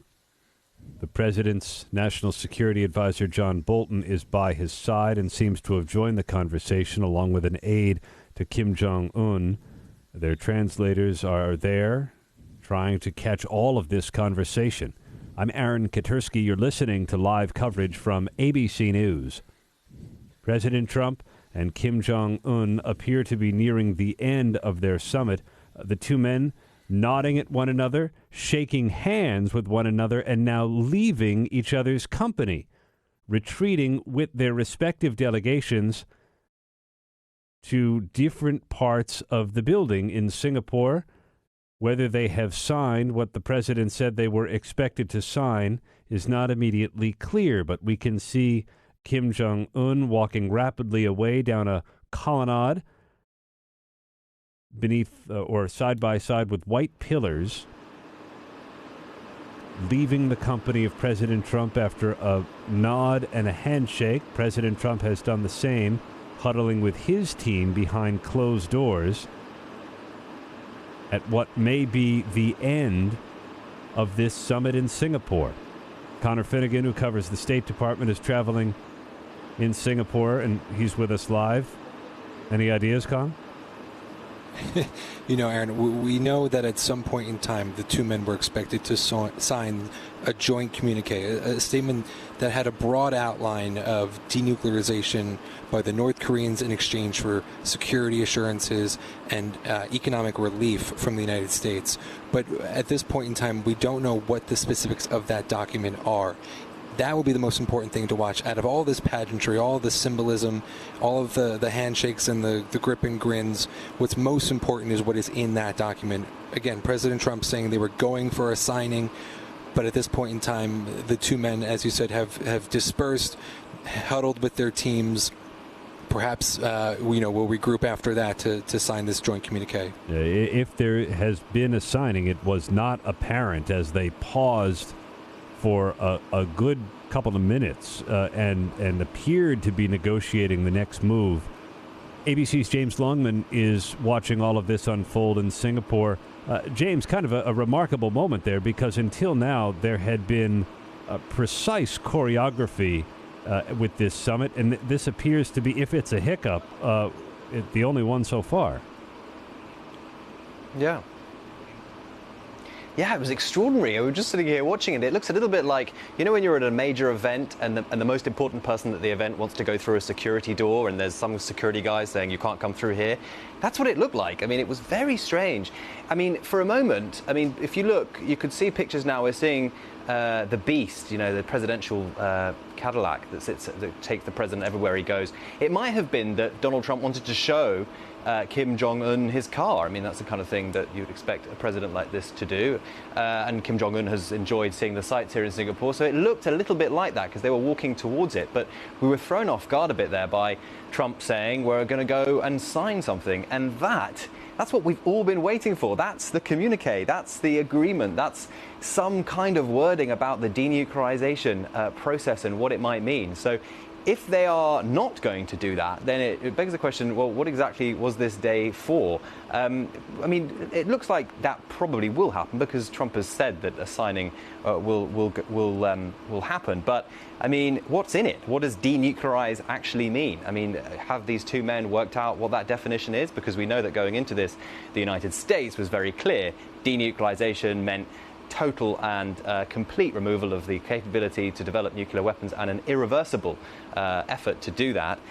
Whereas the North Koreans think, well, no, it's denuclearization of the peninsula, which means South Korea as well, and it means American nuclear capabilities in the region also have to be moved back. So have they had an agreement on that? What does that mean? Also, in this agreement, has there been some kind of conversation about drawing an end to the Korean War? Because we know that the President Moon of South Korea has been on the phone yesterday for 40 minutes with President Trump, and he was really one of the big players in this, bringing these two individuals together. So will that be part of the communique? Because, of course, these two countries have been at war, at least on paper, since 1953, only really with an armistice since then. And what has Trump given Kim as a prize, really, for giving up his nuclear capability? What concessions has Donald Trump made? So really, these are all questions where we're dying to hear the answers to, and we want to know what's in this document and what indeed both Kim Jong-un and Donald Trump will be signing. ABC's James Longman live in Singapore, where President Trump and Kim Jong-un a moment ago walked into the courtyard of the Capella Resort. They appeared to be in good spirits. They left their interpreters and walked side by side, looking straight ahead through a narrow gray path past some cameras, and President Trump said they were having a really fantastic meeting with a lot of progress. Top of the line, he said, better than anybody could have expected.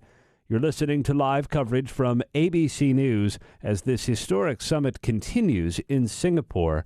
The president had said we are going right now for a signing, but then there was a pause, and aides sort of moved in at either side of the two leaders, and they appeared to be working out some of the next steps. A few moments after that, the sides departed. President Trump went off to the left, and Kim Jong-un went off to the right. And if there is going to be a signing, as the president says, it has not appeared to have happened yet. ABC's Connor Finnegan covers the State Department for us, and he's live there in Singapore. Any word from the State Department as to where things may stand now? No, Aaron, unfortunately, we still have no word on where things stand now. The U.S.'s lead on that joint communique had been U.S. Ambassador Sung Kim. He's the U.S. Ambassador to the Philippines, but before that, he was one of the special representatives from North Korea policy. He was highly involved in the six-party talks during the 2000s under the Bush administration, where the U.S. had reached some agreements with the North Koreans about denuclearization. So this is an issue that he knows extremely well. He's dedicated his career to, and he had been meeting for weeks with his North Korean counterparts on what they could agree to in that document. He also met yesterday, actually, twice with his North Korean counterparts, really trying to hammer that final agreement out so that these two leaders could have a productive day here today and actually come forward with an agreement to sign. But still no word on what's unfolding right now and why these two teams went off into their individual holding spaces. And if it was true, and it was hard for me to see based on the camera shot in watching the two men move toward a vehicle, I couldn't until the camera panned out see that it was the Beast, the presidential limousine. James Longman, may well be right. He may have just wanted to show it off to Kim Jong-un, who seems, fascinated by everything that he has seen as he makes a rare trip outside his country. Well, and as James said, this is a president who does like to show off those kinds of perks of the presidency. He's always happy to show people around the Oval Office the history of the building, in particular the Resolute desk itself, Air Force One, the same thing.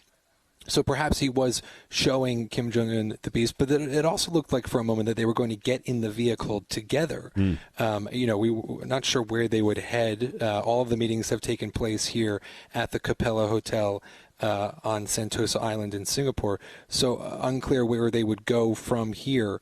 But President Trump is expected to have a press conference in a few hours after after the signing is supposed to happen.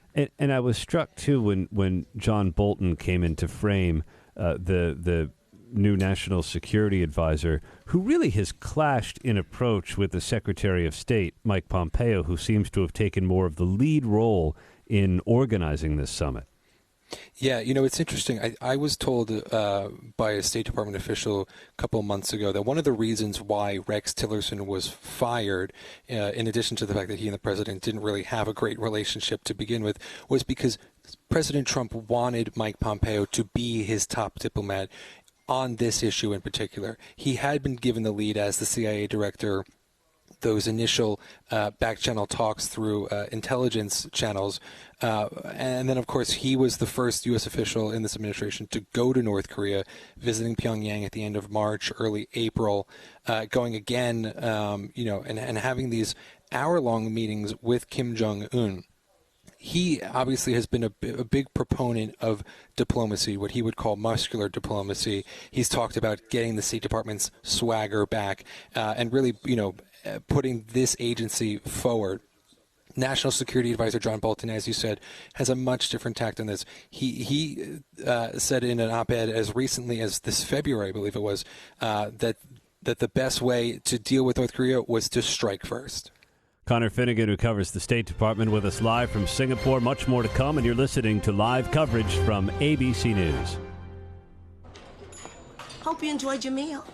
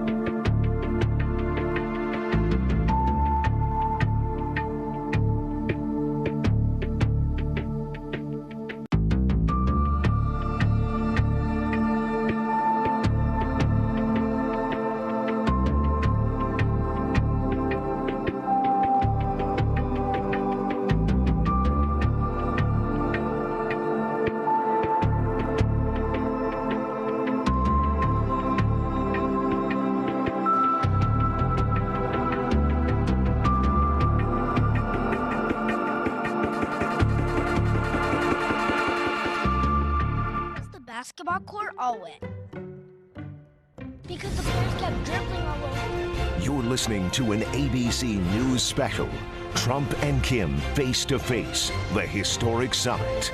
From ABC News headquarters, here is correspondent Aaron Katersky. After what President Trump called a really fantastic meeting with Kim Jong-un, the two sides have retreated to their corners ahead of what the president said would be a signing.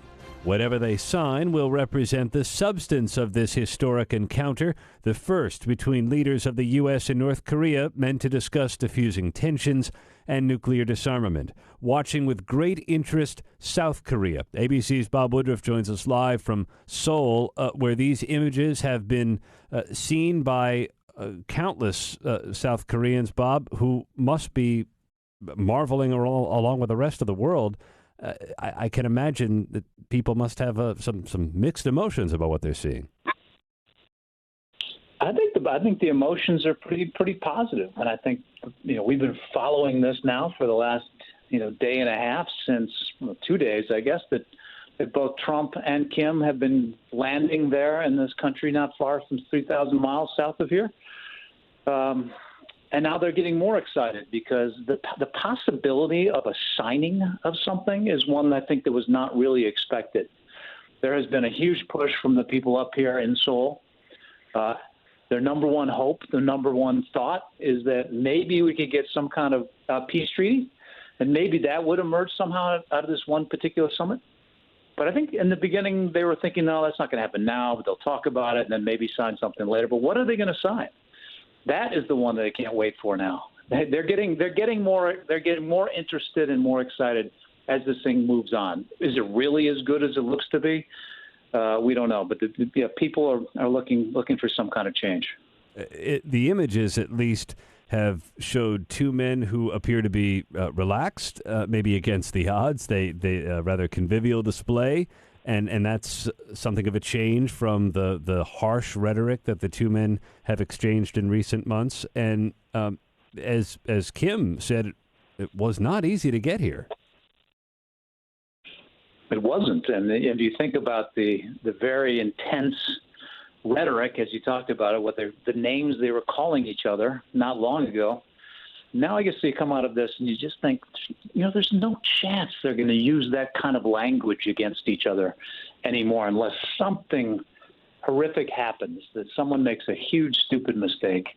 Even if they come away from here and neither one can agree to make some kind of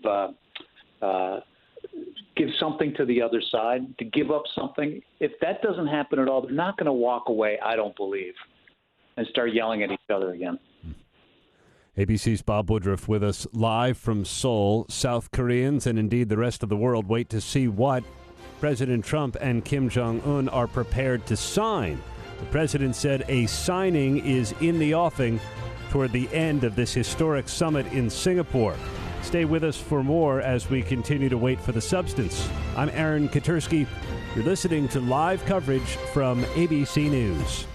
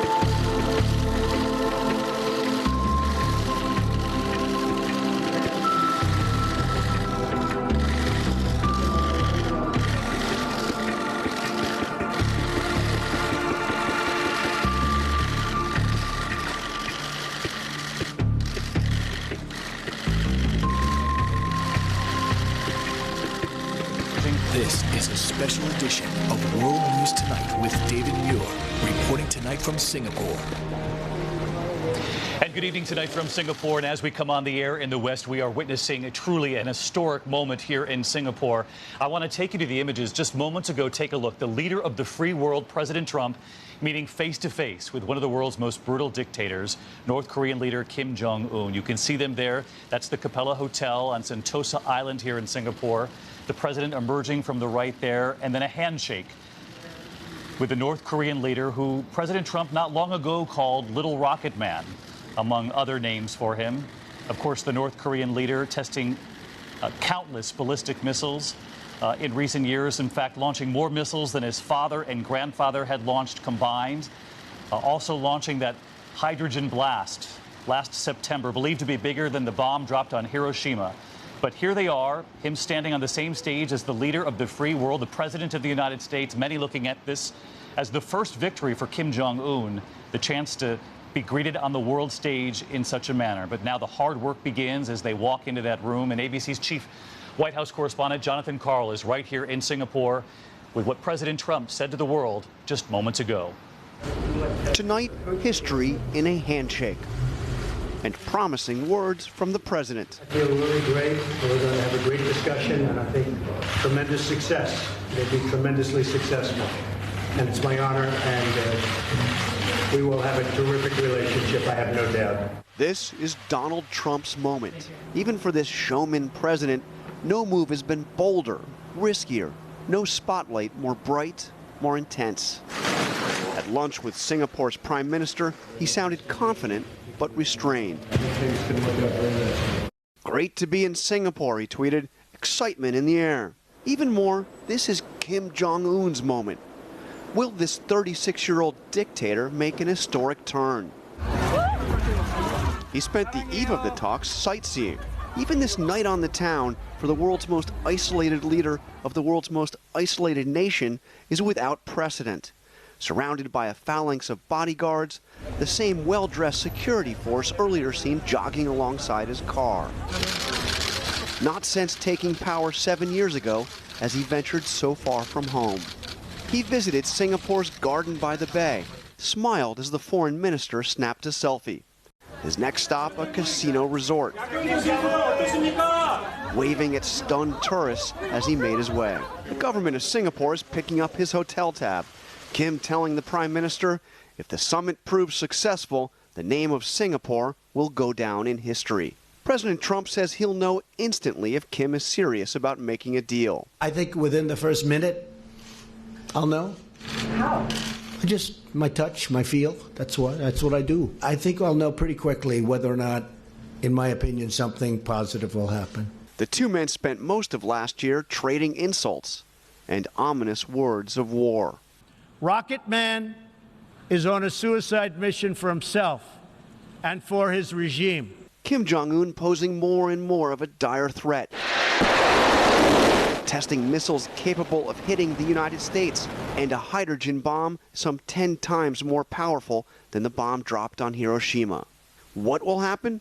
Diplomats have been working day and night on a joint statement, but in reality, the answer depends almost entirely on two men who relish their own unpredictability. Again, this extraordinary summit now underway. John Karl with us live here in Singapore. John, we know there will be two meetings in the coming hours. First, President Trump and Kim Jong-un face-to-face in that room. We're told no aides, no advisors in the room, just their interpreters. And you could actually see Kim Jong-un relying on the woman off to his left in some of those images for the translation, help with those moments with President Trump in front of the world. And you have a readout, a translation already of what Kim Jong-un said to the world? Yes, so many firsts here, David. Obviously, the first meeting of a North Korean dictator and an American president. The first time Kim Jong-un, as the leader of North Korea, has ventured so far from home. It was also the first time he had ever appeared before the Western press. And yes, he did speak. We have what he said. He used quite an image in describing this moment. He said it was not an easy path to be here. He said there is a history of holding on to our ankles. And he said, we have overcome everything and come to this place. John Carl leading us off here as we're live on the West Coast with this history being made in Singapore. John, our thanks to you. I want to bring in our Chief Global Affairs Correspondent, Martha Raddatz. And that notion that you just heard from John, holding our ankles in North Korean culture, is essentially saying a way of holding us back, being a dead weight. Kim Jong-un signaling to the world that that dead weight has been lifted in quite a moment. Well, we certainly have seen it here in Singapore. Even last night, going around to the hotels, going on his little tour, John mentioned that as well. But that moment to hear his voice, for us, you so rarely even hear his voice, and to see him out of that place that has been such a mystery. We've known so little about him for so many years, David. As we look at these pictures, Martha. This is an ABC News special. Trump and Kim face to face, the historic summit. From ABC News headquarters, here is correspondent Aaron Katersky. President Trump said his meeting with Kim Jong-un went better than anybody could have expected. He said the two were on their way to a signing, but then they went in opposite directions at the resort in Singapore where all of this is taking place. ABC's Karen Travers is there and with us live. Karen, no indication what they're going to be signing. The president was asked that question by the small group of reporters that are with him at this resort on the island, and Aaron, he did not answer. He said essentially stay tuned. But he did say it was a really fantastic meeting, that there was a lot of progress, and he said it went better than anybody expected. But he didn't say how. And, you know, this statement could be a whole range of things. It could be something related to the Korean War. It could be a pledge to keep the conversations going. I mean, we have heard the president say that this summit is really just the beginning of a process. He has suggested that he might have to have more meetings with Kim Jong-un in the coming months in order to move forward on a denuclearization plan. And once it became very clear that that was not going to be signed, sealed, and delivered today in Singapore. But no hints from the president as to what he's signing, and eagerly awaiting the small group of reporters that are there at the resort to go in and see some photo op between President Trump and Kim Jong-un. It looked like they were leaving at one point, Aaron. They came outside. Their vehicles are parked at the entrance to this big building here in Singapore, and the president actually went over and opened the door to his vehicle, which is kind of known affectionately around Washington as the Beast, given how large and massively secured it is. He opened it and seemed to be showing Kim Jong-un his wheels, which is quite a little moment here. But again, another indication of just how many photo ops there have been on this. We haven't heard or had any indications of substance, any agreements, any tangible progress, but certainly a lot of on-camera images of the two leaders shaking hands, patting each other on the back, and showing off their cars. Two men keenly aware of stagecraft appear to have been set to enter a room on another floor of this resort, and it is set with a table where the two men could sit together to sign whatever document they are prepared to sign. The interlocking American and North Korean flags, which have been an enduring backdrop for this summit meeting, are once again in position behind the chairs where the two men will sit. We can see that the Chief of Staff, John Kelly, has entered the room. He has a hand on one of the chairs, perhaps the one President Trump, his boss, will occupy. John Kelly helping arrange some of this elaborate stagecraft as members of the press get into position. The cameras are already clicking away, and the two main players are not yet in the room. But ABC's Karen Travers is watching from her post in Singapore. Karen, the table where the two men will sit, rectangular in shape, puts them once again in very close quarters. Yeah, right there, the chairs are side by side, you know, not signing things on their own separate tables. Really maybe trying to make that imagery of a joint statement. That sound you're hearing right now is the scramble between the American and North Korean delegations. There are officials from the White House and officials with Kim Jong-un essentially yelling at reporters right now to try and get them in place. Having been in many of these situations with these small pools, it's a scramble. Everybody's trying to get their shot. Everybody's trying to get ready.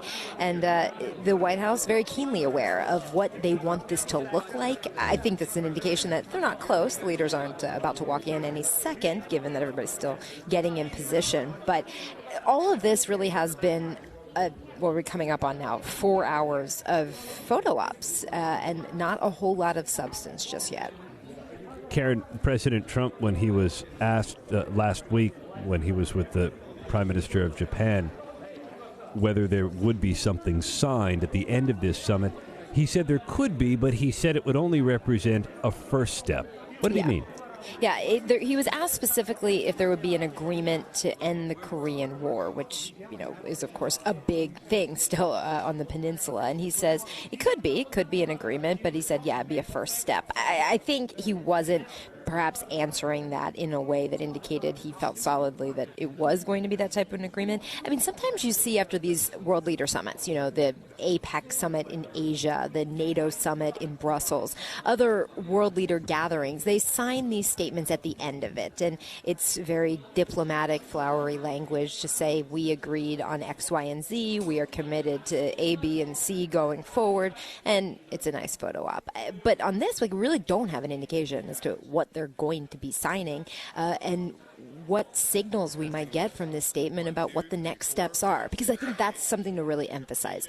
A couple months ago, the president said this meeting will lead to denuclearization, really setting a very high bar, and then he started to scale it back quite a bit to the point where he was indicating that this was just step one in what could be a many-step process, and this could take a while to get to a point where there's an actual substantial deliverable between the two countries. I mean, there's been a scramble. You've had U.S. officials meeting with North Korean officials very intensely over the past couple of weeks, but denuclearization agreements, these don't happen overnight, and President Trump was very keyed in on June 12th. Once they set this date, he wanted to have this meeting, even if it meant they weren't quite there yet in the process. But I think that's another indication of how the White House views his role in this. They don't see him as the president who comes in at the end, takes a pen, signs it, and does the photo op. They really do want to see him engaged in the negotiations. He has made it clear he didn't want to move forward unless he felt like he had some relationship with Kim Jong-un. The two men then are set to sit side by side at a rectangular table, adorned only with a bouquet of flowers. Behind them, the interlocking flags of the United States and North Korea as they prepare to sign something. President Trump said it would be announced in a couple of moments, but he said the meeting has gone better than anybody could imagine. That was ABC's Karen Travers there. ABC's Juhi Cho is with us from Singapore. So, Juhi, what's in the offing here? What could be on this very nice table for these two men to sign? Well, we clearly know what North Korea wants. North Korea definitely wants some kind of security for its regime survival, but also for both Koreas. Both North and South Korea want a peace treaty, but before a peace treaty could be signed, there has to be a declaration of end of war, and also there has to be, and there can be denuclearization before a peace treaty is signed.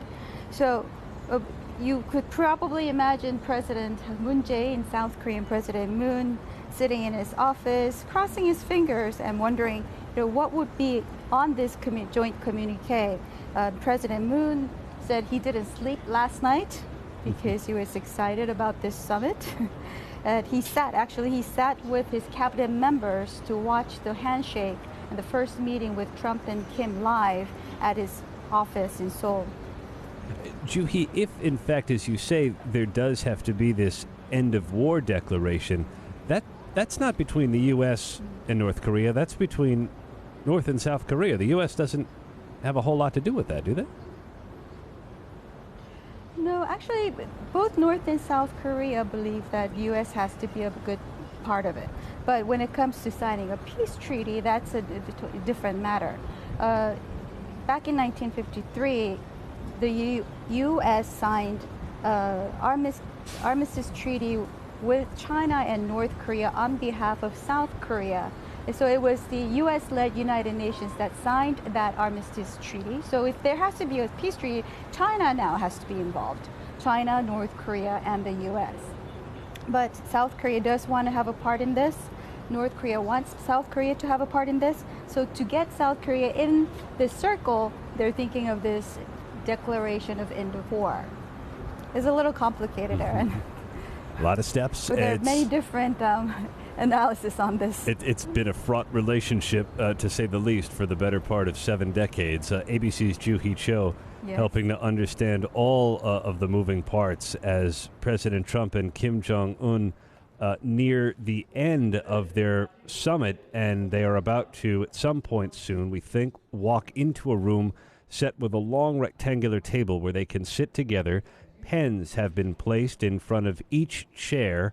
There are only chairs for the two of them so they can sign whatever it is they are prepared to sign. So stay with us as we wait to find out. I'm Aaron Katersky. You're listening to live coverage from ABC News. President Trump and Kim Jong-un are toward the end of a summit in which the two men shook hands, met one-on-one for about 40 minutes, had a bilateral meeting that went for about an hour and a half, and then a working lunch with their aides that included beef short ribs and sweet and sour crispy pork and braised cod. Then they went for a brief stroll and appeared to show each other their cars before going their separate ways to huddle with their delegations in advance of what President Trump called a signing. He was asked by the small group of reporters there at the resort what the signing would be, what they were signing, and the president did not give a direct answer. At several turns, North Korean leader Kim Jong-un has been asked, albeit in English, whether he is prepared to give up nuclear weapons, and he has not responded to those shouted questions. ABC's Connor Finnegan covers the State Department for us, and he's there in Singapore. The pens are on the table, Connor, as these two men have yet to enter the room, but what will they be signing? I'm sorry, Aaron. Say that again. Saying the pens are on the table, and they are ready for what President Trump has called a signing. Any word on what it is they will actually be, putting pen to paper? Yeah, of course. We still have no word on what is in that document. As you said, President Trump's signature black marker sitting on that table. We've got 2 chairs. Of course, that row of flags, once again, from each country, really elevating the North Koreans to have that flag right next to the United States. And we expect, these two men to walk in at some point soon. As Karen said before, they're still working out the logistics in the room and getting these cameras in place. But any moment now, we do expect them to sign something. What they're going to sign, we still have no word on. Well, nonetheless, the president has proclaimed this summit as going better than anybody could have expected. He has hailed the terrific relationship that he says has developed between the two leaders since this summit began several hours ago. And now, against that backdrop of flags and at an elaborate, very highly polished brown rectangular table, the president and Kim Jong-un are going to sit side by side and sign what is put in front of them with pens that are right there at the ready on 2 blotters on the table as cameras prepare to click away. This is in a separate room from where their earlier meetings had taken place. They were seated together before with just a bouquet of flowers between the two of them as they greeted one another really for the first time, and President Trump was able to size up the man that has been his adversary as they work on diffusing tensions and as they work to resolve the nuclear crisis on the Korean Peninsula. ABC's Connor Finnegan, who covers the State Department, is with us as we watch all of this unfold. Connor, the State Department hasn't seemed to drop many hints as this summit has been in progress. By design, to keep us all in suspense?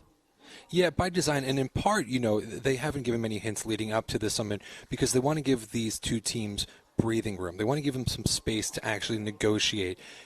How much negotiating did President Trump and Kim Jong-un themselves do in all this? We don't really know. A lot of this joint statement had been worked out previously by a U.S. team and a North Korean team that had been meeting at Panmunjom, the peace village in the demilitarized zone between North and South Korea. So again, we don't know what is in this document. I might add, though, Aaron, that we've sort of said this has been a lot of symbolism, a lot of pageantry so far, but it is also important that these two men do develop a level of trust. Going forward, as President Trump has said, this will be a process, and Kim Jong-un has to trust the United States to a certain extent. He has to believe that when, these security assurances that are given to him, whether or not they're in this document that they're going to sign or down the road, he has to believe that those security assurances are good. And that involves, trusting the man across the table whose hand you're shaking and who's promising these things to you. We know that these two countries have been at these kinds of tables before, only to have whatever has gone on between them fall apart. But President Trump so far has said they've had an excellent relationship and a really fantastic meeting. So perhaps he is hopeful that this is going to be the beginning of a fruitful relationship as he is on what he has called his mission of peace to get North Korea to denuclearize. And that, of course, may mean something different to Americans than it does to North Koreans. ABC's Joo-hee Cho is with us. And Joo-hee, there really hasn't been a definition because denuclearization could either mean North Korea disarms and everything else stays the same, or it could mean that everything on the Korean peninsula lays down arms, and that would be a whole different calculation. Yes. Whether Kim Jong-un had kept that definition of denuclearization vague by purpose, we don't know. But what we need to see in this joint communique is what exactly they mean by denuclearization. I mean, the U.S. insists North would give up its weapons in complete, verifiable, irreversible way, but we have not heard that magic word CVID coming out of North Korea, coming out of Kim Jong-un himself.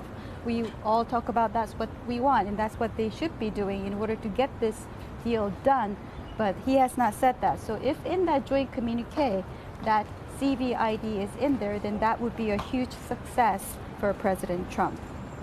ABC's Joo-hee Cho watching with us as this signing ceremony is at some point to get underway in a rather elaborate room set only with a long rectangular table. There are two blotters set at two chairs, and on the blotter, a pen for either leader against a backdrop of interlocking North Korean and American flags. President Trump had said the two leaders were about to sign something, but he did not indicate the substance of what they're signing, and that, as Joo-hee notes, is going to perhaps tell us the substance of what has come out of this initial meeting. Just that the two are talking is certainly representative of a degree of progress in the relationship, but whether this is anything more than some talk, and as Connor Finnegan points out, that talk is important to establish a rapport, but this document should give us a bit of a clue. But there are threats that the two countries want to back away from after months of heated rhetoric, and the two men, just based on their posture and their language as they've walked together and shaken hands, it does seem to be a developing relationship. ABC's James Longman is there in Singapore. And James, as we wait for this signing ceremony, it does have the potential to be significant, or maybe it's just an agreement to meet again. That's absolutely right, and I think Connor put the nail on the head there with this idea that these two men need to develop trust. Yes, this has been an amazing spectacle, but there has been 4 hours or so where these two men have been in each other's company, and it's not just trust, but I think what also needs to remain a calculation for Donald Trump, and has been a calculation here, is fear. And I say fear because I think Kim Jong-un needs to know that Trump means what he says when he says things like fire and fury. And I think that has played a big part in all this. He's as unpredictable in many ways, Donald Trump, as Kim Jong-un. And I think a lot of Donald Trump's supporters will say he was really the only person who was going to be able to bring Kim Jong-un to the table because he was so unpredictable, because Kim Jong-un thought to himself, you know what, this guy actually might just unleash hell on us, and I want to go and have a conversation with him. And I think that is exactly what Donald Trump wants us to see today in this show, if you like, that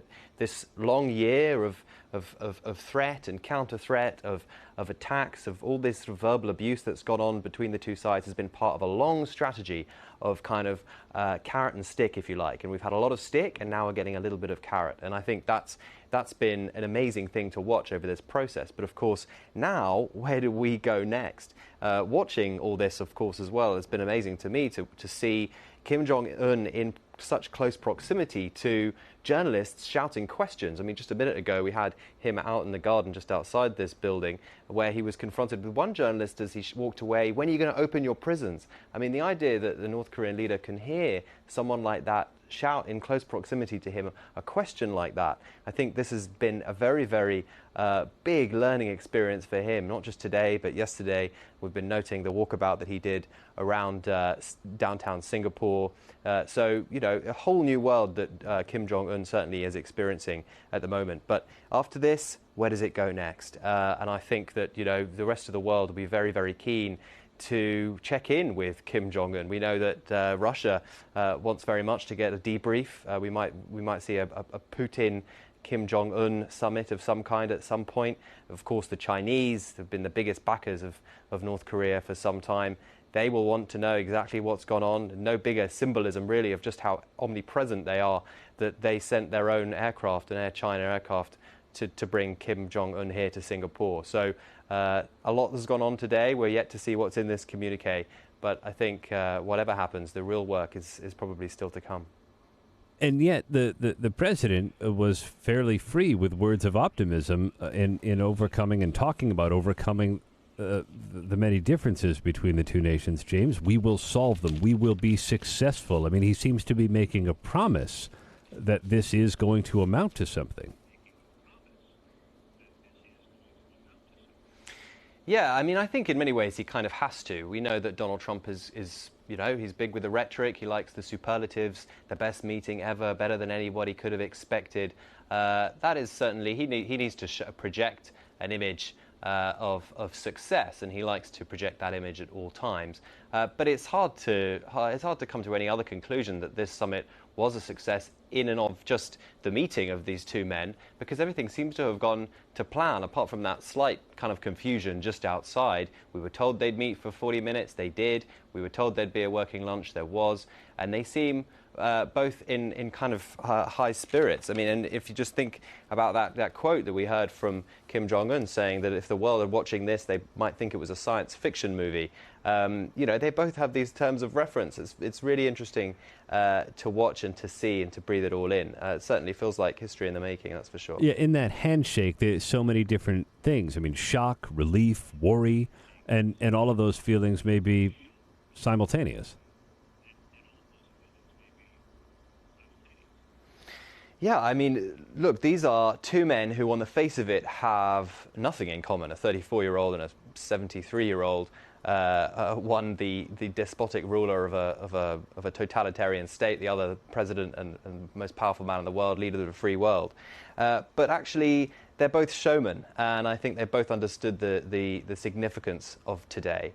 There will be criticism, though, of just how much North Korea has been elevated in the eyes of the world as a result of this event today. We're looking now at this image of these two chairs at this table with these flags behind, the North Korean flag and the stars and stripes next to it.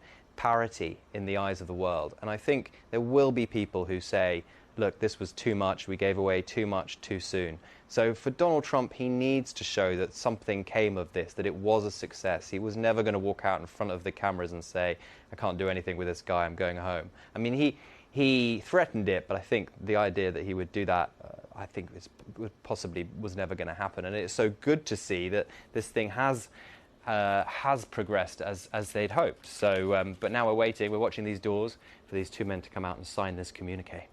ABC's James Longman with us from Singapore, where indeed we wait for President Trump and Kim Jong-un to come to a long rectangular table to sign whatever it is they are prepared to sign toward the end of their summit in Singapore. I'm Aaron Katersky. You're listening to live coverage from ABC News.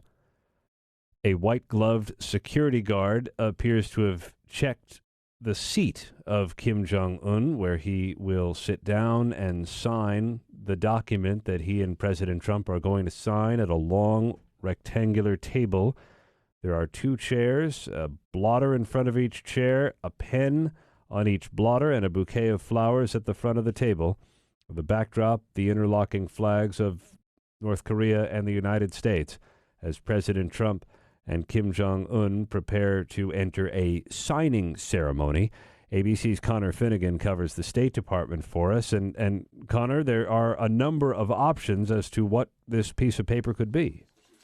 Yeah, that's right. You know, there are some broad outlines of what a deal would look like between the United States and North Korea if this communique is about that deal. It would be denuclearization by the North Koreans, which obviously we can debate the definition of, and then security assurances and economic relief from the United States for North Korea. But another option for what this piece of paper that they are about to sign could be is also a peace agreement.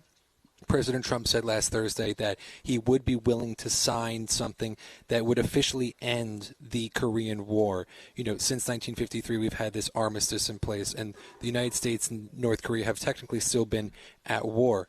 If that's what they're going to sign, though, that opens a whole other box of issues. The reason the United States has troops in South Korea, nearly 30,000 of them, is because that defensive posture with North Korea.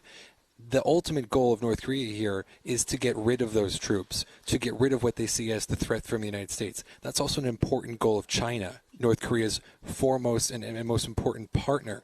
And Kim Jong-un met twice with President Xi Jinping of China before coming to this summit. So you have to imagine that Xi made it clear to him that the priority for China as well was to get rid of that U.S. presence on the Korean Peninsula. And then what if it's kind of a more simple agreement or a more moderate agreement to keep talking? If it's a more moderate agreement to keep talking, I think you kind of have to view that as a win for the North Koreans. They don't actually give up much to get this grand summit, to get their young leader on the international stage with the most powerful person in the world, with the President of the United States, looking like equals, shaking hands, smiling, their flags interlocked together. You know, it looks like a win for them if they didn't have to give up much to get that, that credence on the international stage. ABC's Connor Finnegan in Singapore. He covers the State Department. There has been a bit of jostling outside the room among aides who are waiting for the appearance between 2 wooden doors into this rather ornate room in Singapore, where President Trump and Kim Jong-un are going to conduct a signing ceremony toward the end of their first face-to-face meeting, and the first face-to-face meeting between any leaders of the U.S. and North Korea. And this one is going to come with some kind of a documented result as we wait to see what exactly is in it. And as Connor suggests, the options are several-fold. The keep talking, could be a peace agreement, or something else. And the president, at one point or other in advance of this, has suggested that all or some may well be in the offing. But he has also said that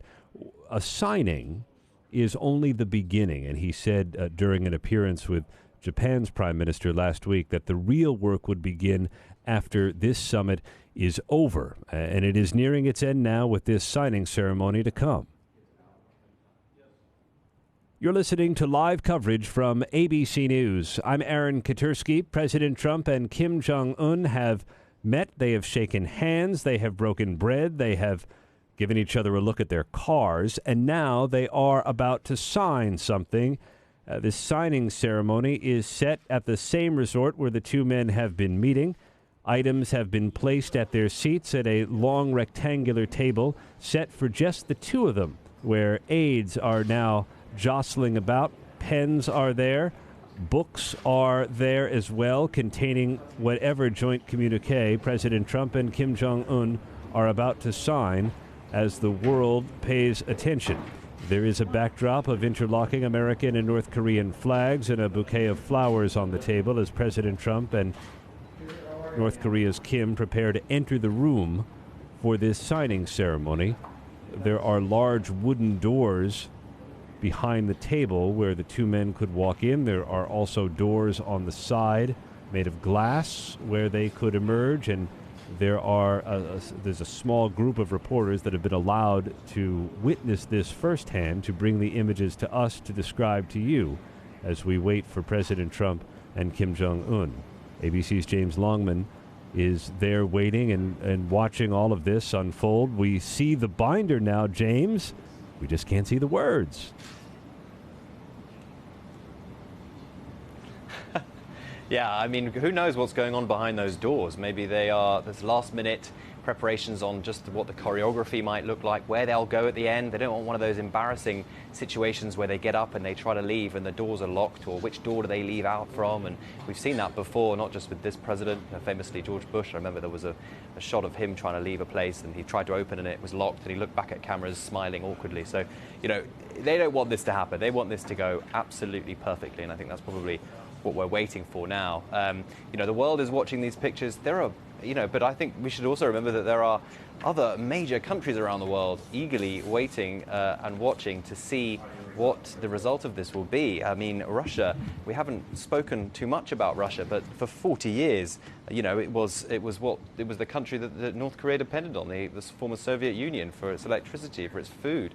And Kim Jong-un has made no secret of the fact that, Russia is waiting in the wings. It's possible that he will go for a meeting with Putin sometime this year as well, because Russia wants to make sure that its interests are going to be preserved. China as well, a place which has been really the key in all this. Its presence here has definitely been felt. It is the preeminent trading partner to North Korea. It is through China really that most of the negotiations really have had to go through, as well as South Korea. It will want to be properly briefed. And really, what happens in an agreement when it comes to North Korea's nuclear weapons pile, really people have suggested, what could China do to provide an insurance policy? Could North Korea, for example, take some of its nukes and put them in China as this kind of an insurance policy? What's its relationship with Syria going to be like going forward? We know they've had a relationship on their kind of sharing of chemical weapons materials. So there are leaders around the world watching this take place, and they will be very keen to have their own briefing with Kim Jong-un and the North Koreans to work out just exactly what's been agreed on paper, but also back behind those closed doors in private, the stuff that we're not going to hear about. They're going to want to know.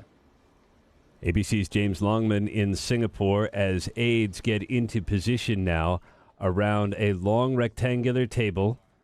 A number of the advisors who have been with Kim Jong-un have just walked into the room, as has Secretary of State Mike Pompeo.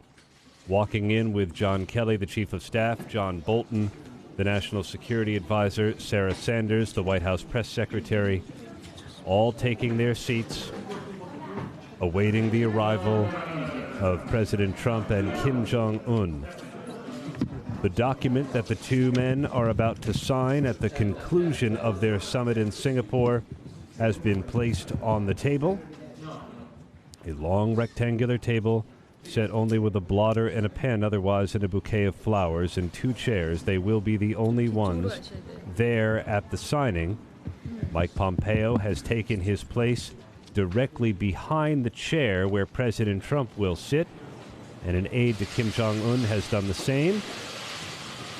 Two wooden doors open. President Trump and Kim Jong-un emerge for a signing ceremony at the conclusion of their summit. President Trump offers Kim Jong-un a chair next to him, and the two men take their seats. So we're signing a very important document, a pretty comprehensive document, and we've had a really great term together, a great relationship. I'll be giving a news conference at 2:30, which is in a little bit less than 2 hours, and we'll discuss this at great length. In the meantime, I believe that they'll be handing it out on behalf of Chairman Kim and myself, and we're both very honored to sign the document. Thank you. 우리가 매우 중요한 문서에 서명을 하게 될 것입니다. 이 문서는 굉장히 포괄적인 문서이고 오늘 굉장히 좋은 아주 훌륭한 회담을 가졌고 또 아주 좋은 관계를 구축하였습니다.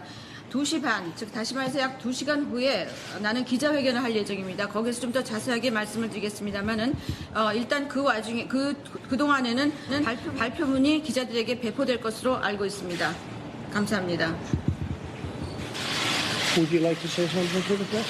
우리는 오늘 역사적인 이 만남에서 지난 과거를 덮고 새로운 출발을 알리는 그 역사적인 문건에 서명을 하게 됩니다. Today, we had a historic meeting and decided to leave the past behind, and we are about to sign a historic document. 세상은 아마 중대한 변화를 보게 될 것입니다. The world will see a major change. 오늘과 같은 이런 자리를 위해서 노력해 주신 트럼프 대통령께 사의를 표합니다.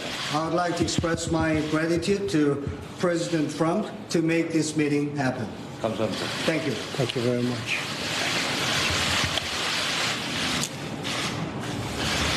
Okay.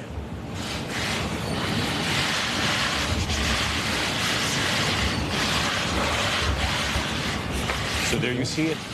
President Trump signing along with North Korean dictator Kim Jong-un.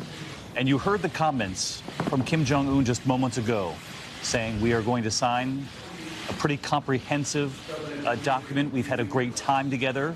We are going to put the past behind us, and that the world is about to see Absolutely. amazing change. Let's listen to the president. Would you talk about auto warm beer system?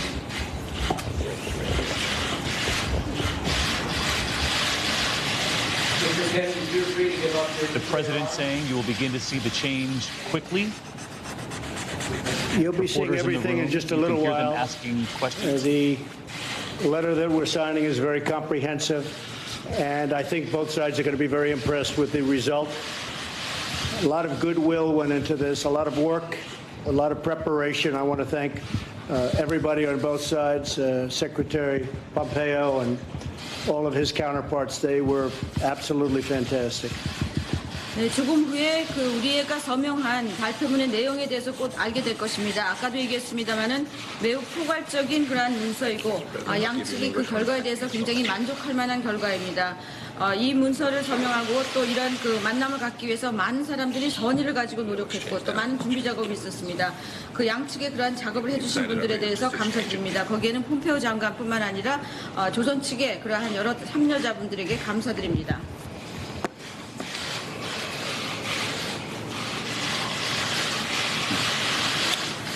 Thank you very much. It's fantastic. Thank you very much.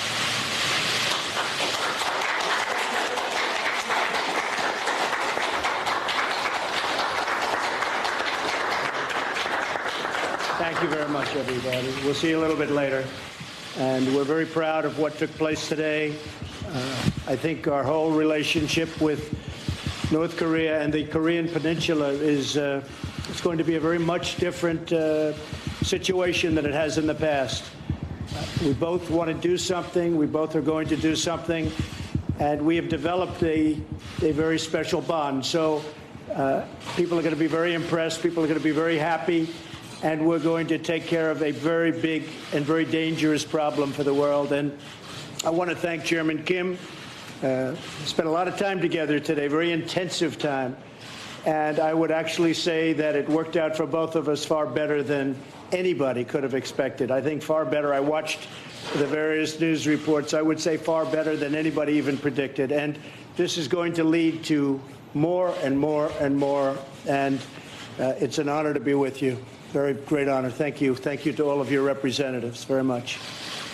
우리 둘 다 오늘 둘 다 뭔가 이루어내려고 싶어하고 또 둘의 특별한 관계가 오늘 시작되었습니다. 그리고 우리는 아주 여러 가지 중요한 여러 가지 문제의 해결에 시작을 했다라고 말씀드릴 수가 있습니다.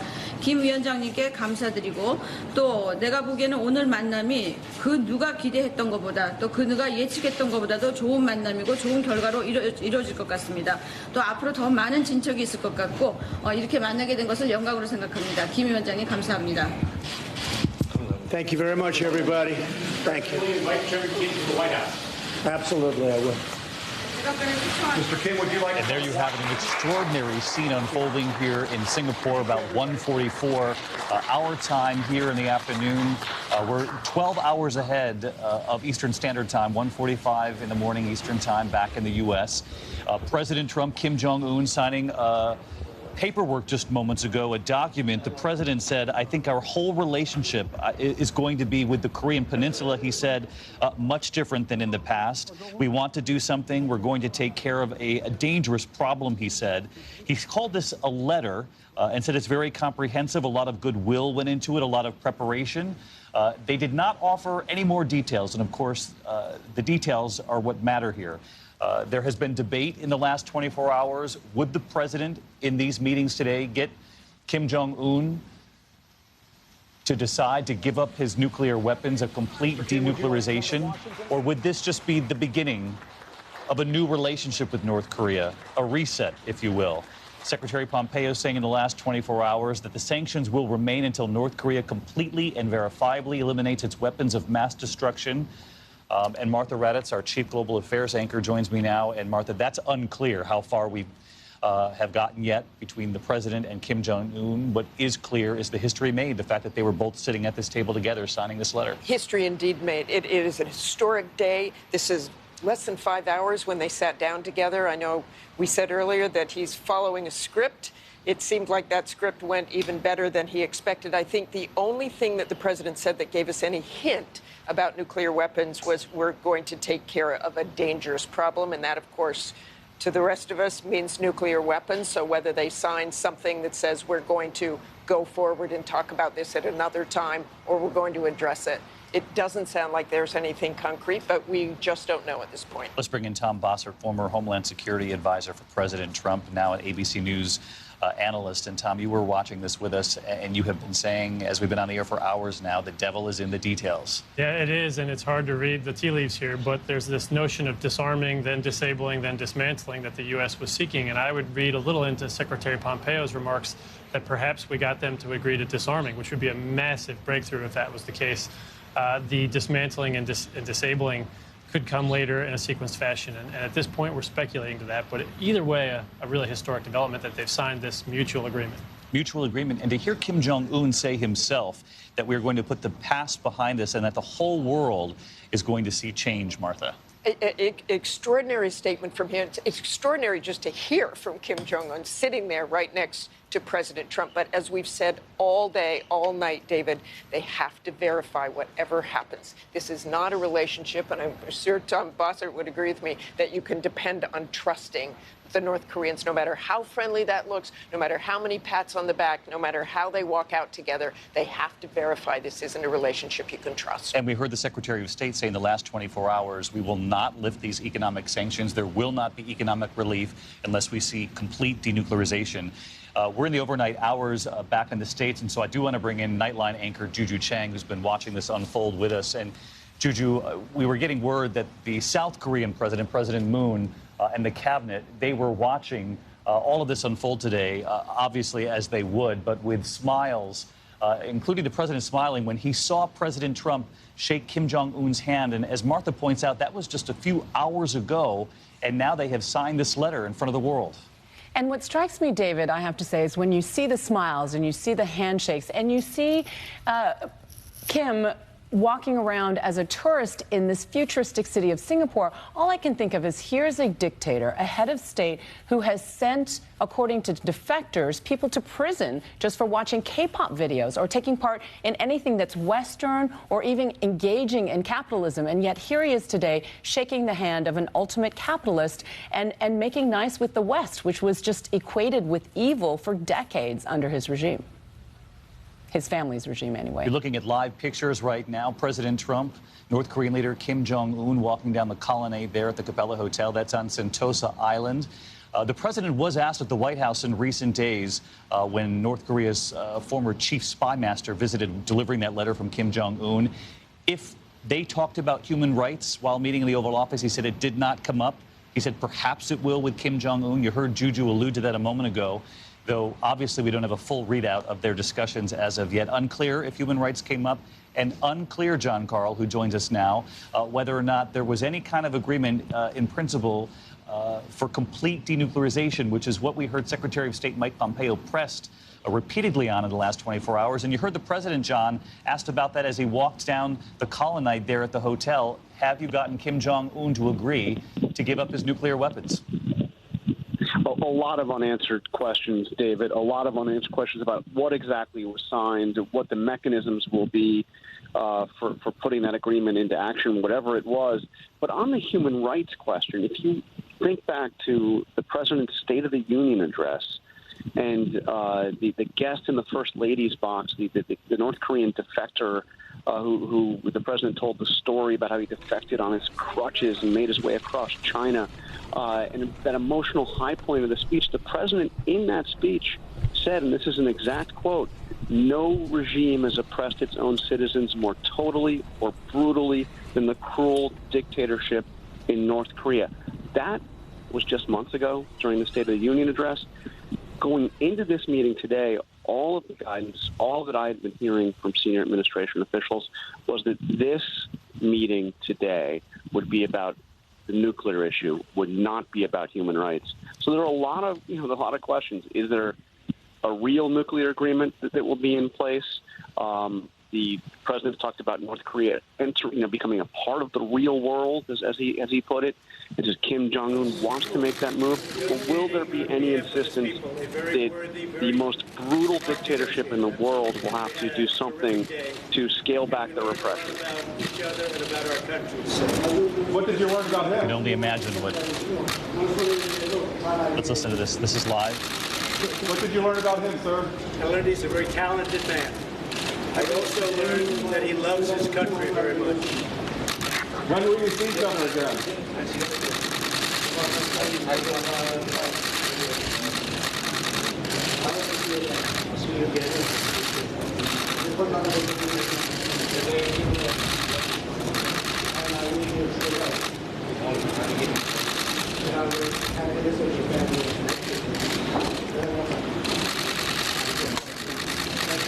Will you be meeting again, sir? Will you see each other again? We'll meet again.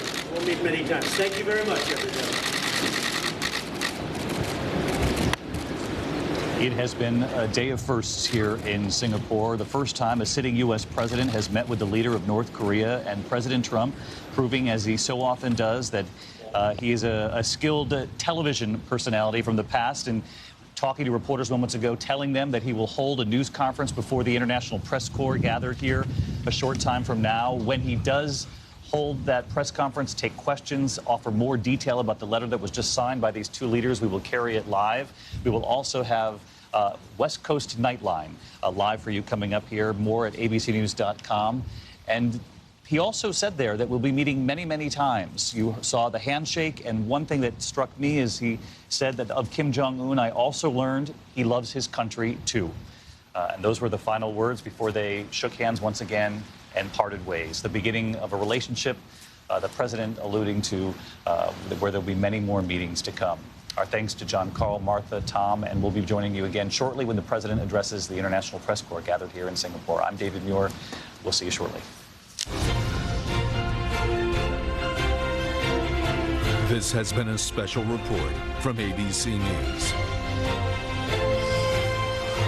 They held up the folder, the leather-bound folder that contained the document, and we saw the signatures, but we are still waiting for the substance. Has the State Department said anything about what might be in there? No, we've gotten no word from the State Department nor from the White House still on what is in that document. You know, I think the most important thing that President Trump said that could potentially give us a clue about what is in there is when asked about denuclearization specifically, he said, we're starting that process very quickly, very, very quickly. When asked, you know, did that mean 100%? Did it mean what the administration calls CVID, complete, verifiable, irreversible denuclearization? He remained mum. He didn't say anything. And this is a president that will always give you an answer when he wants to give you an answer, when he thinks it's the right answer. So perhaps that was a bit of a telling detail there. I was struck, too, Carter, that even as this summit goes off seemingly without a hitch and completely as choreographed, the president still seemed concerned about how it would be received. He said people are going to be very impressed, very happy. This worked out far better than anybody predicted. He mentioned seeing news accounts of how this was all being received. And in the end, he said this is going to lead to more and more and more. That's right. And, I think one of the most interesting things back home in all of this is the way that these images are being received. We've seen, a lot of flack coming from people on the right, concerned about the fact that you have the flag of the United States of America alongside the North Korean flag, that you've got President Trump sitting down next to Kim Jong-un and talking about this warm relationship that he has with a man who is brutally oppressed his people, who has over 100,000 people in gulags, who has, done crimes, according to UN reports, everything from extermination to forced abortions, rape. The list goes on, and it's a grisly one. It is among the worst in the modern world, if not the worst. There really, as one UN report put it last year, there really is no parallel in the 21st century. ABC's Connor Finnegan covers the State Department for us. He's live in Singapore along with ABC's James Longman at the conclusion of this summit, James. And as we wait for word about what these two men have signed, what's in the offing here? Well, to be blunt, denuclearization of the Korean Peninsula, a lowering of sanctions on North Korea, bringing North Korea back into the international fold and getting rid of this really quite dangerous nuclear threat that affects us all. They are the things that are in the offing, but quite what's in the detail, we have to wait and see. watching this, I was struck by Donald Trump. Because for the first time, for me anyway, you just see him in business mode. I felt that he'd just come out of a business meeting. The way he sat there and he was gushing praise on not just his counterpart in Kim Jong-un, but his team as well. This is you get the sense that Donald Trump enjoyed this process, that he likes the negotiation, that he likes the process of talking with other people, trying to get them to see his way of doing things.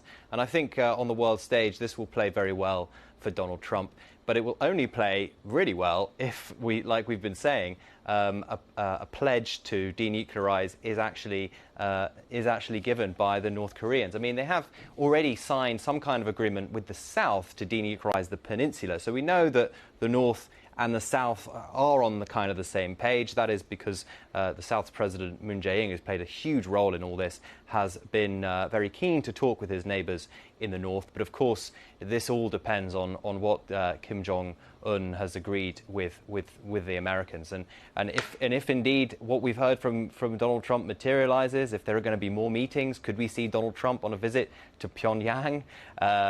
We think perhaps we might see Kim Jong-un on a visit to Washington, D.C. This is certainly a new world, one that we did not expect to see just a few months ago when we heard all those insults being thrown back and forth between these two men. So it was certainly an exciting thing to watch. Kim Jong-un said it himself. It was historic. And he decided, in his own words, to leave the past behind. So we'll see what happens. ABC's James Longman there in Singapore. After more than 4.5 hours together, President Trump bid farewell to North Korea's Kim Jong-un as if he was seeing off an old friend. They signed what the president called a pretty comprehensive document, and now we are awaiting the details following the end of this summit between the U.S. and North Korea. I'm Aaron Katursky. You've been listening to live coverage from ABC News. When breaking news changes...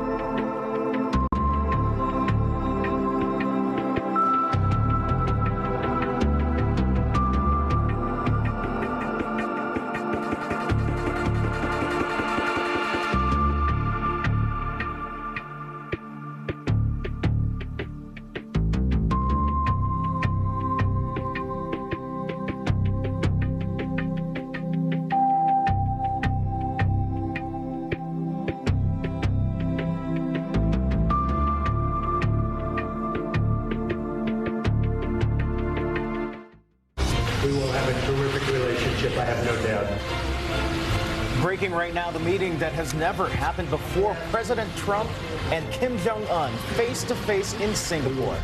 This half hour, what happens after the handshakes, plus the health scare for someone in the president's inner circle. It is Tuesday morning, and you're watching a special edition of World News Now. Trump and Kim, the historic summit. From ABC News, this is World News Now. Hey, we do say good morning to you, everybody, on this Tuesday. Quite a busy one. What a Tuesday, and what a morning in American history. 6 decades of hostility at times with the U.S. and North Korea on the brink of war, seemingly coming to an end today. The president and the North Korean dictator kicked off their historic summit in Singapore with a momentous handshake before heading into their first one-on-one meeting. The president predicted tremendous success, and he gave that thumbs up that you see right there, and he's already describing their relationship as excellent. ABC's Martha Raddatz joins us now live from Singapore. Good morning to you, Martha. I know you were just in South Korea at the DMZ just a few moments ago. You see all of this playing out. Your impressions today? Well, it's quite incredible to see those pictures. I think what we don't know at this point is exactly what that letter that they signed says. We do know from what he said they have an excellent relationship. So if you think back before President Trump came here, he said the least we can accomplish is meet, see each other, and hopefully like each other.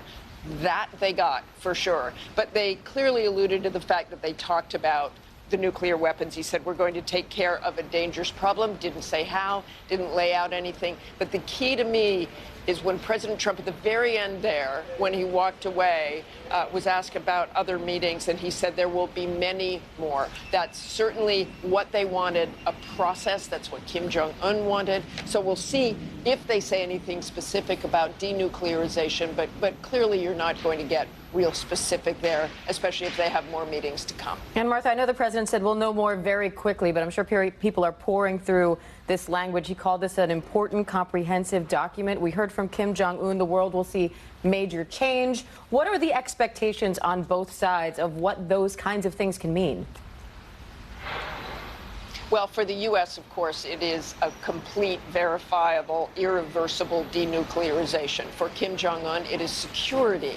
And you have heard every expert say they don't think he will really actually denuclearize. Again, that's one of those things the United States is going to have to verify. Mike Pompeo made that very clear yesterday. Whatever is the final agreement has to have that complete denuclearization. Kim Jong-un may have a very different definition of what that means. He wants to be secure if he does not have nuclear weapons, and there are many, many people who doubt that will ever happen, but we can remain optimistic, and the U.S., of course, doesn't trust Kim. They want to verify, but this is a start. The president is right. This is historic. I think things will not be the same with North Korea. Can you imagine how much the president learned, and his staff and his aides and Secretary Pompeo and John Bolton, who was in there, about Kim Jong-un, this man who no one knew. We've said all day today that the last American who really talked to him before Mike Pompeo did recently was Dennis Rodman. Dennis Rodman knew more about Kim Jong-un than really any other American, and now we've got this. And you've got to know that in that room, those aides are taking notes. They're watching Kim Jong-un. How does he negotiate? Do we think he's telling the truth? Remember that Mike Pompeo is the former CIA director, so he is reading all the body language. He's reading what Kim Jong-un says, and President Trump too. This is the art of the deal president. He knows how to walk into a room and try to get a deal, and he knows what to look for and what to look out for. And I was pointing out that we've barely even heard Kim Jong-un's voice prior to this morning. It was striking to hear it. Martha Raddatz there for us in Singapore. We appreciate it, Martha. Martha, thank you. Now let's turn out to our ABC News contributor, retired Colonel Steve Ganyard, who joins us now from Washington. Steve, a huge moment there to watch President Trump and Kim Jong-un sitting side by side, signing this document, promising major change. Can a deal be trusted, though? They both seem incredibly optimistic about what just happened, but what do we focus on now? Well, part of the problem is that we don't really know how many nukes they have, and so we don't know if we don't have the number that we're going to count, then it's hard to count that number. So finding ways to do this is going to take quite a while. It's going to take a lot of time and negotiation. So this is something that will happen over months, if not years, to come to the final details of this agreement. But I'm sitting here watching as somebody who spent most of my Marine Corps career thinking about the threat from the North and the hundreds of thousands of Americans that have served in uniform in the Pacific, where North Korea was the threat. And here you have these two men sitting together. It is, whether it turns out right or wrong, it's still an extraordinary scene. Now, Steve, 2 months ago, you said that you're skeptical that they would break every promise they make. You said at the time it was not just trust and verify, but distrust and verify. You feel the same way after seeing these pictures? I think we have to. I mean, we've been burned and in the past, and until they show something different, then we need to continue to trust no one and make sure that we can verify everything that we agree to. But it's going to be something that I think that we're going to see some changes, and I think we're going to see some true movement forward. But it's all going to play out over the next months, if not years, hopefully bringing peace and reunification of the Korean Peninsula. All right, so many hoping for that this morning. Steve Ganyard live from D.C. for us. Steve, thank you.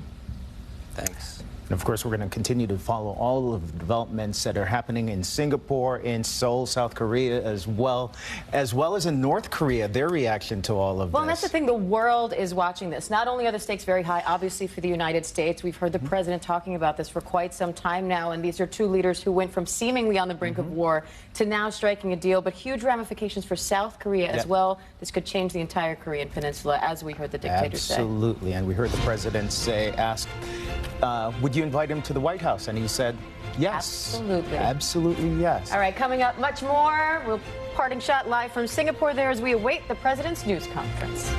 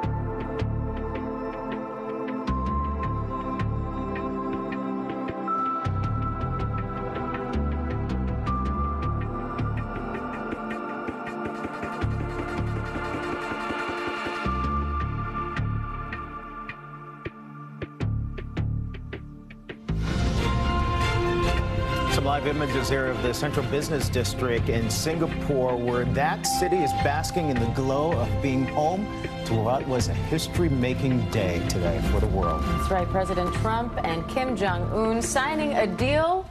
As we wait to hear what exactly was in that deal, we do have breaking news. Here at home, the president's top economic advisor, Larry Kudlow, has suffered a heart attack. Yeah, the president broke the news in a tweet, as he does, and as he headed to the summit. Now, Kudlow is being treated at Walter Reed Medical Center back in the D.C. area. The White House said it was a very mild heart attack, and Kudlow is expected to make a full and speedy recovery. Now, Kudlow has played a leading role in negotiations with U.S. trade partners. When the president clashed with allies at the G7 summit, Kudlow came to his defense, saying Canadian Prime Minister Justin Trudeau stabbed the U.S. in the back. Now, after Trudeau said he would retaliate for new U.S. tariffs, the president continued to fire back from Singapore, but Secretary of State Mike Pompeo tried to play down the feud. I am very confident the relationships between our countries, the United States and those G7 countries, will continue to move forward on a strong basis.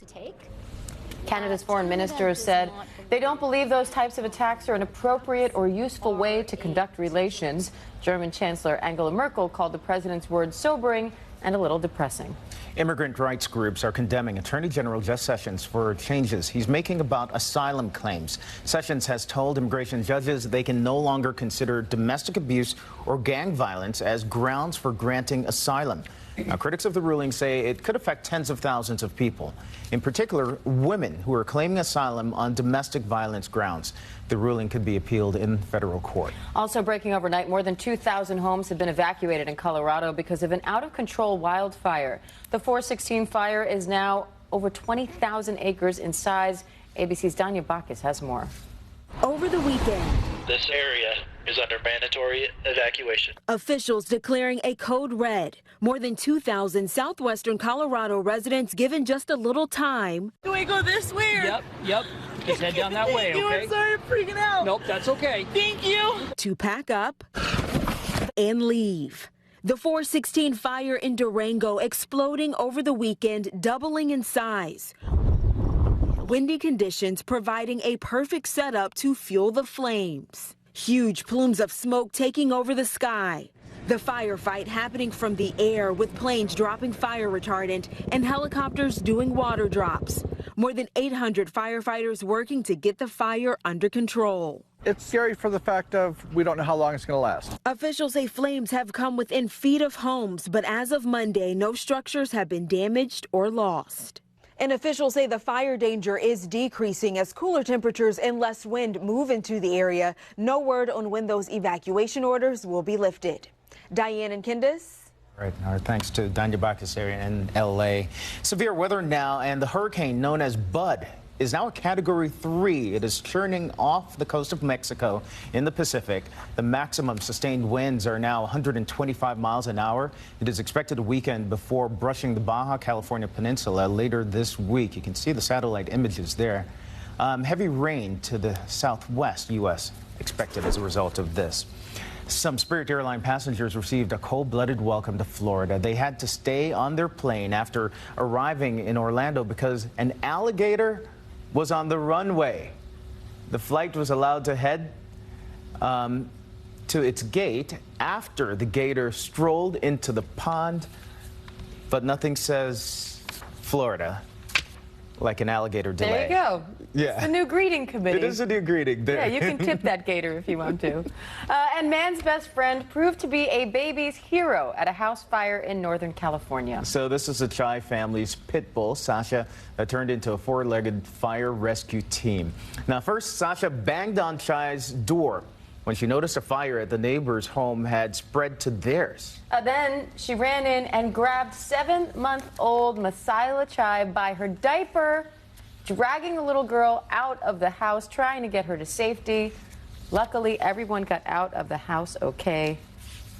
But Sasha is now being credited with saving the family. Yeah, she's been licking little Masaila ever since. And she's like, not trying, listen, I saved your life. I get to lick your face all I want. And you will pick up my poop when you're older. Gotta love that. All right, when we come back, more from Singapore as President Trump and Kim Jong-un make history. And we've got ABC's Bob Woodruff standing by in South Korea for some fresh reaction from there. You're watching World News Now.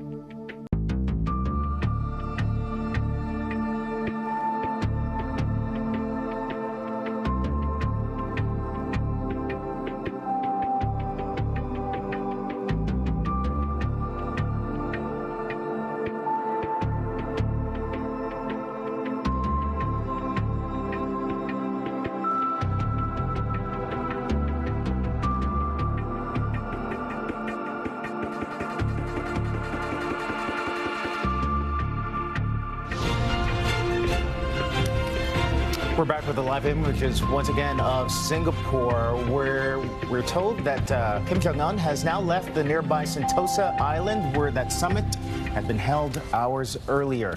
And as the news breaks across the world, it will be interesting to see how it'll be interpreted in the secretive North, where information is more tightly controlled than anywhere else in the world. That's right. Many North Koreans in the capital city of Pyongyang are awaiting word from state media there, while in the south, they held a vigil for peace this past weekend, and there are hopes that this is the first major step toward reunification, a dream for many Koreans on both sides of that 38th parallel.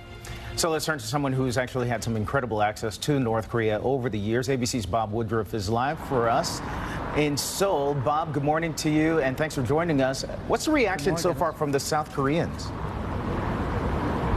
Well, the South Koreans are, they're pretty hopeful. They're seeing some of these results. I'm right downtown Seoul right now, and I just want to show you what's going on now in this capital, because people are now starting to come out of work a little bit. It's been pretty dull most of the day, but now they're hitting the streets. This right back here is the Blue House. This is their equivalent of the White House. This is where all the politics happens. This is where all the big meetings are happening. But this is downtown. I want to show you a couple of things. We're right in front of the U.S. Embassy. You can see the American flag right there. So that's guarded outside by multiple guards. The police officers are outside. And if you look over here, this is for the first time I've seen this, is somebody saying, against the peace talks without North Koreans' human rights. So people want this to be talked about at this summit. A lot of people say, listen, Kim Jong-un is not this peaceful man. This is one who committed a lot of crimes. He's accused of killing his half-brother and his uncle. So they want to talk about that topic as well. So exactly what the reaction to this summit is still pretty unclear, but people are starting to talk to me, and they said that they're happy that something positive could come out of it, but they just want to make sure this is done properly. They trust generally President Trump, but they don't really trust Kim Jong-un at all. Part of it's that history. North Korea, we don't really know what the people's real thoughts are. You know, inside their soul, it's hard to know. Every time we visit North Korea, we're surrounded by minders. The journalists can't talk to the people without real freedom. They also listen to what the citizens of that country are saying when they're interviewed by us. So we don't really know what they're thinking, but certainly it's shocking that they've heard all these details of their leader, this trip to Singapore, to watch him and say, you know, with videos of him, pictures of him in a place like that's never been done before. So we're going to wait and see exactly what happens here in Seoul, but it's starting to unfold a little bit. And Bob, I know it's hard to get a read on the North Korean people, as you say, because it's such a guarded country. But I wonder, North Korea has had a lot of defectors lately, and not just people defecting, but specifically elites defecting. So what's at stake for Kim Jong-un to try to please the North Korean people, and what are they hoping for? Well, the North Koreans, I think you're seeing, since I started, the first time I went there was 2005. So, you know, when I first saw that, I'm going to take you to the Blue House again here, because it's a better shot to look here while we're downtown Seoul. But the first time I went back there in 2005 in North Korea, you know, the people really knew nothing about the outside world. Even a lot of those in Pyongyang, the capital of North Korea. But now there's a lot more connection to the outside world. They can get some access to their cell phones along the border with China. A lot of people from North Korea are going and study overseas, a lot of it in China. A lot of these diplomats then return after seeing the outside world. So the elite inside Pyongyang really know what this world is. That's got a lot of pressure on Kim Jong-un to do things different than his father did. His father could protect his country from those from the outside. He could convince the people from the inside that the leaders, the regime are like gods, and that they should never be denied anything. That is being more and more difficult. Kim Jong-un has always seen that China is not going to keep putting up with all of this kind of activity within North Korea. They know they're getting pressure from them as well as the United States. So there's motivation within Kim Jong-un to do something different than was done before. Maybe this means denuclearizing, or maybe something else, but he needs more money in the country. He needs some of these sanctions lifted, and he needs to, number one, is a guarantee from President Trump that he will not be assassinated or his regime defeated if he gets rid of his nuclear bombs. So we'll see what happens after that. All right, President Trump promising protection to Kim Jong-un, and I'm sure the people there with you in South Korea hoping they will be protected too, and hoping for peace to also come out of this deal. ABC's Bob Woodruff there live in Seoul for us. Bob, thank you. What a day there in Seoul. I've been to Seoul during some of the worst of times, the tense moments, and the South Koreans were just like, So it's fascinating now at these good times to see that they are hopeful and looking forward to the future. All right, we'll be right back.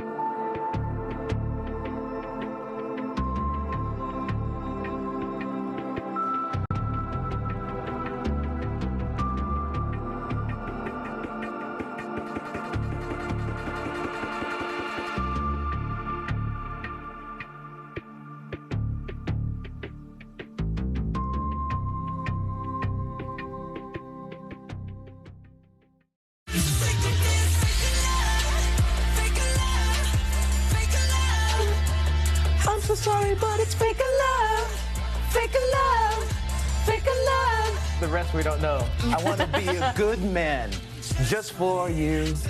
Oh, wow. Just for you. The rest is in Korean. That's all I know. Fake Love, the #1 song on the charts. If you were able to sing the Korean part, I would have been very impressed. 감사합니다. 안녕하세요. My 2 Korean words. That's it. So, Fake Love is the #1 song in Singapore right now. It belongs to the South Korean boy band BTS, of course. As we saw the iconic Marina Bay Sands Hotel there in Singapore, where they're 12 hours ahead of the East Coast. Have you been to that hotel?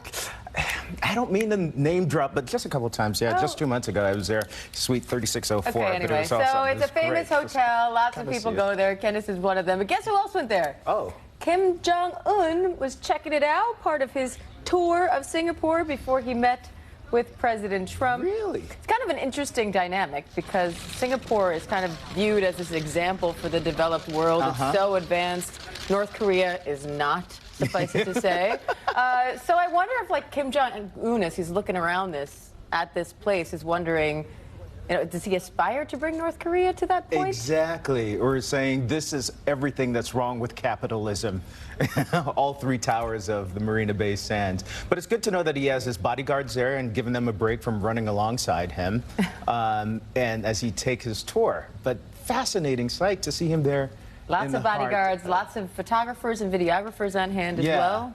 Yeah, so why Singapore and why right now? A lot of people are wondering that. All right, well, first let's talk location. So Singapore's in Southeast Asia, off of southern Malaysia, and it has sort of the interesting distinction of being a sovereign city-state, kind of like Monaco and Vatican City. Yep, so 5.6 million residents, the global commerce hub as well. Interesting thing about the history for Singapore, you know, the Malaysians were like, we don't want you to be a part of us. And so they gave that land and said, we'll supply you with water and you can just do your own thing. You do whatever you want. Because the Malaysians wanted to be their own Muslim country. And now, some 60 years later, Singapore is way more successful and selling water back to the Malaysians. Now, Singapore, it looks to me to be similar to Dubai. You've been to both, is it? Yeah. It is similar, and both seem to be cities of the future. Dubai is a lot more strict. Well, Singapore is strict as well. They're both strict. Well, not strict enough. Clearly not strict enough because they allowed this to happen. They will let anybody in. They just won't let you out. Nice floaties, buddy. Singapore. Sorry. Apologies all around. 1, 2. 1, 2.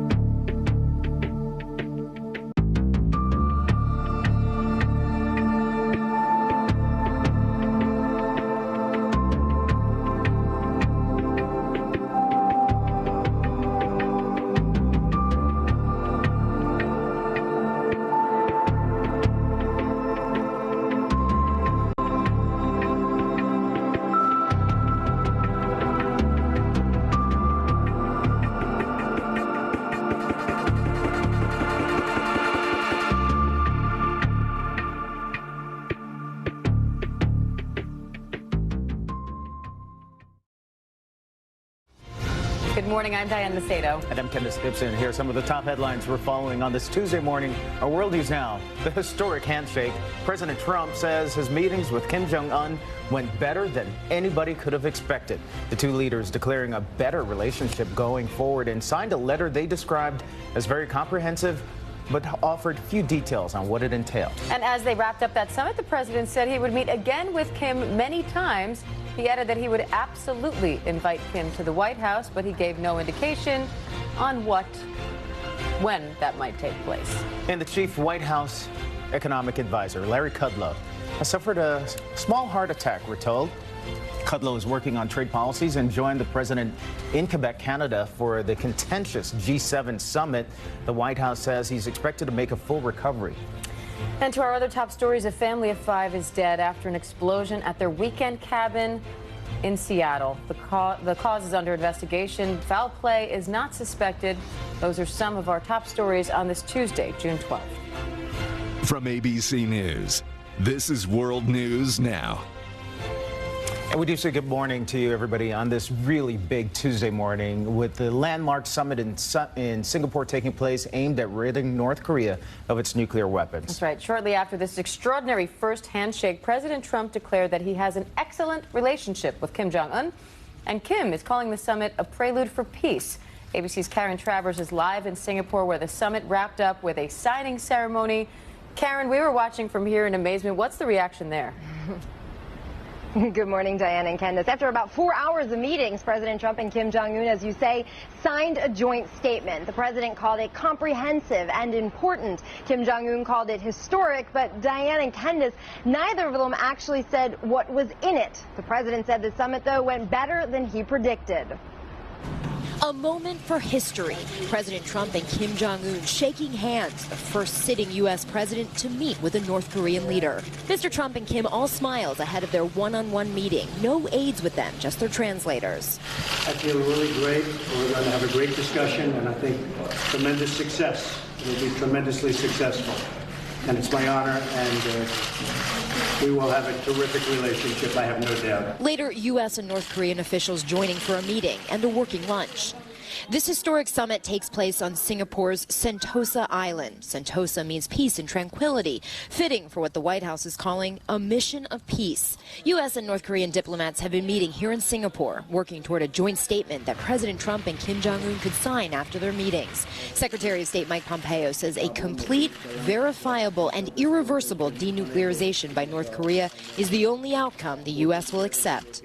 In each of those two countries, there are only two people that can make decisions of this magnitude, and those two people are going to be sitting in a room together. But there are key differences on the issue of denuclearization. The Trump administration has signaled it wants the process to happen quickly, perhaps even all at once. North Korea has said it wants a phased approach, dismantle in stages, and get something in return at each step. President Trump will hold a press conference here in Singapore before he makes that very long trip back to Washington. He was asked if he plans to invite Kim Jong-un to the White House. He said absolutely he will. And Diane and Candace, he predicted that he and Kim will meet many times. And Karen, how do they go forward now enforcing whatever was signed in this deal? Because that's one of the big concerns, is can these two men trust each other? And the president was certainly gushing with praise for Kim Jong-un. He said several times it was a great honor to meet him. He was a great negotiator who was trying to do good things for his country. But we don't know yet what was in that joint statement. The president, always a TV producer, giving a bit of a suspense there, saying he was going to talk to reporters in a couple of hours and would give details at that point. But there might be a little bit of a clue. The president was asked about the process of denuclearization, and he said he expects that will begin pretty quickly. So I think that means that they got further along than maybe what the president had been predicting over the last few days, that there actually is a process now that they have set out for North Korea to give up its nuclear weapons. All right, our Karen Travers there in Singapore with the very latest on what has been an amazing and incredible day in history. Karen, thank you. And we actually are getting that document right now. Let's go over to ABC News contributor, retired Colonel Steve Ganyard, who's joining us from Washington. Steve, pick out some of the highlights that you're seeing here. Yeah, well, I'm sitting here on my iPhone trying to expand the picture there. There seem to be about 4 different points in this document, and it seems as if some of them are really significant. Yes. The two that stuck out with me is that security guarantees from the U.S. Secretary Pompeo actually hinted at this in the past couple days. So this is the U.S. saying, look, we promise nothing will happen to you. That is a big deal. We're going from a state of near war to we're going to take care of you.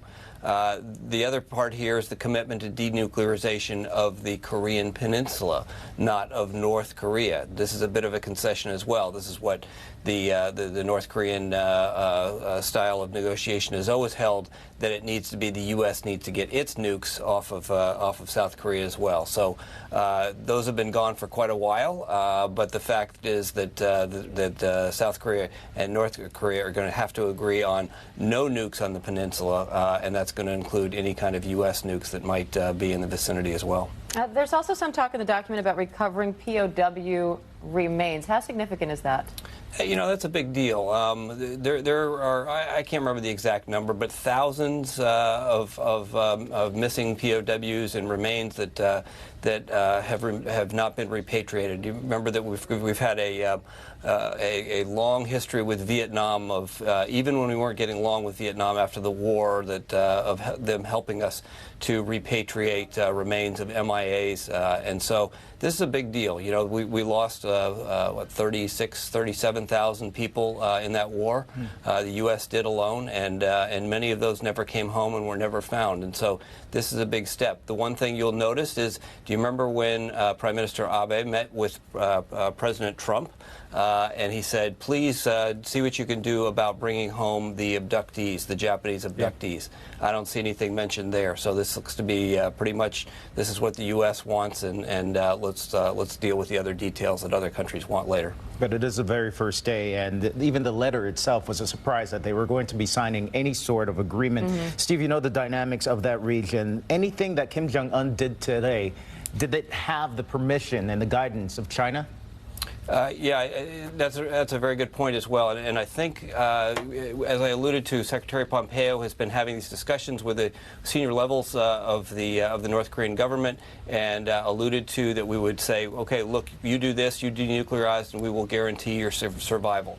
No doubt the Chinese have done something similar. Remember that Kim has made 2 surreptitious visits to Beijing in the past month or so, and you can only imagine what the Chinese were doing there, saying, okay, let's get this done, and perhaps we'll take care of you as well. So lots of reassurances, I think, went in behind the scenes to get to where we were today. This was not Kim just diving into the pool saying, okay, let's give it a shot.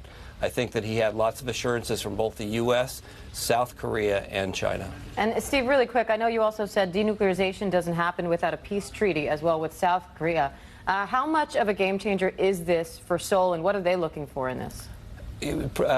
President Moon of South Korea has been he's been a real driving force in all this. He has his own interests. He has been running on a platform that is conducive to, or he was pushing for reunification.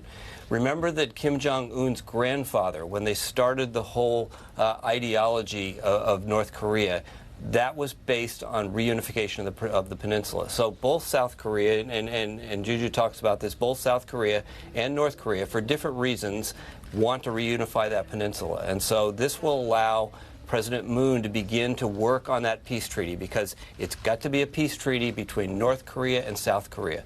This was originally back in 1950 a civil war, and that civil war has got to be ended by the combatants, not the U.S., not the China, but North Korea and South Korea. Quite an important moment there. Our thanks to Colonel Ganyard. Thank you for joining us this morning. And the start of that historic summit has been an emotional event for another man, one considered a friend by both President Trump and Kim Jong-un. But really, he was the ambassador that brokered this peace. Let's be honest here. The Basketball Hall of Famer Dennis Rodman, the images from Singapore brought the former Detroit Pistons bad boy to tears. I knew it. I was the only one. I never had no one to hear me. I didn't know one had to see me. But I took those bullets. I took all that. I took everything. Everyone came at me, and I'm still standing. And today is a great day for everybody. Singapore, Tokyo, China, everything. It's a great day. After all these years, the fact that I somewhat had something to do with this North Korean situation, but I don't want to take any credit where credit is due. I think we all need to take credit. And I'm just here. I'm just so thankful to be here. I'm glad the fact that this is happening. The world saw it. I saw it. My kids saw it. So you know what? It's just hope for the best. Just hoping for the best. Dennis Rodman taking a little bit of credit there. And getting emotional. You see tears streaming down his face. I know there's talk of a possible embassy in Pyongyang. Maybe we could see Ambassador Rodman. Weirder things have happened. Come on. Dennis Rodman is brokering international diplomacy. Kim Kardashian is getting prisoners released. Anything is possible. Exactly. All right, coming up, the other major television event of the night. Becca's Quest for Love, of course. See how things got a little rough at the Bachelorette Mansion. And also, we're going to have more from Singapore. You're watching World News Now.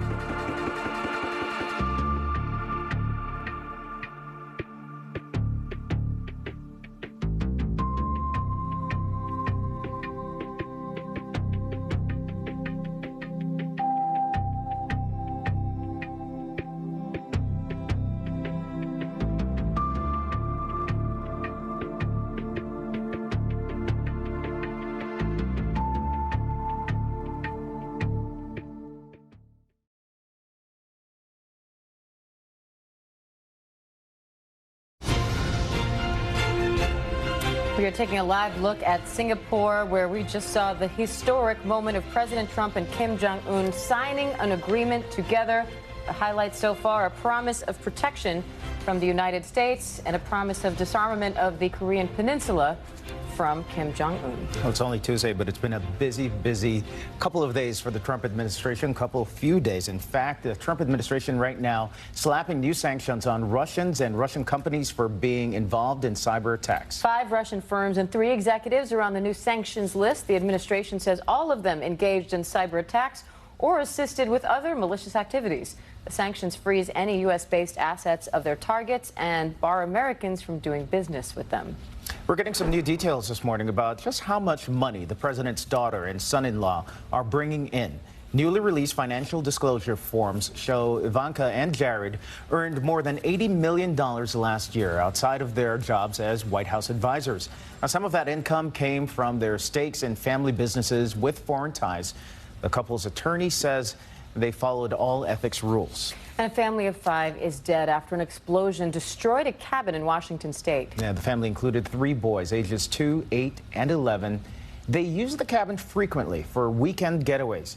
It was in the town of Brennan, which is on the edge of the Olympic National Forest and about 30 miles west of Seattle. The cause is under investigation, but officials say they do not suspect foul play. And we're getting our first look at the moment an SUV paid a very heavy price at a Florida toll plaza. This is a Cadillac SRX that slammed into a barrier near St. Cloud, Florida. Wow. 5 people were inside the vehicle. One of them was ejected, but everyone survived and is expected to be physically okay in the end. Now, police say the driver appeared to have been tired and was cited for careless driving. It looks like they may have noticed a little too late the cones that were blocking that lane. All right, well, St. Bernard's reputation are built on being rescue dogs, saving hikers in the Alps. Yeah, one of the big dogs needed a little help of its own in Minnesota. Whoops. That's Whiskey sitting on an overhang outside Minneapolis. His owner's mom was dog sitting when Whiskey managed to push out a window screen and wander onto the top there, the roof. As you do. Yeah. Firefighters did manage to get the 100-pound-plus dog back inside. Probably a little more challenging than the old cat in a tree phone call. Yeah, huh? no, not at all. Great. Try to get them all. All right, jump. We'll catch you. Well, no, Maybe, I don't know did Whiskey about that. have a little too much whiskey before you decided to get out of the room? Whiskey's been hitting the bottom. You look pretty calm out there. Hey, guys, what's up? Coming up, we're going to have much more live from Singapore. Including a look at the media frenzy surrounding the summit. Our friend James Longman is standing by, and we will get the latest from him next on World News Now.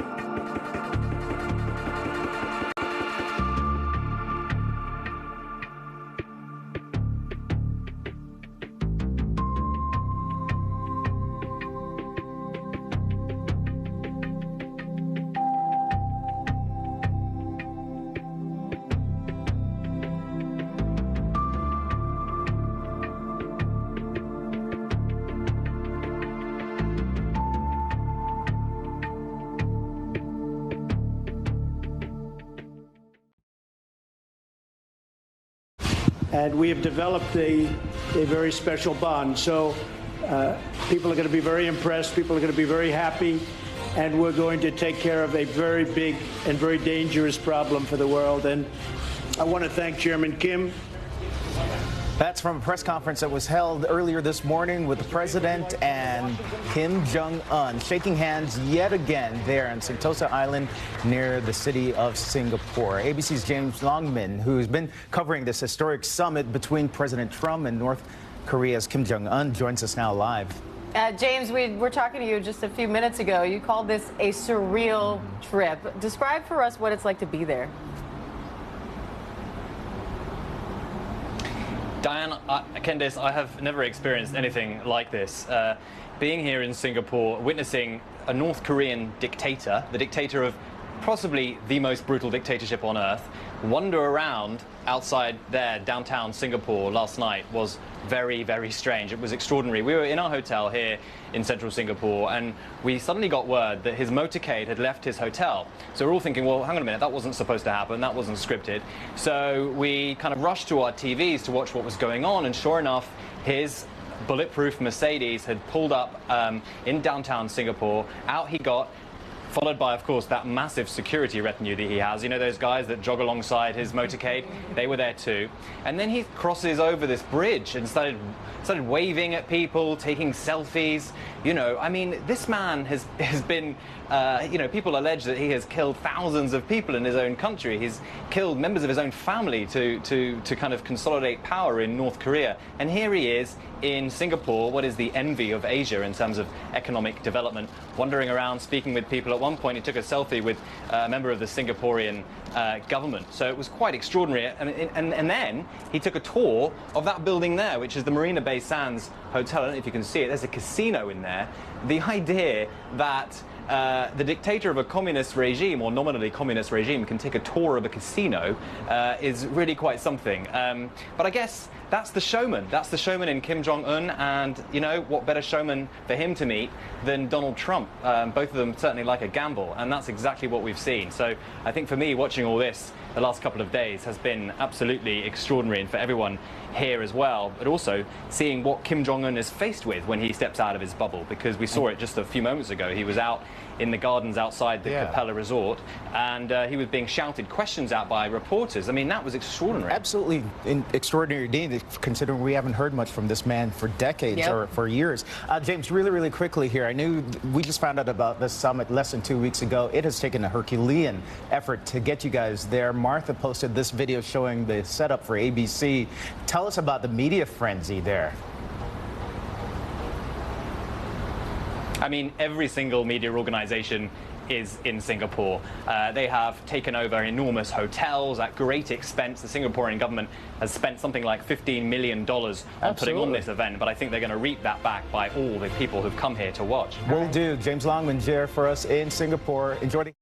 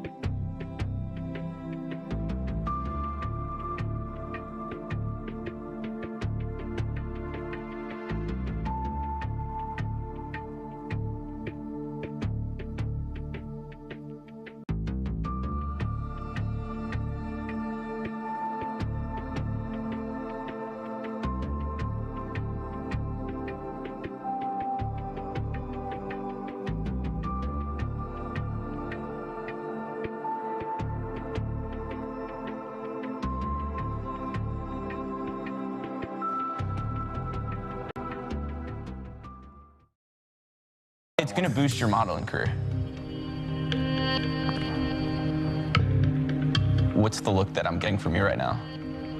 What's that one called? Is this like the pensive look? Is this the Clint Eastwood? Guess what? Attached to me is professionality. It's my face. It's in everything I do. It's the way I walk. It's the way I talk, okay? Professionality. Nailed it, bro. It's the way I talk. It's the way I talk. Professionality. All right, that was Jordan and David getting into it on The Bachelorette last night. Just two of the potential catches for Becca. And back with us live is our chief senior global Bachelor analyst. He skipped out on the summit to be here with us. I'll tell you what, I know we're missing out on the other side of the world about this one, but we're back here for another season on The Bachelorette. Candace and Diane, 15 guys started this whole thing last night. Things got a little rough in the mansion, and so roll that beautiful Bachelorette footage. Like 1 for 1. Aggro amongst the men. I'm very selective on this one. Jordan, the model, versus David, the guy in the chicken suit. You are the skeleton of a man, David. Spa for a group date. Oh! Perfect place to work things out between Colton and Becca. I hope he's fully here for you. Becca and Colton work things out. Are you ready for this for me? Yes. Colton gets a rose. One-on-one date with Chris. Oh, it's Richard Marx. Writing love songs for each other. The idea of seeing you at the end of this is what I want to envision the most. Chris did well. Chris got a rose. Oh, we have an injury. He fell out of bed. Landed on his face. Another injury on the group date. Clay, the football player, hurt playing football. Right here, is this the pain? Yeah. Kiss count. Kiss count. The kiss count stops at 10. 10 for the kiss count. So, so Becca, no doubt, she really got to work at the end of this one. If there were any questions about whether she was fully committed, after a kiss count of 10, she is definitely fully committed. Let's put it that way. Any predictions? Yeah. The analyst predicts Blake will be the winner. Blake. Yes, Blake and Becca are engaged. So said the analyst. They are going to the chapel. There you have it. One.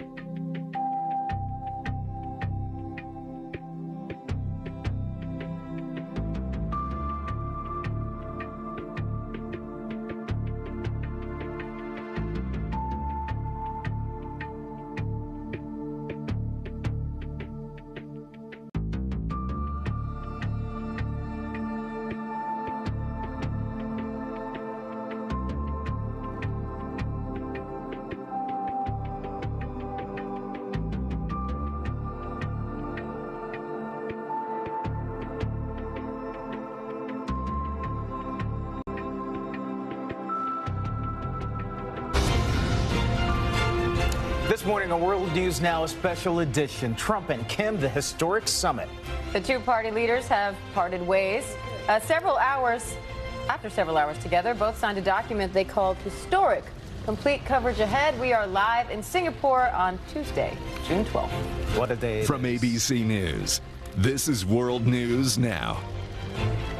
Yes, it is, and we're going to start this half hour with the face-to-face, the handshake, man-to-man, meeting North Korea as ending decades of hostility. The president there with that dictator for the first time. A stunning sight on the world stage. President Trump and Kim Jong-un shook hands, exchanged pleasantries, even a few pats on the back. The president said there will be many more meetings, and he's making it clear that Kim is welcome at the White House. ABC's Karen Travers joins us live from Singapore. Good morning, Karen. Good morning, Diane and Candace. President Trump and Kim Jong-un met for about 4.5 hours here in Singapore, and afterwards they signed a joint statement. The president called it historic, he called it comprehensive, but they didn't actually say what was in the statement. We got to look at it, but we can talk about that after we take a listen to what President Trump had to say before he said farewell to Kim Jong-un here in Singapore. So we're signing a very important document, a pretty comprehensive document. And we've had a really great term together, a great relationship. Today, we had a historic meeting and decided to leave the past behind, and we are about to sign a historic document. 세상은 아마 중대한 변화를 보게 될 것입니다. The world will see a major change. 오늘과 같은 이런 자리를 위해서 노력해 주신 트럼프 대통령께 사의를 표합니다. I would like to express my gratitude to President Trump to make this meeting happen. 감사합니다. Thank you. Thank you very much. And President Trump with a lot of praise for Kim Jong-un. Diane and Candace, he called him a great negotiator who is working on behalf of his country. He said several times it was a great honor to meet with him and called him very talented. And Karen, we're now getting a look at this document and this agreement. What are some of the highlights that you're picking out? It seems two big standouts seems to be this promise of security and protection for North Korea and this discussion about nuclear disarmament of the Korean Peninsula. Those were the two big issues going into this one-day summit. And based on our look at this letter, the president himself hasn't talked about it, but the United States and President Trump agreeing to security guarantees for North Korea. We are, of course, asking the White House, what does that exactly mean? And we've heard the president talk about that in the weeks leading up to this summit. He has said that Kim Jong-un will have protections and securities and also a promise that the United States will not pursue a policy of regime change. That's, of course, a very big deal for Kim Jong-un because his nuclear weapons were his leverage on the global stage. If he gives them up, even in a slower process, he loses that leverage. So the president saying a couple weeks ago that Kim Jong-un will keep his job and his administration will help guarantee that. Karen, what's the atmosphere there like there in Singapore, besides being hot and humid, but just a general feel there? Do you get a sense as you go about that this is your eyewitness to an amazing historical moment there? That was an incredible first meeting. When they walked out together, they shook hands. They were very serious, their expressions, but as they walked away from the cameras, Candace, they were all smiles. And there was a lot of physical contact between President Trump and Kim Jong-un, and both trying to, exert a little alpha dog status. This is a neutral site. Nobody was hosting the other leader, but you got a sense that President Trump wanted to show that he was in command of this meeting. At the end of it, he was asked if he would invite Kim Jong-un to the White House. He said absolutely he will. He also predicted they'll have many meetings. So, as the president likes to say, stay tuned. We'll see if they've actually nailed that down and if we'll soon be hearing details about another sit-down, maybe somewhere in Asia, somewhere in Europe. We'll see. Karen, one of the big quotes that came out of the president was him saying that they're taking care of a dangerous problem for the world, presumably referring to nuclear weapons there. But the stakes are high for the world, but particularly for Japan and South Korea. What are the perceptions there? Well, they each have their own security interests. You have South Korea, of course, sharing the peninsula with North Korea. And President Moon, the president of South Korea, has really played a lead role in getting this meeting to even happen. He was the one that presented the invitation to President Trump back in March from Kim Jong-un, the one that he accepted very quickly. And remember, when President Trump canceled this meeting a couple weeks ago in that letter to Kim Jong-un, it was President Moon who then very quickly set up a meeting with Kim to try and get things back on track. Japan has been more on the sidelines of all of this. Prime Minister Abe has not met with Kim Jong-un. They have their own security interests, and they were really hoping that the United States would add that to their agenda, short and medium range missiles, not just the ones that can hit the U.S. mainland, but the ones that can hit Japan. They'd also like to see North Korea and the United States address human rights issues. For now, Diane, there's no suggestion or indication that that was part of these discussions. And the Secretary of State, Mike Pompeo, just moments ago, tweeting a photo of phone calls that he had with the leaders of Japan as well as the leaders of South Korea. So I'm assuming he got some assurances over to them moments ago. We'll see. Karen Travers there in cool Singapore there on the equator with a wind chill of 20. Oh, wait, that's in Celsius. Oh, it's hot. Sorry. Enjoy the heat, Karen. Thank you. And now let's get a breakdown of this whole day and what this all means, really. Yeah, for some more insight, we turn to President Trump's former Homeland Security advisor and ABC News contributor, Tom Bossert, who is in Singapore as well for us. Good morning to you, Tom. You've been watching all of these developments, and it all looks fairly nice as far as a photo op goes. But the reality, you think, is what? Well, good morning. It's hard to track the time here. I am looking through this document that they signed, and the reality, knowing what I know about what went into these talks today, is that the words in this document truly are historic. I mean, if they can make good on the words in this document, this is a blueprint for peace, and it's just a revelation. And Tom, I know one of the big things everyone was looking for, nuclear disarmament. It seems that that appears in this document. Applying to the Korean Peninsula. Now, that's a bit of a concession on the part of the U.S., and then in exchange, the U.S. is promising security. What determines whether Kim Jong-un and President Trump walk away from this, essentially considering themselves winners? Well, I think that both of these men should walk away considering themselves winners if they truly mean what they've said in this document. But I think you've made a very good point. Remember, they've committed North Korea and the United States commit to work toward complete denuclearization of the Korean Peninsula. That doesn't just mean the North. That means the South as well. Now, the U.S. hasn't had nuclear weapons in South Korea on the peninsula since the 90s.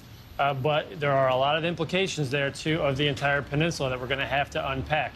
It's going to require a lot of time and hard work there. I am certain that North Korea was interested in the presence of U.S. bombers. The Chinese are certainly interested in that as well. They believe those bombers can then deliver bombs. And so that's a pretty obvious extension of their concern and their safety and security issues. So if President Trump seemingly means what he says here, has made concessions to provide for the security of the North, and the North has in return conceded to what I know to be the asks that we went in to these discussions with, then I think this is just truly remarkable. Now, I know talk is cheap. But remember, we didn't just say disarm. We said disarm, disable, dismantle, and then put in place a long-term verification process, which will, I assume, have to include the IAEA, the organization that does this, and maybe even some Chinese security guarantees. So this is significant, and it's probably going to take every world leader in that region some time to work through these words. All right, Tom Bossert there in Singapore. Thank you, Tom. Significant and just the start. President Trump is promising many more meetings with Kim Jong-un to come, and we, of course, will be watching all of that very closely. Yeah. But we're also seeing some contrasting images in the staff available to the world leaders at the summit. For Kim Jong-un, there are guys wearing suits who run alongside his limousine. These were the scenes that we saw at the DMZ just last month. They've got to be tired, especially and they were back in heat. Singapore as well. And President Trump's staff includes a man who's also pretty fit. Is it? Whoa.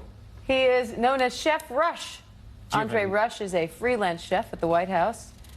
He also, by the way, has 24-inch biceps and can bench 700 pounds. Wow. Do you even even need security if that's your chef? Are we sure this isn't like the quarterback for the Cleveland Browns? No. The massive arms? You just hang out with that guy. Wow. We don't need any running bodyguards when you have Chef Rush. And he'll cook you up a great dinner, too. That's true. Kimchi burgers, anyone? All right, coming up, we're going to take a look at the lighter side of the historic summit. Yeah, take a look. Yum. Anybody hungry at this hour?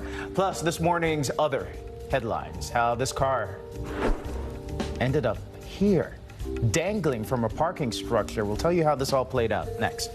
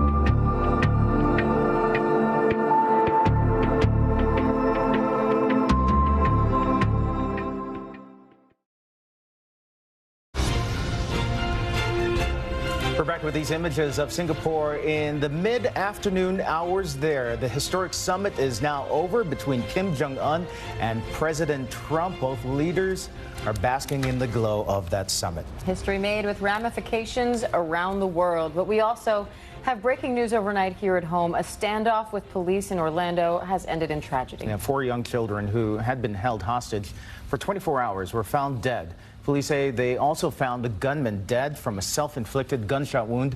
The standoff started after the suspect shot and injured a police officer who was responding to a domestic violence call. The children were ages 1, 6, 10, and 11.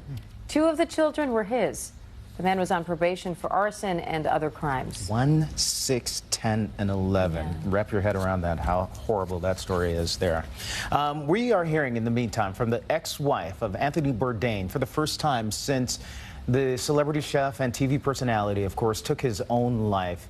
Octavia Busia and Bourdain remained close after they split up. She posted a photo of their 11-year-old daughter saying, "Our little girl had her concert today. She was amazing. So strong and brave." She ended the post with the words, "I hope you are having a good trip wherever you are." And the former Olympic skier, Bode Miller, says his family is beyond devastated by the death of his 19-month-old daughter. Emmy Miller drowned in a swimming pool over the weekend and paramedics could not revive her. Bodie Miller posted a series of photos of Emmy online saying her love, her light, her spirit will never be forgotten. Government safety experts say drowning is the leading cause of unintentional death in children ages 1 through 4. And a transatlantic flight was diverted because of a message written on a bathroom mirror. It said there was a bomb on board. The Rome to Chicago flight dumped fuel and landed in Ireland. None of the more than 200 people on board were injured, but officials took handwriting samples from each of those passengers. And a car dangling from a 5-story parking garage caused some scary moments in Santa Monica, California. The only thing keeping the car from tumbling to safety, or tumbling to the street rather, were those safety cables. A Good Samaritan visiting from France ended up saving the driver. He leaned out from the deck, opened her door, and pulled her up. The woman said she hit the gas instead of the brake while parking. It's not that same guy who leaped up 4 stories in France to get the baby, right? I mean, I suppose it is possible, but quite a coincidence if that was the case. True enough. All right, Kim Jong-un has departed the summit with President Trump. Coming up, we're taking a look at the mysterious leader of North Korea. Stick around. That's next on World News Now. As an engineer, I know how to keep complex systems running like clockwork. Dulcolax, the constipation expert, provides dependable, effective relief without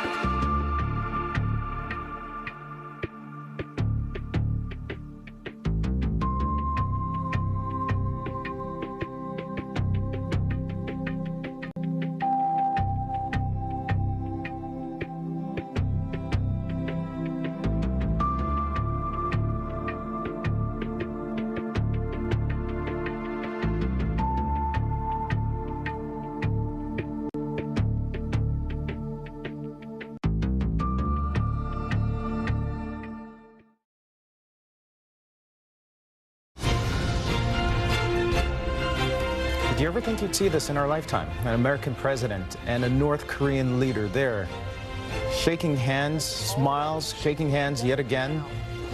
Definitely history in our time there in Singapore today. A little thumbs up sign there from President Trump. And people in the West don't know much about what goes on in North Korea other than what we've heard from those who escape. Yeah, and the rest of the world may know even less about the North's leader, Kim Jong-un. Considered a recluse, he now has a prime spot on the global stage. Here's David Muir. He is the 36-year-old leader of North Korea, Kim Jong-un, though his official birth date has never been confirmed. His grandfather was North Korea's founder, known as the Great Leader, and his father, Kim Jong-il, assumed power when his grandfather died, known for the way he dressed, his platform shoes, and known for his pursuit of nuclear weapons. And when his father died of a heart attack at 70 from what the North Koreans said was overwork, it was his youngest son, Kim Jong-un, who would take over. Kim Jong-un has proven to be ruthless. He has now tested more missiles than his father and grandfather combined. He's conducted 4 nuclear tests. Just last September, he tested what was believed to be a hydrogen bomb, much larger than the bomb dropped on Hiroshima. Known to the North Koreans as the supreme leader, the world got its first glimpse of Kim Jong-un during his father's funeral in 2011. He was one of the pallbearers walking alongside his father's casket, crying at his father's wake. It is said that his father loved his fearlessness, shown when he was just a boy. And as North Korea's leader, he has now demonstrated he is willing to kill to keep his power, publicly arresting and then executing his own uncle, once a trusted advisor, but he feared his uncle was planning a coup. It's believed he was also behind the assassination of his own half-brother, once thought to be the original heir to the Kim dynasty. Last year, the world saw that surveillance video showing two women smearing a deadly nerve agent on his brother's face. You can see him asking for help in the moments after. He was dead within minutes. It is thought he has also killed more than 140 senior officials to keep his grip on power. The North Korean people have struggled with little food and blackouts. This satellite image showing a dark nation when the sun goes down. And that brutality reaching Americans too. 22-year-old American student Otto Warmbier was on a guided tour trip when he was accused of stealing a propaganda poster at his hotel in 2016. Please, I have made the worst mistake of my life. He was sentenced to 15 years hard labor, serving 18 months, before being released back to the U.S. in a coma, eventually dying from unexplained injuries. His parents are still demanding answers. Obedience is drilled into North Koreans at a young age. They are taught songs praising their leader. There is propaganda everywhere. The military parades, the uniform marching, defectors telling stories of starvation and labor camps. And last year, this video of a North Korean soldier trying to defect in the demilitarized zone, surviving the hail of bullets as he crossed the border into the south. There is little known about Kim Jong-un's personal life. Educated in Switzerland as a boy, he loves Western movies, basketball, Michael Jordan. He later became friends with Dennis Rodman. He is married. It is believed he has 3 children, and his wife is now more of a public figure in North Korea. In a rare change, she is now called Respected First Lady. And just this year, Kim Jong-un and his unexpected olive branch to South Korea, meeting with President Moon. At the DMZ, it was Kim Jong-un who suggested South Korea's leader should walk into the north. And then he did the same. Our thanks to David Muir for that report. Coming up, the lighter side of the summit. A double take next in the mix. I'm Alex Trebek, here to tell you about the Colonial Penn program. If you're age 50 to 85,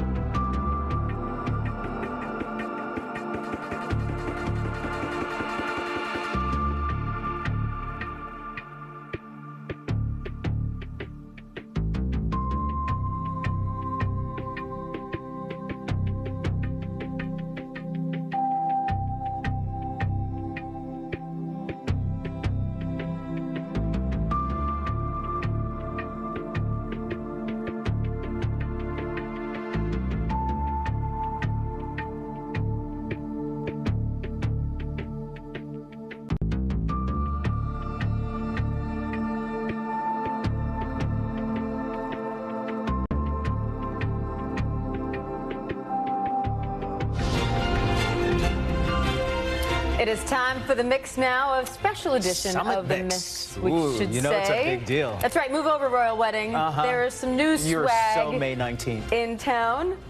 Feast your eyes on the goodie bag for the summit in Singapore. Apparently, anyone at the media center had the pleasure of receiving a fan with Kim Jong-un on one side, President Trump on the other. There was also a notebook given out and a water bottle, special summit water bottle. It is hot there, so that's a good one. I don't know if these are like goodie bags or just survival techniques because of the 90-degree heat and But they all humidity. have Trump and Kim Jong-un's face on them. Exactly.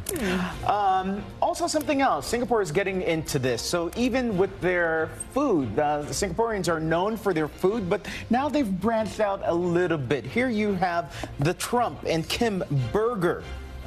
So this is at the Royal Plaza on Scotts. The hotel there is offering the burger, which features a kimchi pate, along with the burger structure, which represents Korean and American cultures coming together. I would try it. What wouldn't you try? In the meantime, the El Hombre Cojete. Racket Man. And El Gringo Tacos.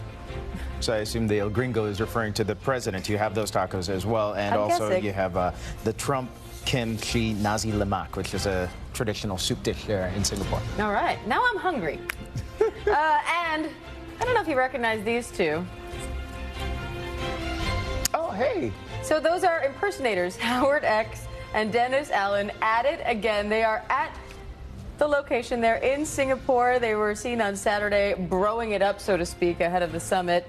They might have had a few locals fooled, but these guys became famous during the South Korea Winter Olympics. And they apparently got detained at the airport there for several hours.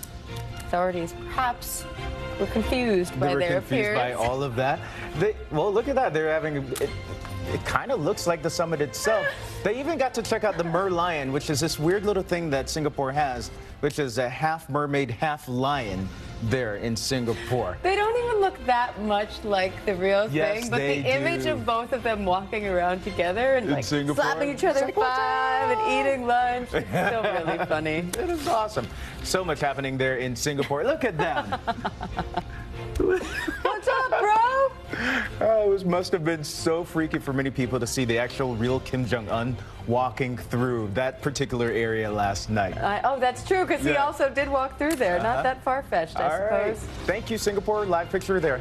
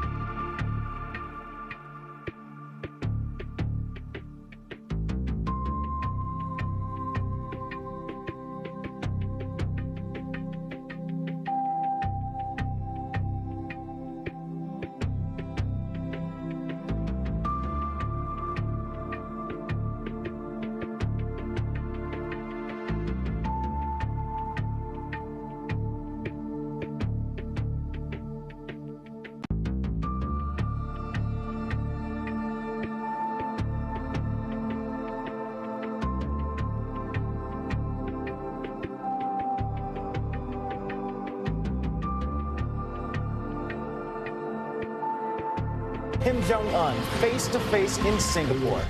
This half hour, what happens after the handshakes, plus the health scare for someone in the president's inner circle. It is Tuesday morning, and you're watching a special edition of World News Now. Trump and Kim, the historic summit.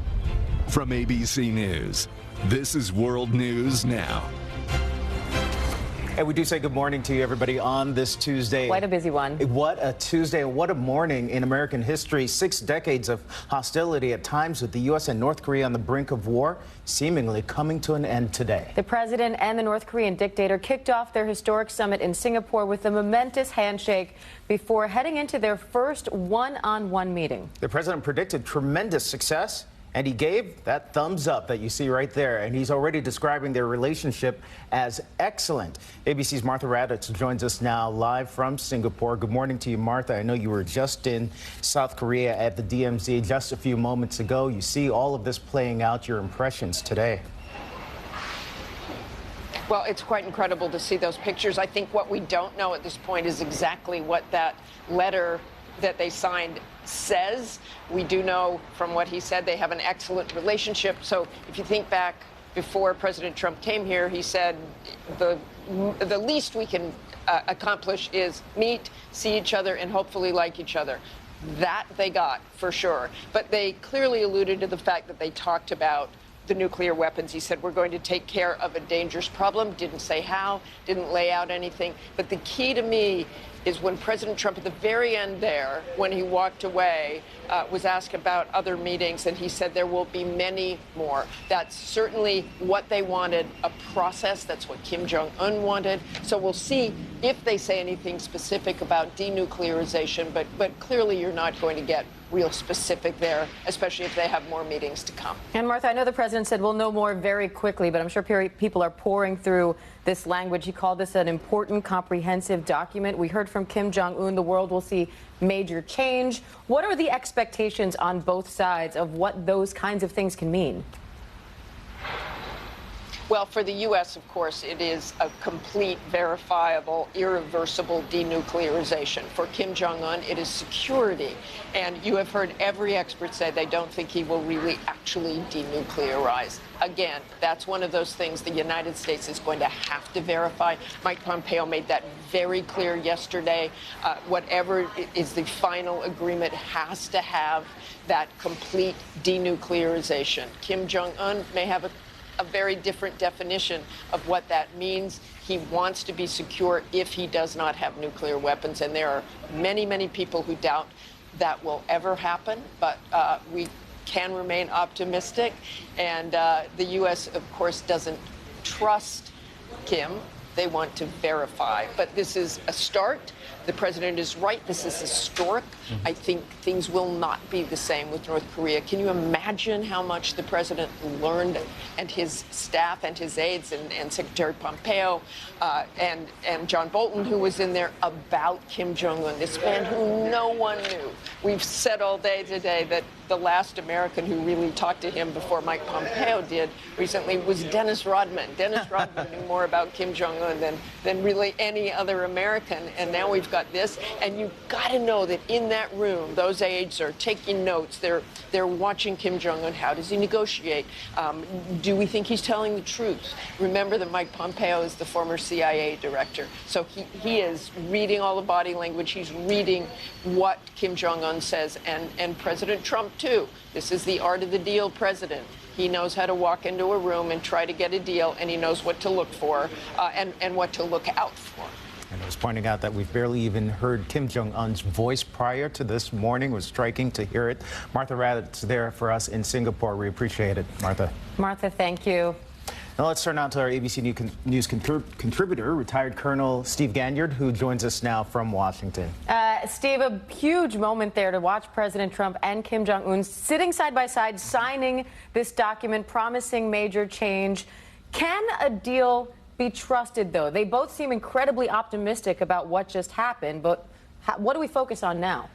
Well, part of the problem is that we don't really know how many nukes they have, and so we don't know if we don't have the known the number that we're going to count, then it's hard to count that number. So finding ways to do this is going to take quite a while. It's going to take a lot of time and negotiation. So this is something that will happen over months, if not years, to come to the final details of this agreement. But I'm sitting here watching as somebody who spent most of my Marine Corps career thinking about the threat from the North and the hundreds of thousands of Americans that have served in uniform in the Pacific, where North Korea was the threat. And here you have these two men sitting together. It is, whether it turns out right or wrong, it's still an extraordinary scene. Now, Steve, 2 months ago, you said that you're skeptical that they would break every promise they make. You said at the time it was not just trust and verify, but distrust and verify. You feel the same way after seeing these pictures?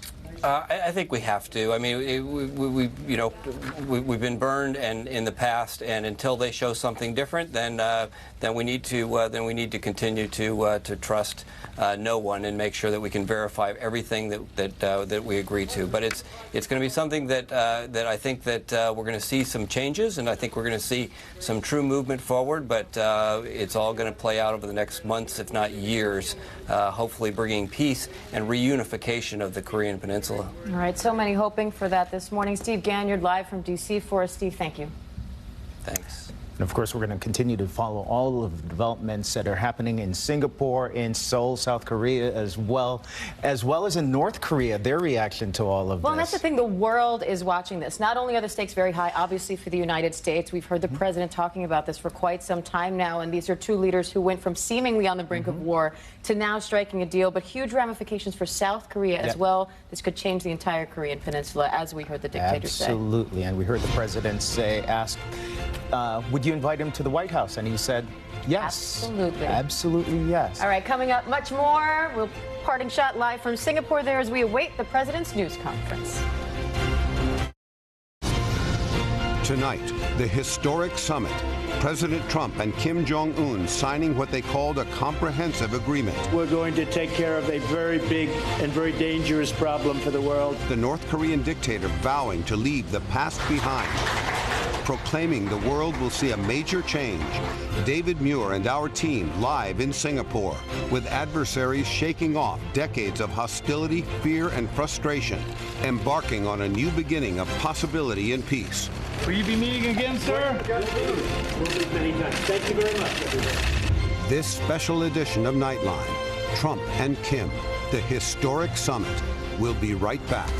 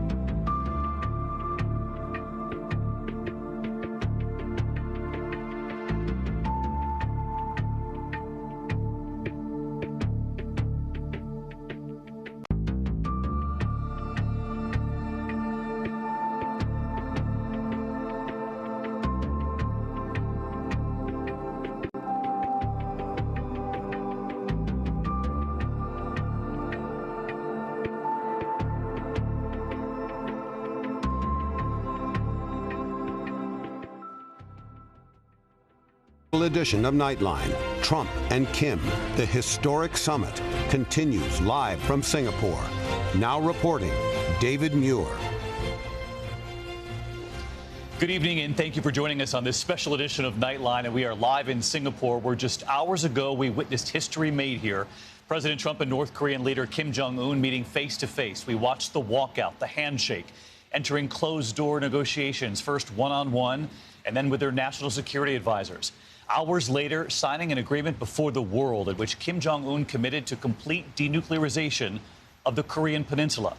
My colleague George Stephanopoulos speaking with the president just minutes ago about this unprecedented summit, about the letter they both signed. And George, we watched your interview as it came in. This was really something to witness. You asked so often about trust, the president indicating to you that he does trust Kim Jong-un, at least for now.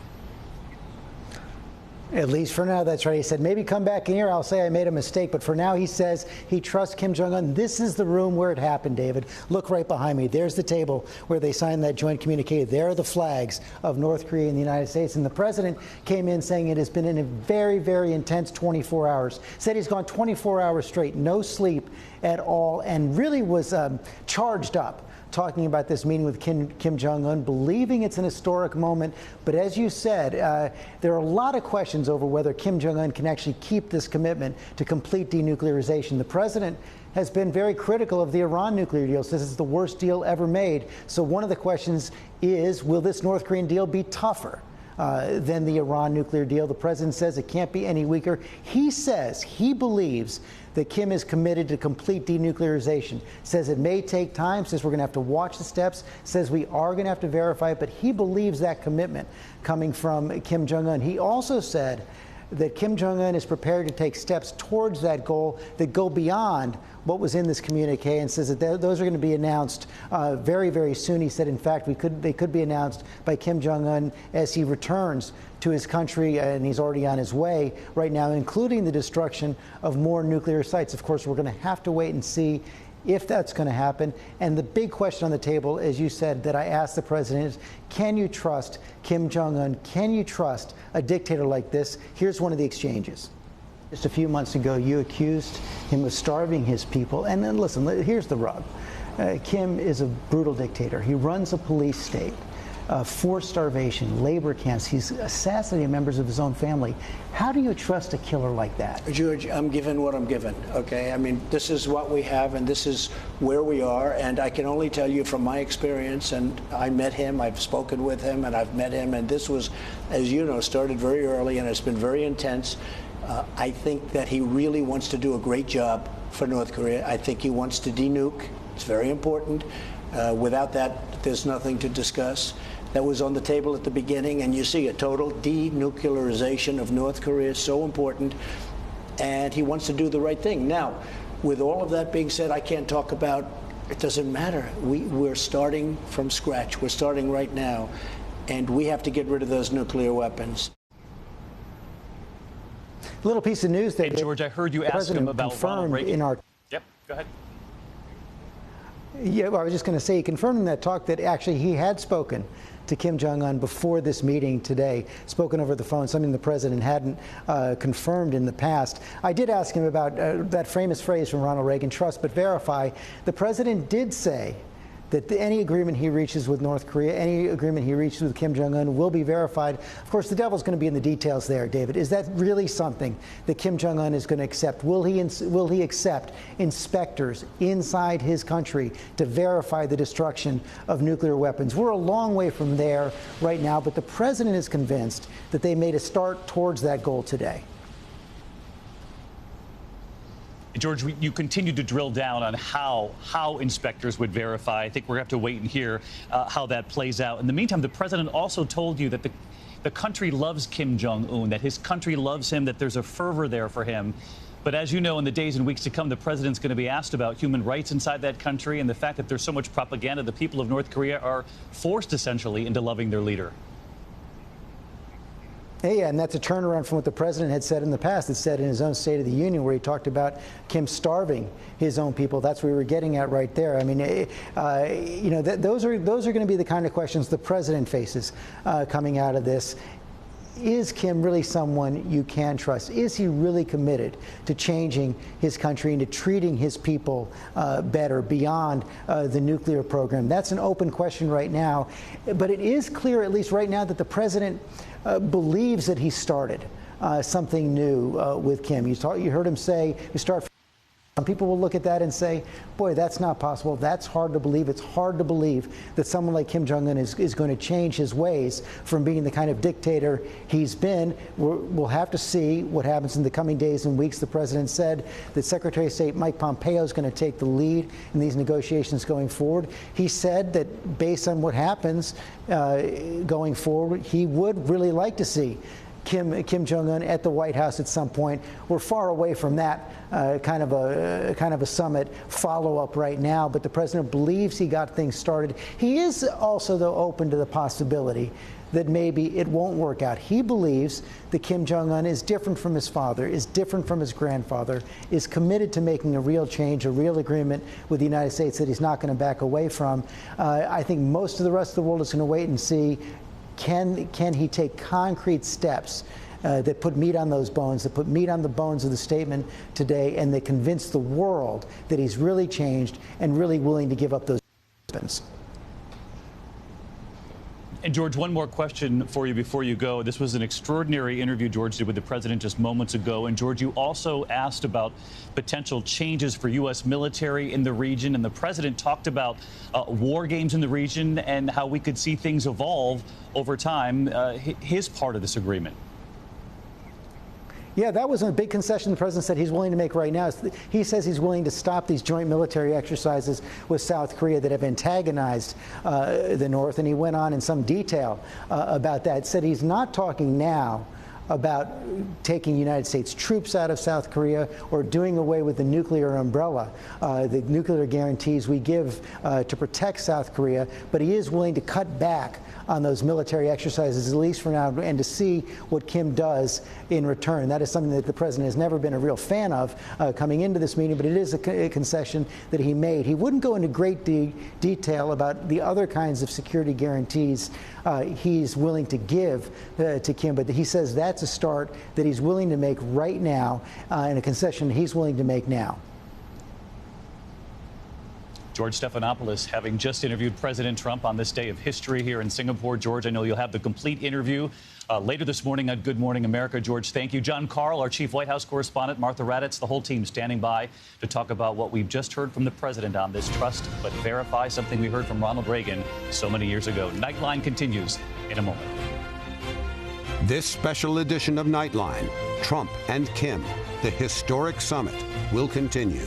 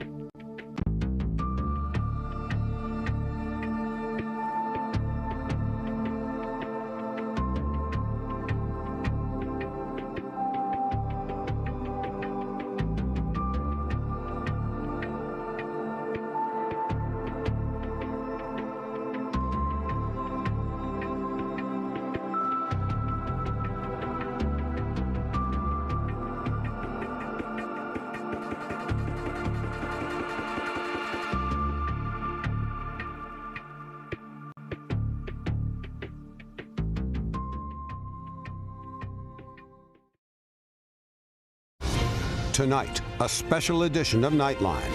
Trump and Kim, the historic summit. I'm David Muir, live from Singapore. We continue our special edition of Nightline, and I want to bring in our chief White House correspondent, Jonathan Karl. John, this historic agreement, this letter signed by both President Trump and Kim Jong-un just a short time ago. And we heard the president tell George Stephanopoulos right in the first paragraph, now we've seen it, that they have both committed to security guarantees to North Korea, but that Chairman Kim Jong-un reaffirmed his firm and unwavering commitment to complete denuclearization of the Korean Peninsula.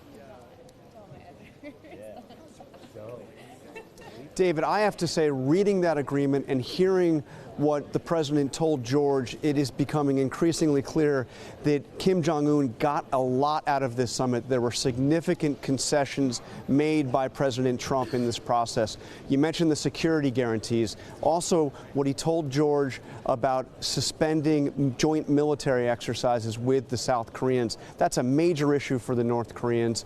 And the president said that he's willing to do away with those joint military exercises. And then even on that commitment from Chairman Kim, from Kim Jong-un, to complete denuclearization of the Korean Peninsula. That's the phrase. Words are really important here. Complete denuclearization of the Korean Peninsula. It doesn't include what has been a mantra for the United States for years under multiple administrations, that what we needed would be complete, verifiable, irreversible denuclearization. Each one of those words is important, and in that joint communique, you only see the word complete. How's it going to be verified? Will there be steps made to make sure that it is irreversible, that the North couldn't simply reconstitute their nuclear program after getting whatever rewards they would get? So I see significant concessions here by President Trump, and it's not exactly clear what the United States has gotten in return. All right, John Karl, right there at Capella Hotel on Sentosa Island. You can see the podium there behind you. The president is going to take questions from the International Press Corps here, and when he does, we will break back in with that live as well. But in the meantime, I want to get to our chief global affairs anchor, Martha Raddatz, because, Martha, you heard George press the president on this. How do you verify complete denuclearization? And that is going to be the challenge here.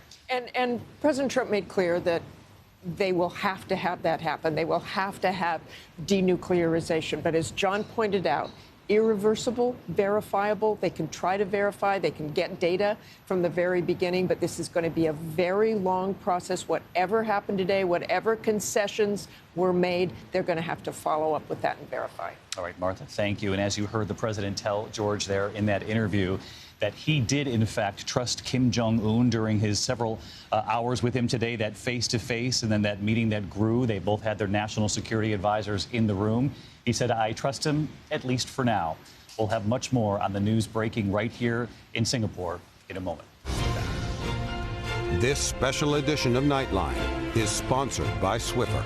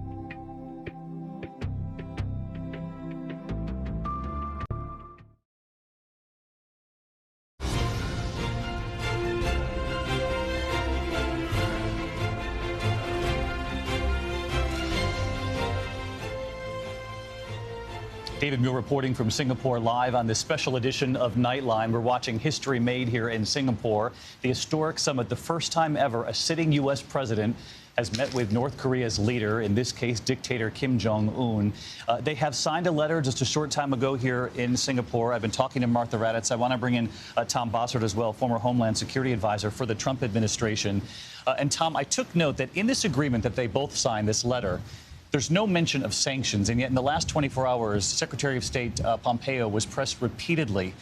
Will you ease economic sanctions, give any sort of economic relief before there is total and complete denuclearization? He indicated there would be no easing of the sanctions, and yet no mention in the letter. But that doesn't surprise you? No, it doesn't surprise me, and here's why. Those sanctions are extant conditions. In other words, they're in place now, and we won't remove them. It's not only kind of a compelling step for us to take, but it's an incentive. At this point, denuclearization, and here's how I believe we presented it to the North Koreans, has a number of steps. It starts with disarming. That's their missiles and their nukes. It then moves to dismantling and disabling. Those are different steps. It has to do with their fuel cycle development and things that get a little complicated, take a little bit longer. What the President and Secretary Pompeo have said is that we won't remove sanctions until you've taken those first three steps. The fourth being long-term verification. We might provide benefits before that, before 15 years, I would imagine. But you do recognize that some will look at this letter and say it allows for at least a little bit of wiggle room here, that perhaps there'll be phases here as far as the economic sanctions. To be honest, no. I actually think this is a historic document, and it's a literal blueprint for peace. This document, if both sides honor it, is the first ever blueprint for peace in this region that involves concessions on both sides that are real. The North Koreans are going to view what President Trump did today as a real set of conditions. He honored and respected some of their deep, deep security concerns. And in return, let's see if they trust him and see if they do the right thing. And the president did give up some on the U.S. side as well. John Karl talked about the concessions and involving the war games and other issues that the president will have to answer questions about once he gets back home. We might have seen the end of the domino theory here today. Yeah, I want to bring in Colonel Steve Ganyard, who's been watching this unfold with us as well. And Colonel Ganyard, I'm curious what you heard George telling me earlier about what the president said involving U.S. military presence in and around the Korean Peninsula, the war games. The president essentially saying that he's asked himself, who pays for these war games? Are they really necessary? I think we can do without him for a while, David. But to me, the most important words that we heard was the U.S. will provide security guarantees. This whole summit revolves around those words. If you're Kim Jong-un, you're not going to give up your nukes unless the U.S. says we won't attack you. This is the whole key, and I think the breathtaking irony here, David, is that just a few months ago you had this president saying we're about to use military force, and now he's saying we're going to guarantee your security. And in fact, President Trump will take credit for that rhetoric and for making this happen by using that rhetoric, ratcheting up the stakes to make Kim Jong-un realize what the stakes actually were and bringing him to the table. Colonel Ganyard, our thanks to you. We've talked so many times during what appeared to be the nuclear escalation, and now we talk as history is made here in Singapore. We're going to take a break so that the entire network can join us for a special report. The president about to address the world, taking questions from international reporters gathered here in Singapore. Stay tuned.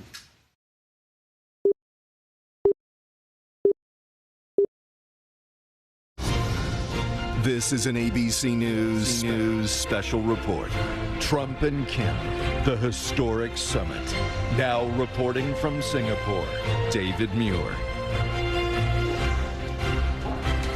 Hello again, everyone from Singapore, and it has been an extraordinary day here in Singapore, middle of the night back home in the United States. History made, the first sitting U.S. president to sit down face-to-face with the leader of North Korea, in this case, dictator Kim Jong-un. The president a short time ago telling our George Stephanopoulos that he does trust Kim Jong-un.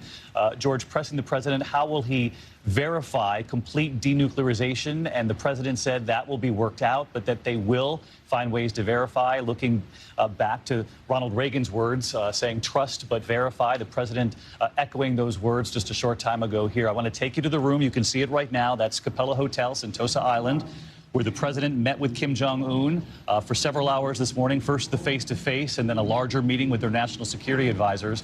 Our John Karl is in the room, our chief White House correspondent. And John, so many questions still unanswered, but no question that this is truly historic in nature.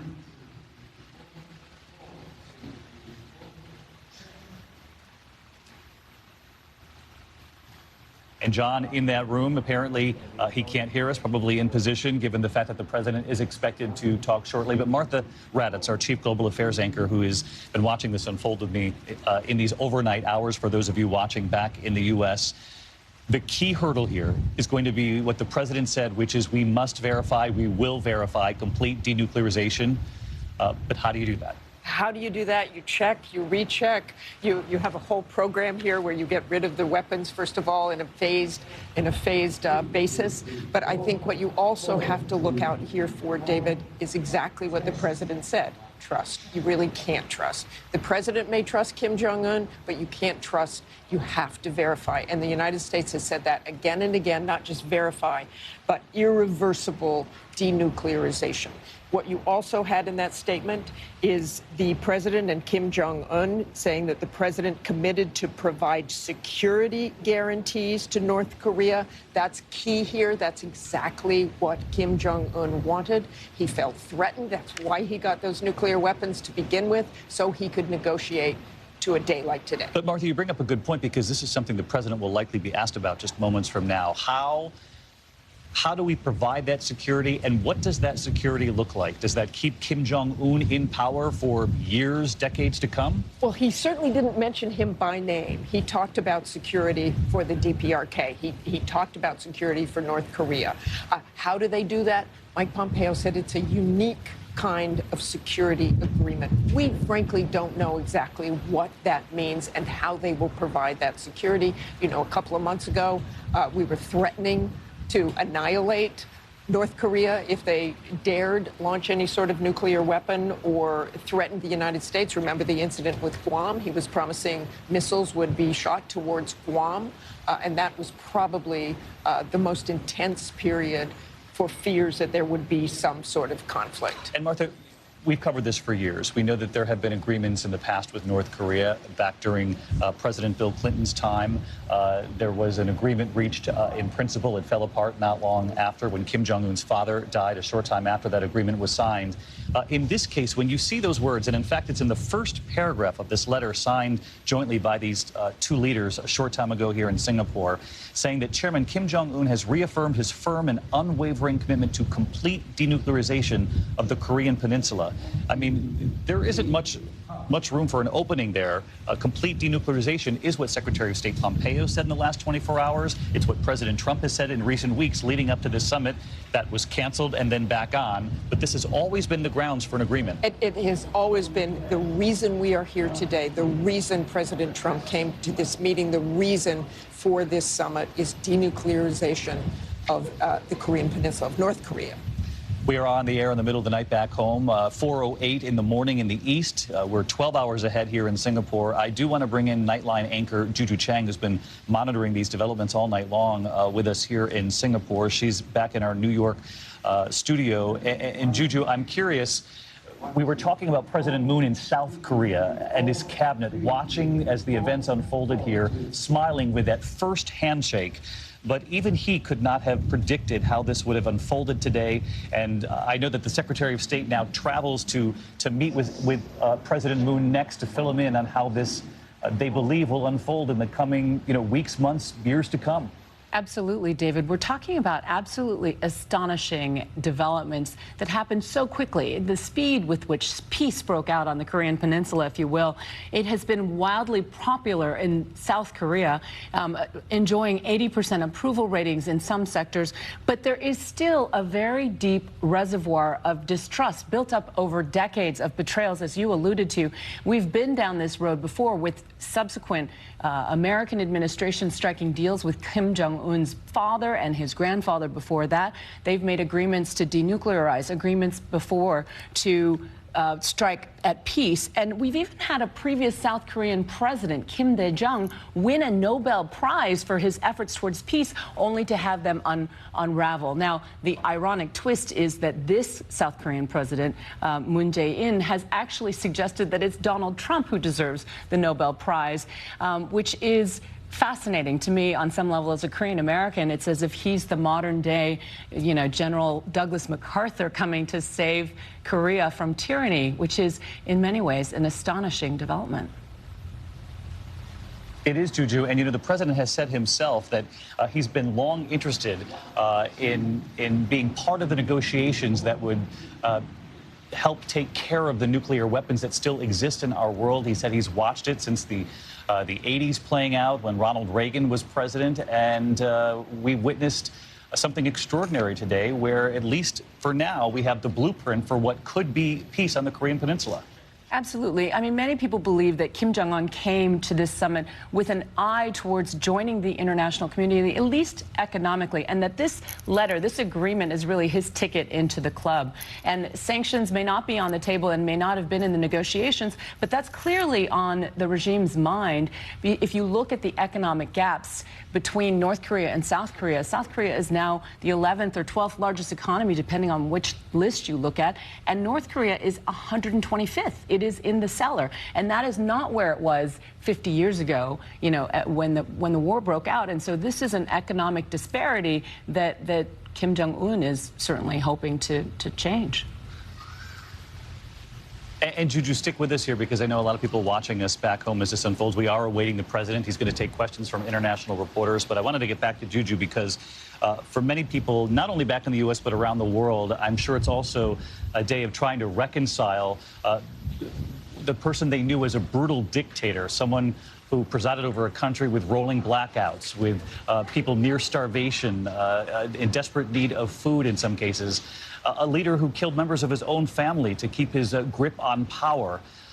And now, just since the beginning of this year, the olive branch to the south, President Moon taking a North Korean delegation to the Olympics, and this face-to-face meeting now with President Trump. This has only been relatively new for Kim Jong-un, the diplomat, and it comes after years as a ruthless dictator in North Korea. Absolutely, David. When I was in Seoul most recently before the Korea Olympics, a lot of the defectors from North Korea were telling me that this is a regime that is known in the international human rights community as imprisoning in gulags more than 100,000 North Koreans, torturing, executing, starving its citizens. And so this is also an issue, as John Karl has noted from senior White House officials, that is not on the negotiating table this time around, and yet it is very much a concern for people who have been looking at North Korea. Juju Chang, Nightline anchor, standing by in New York. Juju, our thanks to you. I do want to bring in our chief White House correspondent, Jonathan Karl, because John is in the room awaiting the president. He will take questions from the international press gathered in that room. And I know they're playing a video presentation. Do a bit of a scene setting here, John. What is it that they've produced? This is quite a production, very slickly produced video. They have played it both in Korean and in now they're playing it in English. It's a video that basically describes this as a moment in history where we have an opportunity to go between nuclear war and prosperity for all. It's really quite a slick video presentation. It's got overtones of propaganda, but a very slickly produced production. Will the world embrace this change? Yeah, but John, I also have to say that it illustrates how much planning had actually gone into this summit. I think that in the reporting leading up to this summit, there were a lot of questions about how prepared President Trump was, how much studying he was doing. He said, I don't have to prepare much. And then it was a short time thereafter, the White House said he actually is preparing. He's spending several hours a day with Secretary of State Pompeo. But to see within minutes, 40 minutes or so, coming out of that face-to-face, President Trump saying we have an excellent relationship. We got along very good, in the president's words. And now to see this agreement signed with the template of peace in the Korean Peninsula, and now what appears to be a very slick video being played. I mean, that would show that there was considerable planning that went into this, John. In a meeting to remake history. There was a lot of planning in this, and this is extraordinary. You have basically the world press corps here watching this video presentation, as I mentioned, in American, English, and in Korean. And we have the Secretary of State, the Chief of Staff here, and here comes the President. United States, Donald Trump. As we speak, I believe that the President will soon be coming out. no doubt very happy with how events transpired here in Singapore today. His face-to-face meeting with Kim Jong-un making history and being watched all over the world. Let's listen. It's been a tremendous 24 hours. We've had a tremendous 3 months, actually, because this has been going on for quite a while. That was a tape that we gave to Chairman Kim and his people, his representatives, and it captures a lot, captures what could be done. And that's a great place, has the potential to be an incredible place between South Korea, if you think about it, and China. It's got tremendous potential, and I think he understands that, and he wants to do what's right. It's my honor today to address the people of the world following this very historic summit with Chairman Kim Jong-un of North Korea. Spent very intensive hours together, and I think most of you have gotten the signed document, or you will very shortly. It's very comprehensive. It's going to happen. I stand before you as an emissary of the American people to deliver a message of hope and vision and a message of peace. Let me begin by thanking our incredible hosts in Singapore, especially Prime Minister Lee, friend of mine.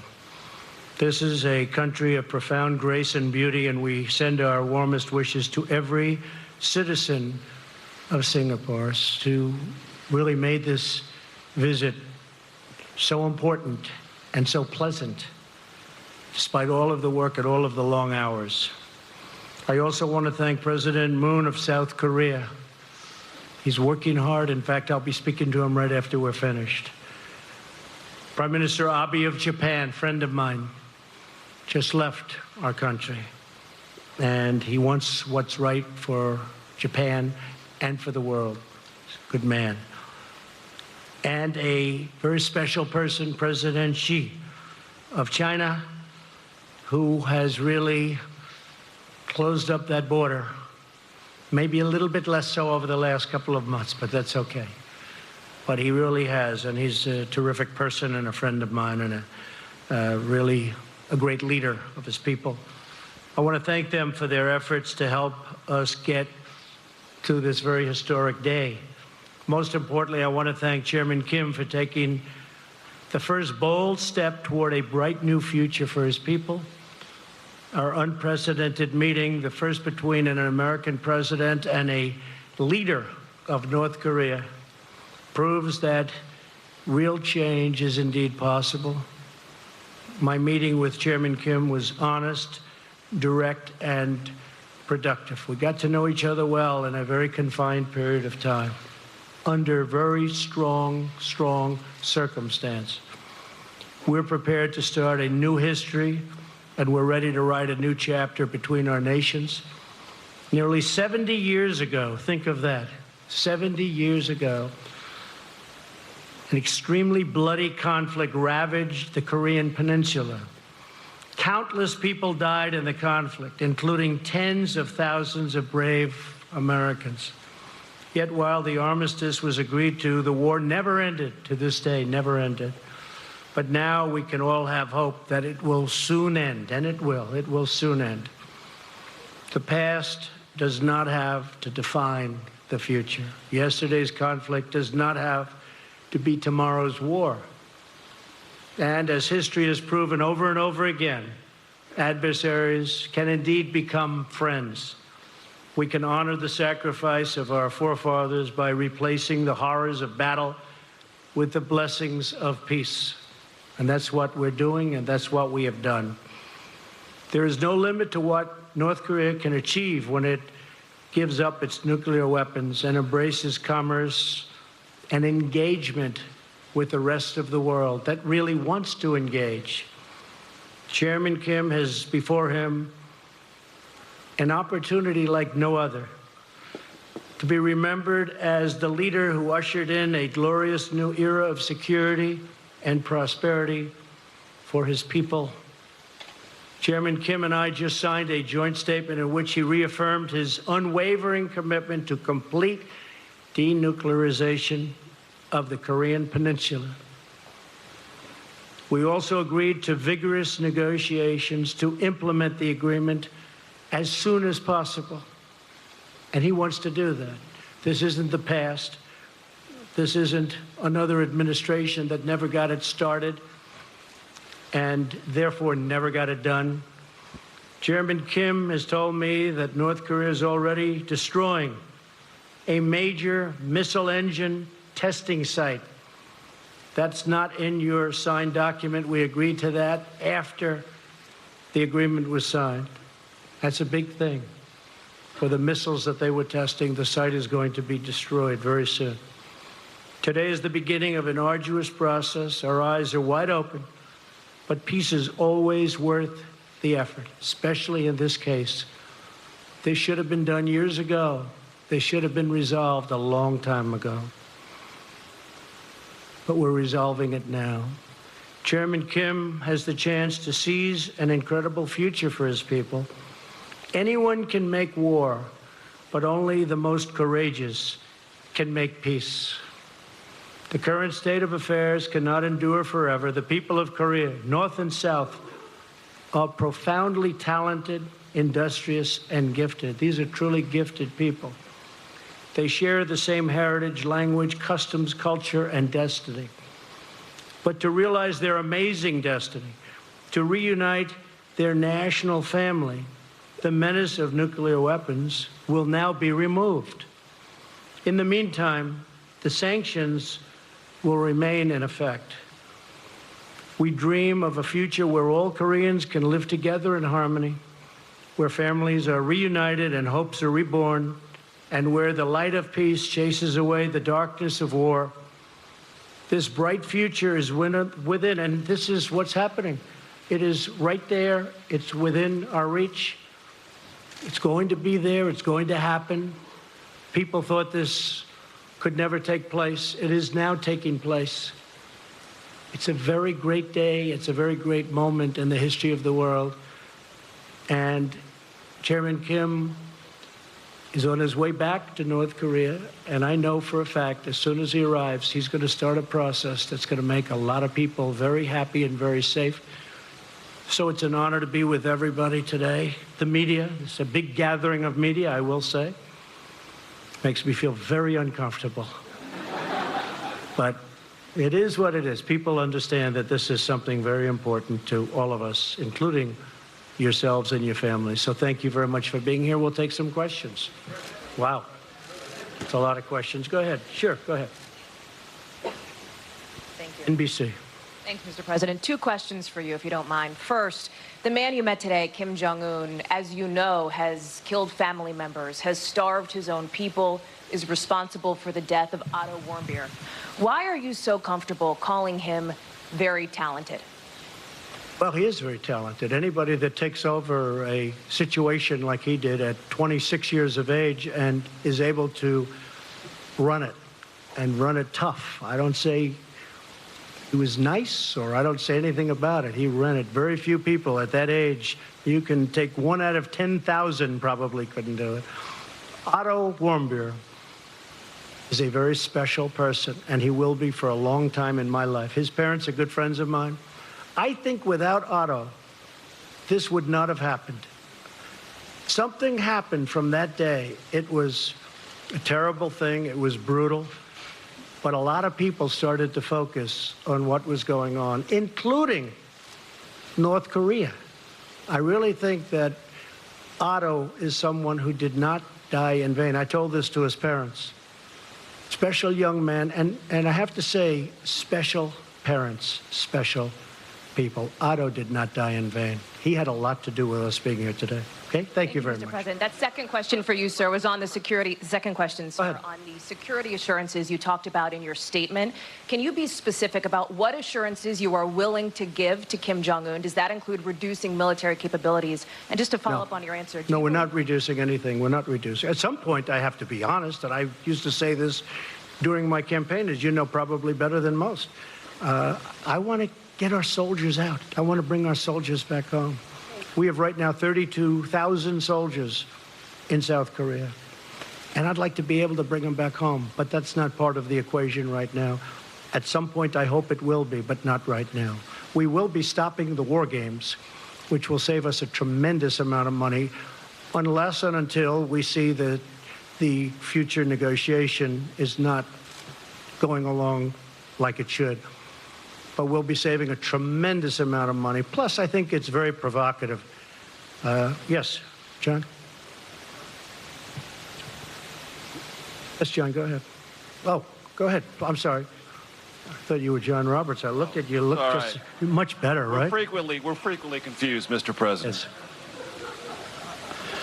Mr. President, the joint statement does not talk about verifiable or irreversible denuclearization. Yeah. Is that a concession on the part of the United States? No, not at all, because if you look at it, I mean, it said we are going to, let's say here, it will be gone.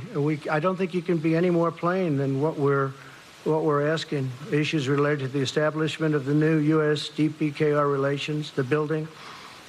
We talk about the guarantees, and we talk about unwavering commitment to the complete denuclearization of the Korean Peninsula. This is the document that we just signed. Did you discuss with Chairman Kim methods to verify, either with the United States or international organizations, that very process? And do you have a timetable Yes, we did. And we'll be verifying. That to us? Yeah, we'll be verifying. It'll be verified. How is that going to be achieved, Mr. President? Well, it's going to be achieved by having a lot of people there. And as we develop a certain trust, and we think we have done that, Secretary Pompeo has been really doing a fantastic job, his staff, everybody. As we do that, we're going to have a lot of people there, and we're going to be working with them on a lot of other things.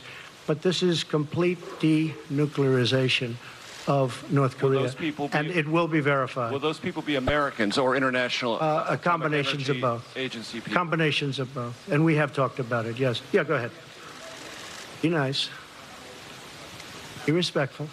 I'll be very respectful, sir.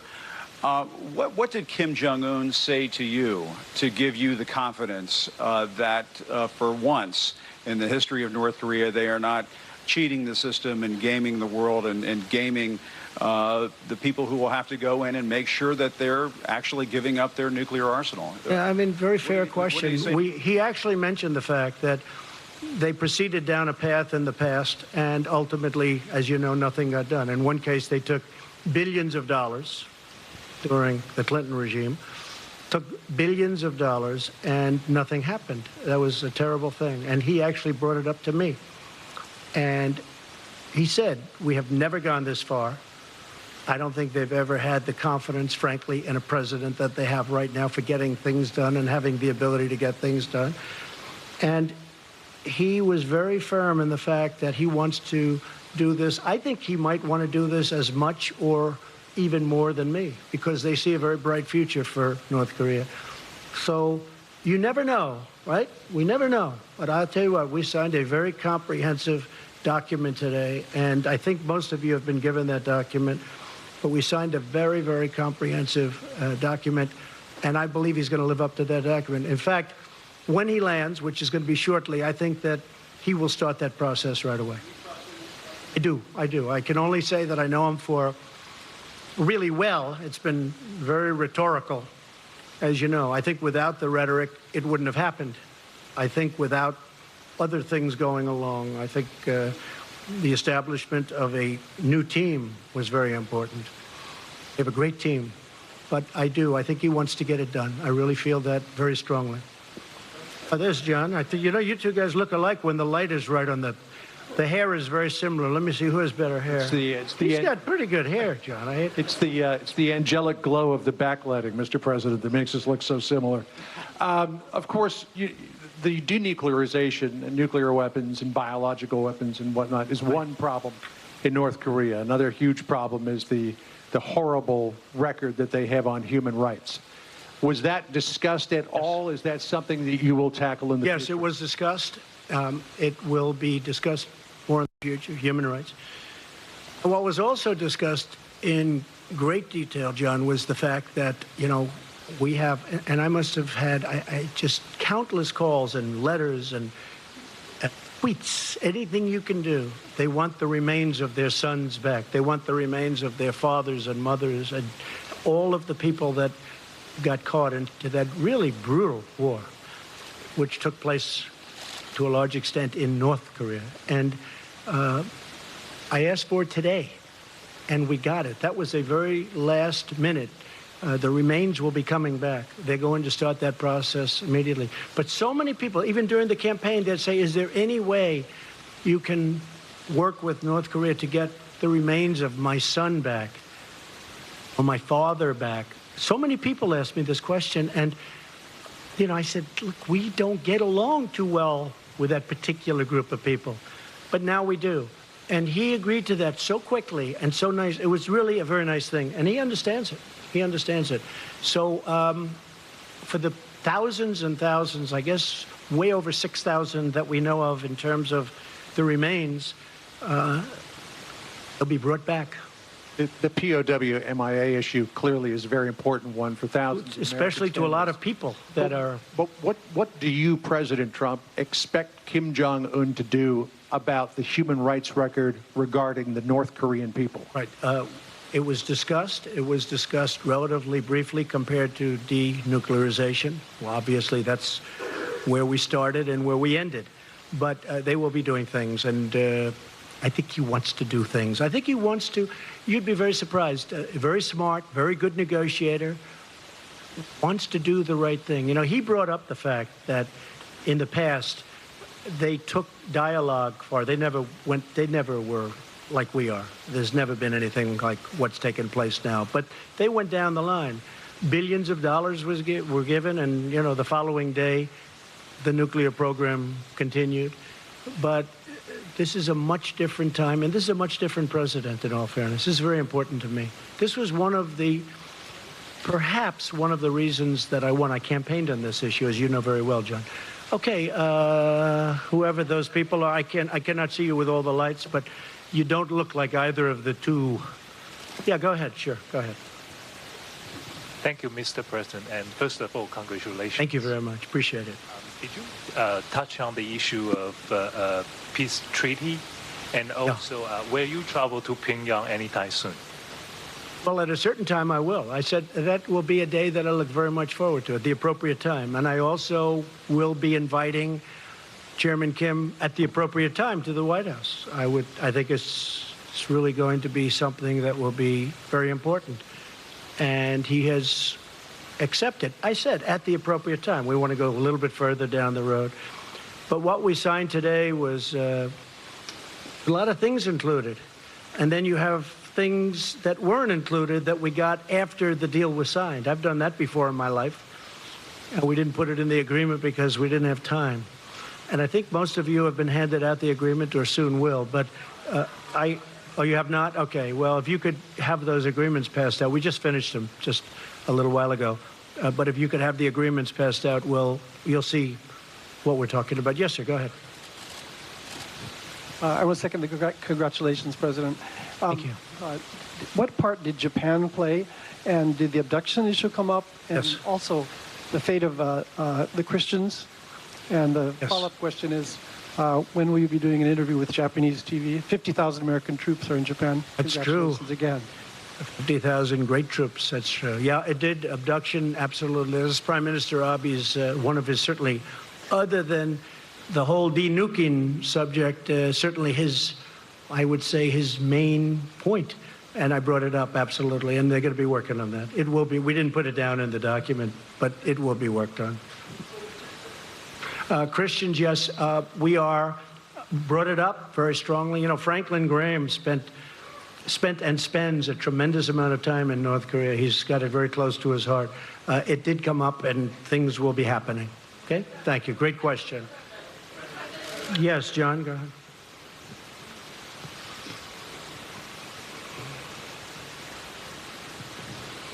Thank you, Mr. President. Thank you, John.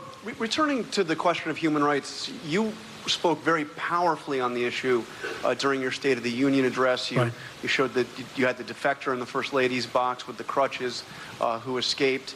And you, at that point, said that North Korea has more brutally oppressed its people than any other regime on earth. Do you still believe that is the case, having sat down with Kim Jong-un, and does he need to change that? John, I believe it's a rough situation over there. There's no question about it. And we did discuss it today pretty strongly. I mean, knowing what the main purpose of what we were doing is, denuking, but discussed it at pretty good length. We'll be doing something on it. It's rough. It's rough in a lot of places, by the way, not just there, but it's rough. And we will continue that, and I think ultimately we'll agree to something. But it was discussed at length outside of the nuclear situation, one of the primary topics. But do you think that needs to change to bring on this glorious new era you've talked about? Are they going to have to? I think it will change, yeah. I think it probably has to, but I think it will. Yeah. Thank you. Thank you very much. Steve, that's you, Steve, right there. Yes, sir. Thank you. What timetable do you envision for their denuclearization? And in the meantime, are you thinking about easing any sanctions? Well, you know, scientifically, I've been watching and reading a lot about this, and it does take a long time to, you know, pull off complete denuclearization. It takes a long time. Scientifically, you have to wait certain periods of time, and a lot of things happen. But despite that, once you start the process, it means it's pretty much over. You can't use them. That's the good news. And that's going to start very, very soon. I believe that's going to start very soon. We will do it as fast as it can mechanically and physically be done, Steve. And the sanctions? The sanctions will come off when we are sure that the nukes are no longer a factor. Sanctions played a big role, but they'll come off at that point. I hope it's going to be soon, but they'll come off. They, as you know, and as I've said, the sanctions right now remain. But at a certain point, I actually look forward to taking them off, and they'll come off when we know we're down the road where it's not going to happen. Nothing's going to happen. Okay? Thank you. Yes, go ahead, please. Thank you, Mr. President. Thank you. Congratulations on this historic summit. Thank you very much. Congratulations to everybody, by the way.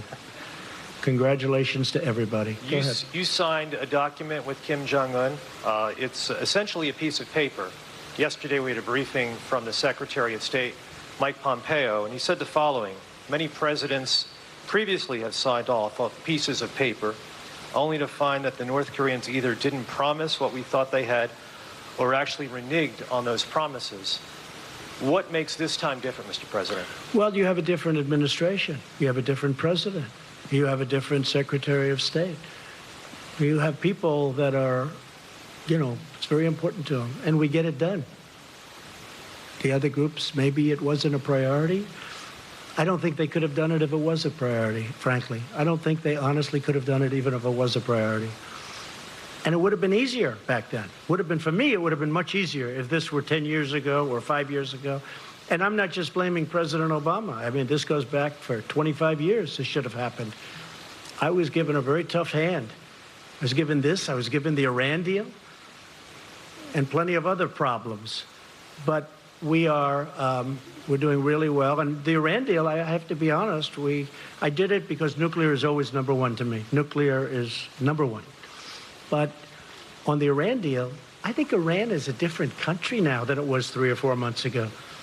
I don't think they're looking so much to the Mediterranean. I don't think they're looking so much at Syria like they were with total confidence. I don't think they're so confident right now. But I hope, with that being said, I hope that at the appropriate time, after these sanctions kick in, and they are brutal, what we've put on Iran, I hope that they're going to come back and negotiate a real deal, because I'd love to be able to do that. But right now it's too soon for that. Yes, Mr. please. President, you also did talk about establishing diplomatic relations, exchanging ambassadors. How long before that happens? Good question. Hopefully soon, but we'll have to get things moving first. A little bit early for that. We have to get things moving. Yes, go ahead. Hi. Can you clarify when you said you're stopping war games? So you are stopping the military exercises with South Korea? Yeah, we've done exercises for a long period of time working with South Korea. And we call them war games, and I call them war games, and they're tremendously expensive. The amount of money that we spend on that is incredible. And South Korea contributes, but not 100%, which is certainly a subject that we have to talk to them about also. And that has to do with the military expense and also the trade. So we're doing that. We actually have a new deal with South Korea in terms of the trade deal, but we have to talk to them. We have to talk to many countries about treating us fairly. But the war games are very expensive. We pay for a big majority of them. We fly in bombers from Guam. I said it when I first started. I said, where do the bombers come from? Guam. nearby. I said, oh, great, nearby. Where's nearby? 6.5 hours.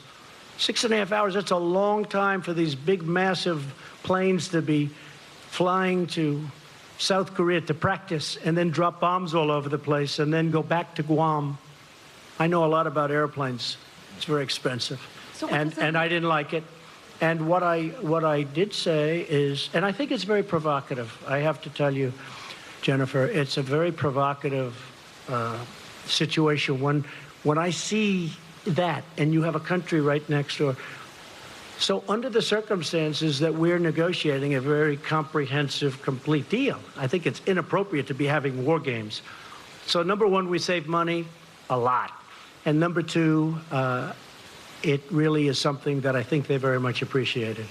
Does North Korea give you something in return, though? Well, we've gotten, you know, I've heard that. I mean, some of the people that, I don't know, maybe they really mean it. I don't always want to go against the press because I just don't, especially not today. This is too important. But I noticed that some of the people were saying that the president has agreed to meet.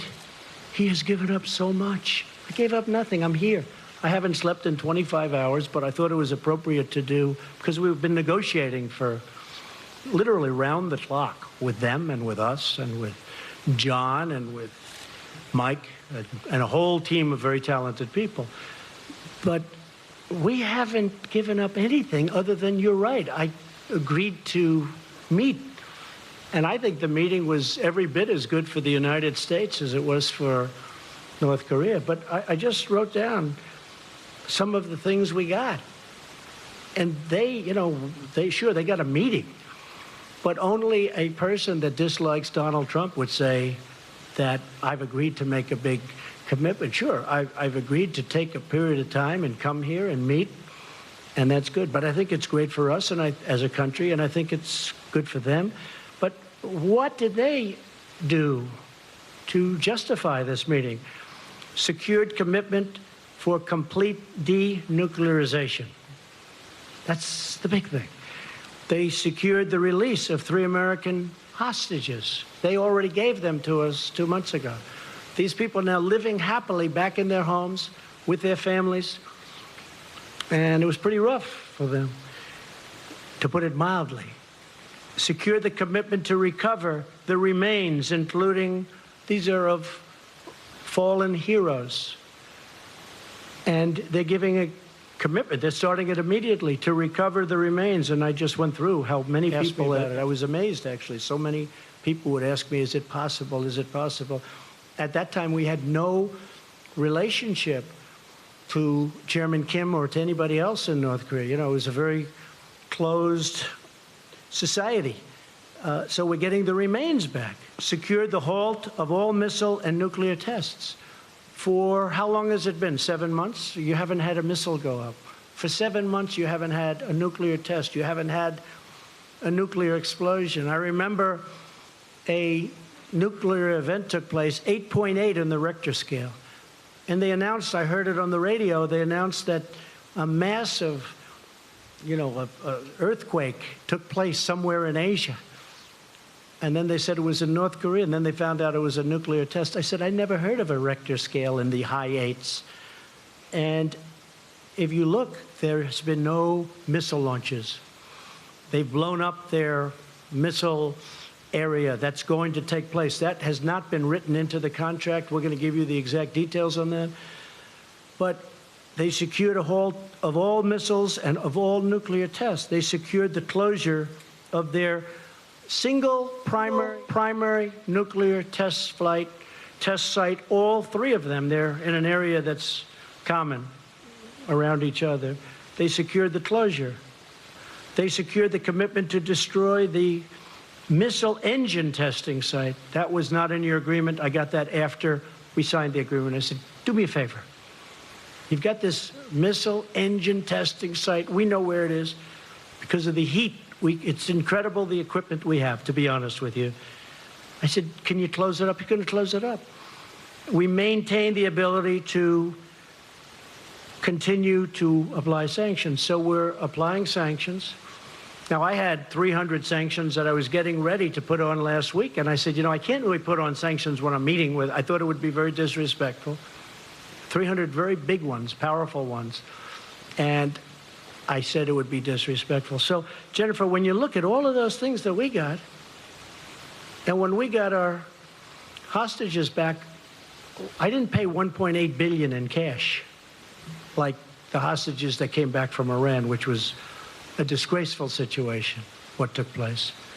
So we've gotten a lot. So when I hear somebody in the media say that President Trump has agreed to meet, like, it's not a big deal to meet. I think we should meet on a lot of different topics, not just this one. And I really believe a lot of great things can happen. Yes, go ahead, please. Sir, you just listed off a lot of things that you say you got in this meeting.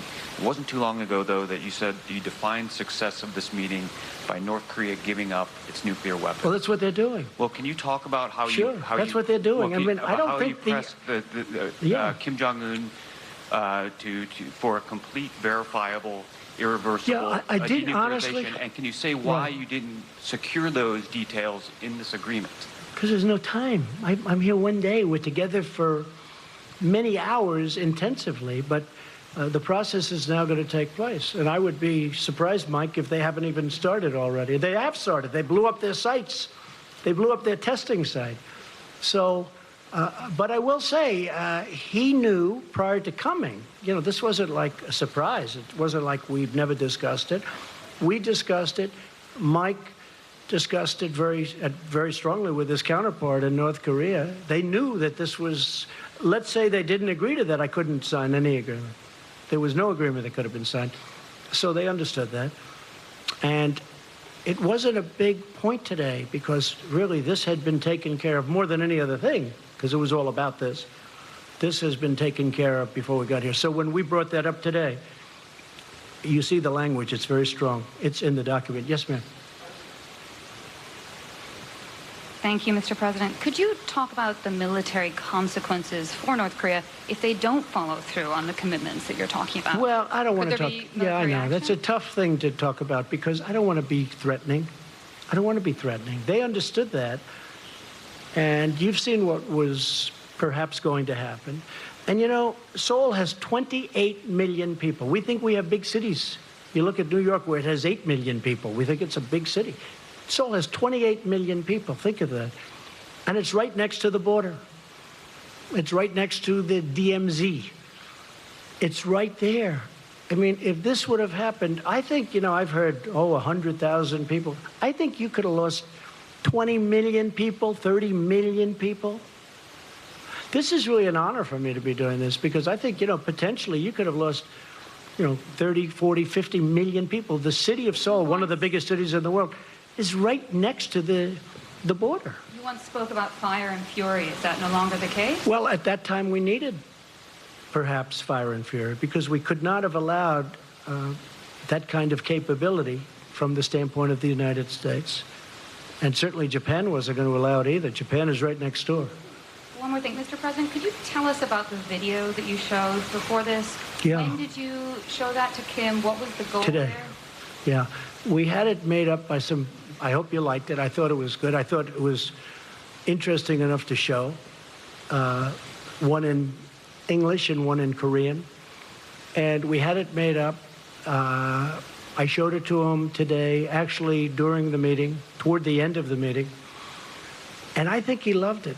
They were given, we didn't have a big screen like you have the luxury of having. We didn't need it because we had it on a cassette and an iPad, and they played it. And about 8 of their representatives were watching it, and I thought they were fascinated by it. I thought it was well done. I showed it to you because that's the future. I mean, that could very well be the future. And the other alternative is just not a very good alternative. It's just not good. But I showed it because I really want him to do something. Now, I don't think I had to show it because I really believe he wants to, I think he wants to get it done. Yes, go ahead. How's Staten Island Ferry doing, okay?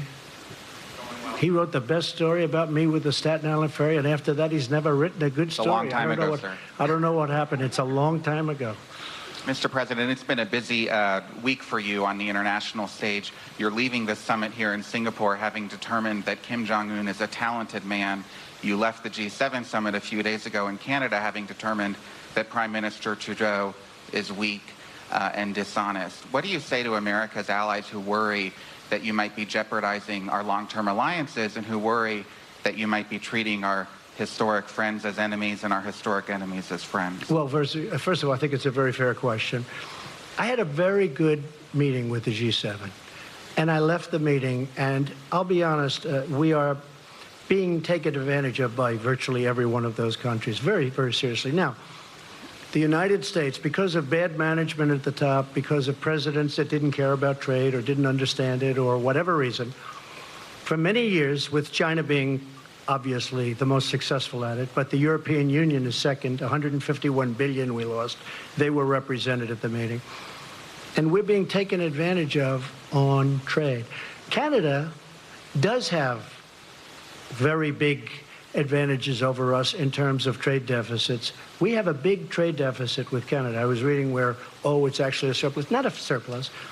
It's either 17, but it could actually be 100. You know, they put out a document. I don't know if you saw it. They didn't want me to see it, but we found it. Perhaps they were trying to show the power they have. It's close to $100 billion a year loss with Canada. They don't take our farm products, many of them. They charge what was 270%, but somebody told me the other day that a few months ago they raised it to 295% for dairy products. And it's very unfair to our farmers, and it's very unfair to the people of our country, the workers, the farmers, the companies. And we are not able to trade. They have tremendous barriers up. They have tremendous tariffs. So when I put in a countervailing tariff just to get us up a little bit so the balance isn't so much, it's like this. They said, oh, that's so terrible. I said, what's terrible? We have to catch you a little bit. We have to have a little balance. Even if it's not complete, we have to have a little balance. I say this with many countries. Anyway, we finished the meeting. Really, everybody was happy.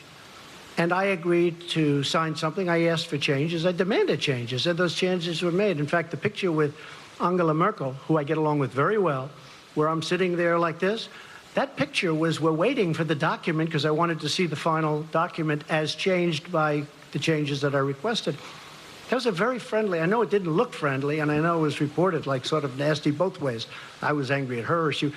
Actually, we were just talking, the whole group, about something unrelated to everything, very friendly, waiting for the document to come back so I could read it before I leave. Anyway, I left it. It was very friendly. When I got onto the plane, I think that Justin probably didn't know that Air Force One has about 20 televisions.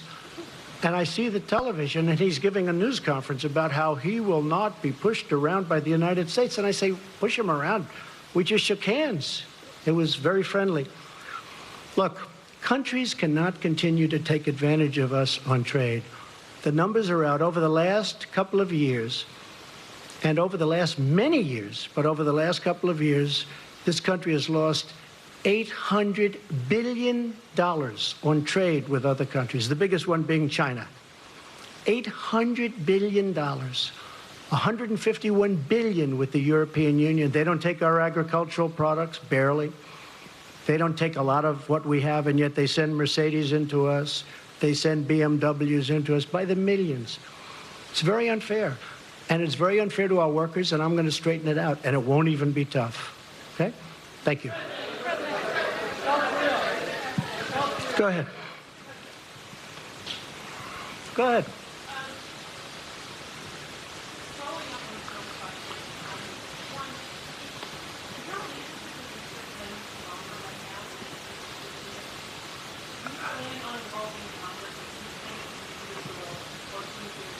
I would like to involve Congress, yes. And no, I have a good relationship with Justin Trudeau. I really did. Other than he had a news conference that he had because he assumed I was in an airplane and I wasn't watching. He learned that's going to cost a lot of money for the people of Canada. He learned. You can't do that. You can't do that. We left. We had a very good relationship. I've had a good relationship with Justin. I have a good relationship with all. I have a very good relationship with Angela Merkel. But on NATO, we're paying 4.2%. She's paying 1% of a much smaller GDP than we have. We're paying 4.2% on a much larger. We're paying for I mean, anyone can say from 60 to 90% of NATO. And we're protecting countries of Europe. And then on top of it, they kill us on trade. So you just can't have it that way. It's unfair to our taxpayers and to our people.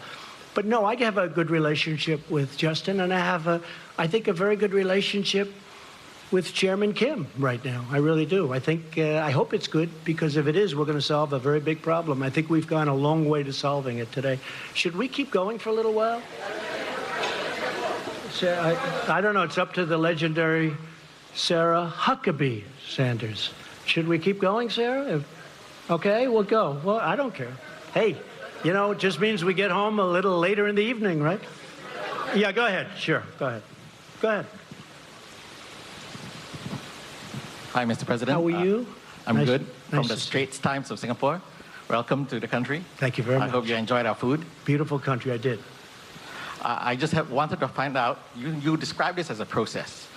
What is the immediate next step? Is there some ongoing dialogue Yes. with the North We're getting Korean? together next week to go into the details.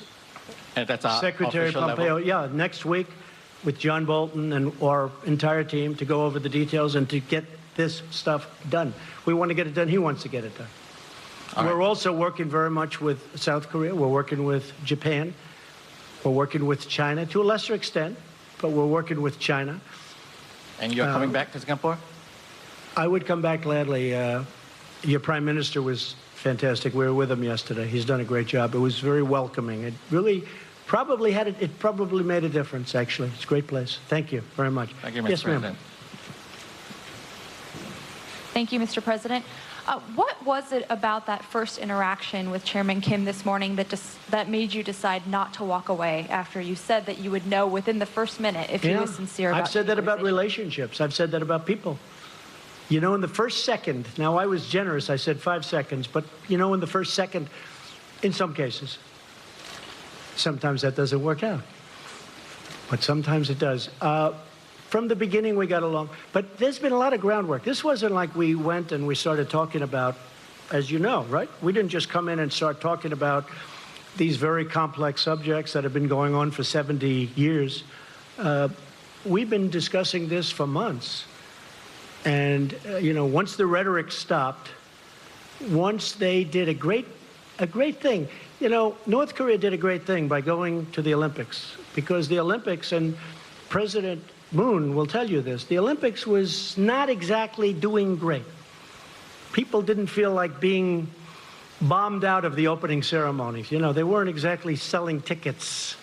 And as soon as the Chairman Kim, said, let's participate in the Olympics, it sold like wildfire and was a great success as an Olympics. It was a great success. He did a great thing.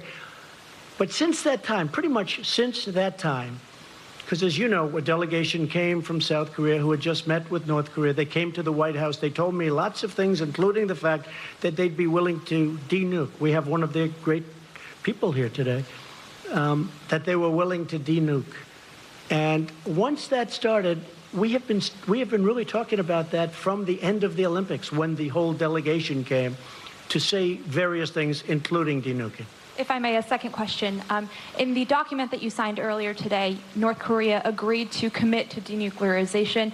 To borrow a phrase that you have used to criticize your predecessors and political opponents, how do you ensure that North Korea is not all talk, no action? Well, I think, forward? can you ensure anything? Can I ensure that you're going to be able to sit down properly when you sit down? I mean, you can't ensure anything. All I can say is they want to make a deal. That's what I do. My whole life has been deals. I've done great at it. And that's what I do. And I know when somebody wants to deal, and I know when somebody doesn't. A lot of politicians don't. That's not their thing. But it is my thing. I mean, again, this really could have been done, I think, easier a long time ago. But I know I just feel very strongly, my instinct, my ability or talent, they want to make a deal. And making a deal is a great thing for the world. It's also a great thing for China, because I can't imagine that China is happy with somebody having nuclear weapons so close. So, China was very helpful. So I think he wants to make a deal. Can anybody be certain? But we're going to be certain soon, because the negotiations continue. Okay? Thank you very much. Go ahead. You mentioned that you have raised extensively the issue of human rights with Chairman Kim. I wonder what you would say to the group of people who have no ability whatsoever to hear or to see this press conference, the 100,000 North Koreans kept in a network of gulags. Have you betrayed them by legitimizing the regime in Pyongyang? No, I think I've helped them because I think things will change. I think I've helped them. There's nothing I can say.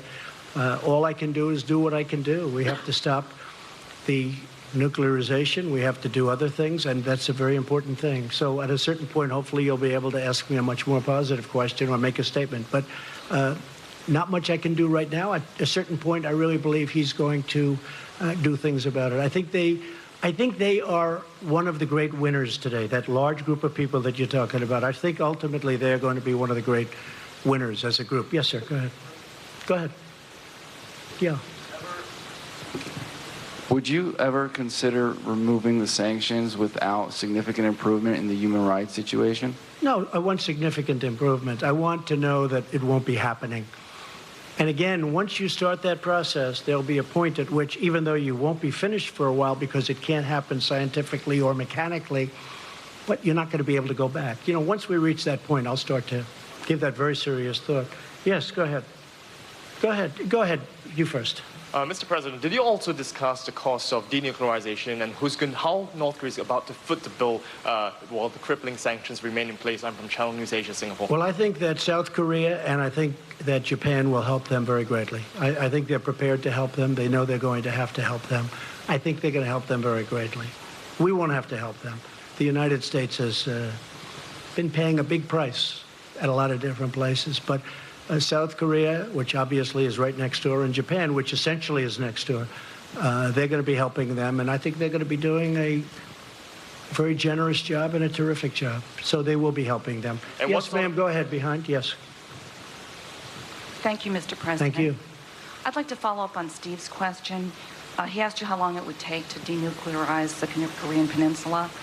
You said a long time. What does that mean? Well, I don't know when you say a long time. I think we will do it as fast as it can be done scientifically, as fast as it can be done mechanically. I don't think, I mean, I've read horror stories. It's a 15-year process, okay? Assuming you wanted to do it quickly, I don't believe that. I think whoever wrote that is wrong. But there will be a point at which, when you're 20% through, you can't go back.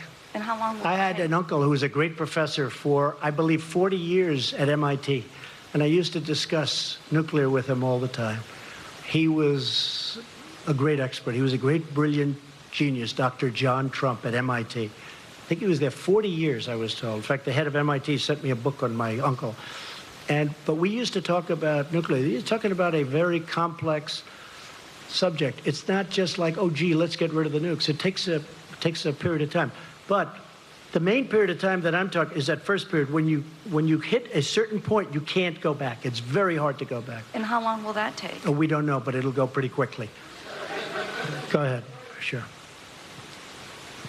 Thanks, Mr. President. I wanted to ask again on the sanctions campaign. You alluded at the very beginning that the Chinese are not doing as great a job securing the border as they were before. You expressed, some doubts when Kim went to see President Xi. The Russian foreign minister was in Pyongyang and said there shouldn't be any sanctions while these negotiations are underway.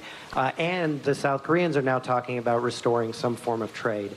So with all of those players appearing to be moving toward eroding sanctions, how can you keep the sanctions regime in place? What leverage do you have on these countries? Well, I think we have a lot of leverage. I think we have tremendous leverage. I do believe that China, despite my relationship with President Xi, a man who I told you I have great respect for and like also a lot, we're having very tough talks on trade. And I think that probably affects China somewhat, but I have to do what I have to do. And I think over the last 2 months, the border is more open than it was when we first started. But that is what it is. We have to do it. We have a tremendous deficit in trade, commonly known as a trade deficit. We have a tremendous deficit in trade with China. We have to do something about it. We can't continue to let that happen.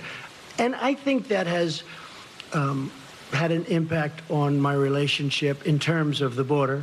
I don't think it has a relationship I don't think it affects my feeling or my relationship to President Xi, but when we first started, we weren't ready to go that route. And as we started preparing and getting ready to do that, I think that's had an impact on, frankly, the border, which is a shame. But I have to do it. I have no choice. For our country, I have to do it. South Korea will do whatever's necessary to get a deal done. If that means we can't trade, they're not going to trade. They're definitely not going to trade. If they think, and they would do this with our concurrence, if they think that they can do some work because we're very far down the line. We're actually very far. You know, that document, when you read it today, that's far down the line. That's not something that just happened to be put together. This was done over months. And again, the rhetoric was important and the sanctions were important. I don't even know which one was more important. They were both important. Yeah, go ahead. Mr. President, David Sanger for the New York Times. I was wondering if you could give us some sense of whether the Chairman Kim told you how many nuclear weapons he believes he's made, whether he's willing to turn those over first, and then whether in your mind you need to do more than was done in the Iran deal for actually dismantling the both the uranium and the plutonium processes, and whether or not you had a sense that Chairman Kim really understood what that involved and had a timetable in his own mind of shutting that. Well, David, I can tell you he understands.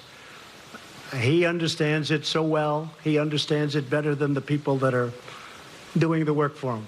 That is an easy one. As far as what he has, it's substantial, very substantial. The timing will go quickly. I believe you'll see some good action. I mean, as an example, one of the things with the missile site, I think you're probably surprised to hear that. That was a throw-in at the end, the missile site. But I really believe, David, that it's going to go very quickly. I really believe that it's going to go fast. And it is a very substantial arsenal. There's no question about it. You know, I used to say, maybe it's all talk and no action. But we have pretty good intelligence into that, although probably less there than any other country. You understand that maybe better than anybody in the room. Probably less there than any other country, but we have enough intelligence to know that what they have is very substantial. This is why, David, I always say that this shouldn't have taken place so late into the process. Wouldn't this have been better if it was 5 years ago or 20 years ago or 15 years ago and we didn't have to worry about not having a successful meeting like today? So, and I still love my first interview with you, David. I still have that interview, actually. Yeah, go ahead. Thank you. My question is, if there is a second summit, that's okay. If there is a second summit with the Chairman Kim Jong-un, will it be in Pyongyang or what's the... We haven't set that up. We'll probably need another summit. We'll probably need, or meeting, we could use a different term. But we'll probably need another one. I will say this, we're much further along than I would have thought. I did not think we'd be here. I thought, and I've told people, I didn't want to build up people's hopes too much. I told people, I thought that this would be a successful meeting if we got along, we developed a relationship, and we could have maybe gotten to this point in 3 or 4 months from now. But it really happened very quickly. A lot of that was because of the foundation that was, put down before we met. A lot of things happened very fast. We didn't have, as an example, bringing back the remains. That was not one of the things that was on our agenda today. I brought it up at the very end because so many people had talked to me about it. And I brought it up at the very end, and he was really very gracious. Instead of saying, well, let's talk about it the next time, he said, it makes sense. We will do it. And he knew, they know where many of those incredible people are, where they're buried, along roads, along highways, along paths, usually, because our soldiers were moving back and forth and they had to move rapidly. It's very sad. But he knew, and that was brought up at the very end. And, it was really great that he was able to do it. A lot of people are going to be very happy about that. Yes, go ahead, please. Thank you, Mr. President. Thank you. Emerald Robinson, One American News. Congratulations. Thank you. Thank you for the nice way you treat us. We appreciate it. Really, it's very good. It's really beautiful what you do. Go ahead. So you And now I'll probably get this killer question. Well, I do want to talk about the future of North Okay, Korea, it's all right. specifically the people. Kim Jong-un is saying he's wanting a brighter future with prosperity for his people, yet we know they've lived under oppression. You showed him this video of what the future could be like, but do you have an idea specifically of the model that he would like to go towards? Economically, is he open to more economic freedom? It's a good question. So you saw a tape today, and that I think was done really well, but that was done at the highest level of future development. I told him, you may not want this. You may want to do a much smaller version of this. I mean, you're going to do something, but you may want to do a smaller version. You may not want that with the trains and the everything, you know, super, everything the top. And maybe you won't want that. It's going to be up to them. It's going to be up to them. It's going to be up to the people what they want. They may not want that. I can understand that too. But that was a version of what could happen, what could take place. As an example, they have great beaches. You see that whenever they're exploding their cannons into the ocean, right? So I said, boy, look at that beach. Wouldn't that make a great condo behind? And I explained, I said, you know, instead of doing that, you could have the best hotels in the world right there. Think of it from a real estate perspective. You have South Korea, you have China, and they own the land in the middle. How bad is that, right? It's great. But I told them, I said, you may not want to do what's there. You may want to do a smaller version of it, or, you know, and that could be. Although I tell you what, he looked at that tape, he looked at that iPad, and I'm telling you, they really enjoyed it, I believe. Okay? Yeah, go ahead. A couple of more. Okay, we'll do 3 more.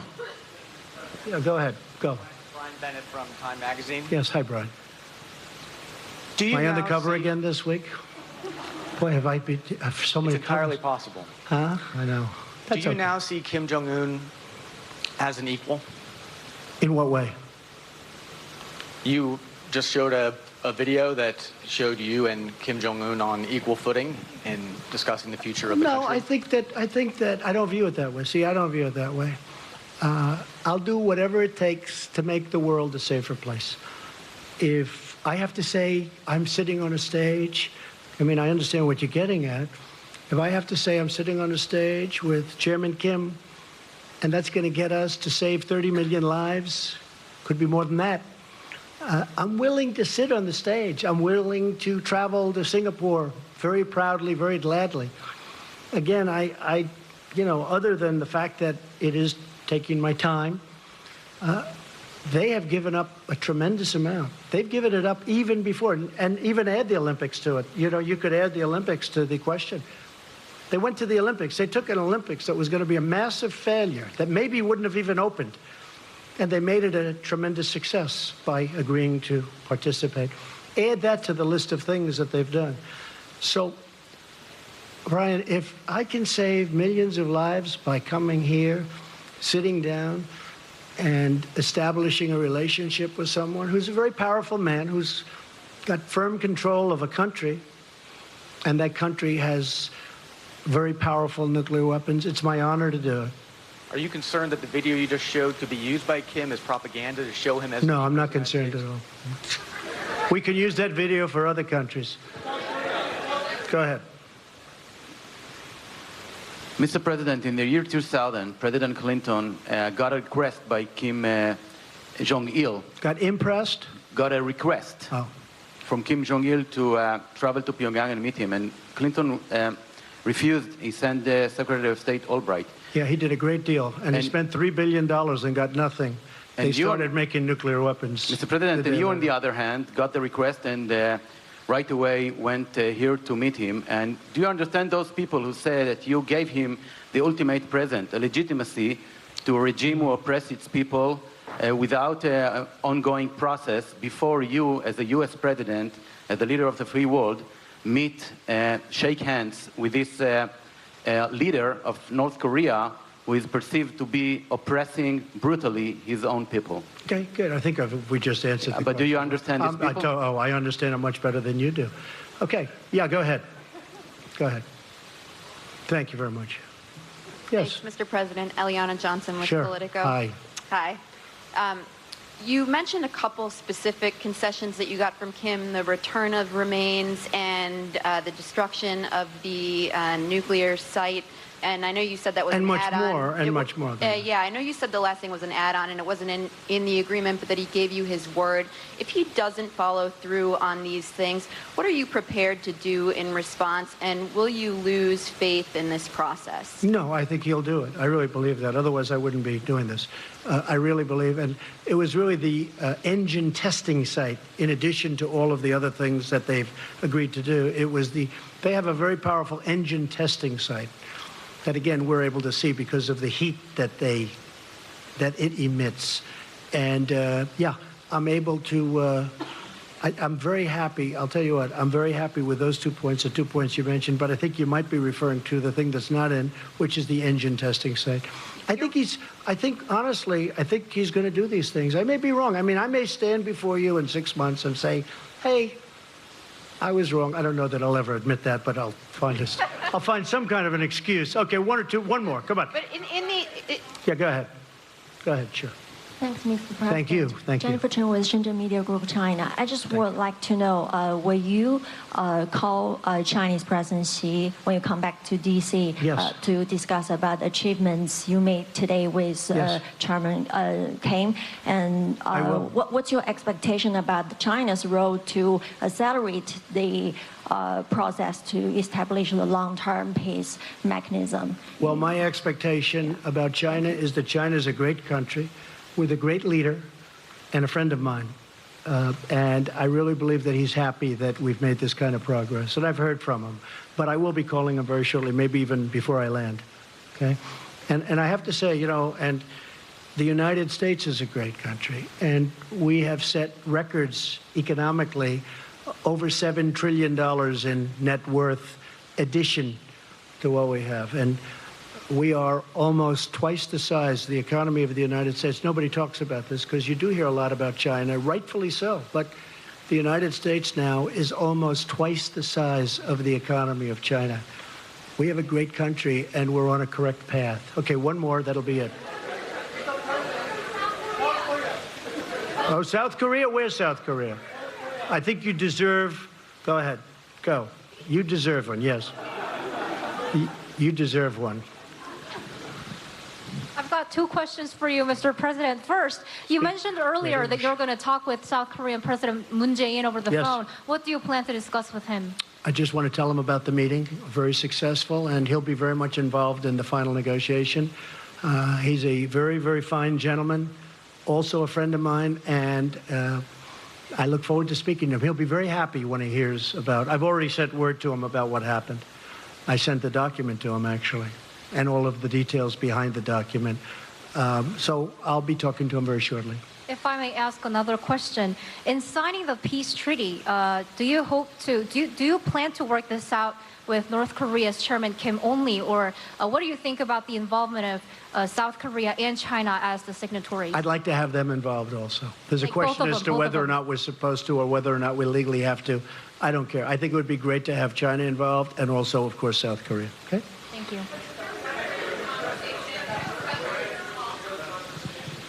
What? Mike, do they have a transcript? They probably have a rough transcript, which you can give us if you have one. No, they didn't record it. I don't think they recorded it. Are there any recordings of it? I wish there were, because it is interesting stuff. Say it. I don't. We probably have some notes or something, but they have actually detailed notes, I would imagine. But we had a great conversation. It was a very heartfelt conversation.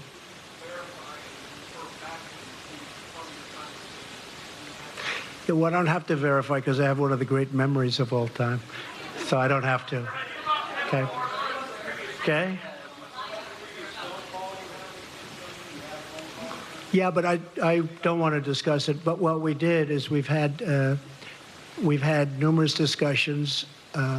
We've had very important relationships established at Mike's level and other levels. In fact, a couple of people are here from, as you know, from North Korea. They're in the room. We have a few people in the back also from the room. So when we went into this final agreement, very importantly, we really didn't go in cold. We went in with tremendous relationship and tremendous knowledge, and I think that's why we got it done. So I'm going to head back. I don't know about you folks, but It's been a long time since I've taken it easy, so now we can take it a little bit easy, and then the work begins again. And I appreciate everybody being here. I hope we've answered your questions. And thank you very much. And sort of congratulations to everybody, because this is really, to me, it's a very important event in world history. And to be really true to myself, I have to add, I want to get it completed. So Mike, our whole team has to get to work and get it completed, because otherwise we've done a good job. But if you don't get the ball over the goal line, it doesn't mean enough, okay? So thank you, and sort of congratulations to everybody in the room. Thank you very much. Appreciate it. Thank you. Candor from the president, who said he now wants to complete this, wants to get the ball over the finish line. You heard him there talking for more than an hour to reporters from all over the world about the history that unfolded here in Singapore, meeting face-to-face, the first time a sitting U.S. president meeting face-to-face with the leader of North Korea. And in talking to the reporters, the president turning to the agreement that both he and Kim Jong-un signed, the letter that they signed, pointing to that one line, an unwavering commitment to complete denuclearization. The president pointing to that line over and over again. He said without the rhetoric, ratcheting up the rhetoric in these last several months with North Korea, that this likely would not have happened. He was asked about the sanctions. He said they will come off when nukes are no longer a factor, and he said he hopes sanctions will come off soon. And when asked about the U.S. military, he said there will be not any reduction in the numbers of U.S. military on the Korean Peninsula or in the region, but that the war games commonly seen with South Korea will come to an end and will save the U.S. a lot of money, in his words. He did say he would travel to Pyongyang when the time is right, and that he would invite Chairman Kim to the White House, again pointing out when the time is right. I want to bring in our chief White House correspondent, Jonathan Karl, who's in the room. And John, you heard him describe Chairman Kim as very talented, very smart, and a very good negotiator. Right here. Yes, I am. Warm words about Chairman Kim, about Kim Jong-un. He also faced some questions. I asked him about the human rights situation in North Korea. It wasn't that long ago, David, that the president in his State of the Union address said that Kim Jong-un leads the most repressive regime on the planet. He spoke very forcefully about the human rights situation back then. Now, it seemed like it was not a major part of this discussion, although it was interesting. In his answer to me on that, he both said that he spoke very briefly about human rights in the meeting and that he spoke extensively about human rights in the meeting. But the bottom line here is the president believes that he is on a path towards peace, that this was a landmark day for him. I have not seen him answer questions in a venue anything like this. This is really his first full-blown press conference since February of last year. He clearly considers this a landmark achievement, a signature achievement, and he wanted to talk about it, although it was also equally clear that there are many, many details that are nowhere near worked out, and we are a long way from an actual agreement on denuclearization. Not really. Yeah, two of those key deals unanswered. Those key questions, Don, as you point out, are how much human rights was actually discussed. He said in his answer to John Karl it was discussed, but that they're going to need to dive into that more deeply.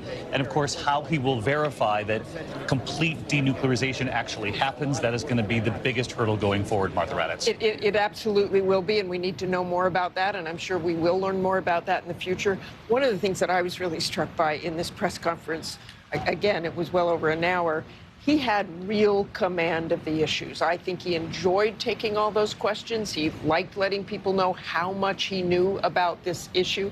I think all of this will embolden and empower President Trump as we go forward in the second half of his presidency, because this maximum pressure campaign brought us to where we are today. There's lots to be done. There's lots of detail. There's lots of verification that has to happen. But for now, that campaign worked. And for a president who knows the media and knows how to interact with the media, he looked out at that room and said the number of reporters from all over the world had an impact even on him, said it made him feel uncomfortable. But then he went about answering questions for more than an hour, as you point out, with a very calm demeanor, which I thought, Tom Bossert, reflected his acknowledgement of the history, the possibilities of this moment. And as I mentioned, his candor in the end there, saying this is history, but it also has to be completed. He recognizes that. Yeah, I think Martha's right. This was a president in command of his material. I've seen him in command of his material privately, but this publicly was really something to watch. I think what the American people are going to wake up to now today is to find that this president has now secured a blueprint for peace. It's going to be the beginning of an arduous process, and it's going to take time. He acknowledged that, but it's remarkable. He was asked by our own George Stephanopoulos shortly after that agreement was signed, do you trust Kim Jong-un? And he said, I, in fact, do trust him, at least for now. And he said at the end of that press conference that, as we mentioned, lasted longer than an hour, very comfortable taking questions on the scope, the wide-ranging questions on this material, his command of the material, saying, perhaps I'll be back in front of you in 6 months, saying, I was wrong. He acknowledged that with George Stephanopoulos. I trusted him in this interview, but we'll have to wait and see. We'll have to wait and see if they do complete denuclearization as they have promised, and we'll continue to follow this as a team. We've been on the air since World News Tonight last night for much of these many hours as this has unfolded. History in the making here in Singapore. George Stephanopoulos in that interview with the president coming up on Good Morning America. And for many of you in the East back of the U.S., your local news comes up next. I'm David Muir. From all of us here at ABC News, thanks for spending much of this evening, this overnight hours with us as history is made here in Singapore. Good day. This has been a special report from ABC News.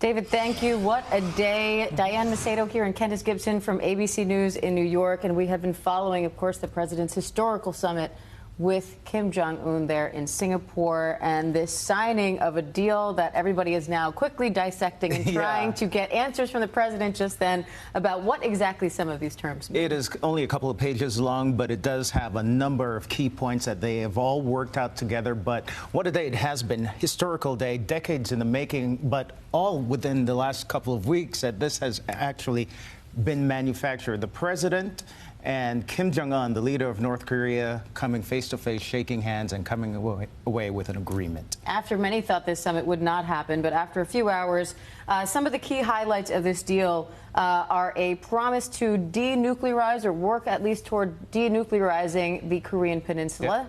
In exchange, the U.S. is offering protection to North Korea and to Kim Jong-un.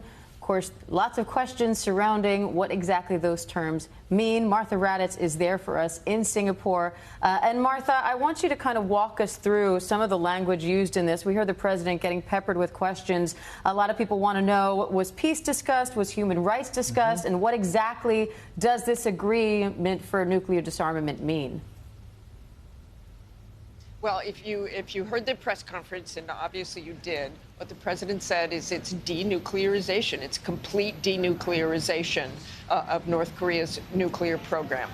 He has said again and again, as has Secretary of State Mike Pompeo, that it must be verifiable, irreversible denuclearization. There's a process that you follow to try to do that. He also made clear that sanctions would not be lifted until the nuclear weapons were no longer necessary or no longer working over there. The president clearly had a command of these issues, and I think one of the things that really struck me is how much preparation had already gone into this. We all talked about this summit when it was first planned, that normally in diplomatic corps, you don't start at the top. You don't start with two leaders. But what happened is they planned that summit from the very moment they began working on it. You had a lot of diplomacy going on behind the scenes. You had a lot of work going on behind the scenes. Look, they have that document 5 hours after they started meeting. They had that comprehensive document that they both signed. They had that video prepared that they showed Kim Jong-un in the meetings on an iPad, showing him what kind of country he could have if he went along with this agreement. But I think very much the president knew what was going to happen in this meeting. Kim Jong-un knew what was going to happen in this meeting. You heard the president say, of course, that he would know whether Kim Jong-un was sincere within a minute. That minute passed very quickly, and it was obvious that they would come to some sort of conclusion. Quite a conclusion indeed, and Martha is going to stand by right there in Singapore. We're going to check back with her after this break. Our coverage of this amazing and historical day continues right after this, here from the ABC News headquarters in Singapore.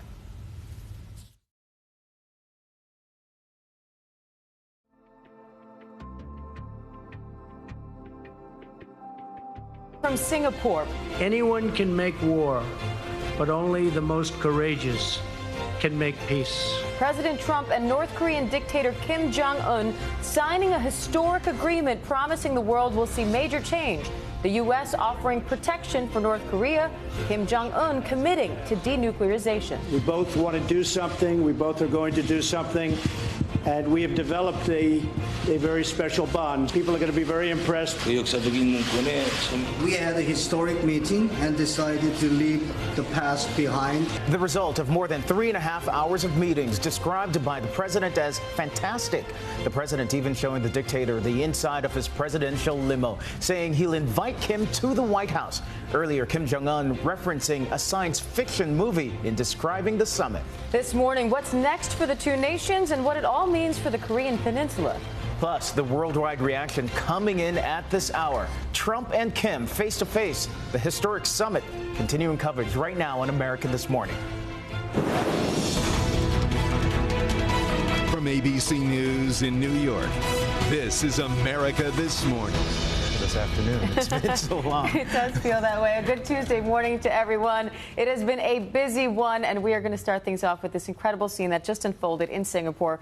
President Trump and Kim Jong-un exchanging warm greetings and kind words in the quest for a nuclear-free North Korea. Yeah, immediately after the historic summit in Singapore, the two leaders signed a letter that included a commitment from the U.S. to provide what's being called unique security assurances, and Kim declaring that the world will see a significant change from his regime. And the president said they're starting the process of denuclearization. Moments ago, the president said anyone can make war, but only the most courageous can make peace. He also made it clear that the two leaders will meet again, possibly at the White House. And here's what he said at the signing ceremony overnight.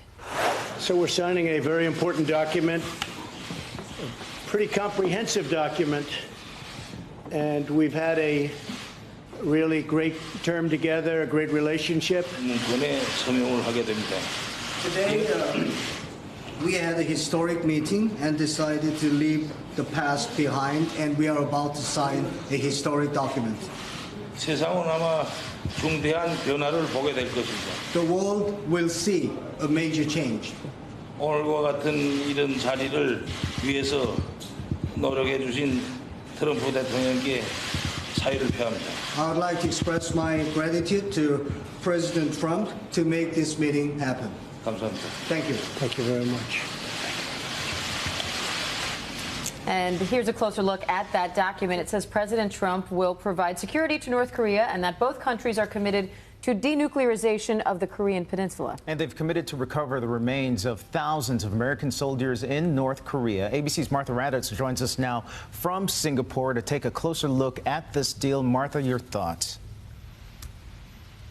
Well, let's start with retrieving the remains of those missing soldiers. There are almost 8,000 missing soldiers from the Korean War, Americans, and most of those are in North Korea. In the past, we have had recovery of those remains. That was stopped, I think, 5 years ago.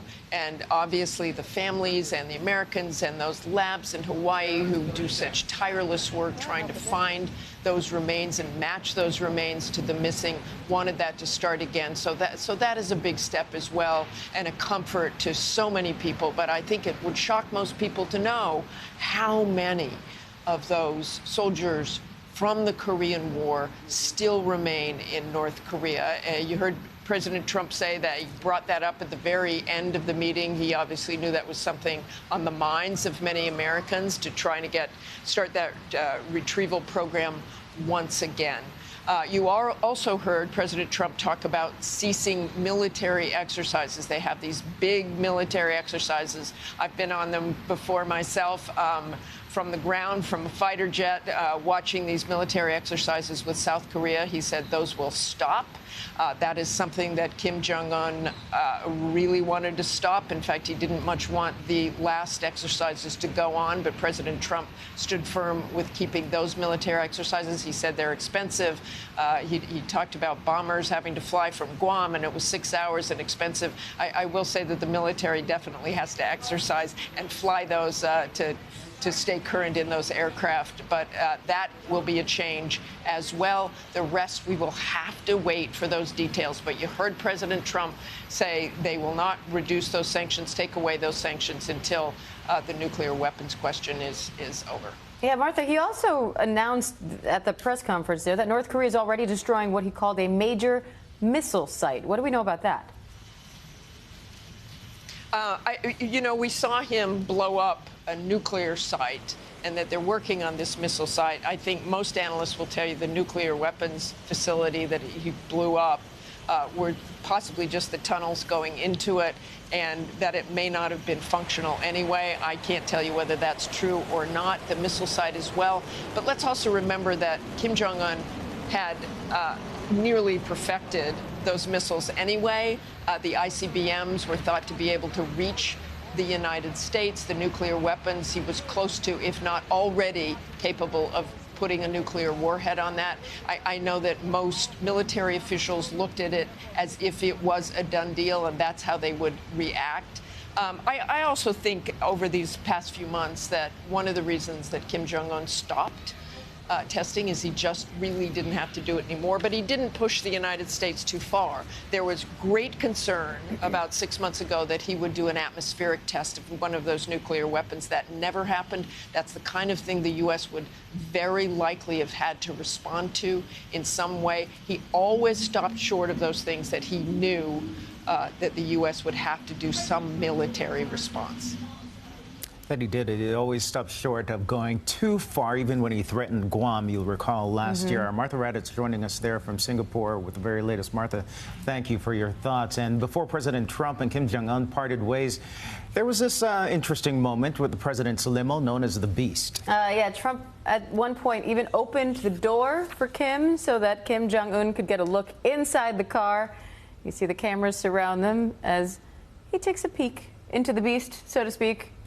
For some analysis in the meantime of what we've seen overnight, ABC's retired Colonel Steve Ganyard and ABC News contributor has more. The two that stuck out with me is that security guarantees from the U.S. Secretary Pompeo actually hinted at this in the past couple of days. So this is the U.S. saying, look, we promise nothing will happen to you. That is a big deal. We're going from a state of near war to we're going to take care of you. The other part here is the commitment to denuclearization of the Korean Peninsula, not of North Korea. This is a bit of a concession as well. This is what the North Korean style of negotiation has always held, that it needs to be the U.S. needs to get its nukes off of South Korea as well. So those have been gone for quite a while, but the fact is that South Korea and North Korea are going to have to agree on no nukes on the peninsula, and that's going to include any kind of U.S. nukes that might be in the vicinity as well. There's also some talk in the document about recovering POW remains. How significant is that? You know, that's a big deal. There are, I can't remember the exact number, but thousands of missing POWs and remains that have not been repatriated. You remember that we've had a long history with Vietnam of even when we weren't getting along with Vietnam after the war, that of them helping us to repatriate remains of MIAs, and so this is a big deal. You know, we lost 37,000 people in that war. The U.S. did alone, and many of those never came home and were never found. And so this is a big step. The one thing you'll notice is, do you remember when Prime Minister Abe met with President Trump, and he said, please see what you can do about bringing home the abductees, the Japanese abductees. Yeah. I don't see anything mentioned there. So this looks to be pretty much, this is what the U.S. wants, and let's deal with the other details that other countries want later. But it is the very first day, and even the letter itself was a surprise that they were going to be signing any sort of agreement. Steve, you know the dynamics of that region. Anything that Kim Jong-un did today Did it have the permission and the guidance of China?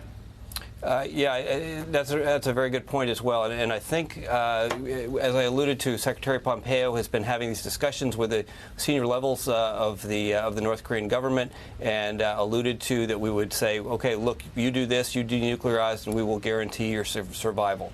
No doubt the Chinese have done something similar. Remember that Kim has made 2 surreptitious visits to Beijing in the past month or so, and you can only imagine what the Chinese were doing there, saying, okay, let's get this done, and perhaps we'll take care of you as well. So lots of reassurances, I think, went in behind the scenes to get to where we were today. This was not Kim just diving into the pool saying, okay, let's give it a shot.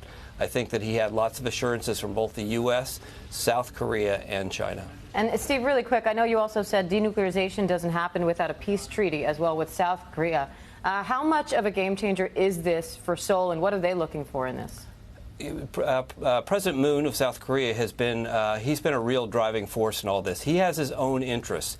He has been running on a platform that is conducive to, or he was pushing for reunification. Remember that Kim Jong-un's grandfather, when they started the whole ideology of North Korea, that was based on reunification of the peninsula. So both South Korea, and Juju talks about this, both South Korea and North Korea, for different reasons, want to reunify that peninsula. And so this will allow President Moon to begin to work on that peace treaty, because it's got to be a peace treaty between North Korea and South Korea. This was originally back in 1950 a civil war, and that civil war has got to be ended by the combatants, not the U.S., not the China, but North Korea and South Korea. Steve Ganyard from earlier. We're going to take a quick break, but up next, our exclusive interview with President Trump one-on-one moments ago. Plus, one of President Trump's closest advisors suffers a heart attack. We have the latest on Larry Kudlow coming up.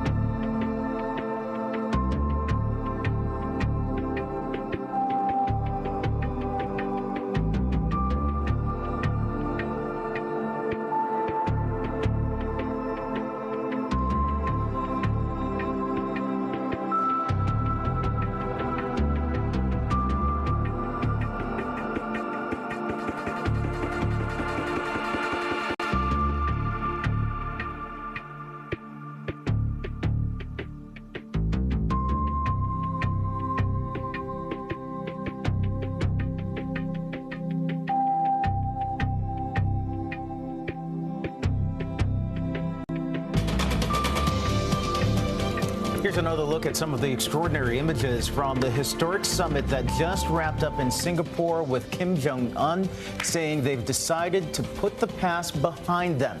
President Trump is making it clear sanctions will remain in place for now, but he announced that they'll stop the joint military drills with South Korea. And you can see them there signing a declaration, Kim Jong-un and the president, on plans to denuclearize the Korean peninsula. and it includes U.S. assurances to provide security for North Korea. And now to George Stephanopoulos, who is in Singapore, where he just sat down with President Trump as the summit concluded. He just learned that President Trump did speak to Kim Jong-un before today's summit, setting up the negotiations, and the president said he does trust Chairman Kim and will do whatever it takes to make the world a safer place. George spoke to us just moments ago about that interview with the president. Look right behind me. There's the table where they signed that joint communique. There are the flags of North Korea and the United States. And the president came in saying it has been in a very, very intense 24 hours. Said he's gone 24 hours straight, no sleep at all, and really was charged up, talking about this meeting with Kim Jong-un, believing it's an historic moment.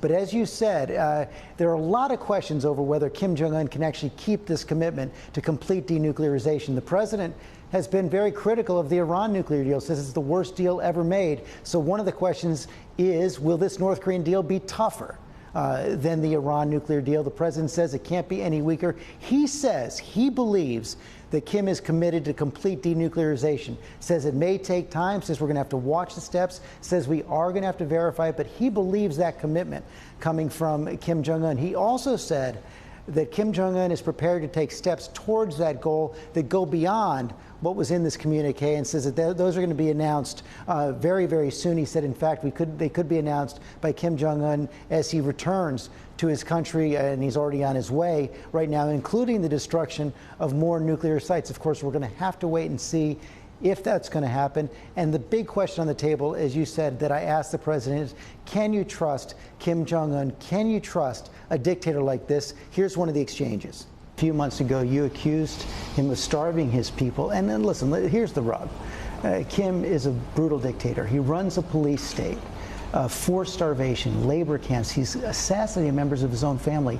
How do you trust a killer like that? George, I'm given what I'm given, okay? I mean, this is what we have, and this is where we are, and I can only tell you from my experience, and I met him, I've spoken with him, and I've met him, and this was, as you know, started very early, and it's been very intense.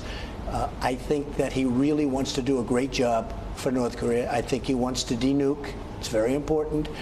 Without that, there's nothing to discuss. That was on the table at the beginning, and you see a total denuclearization of North Korea is so important, and he wants to do the right thing. Now, with all of that being said, I can't talk about, it doesn't matter. We're starting from scratch. We're starting right now, and we have to get rid of those nuclear weapons. We will have much more of George's interview coming up on GMA. Moving on right now, the administration's top economic advisor, Larry Kudlow, is in the hospital after suffering a mild heart attack. The White House says he's expected to make a full and speedy recovery. Kudlow is playing a central role in the negotiations with the U.S. trade partners.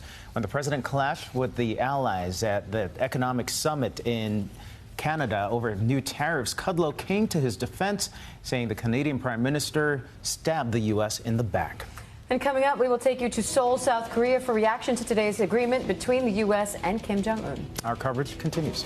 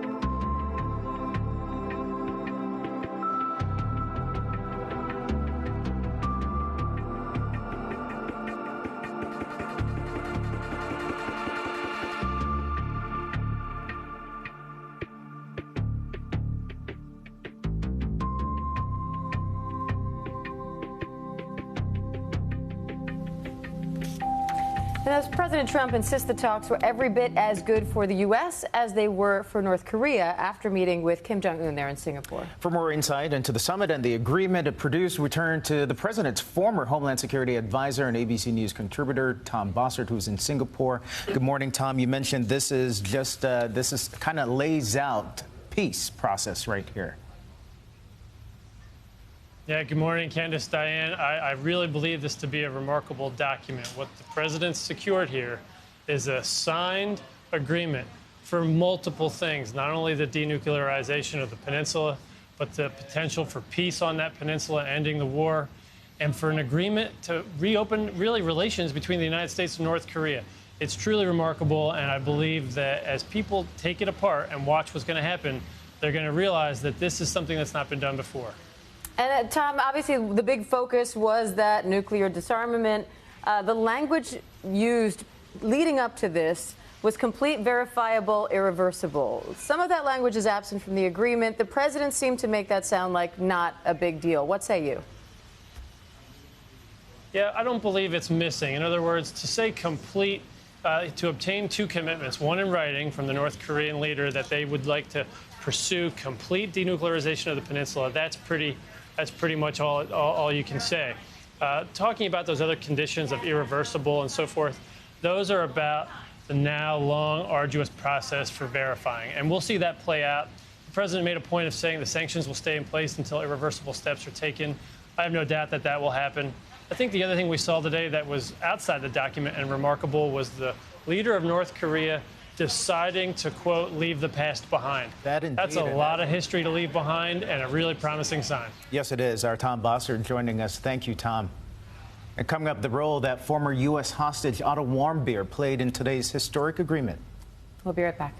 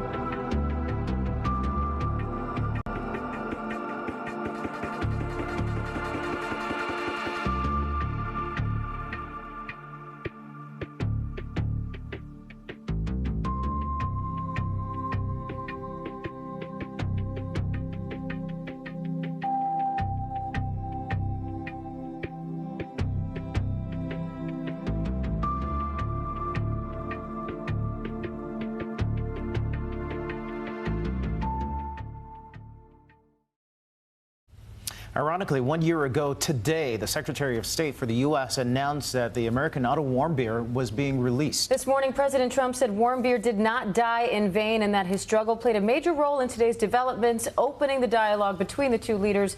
We head to Seoul, South Korea for reaction there next.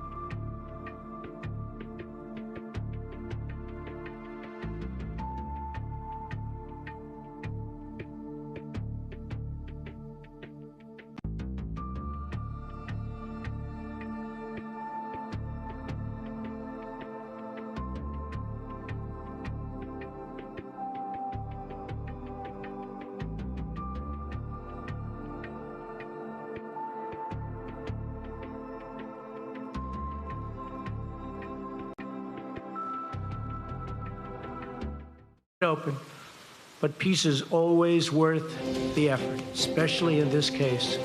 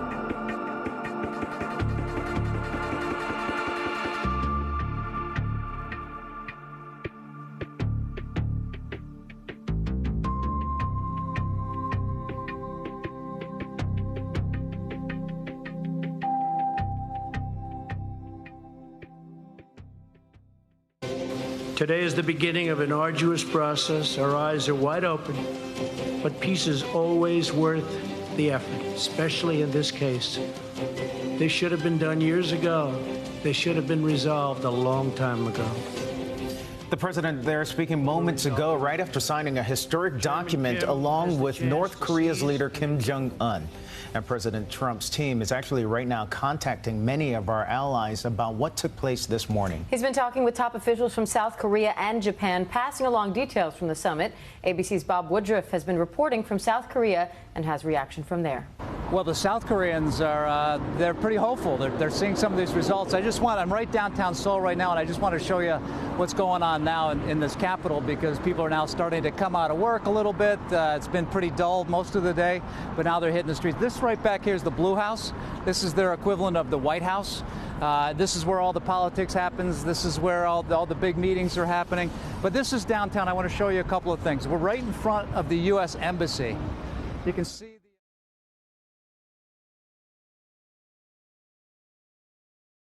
by multiple guards. The police officers are outside.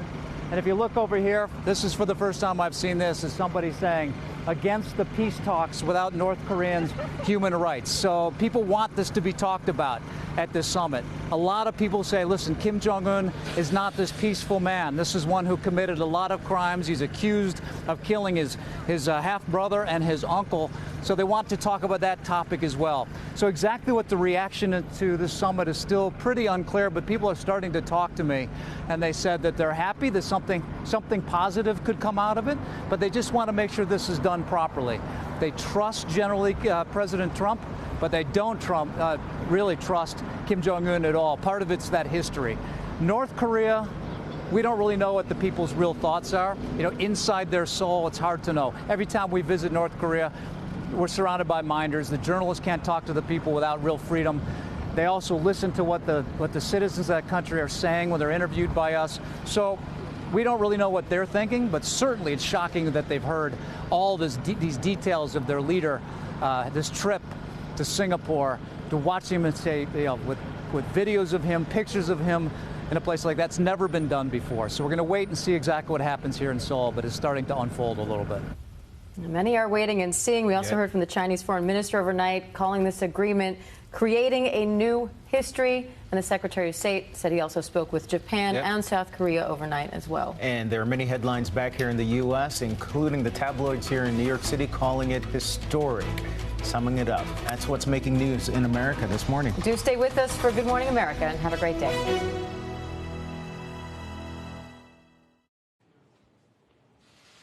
Right now in America this morning, breaking news from Singapore. Anyone can make war, but only the most courageous can make peace. President Trump and North Korean dictator Kim Jong-un signing a historic agreement promising the world will see major change. The U.S. offering protection for North Korea, Kim Jong-un committing to denuclearization. We both want to do something. We both are going to do something. And we have developed a very special bond. People are going to be very impressed. 그 역사적인 권에 We had a historic meeting and decided to leave the past behind. The result of more than 3.5 hours of meetings described by the president as fantastic. The president even showing the dictator the inside of his presidential limo, saying he'll invite Kim to the White House. Earlier, Kim Jong-un referencing a science fiction movie in describing the summit. This morning, what's next for the two nations and what it all means for the Korean Peninsula. Plus, the worldwide reaction coming in at this hour. Trump and Kim face to face, the historic summit. Continuing coverage right now on America This Morning.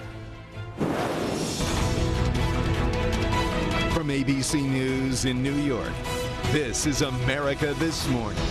This afternoon. It's been so long. It does feel that way. A good Tuesday morning to everyone. It has been a busy one, and we are going to start things off with this incredible scene that just unfolded in Singapore. President Trump and Kim Jong-un exchanging warm greetings and kind words in the quest for a nuclear-free North Korea. Yeah, immediately after the historic summit in Singapore, the two leaders signed a letter that included a commitment from the U.S. to provide what's being called unique security assurances, and Kim declaring that the world will see a significant change from his regime. And the president said they're starting the process of denuclearization.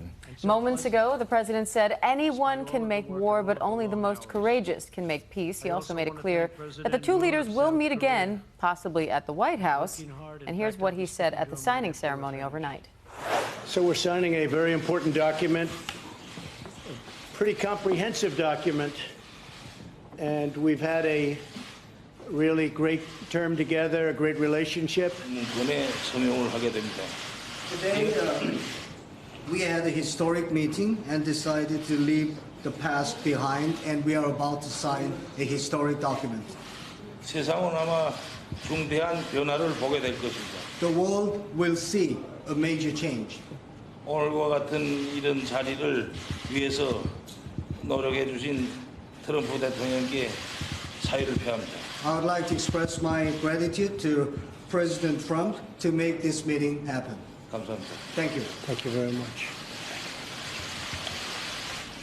And here's a closer look at that document. It says President Trump will provide security to North Korea and that both countries are committed to denuclearization of the Korean Peninsula. And they've committed to recover the remains of thousands of American soldiers in North Korea. ABC's Martha Raddatz joins us now from Singapore to take a closer look at this deal. Martha, your thoughts?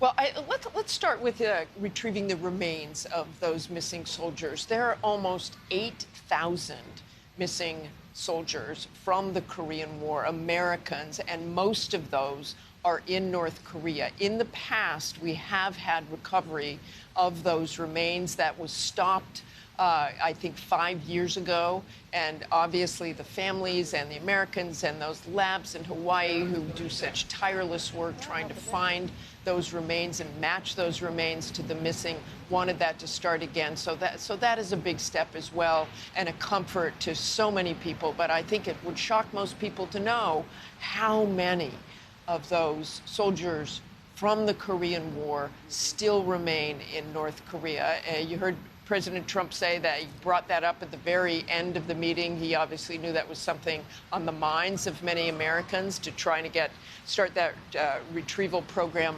once again. You also heard President Trump talk about ceasing military exercises. They have these big military exercises. I've been on them before myself. From the ground, from a fighter jet, watching these military exercises with South Korea. He said those will stop. That is something that Kim Jong-un really wanted to stop. In fact, he didn't much want the last exercises to go on, but President Trump stood firm with keeping those military exercises. He said they're expensive. He talked about bombers having to fly from Guam, and it was 6 hours and expensive. I will say that the military definitely has to exercise and fly those to stay current in those aircraft. But that will be a change as well. The rest, we will have to wait for those details. But you heard President Trump say they will not reduce those sanctions, take away those sanctions until the nuclear weapons question is over. Yeah, Martha, he also announced at the press conference there that North Korea is already destroying what he called a major missile site. What do we know about that? We saw him blow up a nuclear site and that they're working on this missile site. I think most analysts will tell you the nuclear weapons facility that he blew up were possibly just the tunnels going into it, and that it may not have been functional anyway. I can't tell you whether that's true or not, the missile site as well. But let's also remember that Kim Jong-un had nearly perfected those missiles anyway. The ICBMs were thought to be able to reach the United States. The nuclear weapons, he was close to, if not already capable of putting a nuclear warhead on that. I know that most military officials looked at it as if it was a done deal, and that's how they would react. I also think over these past few months that one of the reasons that Kim Jong-un stopped testing is he just really didn't have to do it anymore, but he didn't push the United States too far. There was great concern about 6 months ago that he would do an atmospheric test of one of those nuclear weapons. That never happened. That's the kind of thing the U.S. would very likely have had to respond to in some way. He always stopped short of those things that he knew that the U.S. would have to do some military response. That he did it. He always stopped short of going too far, even when he threatened Guam, you'll recall, last year. Martha Raddatz joining us there from Singapore with the very latest. Martha, thank you for your thoughts. And before President Trump and Kim Jong-un parted ways, there was this interesting moment with the president's limo known as the Beast. Yeah, Trump at one point even opened the door for Kim so that Kim Jong-un could get a look inside the car. You see the cameras surround them as he takes a peek into the Beast, so to speak. For some analysis in the meantime of what we've seen overnight, ABC's retired Colonel Steve Ganyard and ABC News contributor has more. The two that stuck out with me is that security guarantees from the U.S. Secretary Pompeo actually hinted at this in the past couple of days. So this is the U.S. saying, look, we promise nothing will happen to you. That is a big deal. We're going from a state of near war to we're going to take care of you. The other part here is the commitment to denuclearization of the Korean Peninsula, not of North Korea. This is a bit of a concession as well. This is what the North Korean style of negotiation has always held, that it needs to be the U.S. needs to get its nukes off of South Korea as well. So those have been gone for quite a while, but the fact is that South Korea and North Korea are going to have to agree on no nukes on the peninsula, and that's going to include any kind of U.S. nukes that might be in the vicinity as well. There's also some talk in the document about recovering POW remains. How significant is that? You know, that's a big deal. There are, I can't remember the exact number, but thousands of missing POWs and remains that have not been repatriated. You remember that we've had a long history with Vietnam of even when we weren't getting along with Vietnam after the war, that of them helping us to repatriate remains of MIAs, and so this is a big deal. You know, we lost 37,000 people in that war. The U.S. did alone, and many of those never came home and were never found. And so this is a big step. The one thing you'll notice is, do you remember when Prime Minister Abe met with President Trump? And he said, please see what you can do about bringing home the abductees, the Japanese abductees. Yeah. I don't see anything mentioned there. So this looks to be pretty much, this is what the U.S. wants, and let's deal with the other details that other countries want later. But it is the very first day, and even the letter itself was a surprise that they were going to be signing any sort of agreement. Steve, you know the dynamics of that region. Anything that Kim Jong-un did today, did it have the permission and the guidance of China? Yeah, that's a very good point as well. And I think, as I alluded to, Secretary Pompeo has been having these discussions with the senior levels of the North Korean government, and alluded to that we would say, okay, look, you do this, you denuclearize, and we will guarantee your survival. No doubt the Chinese have done something similar. Remember that Kim has made 2 surreptitious visits to Beijing in the past month or so, and you can only imagine what the Chinese were doing there, saying, okay, let's get this done, and perhaps we'll take care of you as well. So lots of reassurances, I think, went in behind the scenes to get to where we were today. This was not Kim just diving into the pool saying, okay, let's give it a shot. I think that he had lots of assurances from both the U.S., South Korea, and China. And Steve, really quick, I know you also said denuclearization doesn't happen without a peace treaty as well with South Korea. How much of a game changer is this for Seoul, and what are they looking for in this? President Moon of South Korea has been he's been a real driving force in all this. He has his own interests. He has been running on a platform that is conducive to, or he was pushing for reunification. Remember that Kim Jong-un's grandfather, when they started the whole ideology of North Korea, that was based on reunification of the peninsula. So both South Korea, and Juju talks about this, both South Korea and North Korea, for different reasons, want to reunify that peninsula. And so this will allow President Moon to begin to work on that peace treaty, because it's got to be a peace treaty between North Korea and South Korea. This was originally back in 1950 a civil war, and that civil war has got to be ended by the combatants, not the U.S., not the China, but North Korea and South Korea. Steve Ganyard from earlier. We're going to take a quick break, but up next, our exclusive interview with President Trump one-on-one moments ago. Plus, one of President Trump's closest advisors suffers a heart attack. We have the latest on Larry Kudlow coming up.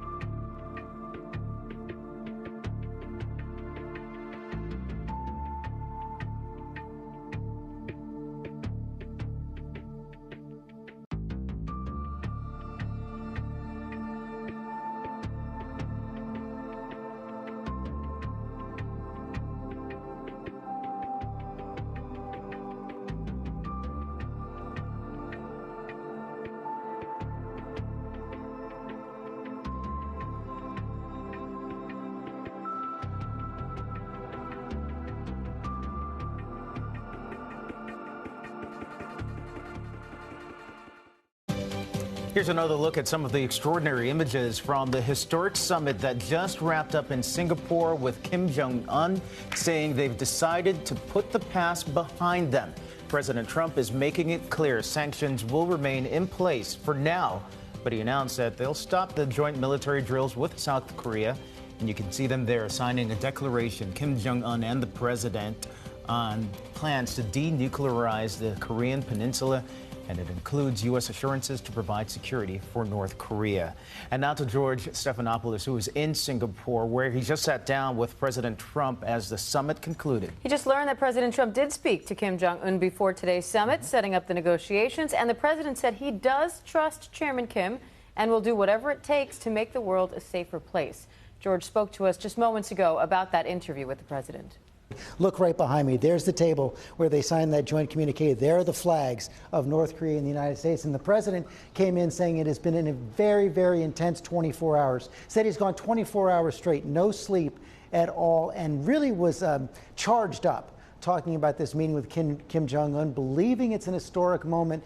But as you said, there are a lot of questions over whether Kim Jong-un can actually keep this commitment to complete denuclearization. The president has been very critical of the Iran nuclear deal, says it's the worst deal ever made. So one of the questions is, will this North Korean deal be tougher than the Iran nuclear deal. The president says it can't be any weaker. He says he believes that Kim is committed to complete denuclearization. Says it may take time, says we're going to have to watch the steps, says we are going to have to verify it, but he believes that commitment coming from Kim Jong-un. He also said that Kim Jong-un is prepared to take steps towards that goal that go beyond what was in this communique, and says that those are going to be announced very, very soon. He said, in fact, they could be announced by Kim Jong-un as he returns to his country, and he's already on his way right now, including the destruction of more nuclear sites. Of course, we're going to have to wait and see if that's going to happen. And the big question on the table, as you said, that I asked the president is, can you trust Kim Jong-un? Can you trust a dictator like this? Here's one of the exchanges.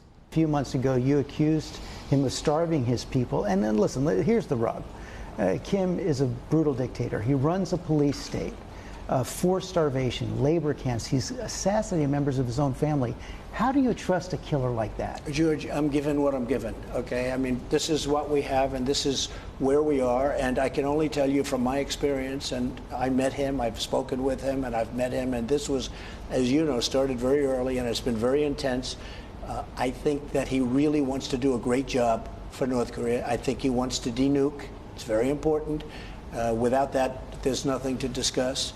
That was on the table at the beginning, and you see a total denuclearization of North Korea is so important, and he wants to do the right thing. Now, with all of that being said, I can't talk about, it doesn't matter. We're starting from scratch. We're starting right now, and we have to get rid of those nuclear weapons. We will have much more of George's interview coming up on GMA. Moving on right now, the administration's top economic advisor, Larry Kudlow, is in the hospital after suffering a mild heart attack. The White House says he's expected to make a full and speedy recovery. Kudlow is playing a central role in the negotiations with the U.S. trade partners. When the president clashed with the allies at the economic summit in Canada over new tariffs, Kudlow came to his defense, saying the Canadian prime minister stabbed the U.S. in the back. And coming up, we will take you to Seoul, South Korea for reaction to today's agreement between the U.S. and Kim Jong-un. Our coverage continues.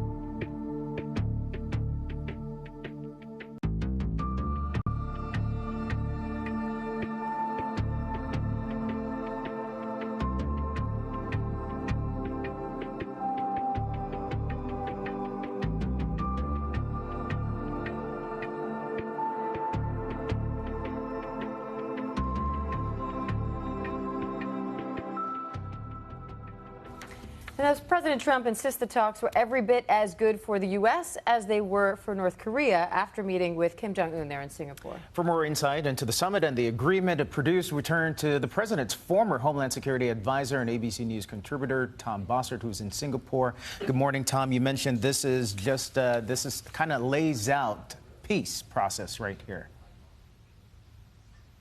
Yeah, good morning, Candace, Diane. I really believe this to be a remarkable document. What the president secured here is a signed agreement for multiple things, not only the denuclearization of the peninsula, but the potential for peace on that peninsula, ending the war, and for an agreement to reopen, really, relations between the United States and North Korea. It's truly remarkable, and I believe that as people take it apart and watch what's going to happen, they're going to realize that this is something that's not been done before. And Tom, obviously the big focus was that nuclear disarmament. The language used leading up to this was complete, verifiable, irreversible. Some of that language is absent from the agreement. The president seemed to make that sound like not a big deal. What say you? Yeah, I don't believe it's missing. In other words, to say complete, to obtain two commitments, one in writing from the North Korean leader that they would like to pursue complete denuclearization of the peninsula, that's pretty much all you can say.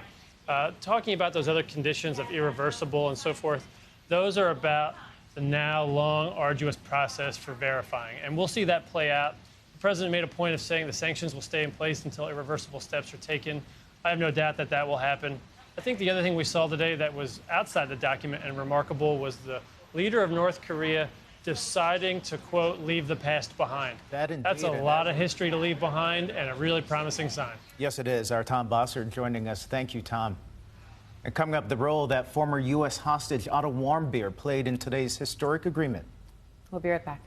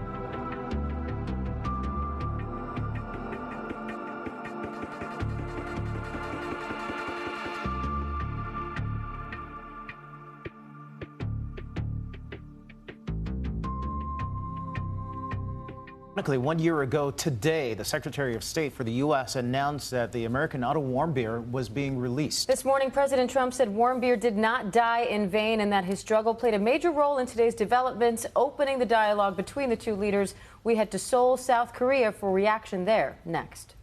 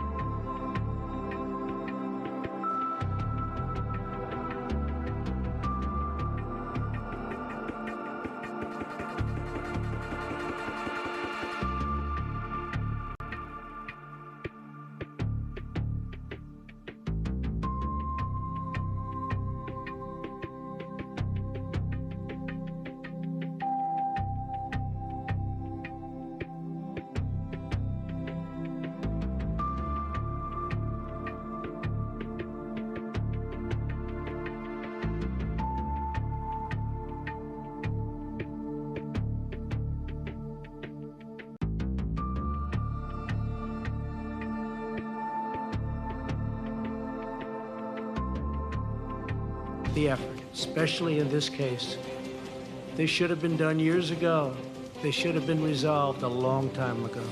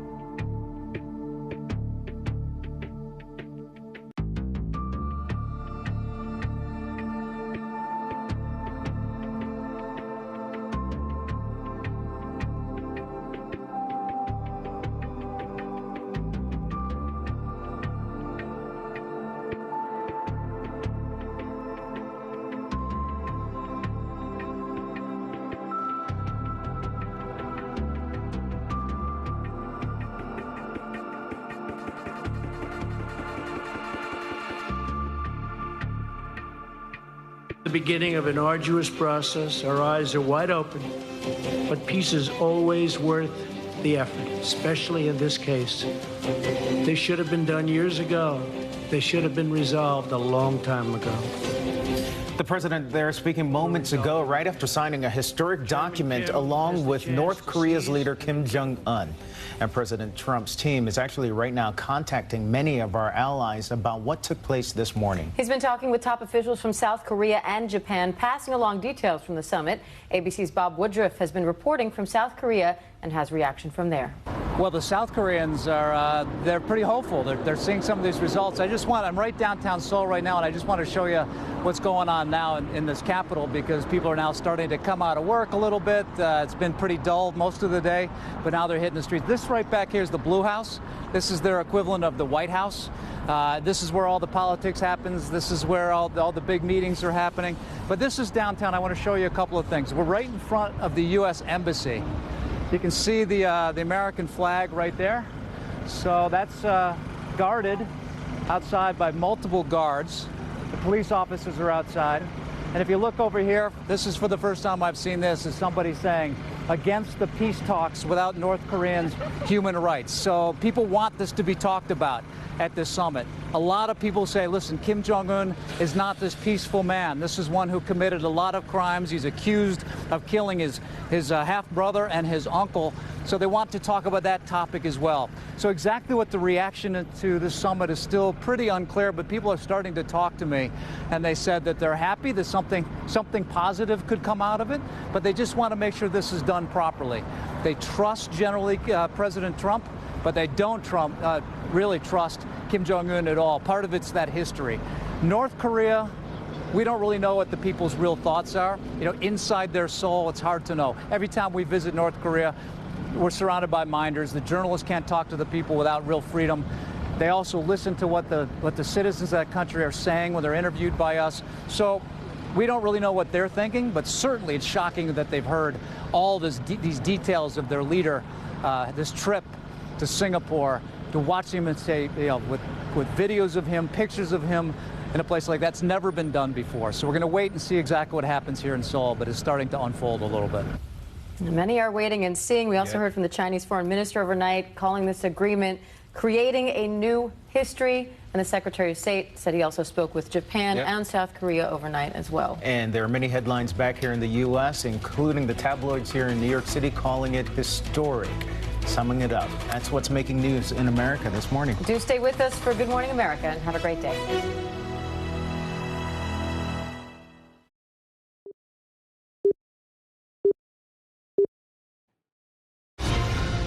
This is an ABC News special report. Trump and Kim, the historic summit. Now reporting from Singapore, David Muir. Hello again, everyone from Singapore, and it has been an extraordinary day here in Singapore. Middle of the night back home in the United States. History made. The first sitting U.S. president to sit down face-to-face with the leader of North Korea, in this case, dictator Kim Jong-un. The president a short time ago telling our George Stephanopoulos that he does trust Kim Jong-un. George, pressing the president, how will he verify complete denuclearization? And the president said that will be worked out, but that they will find ways to verify, looking back to Ronald Reagan's words, saying trust but verify. The president echoing those words just a short time ago here. I want to take you to the room. You can see it right now. That's Capella Hotel, Sentosa Island, where the president met with Kim Jong-un for several hours this morning. First the face-to-face and then a larger meeting with their national security advisors.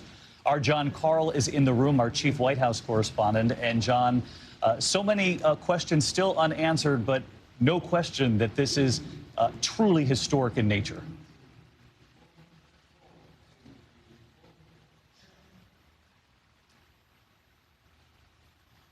And John, in that room, apparently he can't hear us, probably in position, given the fact that the president is expected to talk shortly. But Martha Raddatz, our chief global affairs anchor, who has been watching this unfold with me in these overnight hours, for those of you watching back in the U.S., the key hurdle here is going to be what the president said, which is we must verify, we will verify complete denuclearization. But how do you do that? How do you do that? You check, you recheck. You have a whole program here where you get rid of the weapons, first of all, in a phased basis. But I think what you also have to look out here for, David, is exactly what the president said. Trust. You really can't trust. The president may trust Kim Jong-un, but you can't trust. You have to verify. And the United States has said that again and again, not just verify, but irreversible denuclearization.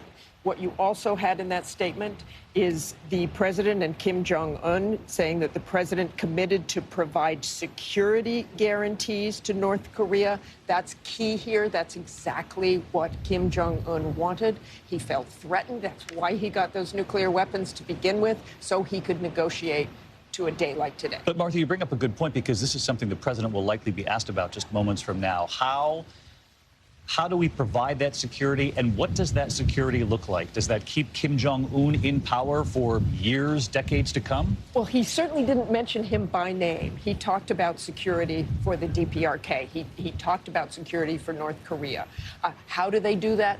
Mike Pompeo said it's a unique kind of security agreement. We frankly don't know exactly what that means and how they will provide that security. You know, a couple of months ago, we were threatening to annihilate North Korea if they dared launch any sort of nuclear weapon or threatened the United States. Remember the incident with Guam? He was promising missiles would be shot towards Guam, and that was probably the most intense period for fears that there would be some sort of conflict. And Martha, we've covered this for years. We know that there have been agreements in the past with North Korea. Back during President Bill Clinton's time, there was an agreement reached in principle. It fell apart not long after, when Kim Jong-un's father died, a short time after that agreement was signed. In this case, when you see those words, and in fact, it's in the first paragraph of this letter signed jointly by these two leaders a short time ago here in Singapore, saying that Chairman Kim Jong-un has reaffirmed his firm and unwavering commitment to complete denuclearization of the Korean Peninsula. I mean, there isn't much room for an opening there. Complete denuclearization is what Secretary of State Pompeo said in the last 24 hours. It's what President Trump has said in recent weeks leading up to this summit that was canceled and then back on. But this has always been the grounds for an agreement. It has always been the reason we are here today, the reason President Trump came to this meeting, the reason for this summit is denuclearization of the Korean Peninsula, of North Korea. We are on the air in the middle of the night back home, 4:08 in the morning in the east. We're 12 hours ahead here in Singapore. I do want to bring in Nightline anchor Juju Chang, who's been monitoring these developments all night long with us here in Singapore. She's back in our New York studio. And Juju, I'm curious, we were talking about President Moon in South Korea and his cabinet watching as the events unfolded here, smiling with that first handshake. But even he could not have predicted how this would have unfolded today. And I know that the Secretary of State now travels to meet with President Moon next to fill him in on how this, they believe, will unfold in the coming weeks, months, years to come. Absolutely, David. We're talking about absolutely astonishing developments that happened so quickly. The speed with which peace broke out on the Korean Peninsula, if you will, it has been wildly popular in South Korea, enjoying 80% approval ratings in some sectors. But there is still a very deep reservoir of distrust built up over decades of betrayals, as you alluded to. We've been down this road before with subsequent American administration striking deals with Kim Jong-un's father and his grandfather before that. They've made agreements to denuclearize, agreements before to strike at peace. And we've even had a previous South Korean president, Kim Dae-jung, win a Nobel Prize for his efforts towards peace, only to have them unravel. Now, the ironic twist is that this South Korean president, Moon Jae-in, has actually suggested that it's Donald Trump who deserves the Nobel Prize, which is fascinating to me on some level as a Korean American. It's as if he's the modern day, General Douglas MacArthur coming to save Korea from tyranny, which is in many ways an astonishing development. It is, Juju, and the president has said himself that he's been long interested in being part of the negotiations that would help take care of the nuclear weapons that still exist in our world. He said he's watched it since the 80s playing out when Ronald Reagan was president, and we witnessed something extraordinary today where, at least for now, we have the blueprint for what could be peace on the Korean Peninsula. Absolutely. I mean, many people believe that Kim Jong-un came to this summit with an eye towards joining the international community, at least economically, and that this letter, this agreement, is really his ticket into the club. And sanctions may not be on the table and may not have been in the negotiations, but that's clearly on the regime's mind. If you look at the economic gaps between North Korea and South Korea is now the 11th or 12th largest economy, depending on which list you look at, and North Korea is 125th. It is in the cellar, and that is not where it was 50 years ago, when the war broke out. And so this is an economic disparity that Kim Jong-un is certainly hoping to change. And Juju, stick with us here, because I know a lot of people watching us back home as this unfolds. We are awaiting the president. He's going to take questions from international reporters. But I wanted to get back to Juju because for many people, not only back in the U.S., but around the world, I'm sure it's also a day of trying to reconcile the person they knew as a brutal dictator, someone who presided over a country with rolling blackouts, with people near starvation, in desperate need of food in some cases. A leader who killed members of his own family to keep his grip on power. And now, just since the beginning of this year, the olive branch to the south, President Moon taking a North Korean delegation to the Olympics, and this face-to-face meeting now with President Trump. This has only been relatively new for Kim Jong-un, the diplomat, and it comes after years as a ruthless dictator in North Korea. Absolutely, David. When I was in Seoul most recently before the Korea Olympics, a lot of the defectors from North Korea were telling me that this is a regime that is known in the international human rights community as imprisoning in gulags more than 100,000 North Koreans, torturing, executing, starving its citizens. And so this is also an issue, as John Karl has noted from senior White House officials, that is not on the negotiating table this time around, and yet it is very much a concern for people who have been looking at North Korea. Juju Chang, Nightline anchor, standing by in New York. Juju, our thanks to you. I do want to bring in our chief White House correspondent, Jonathan Karl, because John is in the room awaiting the president. He will take questions from the international press gathered in that room, and I know they're playing a video presentation. Do a bit of a scene setting here, John. What is it that they've produced? This is quite a production, very slickly produced video. They have played it both in Korean and in now they're playing it in English. It's a video that basically describes this as a moment in history where we have an opportunity to go between nuclear war and prosperity for all. It's really quite a slick video presentation. It's got overtones of propaganda, but a very slickly produced production. Will the world embrace this change? Yeah, but John, I also have to say that it illustrates how much much planning had actually gone into this summit. I think that in the reporting leading up to this summit, there were a lot of questions about how prepared President Trump was, how much studying he was doing. He said, I don't have to prepare much. And then it was a short time thereafter, the White House said he actually is preparing. He's spending several hours a day with Secretary of State Pompeo. But to see within minutes, 40 minutes or so, coming out of that face-to-face, President Trump saying we have an excellent relationship. We got along very good, in the president's words. And now to see this agreement signed with the template of peace in the Korean Peninsula, and now what appears to be a very slick video being played, I mean, that would show that there was considerable planning that went into this, John. In a meeting to remake history. There was a lot of planning in this, and this is extraordinary. You have basically the world press corps here watching this video presentation. As I mentioned, American, English, and in Korean. And we have the Secretary of State, the Chief of Staff here, and here comes the President. United States, Donald Trump.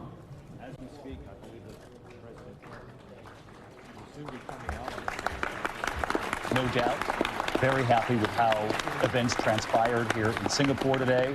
His face-to-face meeting with Kim Jong-un, making history and being watched all over the world. Let's listen. It's been a tremendous 24 hours. We've had a tremendous 3 months, actually, because this has been going on for quite a while. That was a tape that we gave to Chairman Kim and his people, his representatives, and it captures a lot, captures what could be done.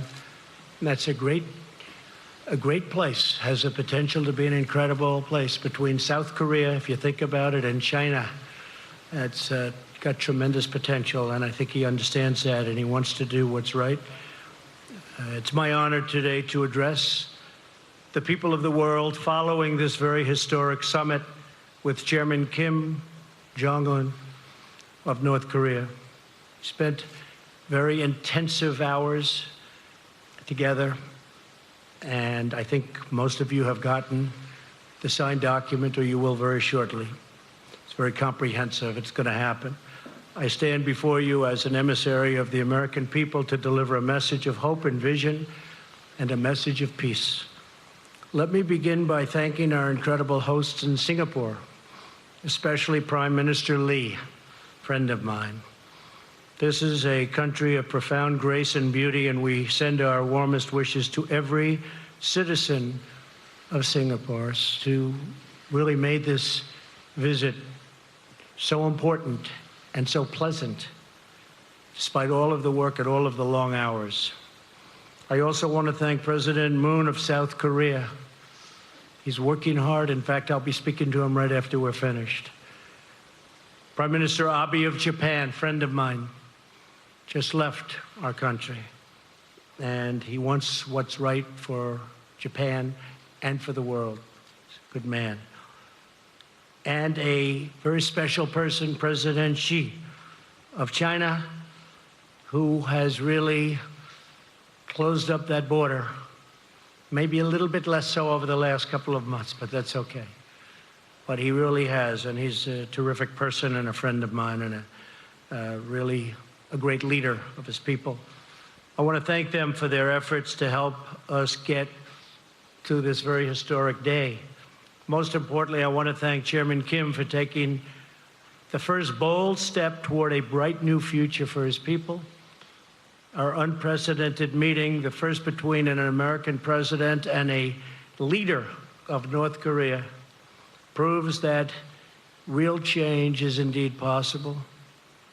My meeting with Chairman Kim was honest, direct, and productive. We got to know each other well in a very confined period of time, under very strong circumstance. We're prepared to start a new history, and we're ready to write a new chapter between our nations. Nearly 70 years ago, think of that, 70 years ago, an extremely bloody conflict ravaged the Korean Peninsula. Countless people died in the conflict, including tens of thousands of brave Americans. Yet while the armistice was agreed to, the war never ended, to this day, never ended. But now we can all have hope that it will soon end, and it will soon end. The past does not have to define the future. Yesterday's conflict does not have to be tomorrow's war. And as history has proven over and over again, adversaries can indeed become friends. We can honor the sacrifice of our forefathers by replacing the horrors of battle with the blessings of peace. And that's what we're doing, and that's what we have done. There is no limit to what North Korea can achieve when it gives up its nuclear weapons and embraces commerce and engagement with the rest of the world that really wants to engage. Chairman Kim has before him an opportunity like no other to be remembered as the leader who ushered in a glorious new era of security and prosperity for his people. Chairman Kim and I just signed a joint statement in which he reaffirmed his unwavering commitment to complete denuclearization of the Korean Peninsula. We also agreed to vigorous negotiations to implement the agreement as soon as possible. And he wants to do that. This isn't the past. This isn't another administration that never got it started and therefore never got it done.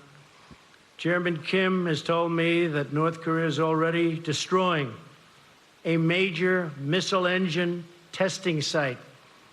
That's not in your signed document. We agreed to that after the agreement was signed. That's a big thing. For the missiles that they were testing, the site is going to be destroyed very soon. Today is the beginning of an arduous process. Our eyes are wide open, but peace is always worth the effort, especially in this case. This should have been done years ago. They should have been resolved a long time ago. But we're resolving it now. Chairman Kim has the chance to seize an incredible future for his people. Anyone can make war, but only the most courageous can make peace. The current state of affairs cannot endure forever. The people of Korea, North and South, are profoundly talented, industrious, and gifted. These are truly gifted people. They share the same heritage, language, customs, culture, and destiny. But to realize their amazing destiny, to reunite their national family, the menace of nuclear weapons will now be removed. In the meantime, the sanctions will remain in effect.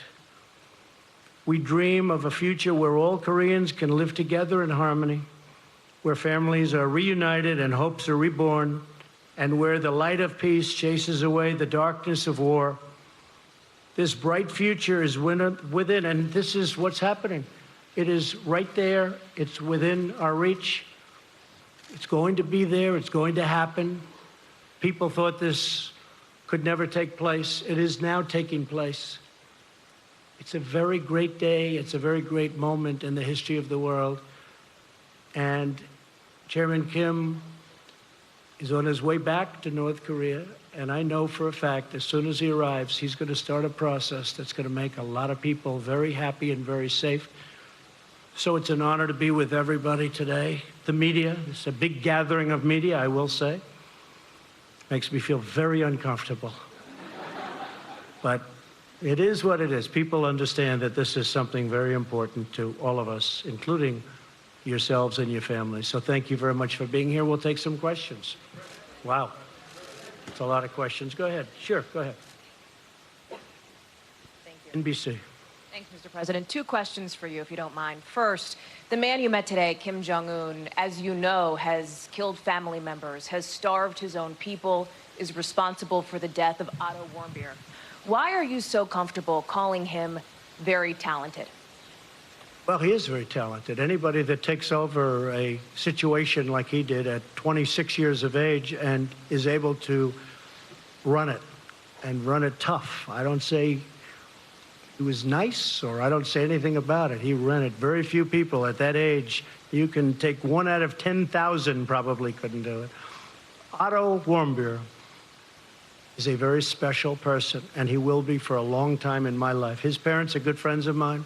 I think without Otto, this would not have happened. Something happened from that day. It was a terrible thing. It was brutal. But a lot of people started to focus on what was going on, including North Korea. I really think that Otto is someone who did not die in vain. I told this to his parents. Special young man, and I have to say, special parents, special people. Otto did not die in vain. He had a lot to do with us being here today. Okay, thank you very Mr. much. President, that second question for you, sir, was on the security. Second question, sir, on the security assurances you talked about in your statement.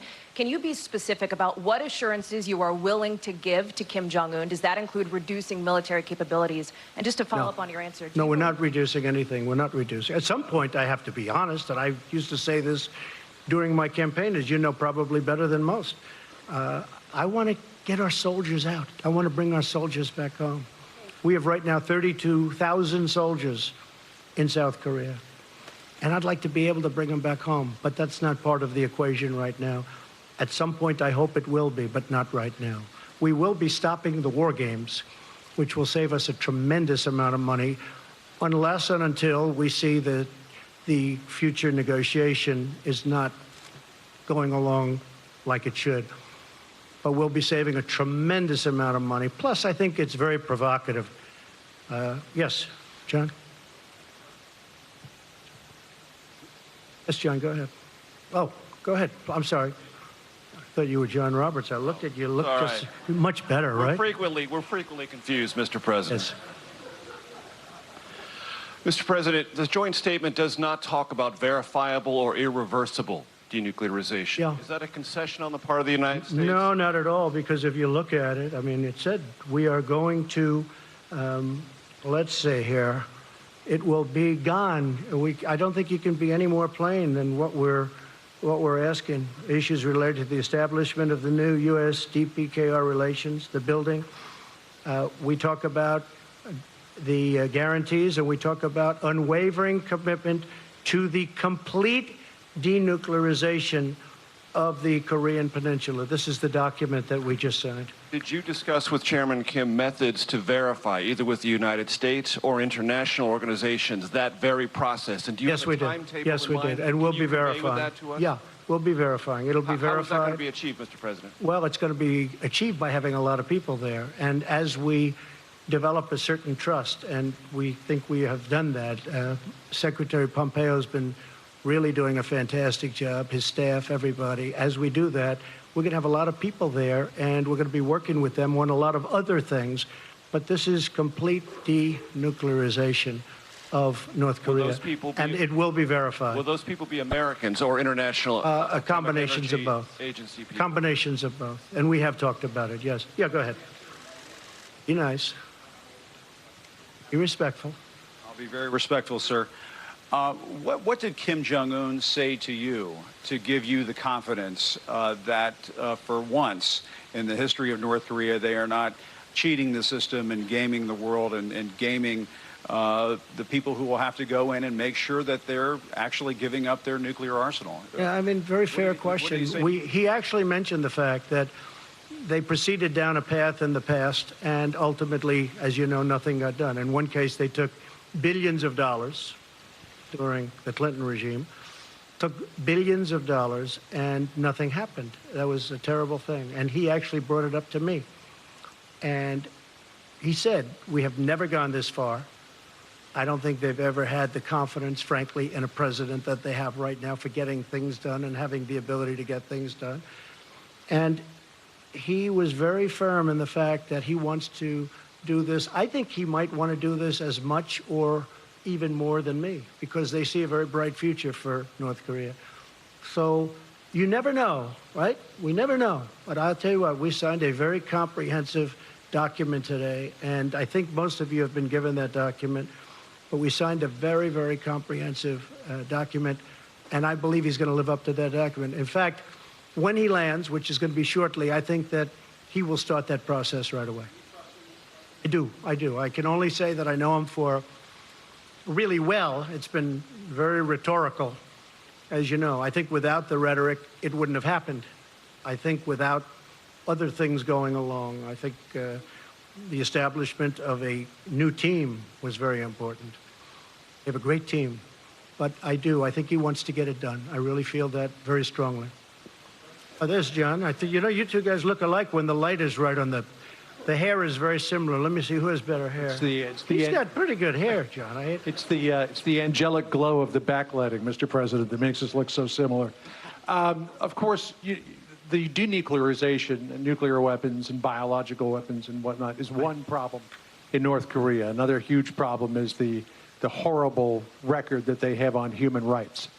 Was that discussed at all? Is that something that you will tackle in the future? Yes, it was discussed. It will be discussed more in the future, human rights.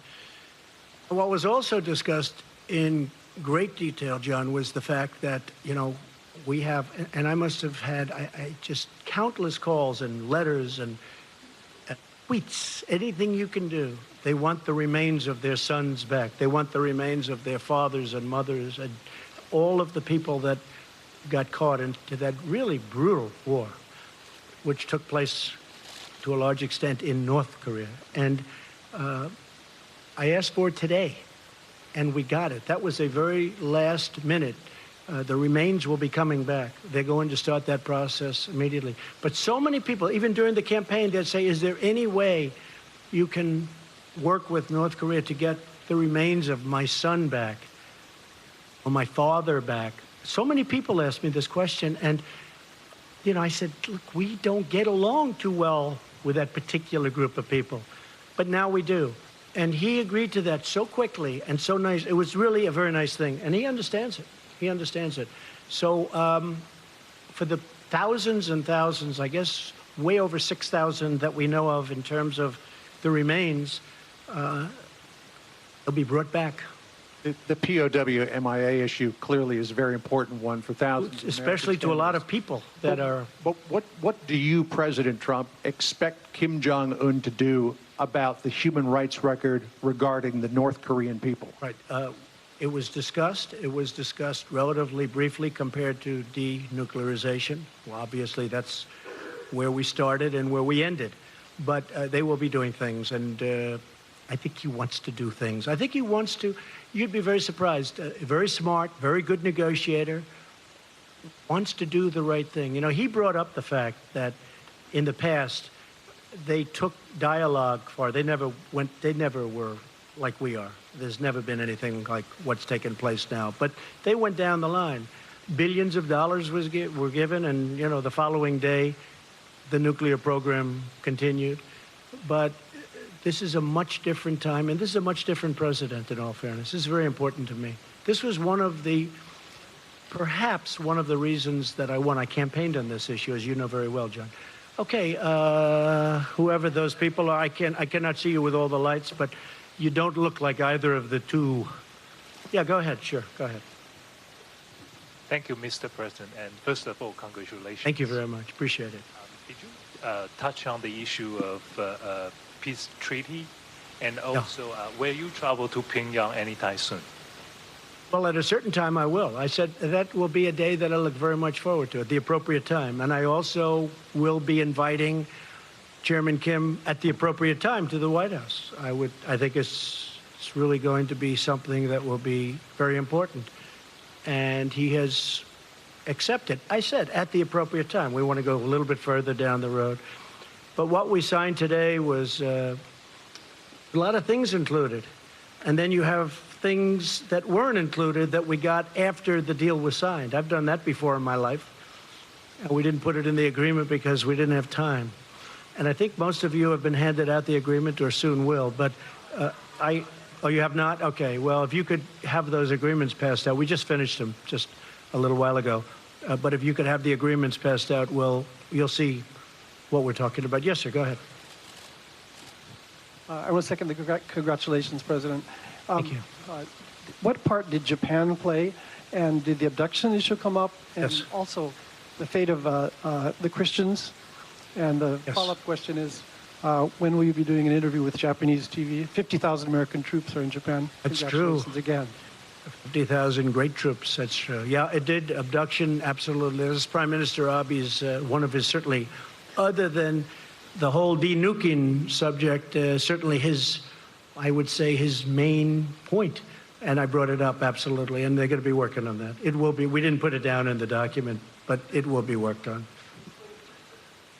Christians, yes, we are brought it up very strongly. You know, Franklin Graham spent and spends a tremendous amount of time in North Korea. He's got it very close to his heart.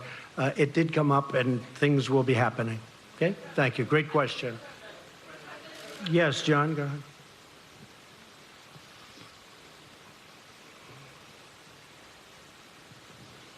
Thank you, Mr. President. Thank you, John. Returning to the question of human rights, you spoke very powerfully on the issue during your State of the Union address. You showed that you had the defector in the First Lady's box with the crutches who escaped. And you, at that point, said that North Korea has more brutally oppressed its people than any other regime on earth. Do you still believe that is the case, having sat down with Kim Jong-un? And does he need to change that? John, I believe it's a rough situation over there. There's no question about it. And we did discuss it today pretty strongly. I mean, knowing what the main purpose of what we were doing is, denuking, but discussed it at pretty good length. We'll be doing something on it. It's rough. It's rough in a lot of places, by the way, not just there, but it's rough. And we will continue that, and I think ultimately we'll agree to something. But it was discussed at length outside of the nuclear situation, one of the primary topics. But do you think that needs to change to bring on this glorious new era you've talked about? Are they going to have to? I think it will change, yeah. I think it probably has to, but I think it will. Yeah. Thank you. Thank you very much. Steve, that's you, Steve, right there. Yes, sir. Thank you. What timetable do you envision for their denuclearization? And in the meantime, are you thinking about easing any sanctions? Well, you know, scientifically, I've been watching and reading a lot about this, and it does take a long time to, you know, pull off complete denuclearization. It takes a long time. Scientifically, you have to wait certain periods of time, and a lot of things happen. But despite that, once you start the process, it means it's pretty much over. You can't use them. That's the good news. And that's going to start very, very soon. I believe that's going to start very soon. We will do it as fast as it can mechanically and physically be done, Steve. And the sanctions? The sanctions will come off when we are sure that the nukes are no longer a factor. Sanctions played a big role, but they'll come off at that point. I hope it's going to be soon, but they'll come off. They, as you know, and as I've said, the sanctions right now remain. But at a certain point, I actually look forward to taking them off. And they'll come off when we know we're down the road where it's not going to happen. Nothing's going to happen. Okay? Thank you. Yes, go ahead, please. Thank you, Mr. President. Thank you. Congratulations on this historic summit. Thank you very much. Congratulations to everybody, by the way. Congratulations to everybody. Go ahead. You signed a document with Kim Jong-un. It's essentially a piece of paper. Yesterday we had a briefing from the Secretary of State, Mike Pompeo, and he said the following: many presidents previously have signed off on pieces of paper, only to find that the North Koreans either didn't promise what we thought they had or actually reneged on those promises. What makes this time different, Mr. President? Well, you have a different administration. You have a different president. You have a different Secretary of State. You have people that are, you know, it's very important to them, and we get it done. The other groups, maybe it wasn't a priority. I don't think they could have done it if it was a priority, frankly. I don't think they honestly could have done it even if it was a priority. And it would have been easier back then. Would have been, for me, it would have been much easier if this were 10 years ago or 5 years ago.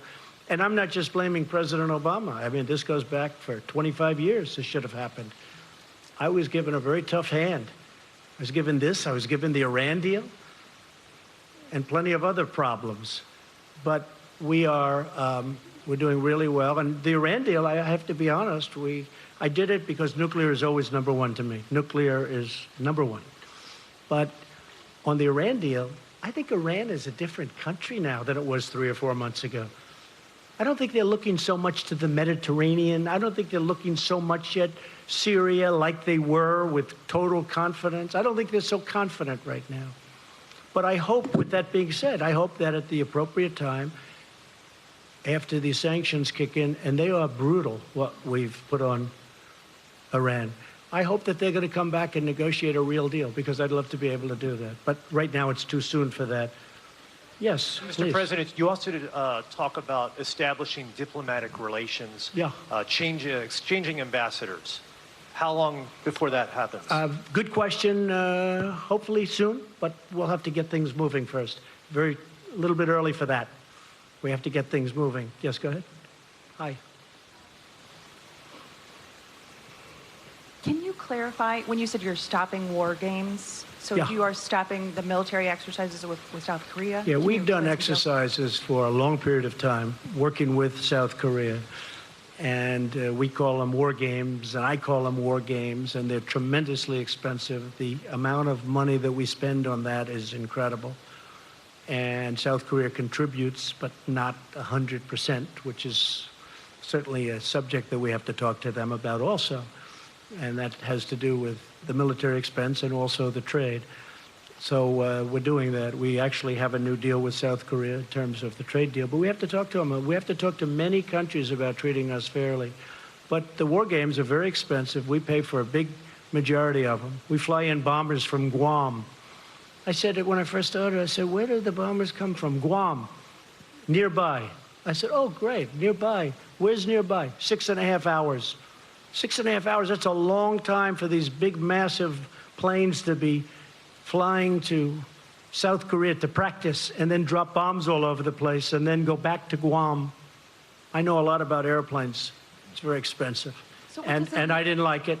And what I did say is, and I think it's very provocative. I have to tell you, Jennifer, it's a very provocative situation when I see that, and you have a country right next door.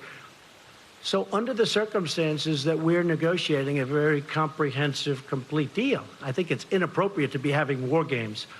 So number one, we save money a lot. And number two, it really is something that I think they very much appreciated. Does North Korea give you something in return, though? Well, we've gotten, I've heard that. I mean, some of the people that, I don't know, maybe they really mean it. I don't always want to go against the press because I just don't, especially not today. This is too important. But I noticed that some of the people were saying that the president has agreed to meet.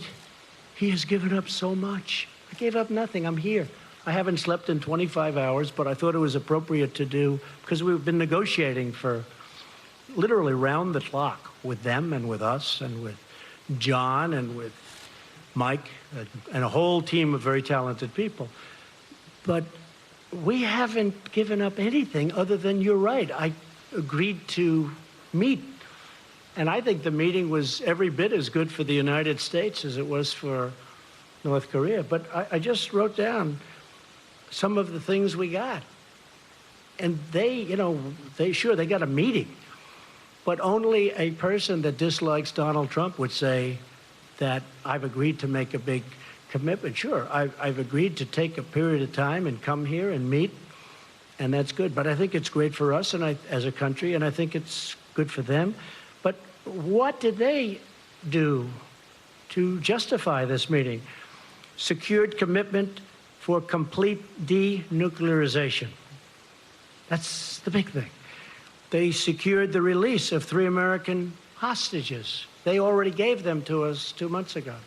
These people are now living happily back in their homes with their families. And it was pretty rough for them, to put it mildly. Secure the commitment to recover the remains, including, these are of fallen heroes. And they're giving a commitment. They're starting it immediately to recover the remains. And I just went through how many people asked me about it. I was amazed, actually. So many people would ask me, is it possible? Is it possible? At that time, we had no relationship to Chairman Kim or to anybody else in North Korea. It was a very closed society. So we're getting the remains back. Secured the halt of all missile and nuclear tests. For how long has it been? 7 months? You haven't had a missile go up. For 7 months, you haven't had a nuclear test. You haven't had a nuclear explosion. I remember a nuclear event took place, 8.8 on the Richter scale. And they announced, I heard it on the radio, they announced that a massive, earthquake took place somewhere in Asia. And then they said it was in North Korea, and then they found out it was a nuclear test. I said, I never heard of a Richter scale in the high 8s. And if you look, there has been no missile launches. They've blown up their missile area. That's going to take place. That has not been written into the contract. We're going to give you the exact details on that. But they secured a halt of all missiles and of all nuclear tests. They secured the closure of their single primary nuclear test site, all three of them. They're in an area that's common around each other. They secured the closure. They secured the commitment to destroy the missile engine testing site. That was not in your agreement. I got that after we signed the agreement. I said, do me a favor. You've got this missile engine testing site. We know where it is because of the heat. It's incredible the equipment we have, to be honest with you. I said, can you close it up? You're going to close it up. We maintain the ability to continue to apply sanctions. So we're applying sanctions. Now, I had 300 sanctions that I was getting ready to put on last week, and I said, you know, I can't really put on sanctions when I'm meeting with, I thought it would be very disrespectful. 300 very big ones, powerful ones. And I said it would be disrespectful. So, Jennifer, when you look at all of those things that we got, and when we got our hostages back, I didn't pay $1.8 billion in cash, like the hostages that came back from Iran, which was a disgraceful situation, what took place. So we've gotten a lot. So when I hear somebody in the media say that President Trump has agreed to meet, like, it's not a big deal to meet. I think we should meet on a lot of different topics, not just this one. And I really believe a lot of great things can happen. Yes, go ahead, please. Sir, you just listed off a lot of things that you say you got in this meeting. It wasn't too long ago, though, that you said you defined success of this meeting by North Korea giving up its nuclear weapons. Well, that's what they're doing. Well, can you talk about how sure, you... Sure, that's what they're doing. Well, I mean, I don't think Kim Jong-un for a complete, verifiable, irreversible I did honestly. And can you say why you didn't secure those details in this agreement? Because there's no time. I'm here one day. We're together for many hours intensively, but the process is now going to take place. And I would be surprised, Mike, if they haven't even started already. They have started. They blew up their sites. They blew up their testing site. So, but I will say, he knew prior to coming. You know, this wasn't like a surprise. It wasn't like we've never discussed it. We discussed it. Mike discussed it very strongly with his counterpart in North Korea. They knew that this was, let's say they didn't agree to that, I couldn't sign any agreement. There was no agreement that could have been signed. So they understood that. And it wasn't a big point today because really this had been taken care of more than any other thing because it was all about this. This has been taken care of before we got here. So when we brought that up today, you see the language, it's very strong. It's in the document. Yes, ma'am. Thank you, Mr. President. Could you talk about the military consequences for North Korea if they don't follow through on the commitments that you're talking about? Well, I don't want to Could talk. there be Yeah, I know. action? That's a tough thing to talk about because I don't want to be threatening. I don't want to be threatening. They understood that. And you've seen what was perhaps going to happen. And you know, Seoul has 28 million people. We think we have big cities. You look at New York where it has 8 million people. We think it's a big city. Seoul has 28 million people. Think of that. And it's right next to the border. It's right next to the DMZ. It's right there. I mean, if this would have happened, I think, you know, I've heard, 100,000 people. I think you could have lost 20 million people, 30 million people. This is really an honor for me to be doing this because I think, you know, potentially you could have lost, 30, 40, 50 million people. The city of Seoul, one of the biggest cities in the world, is right next to the border. You once spoke about fire and fury. Is that no longer the case? Well, at that time we needed perhaps fire and fury because we could not have allowed that kind of capability from the standpoint of the United States. And certainly Japan wasn't going to allow it either. Japan is right next door. One more thing, Mr. President, could you tell us about the video that you showed before this? Yeah. When did you show that to Kim? What was the goal Today. there? Yeah, we had it made up by some I hope you liked it. I thought it was good. I thought it was interesting enough to show. One in English and one in Korean. And we had it made up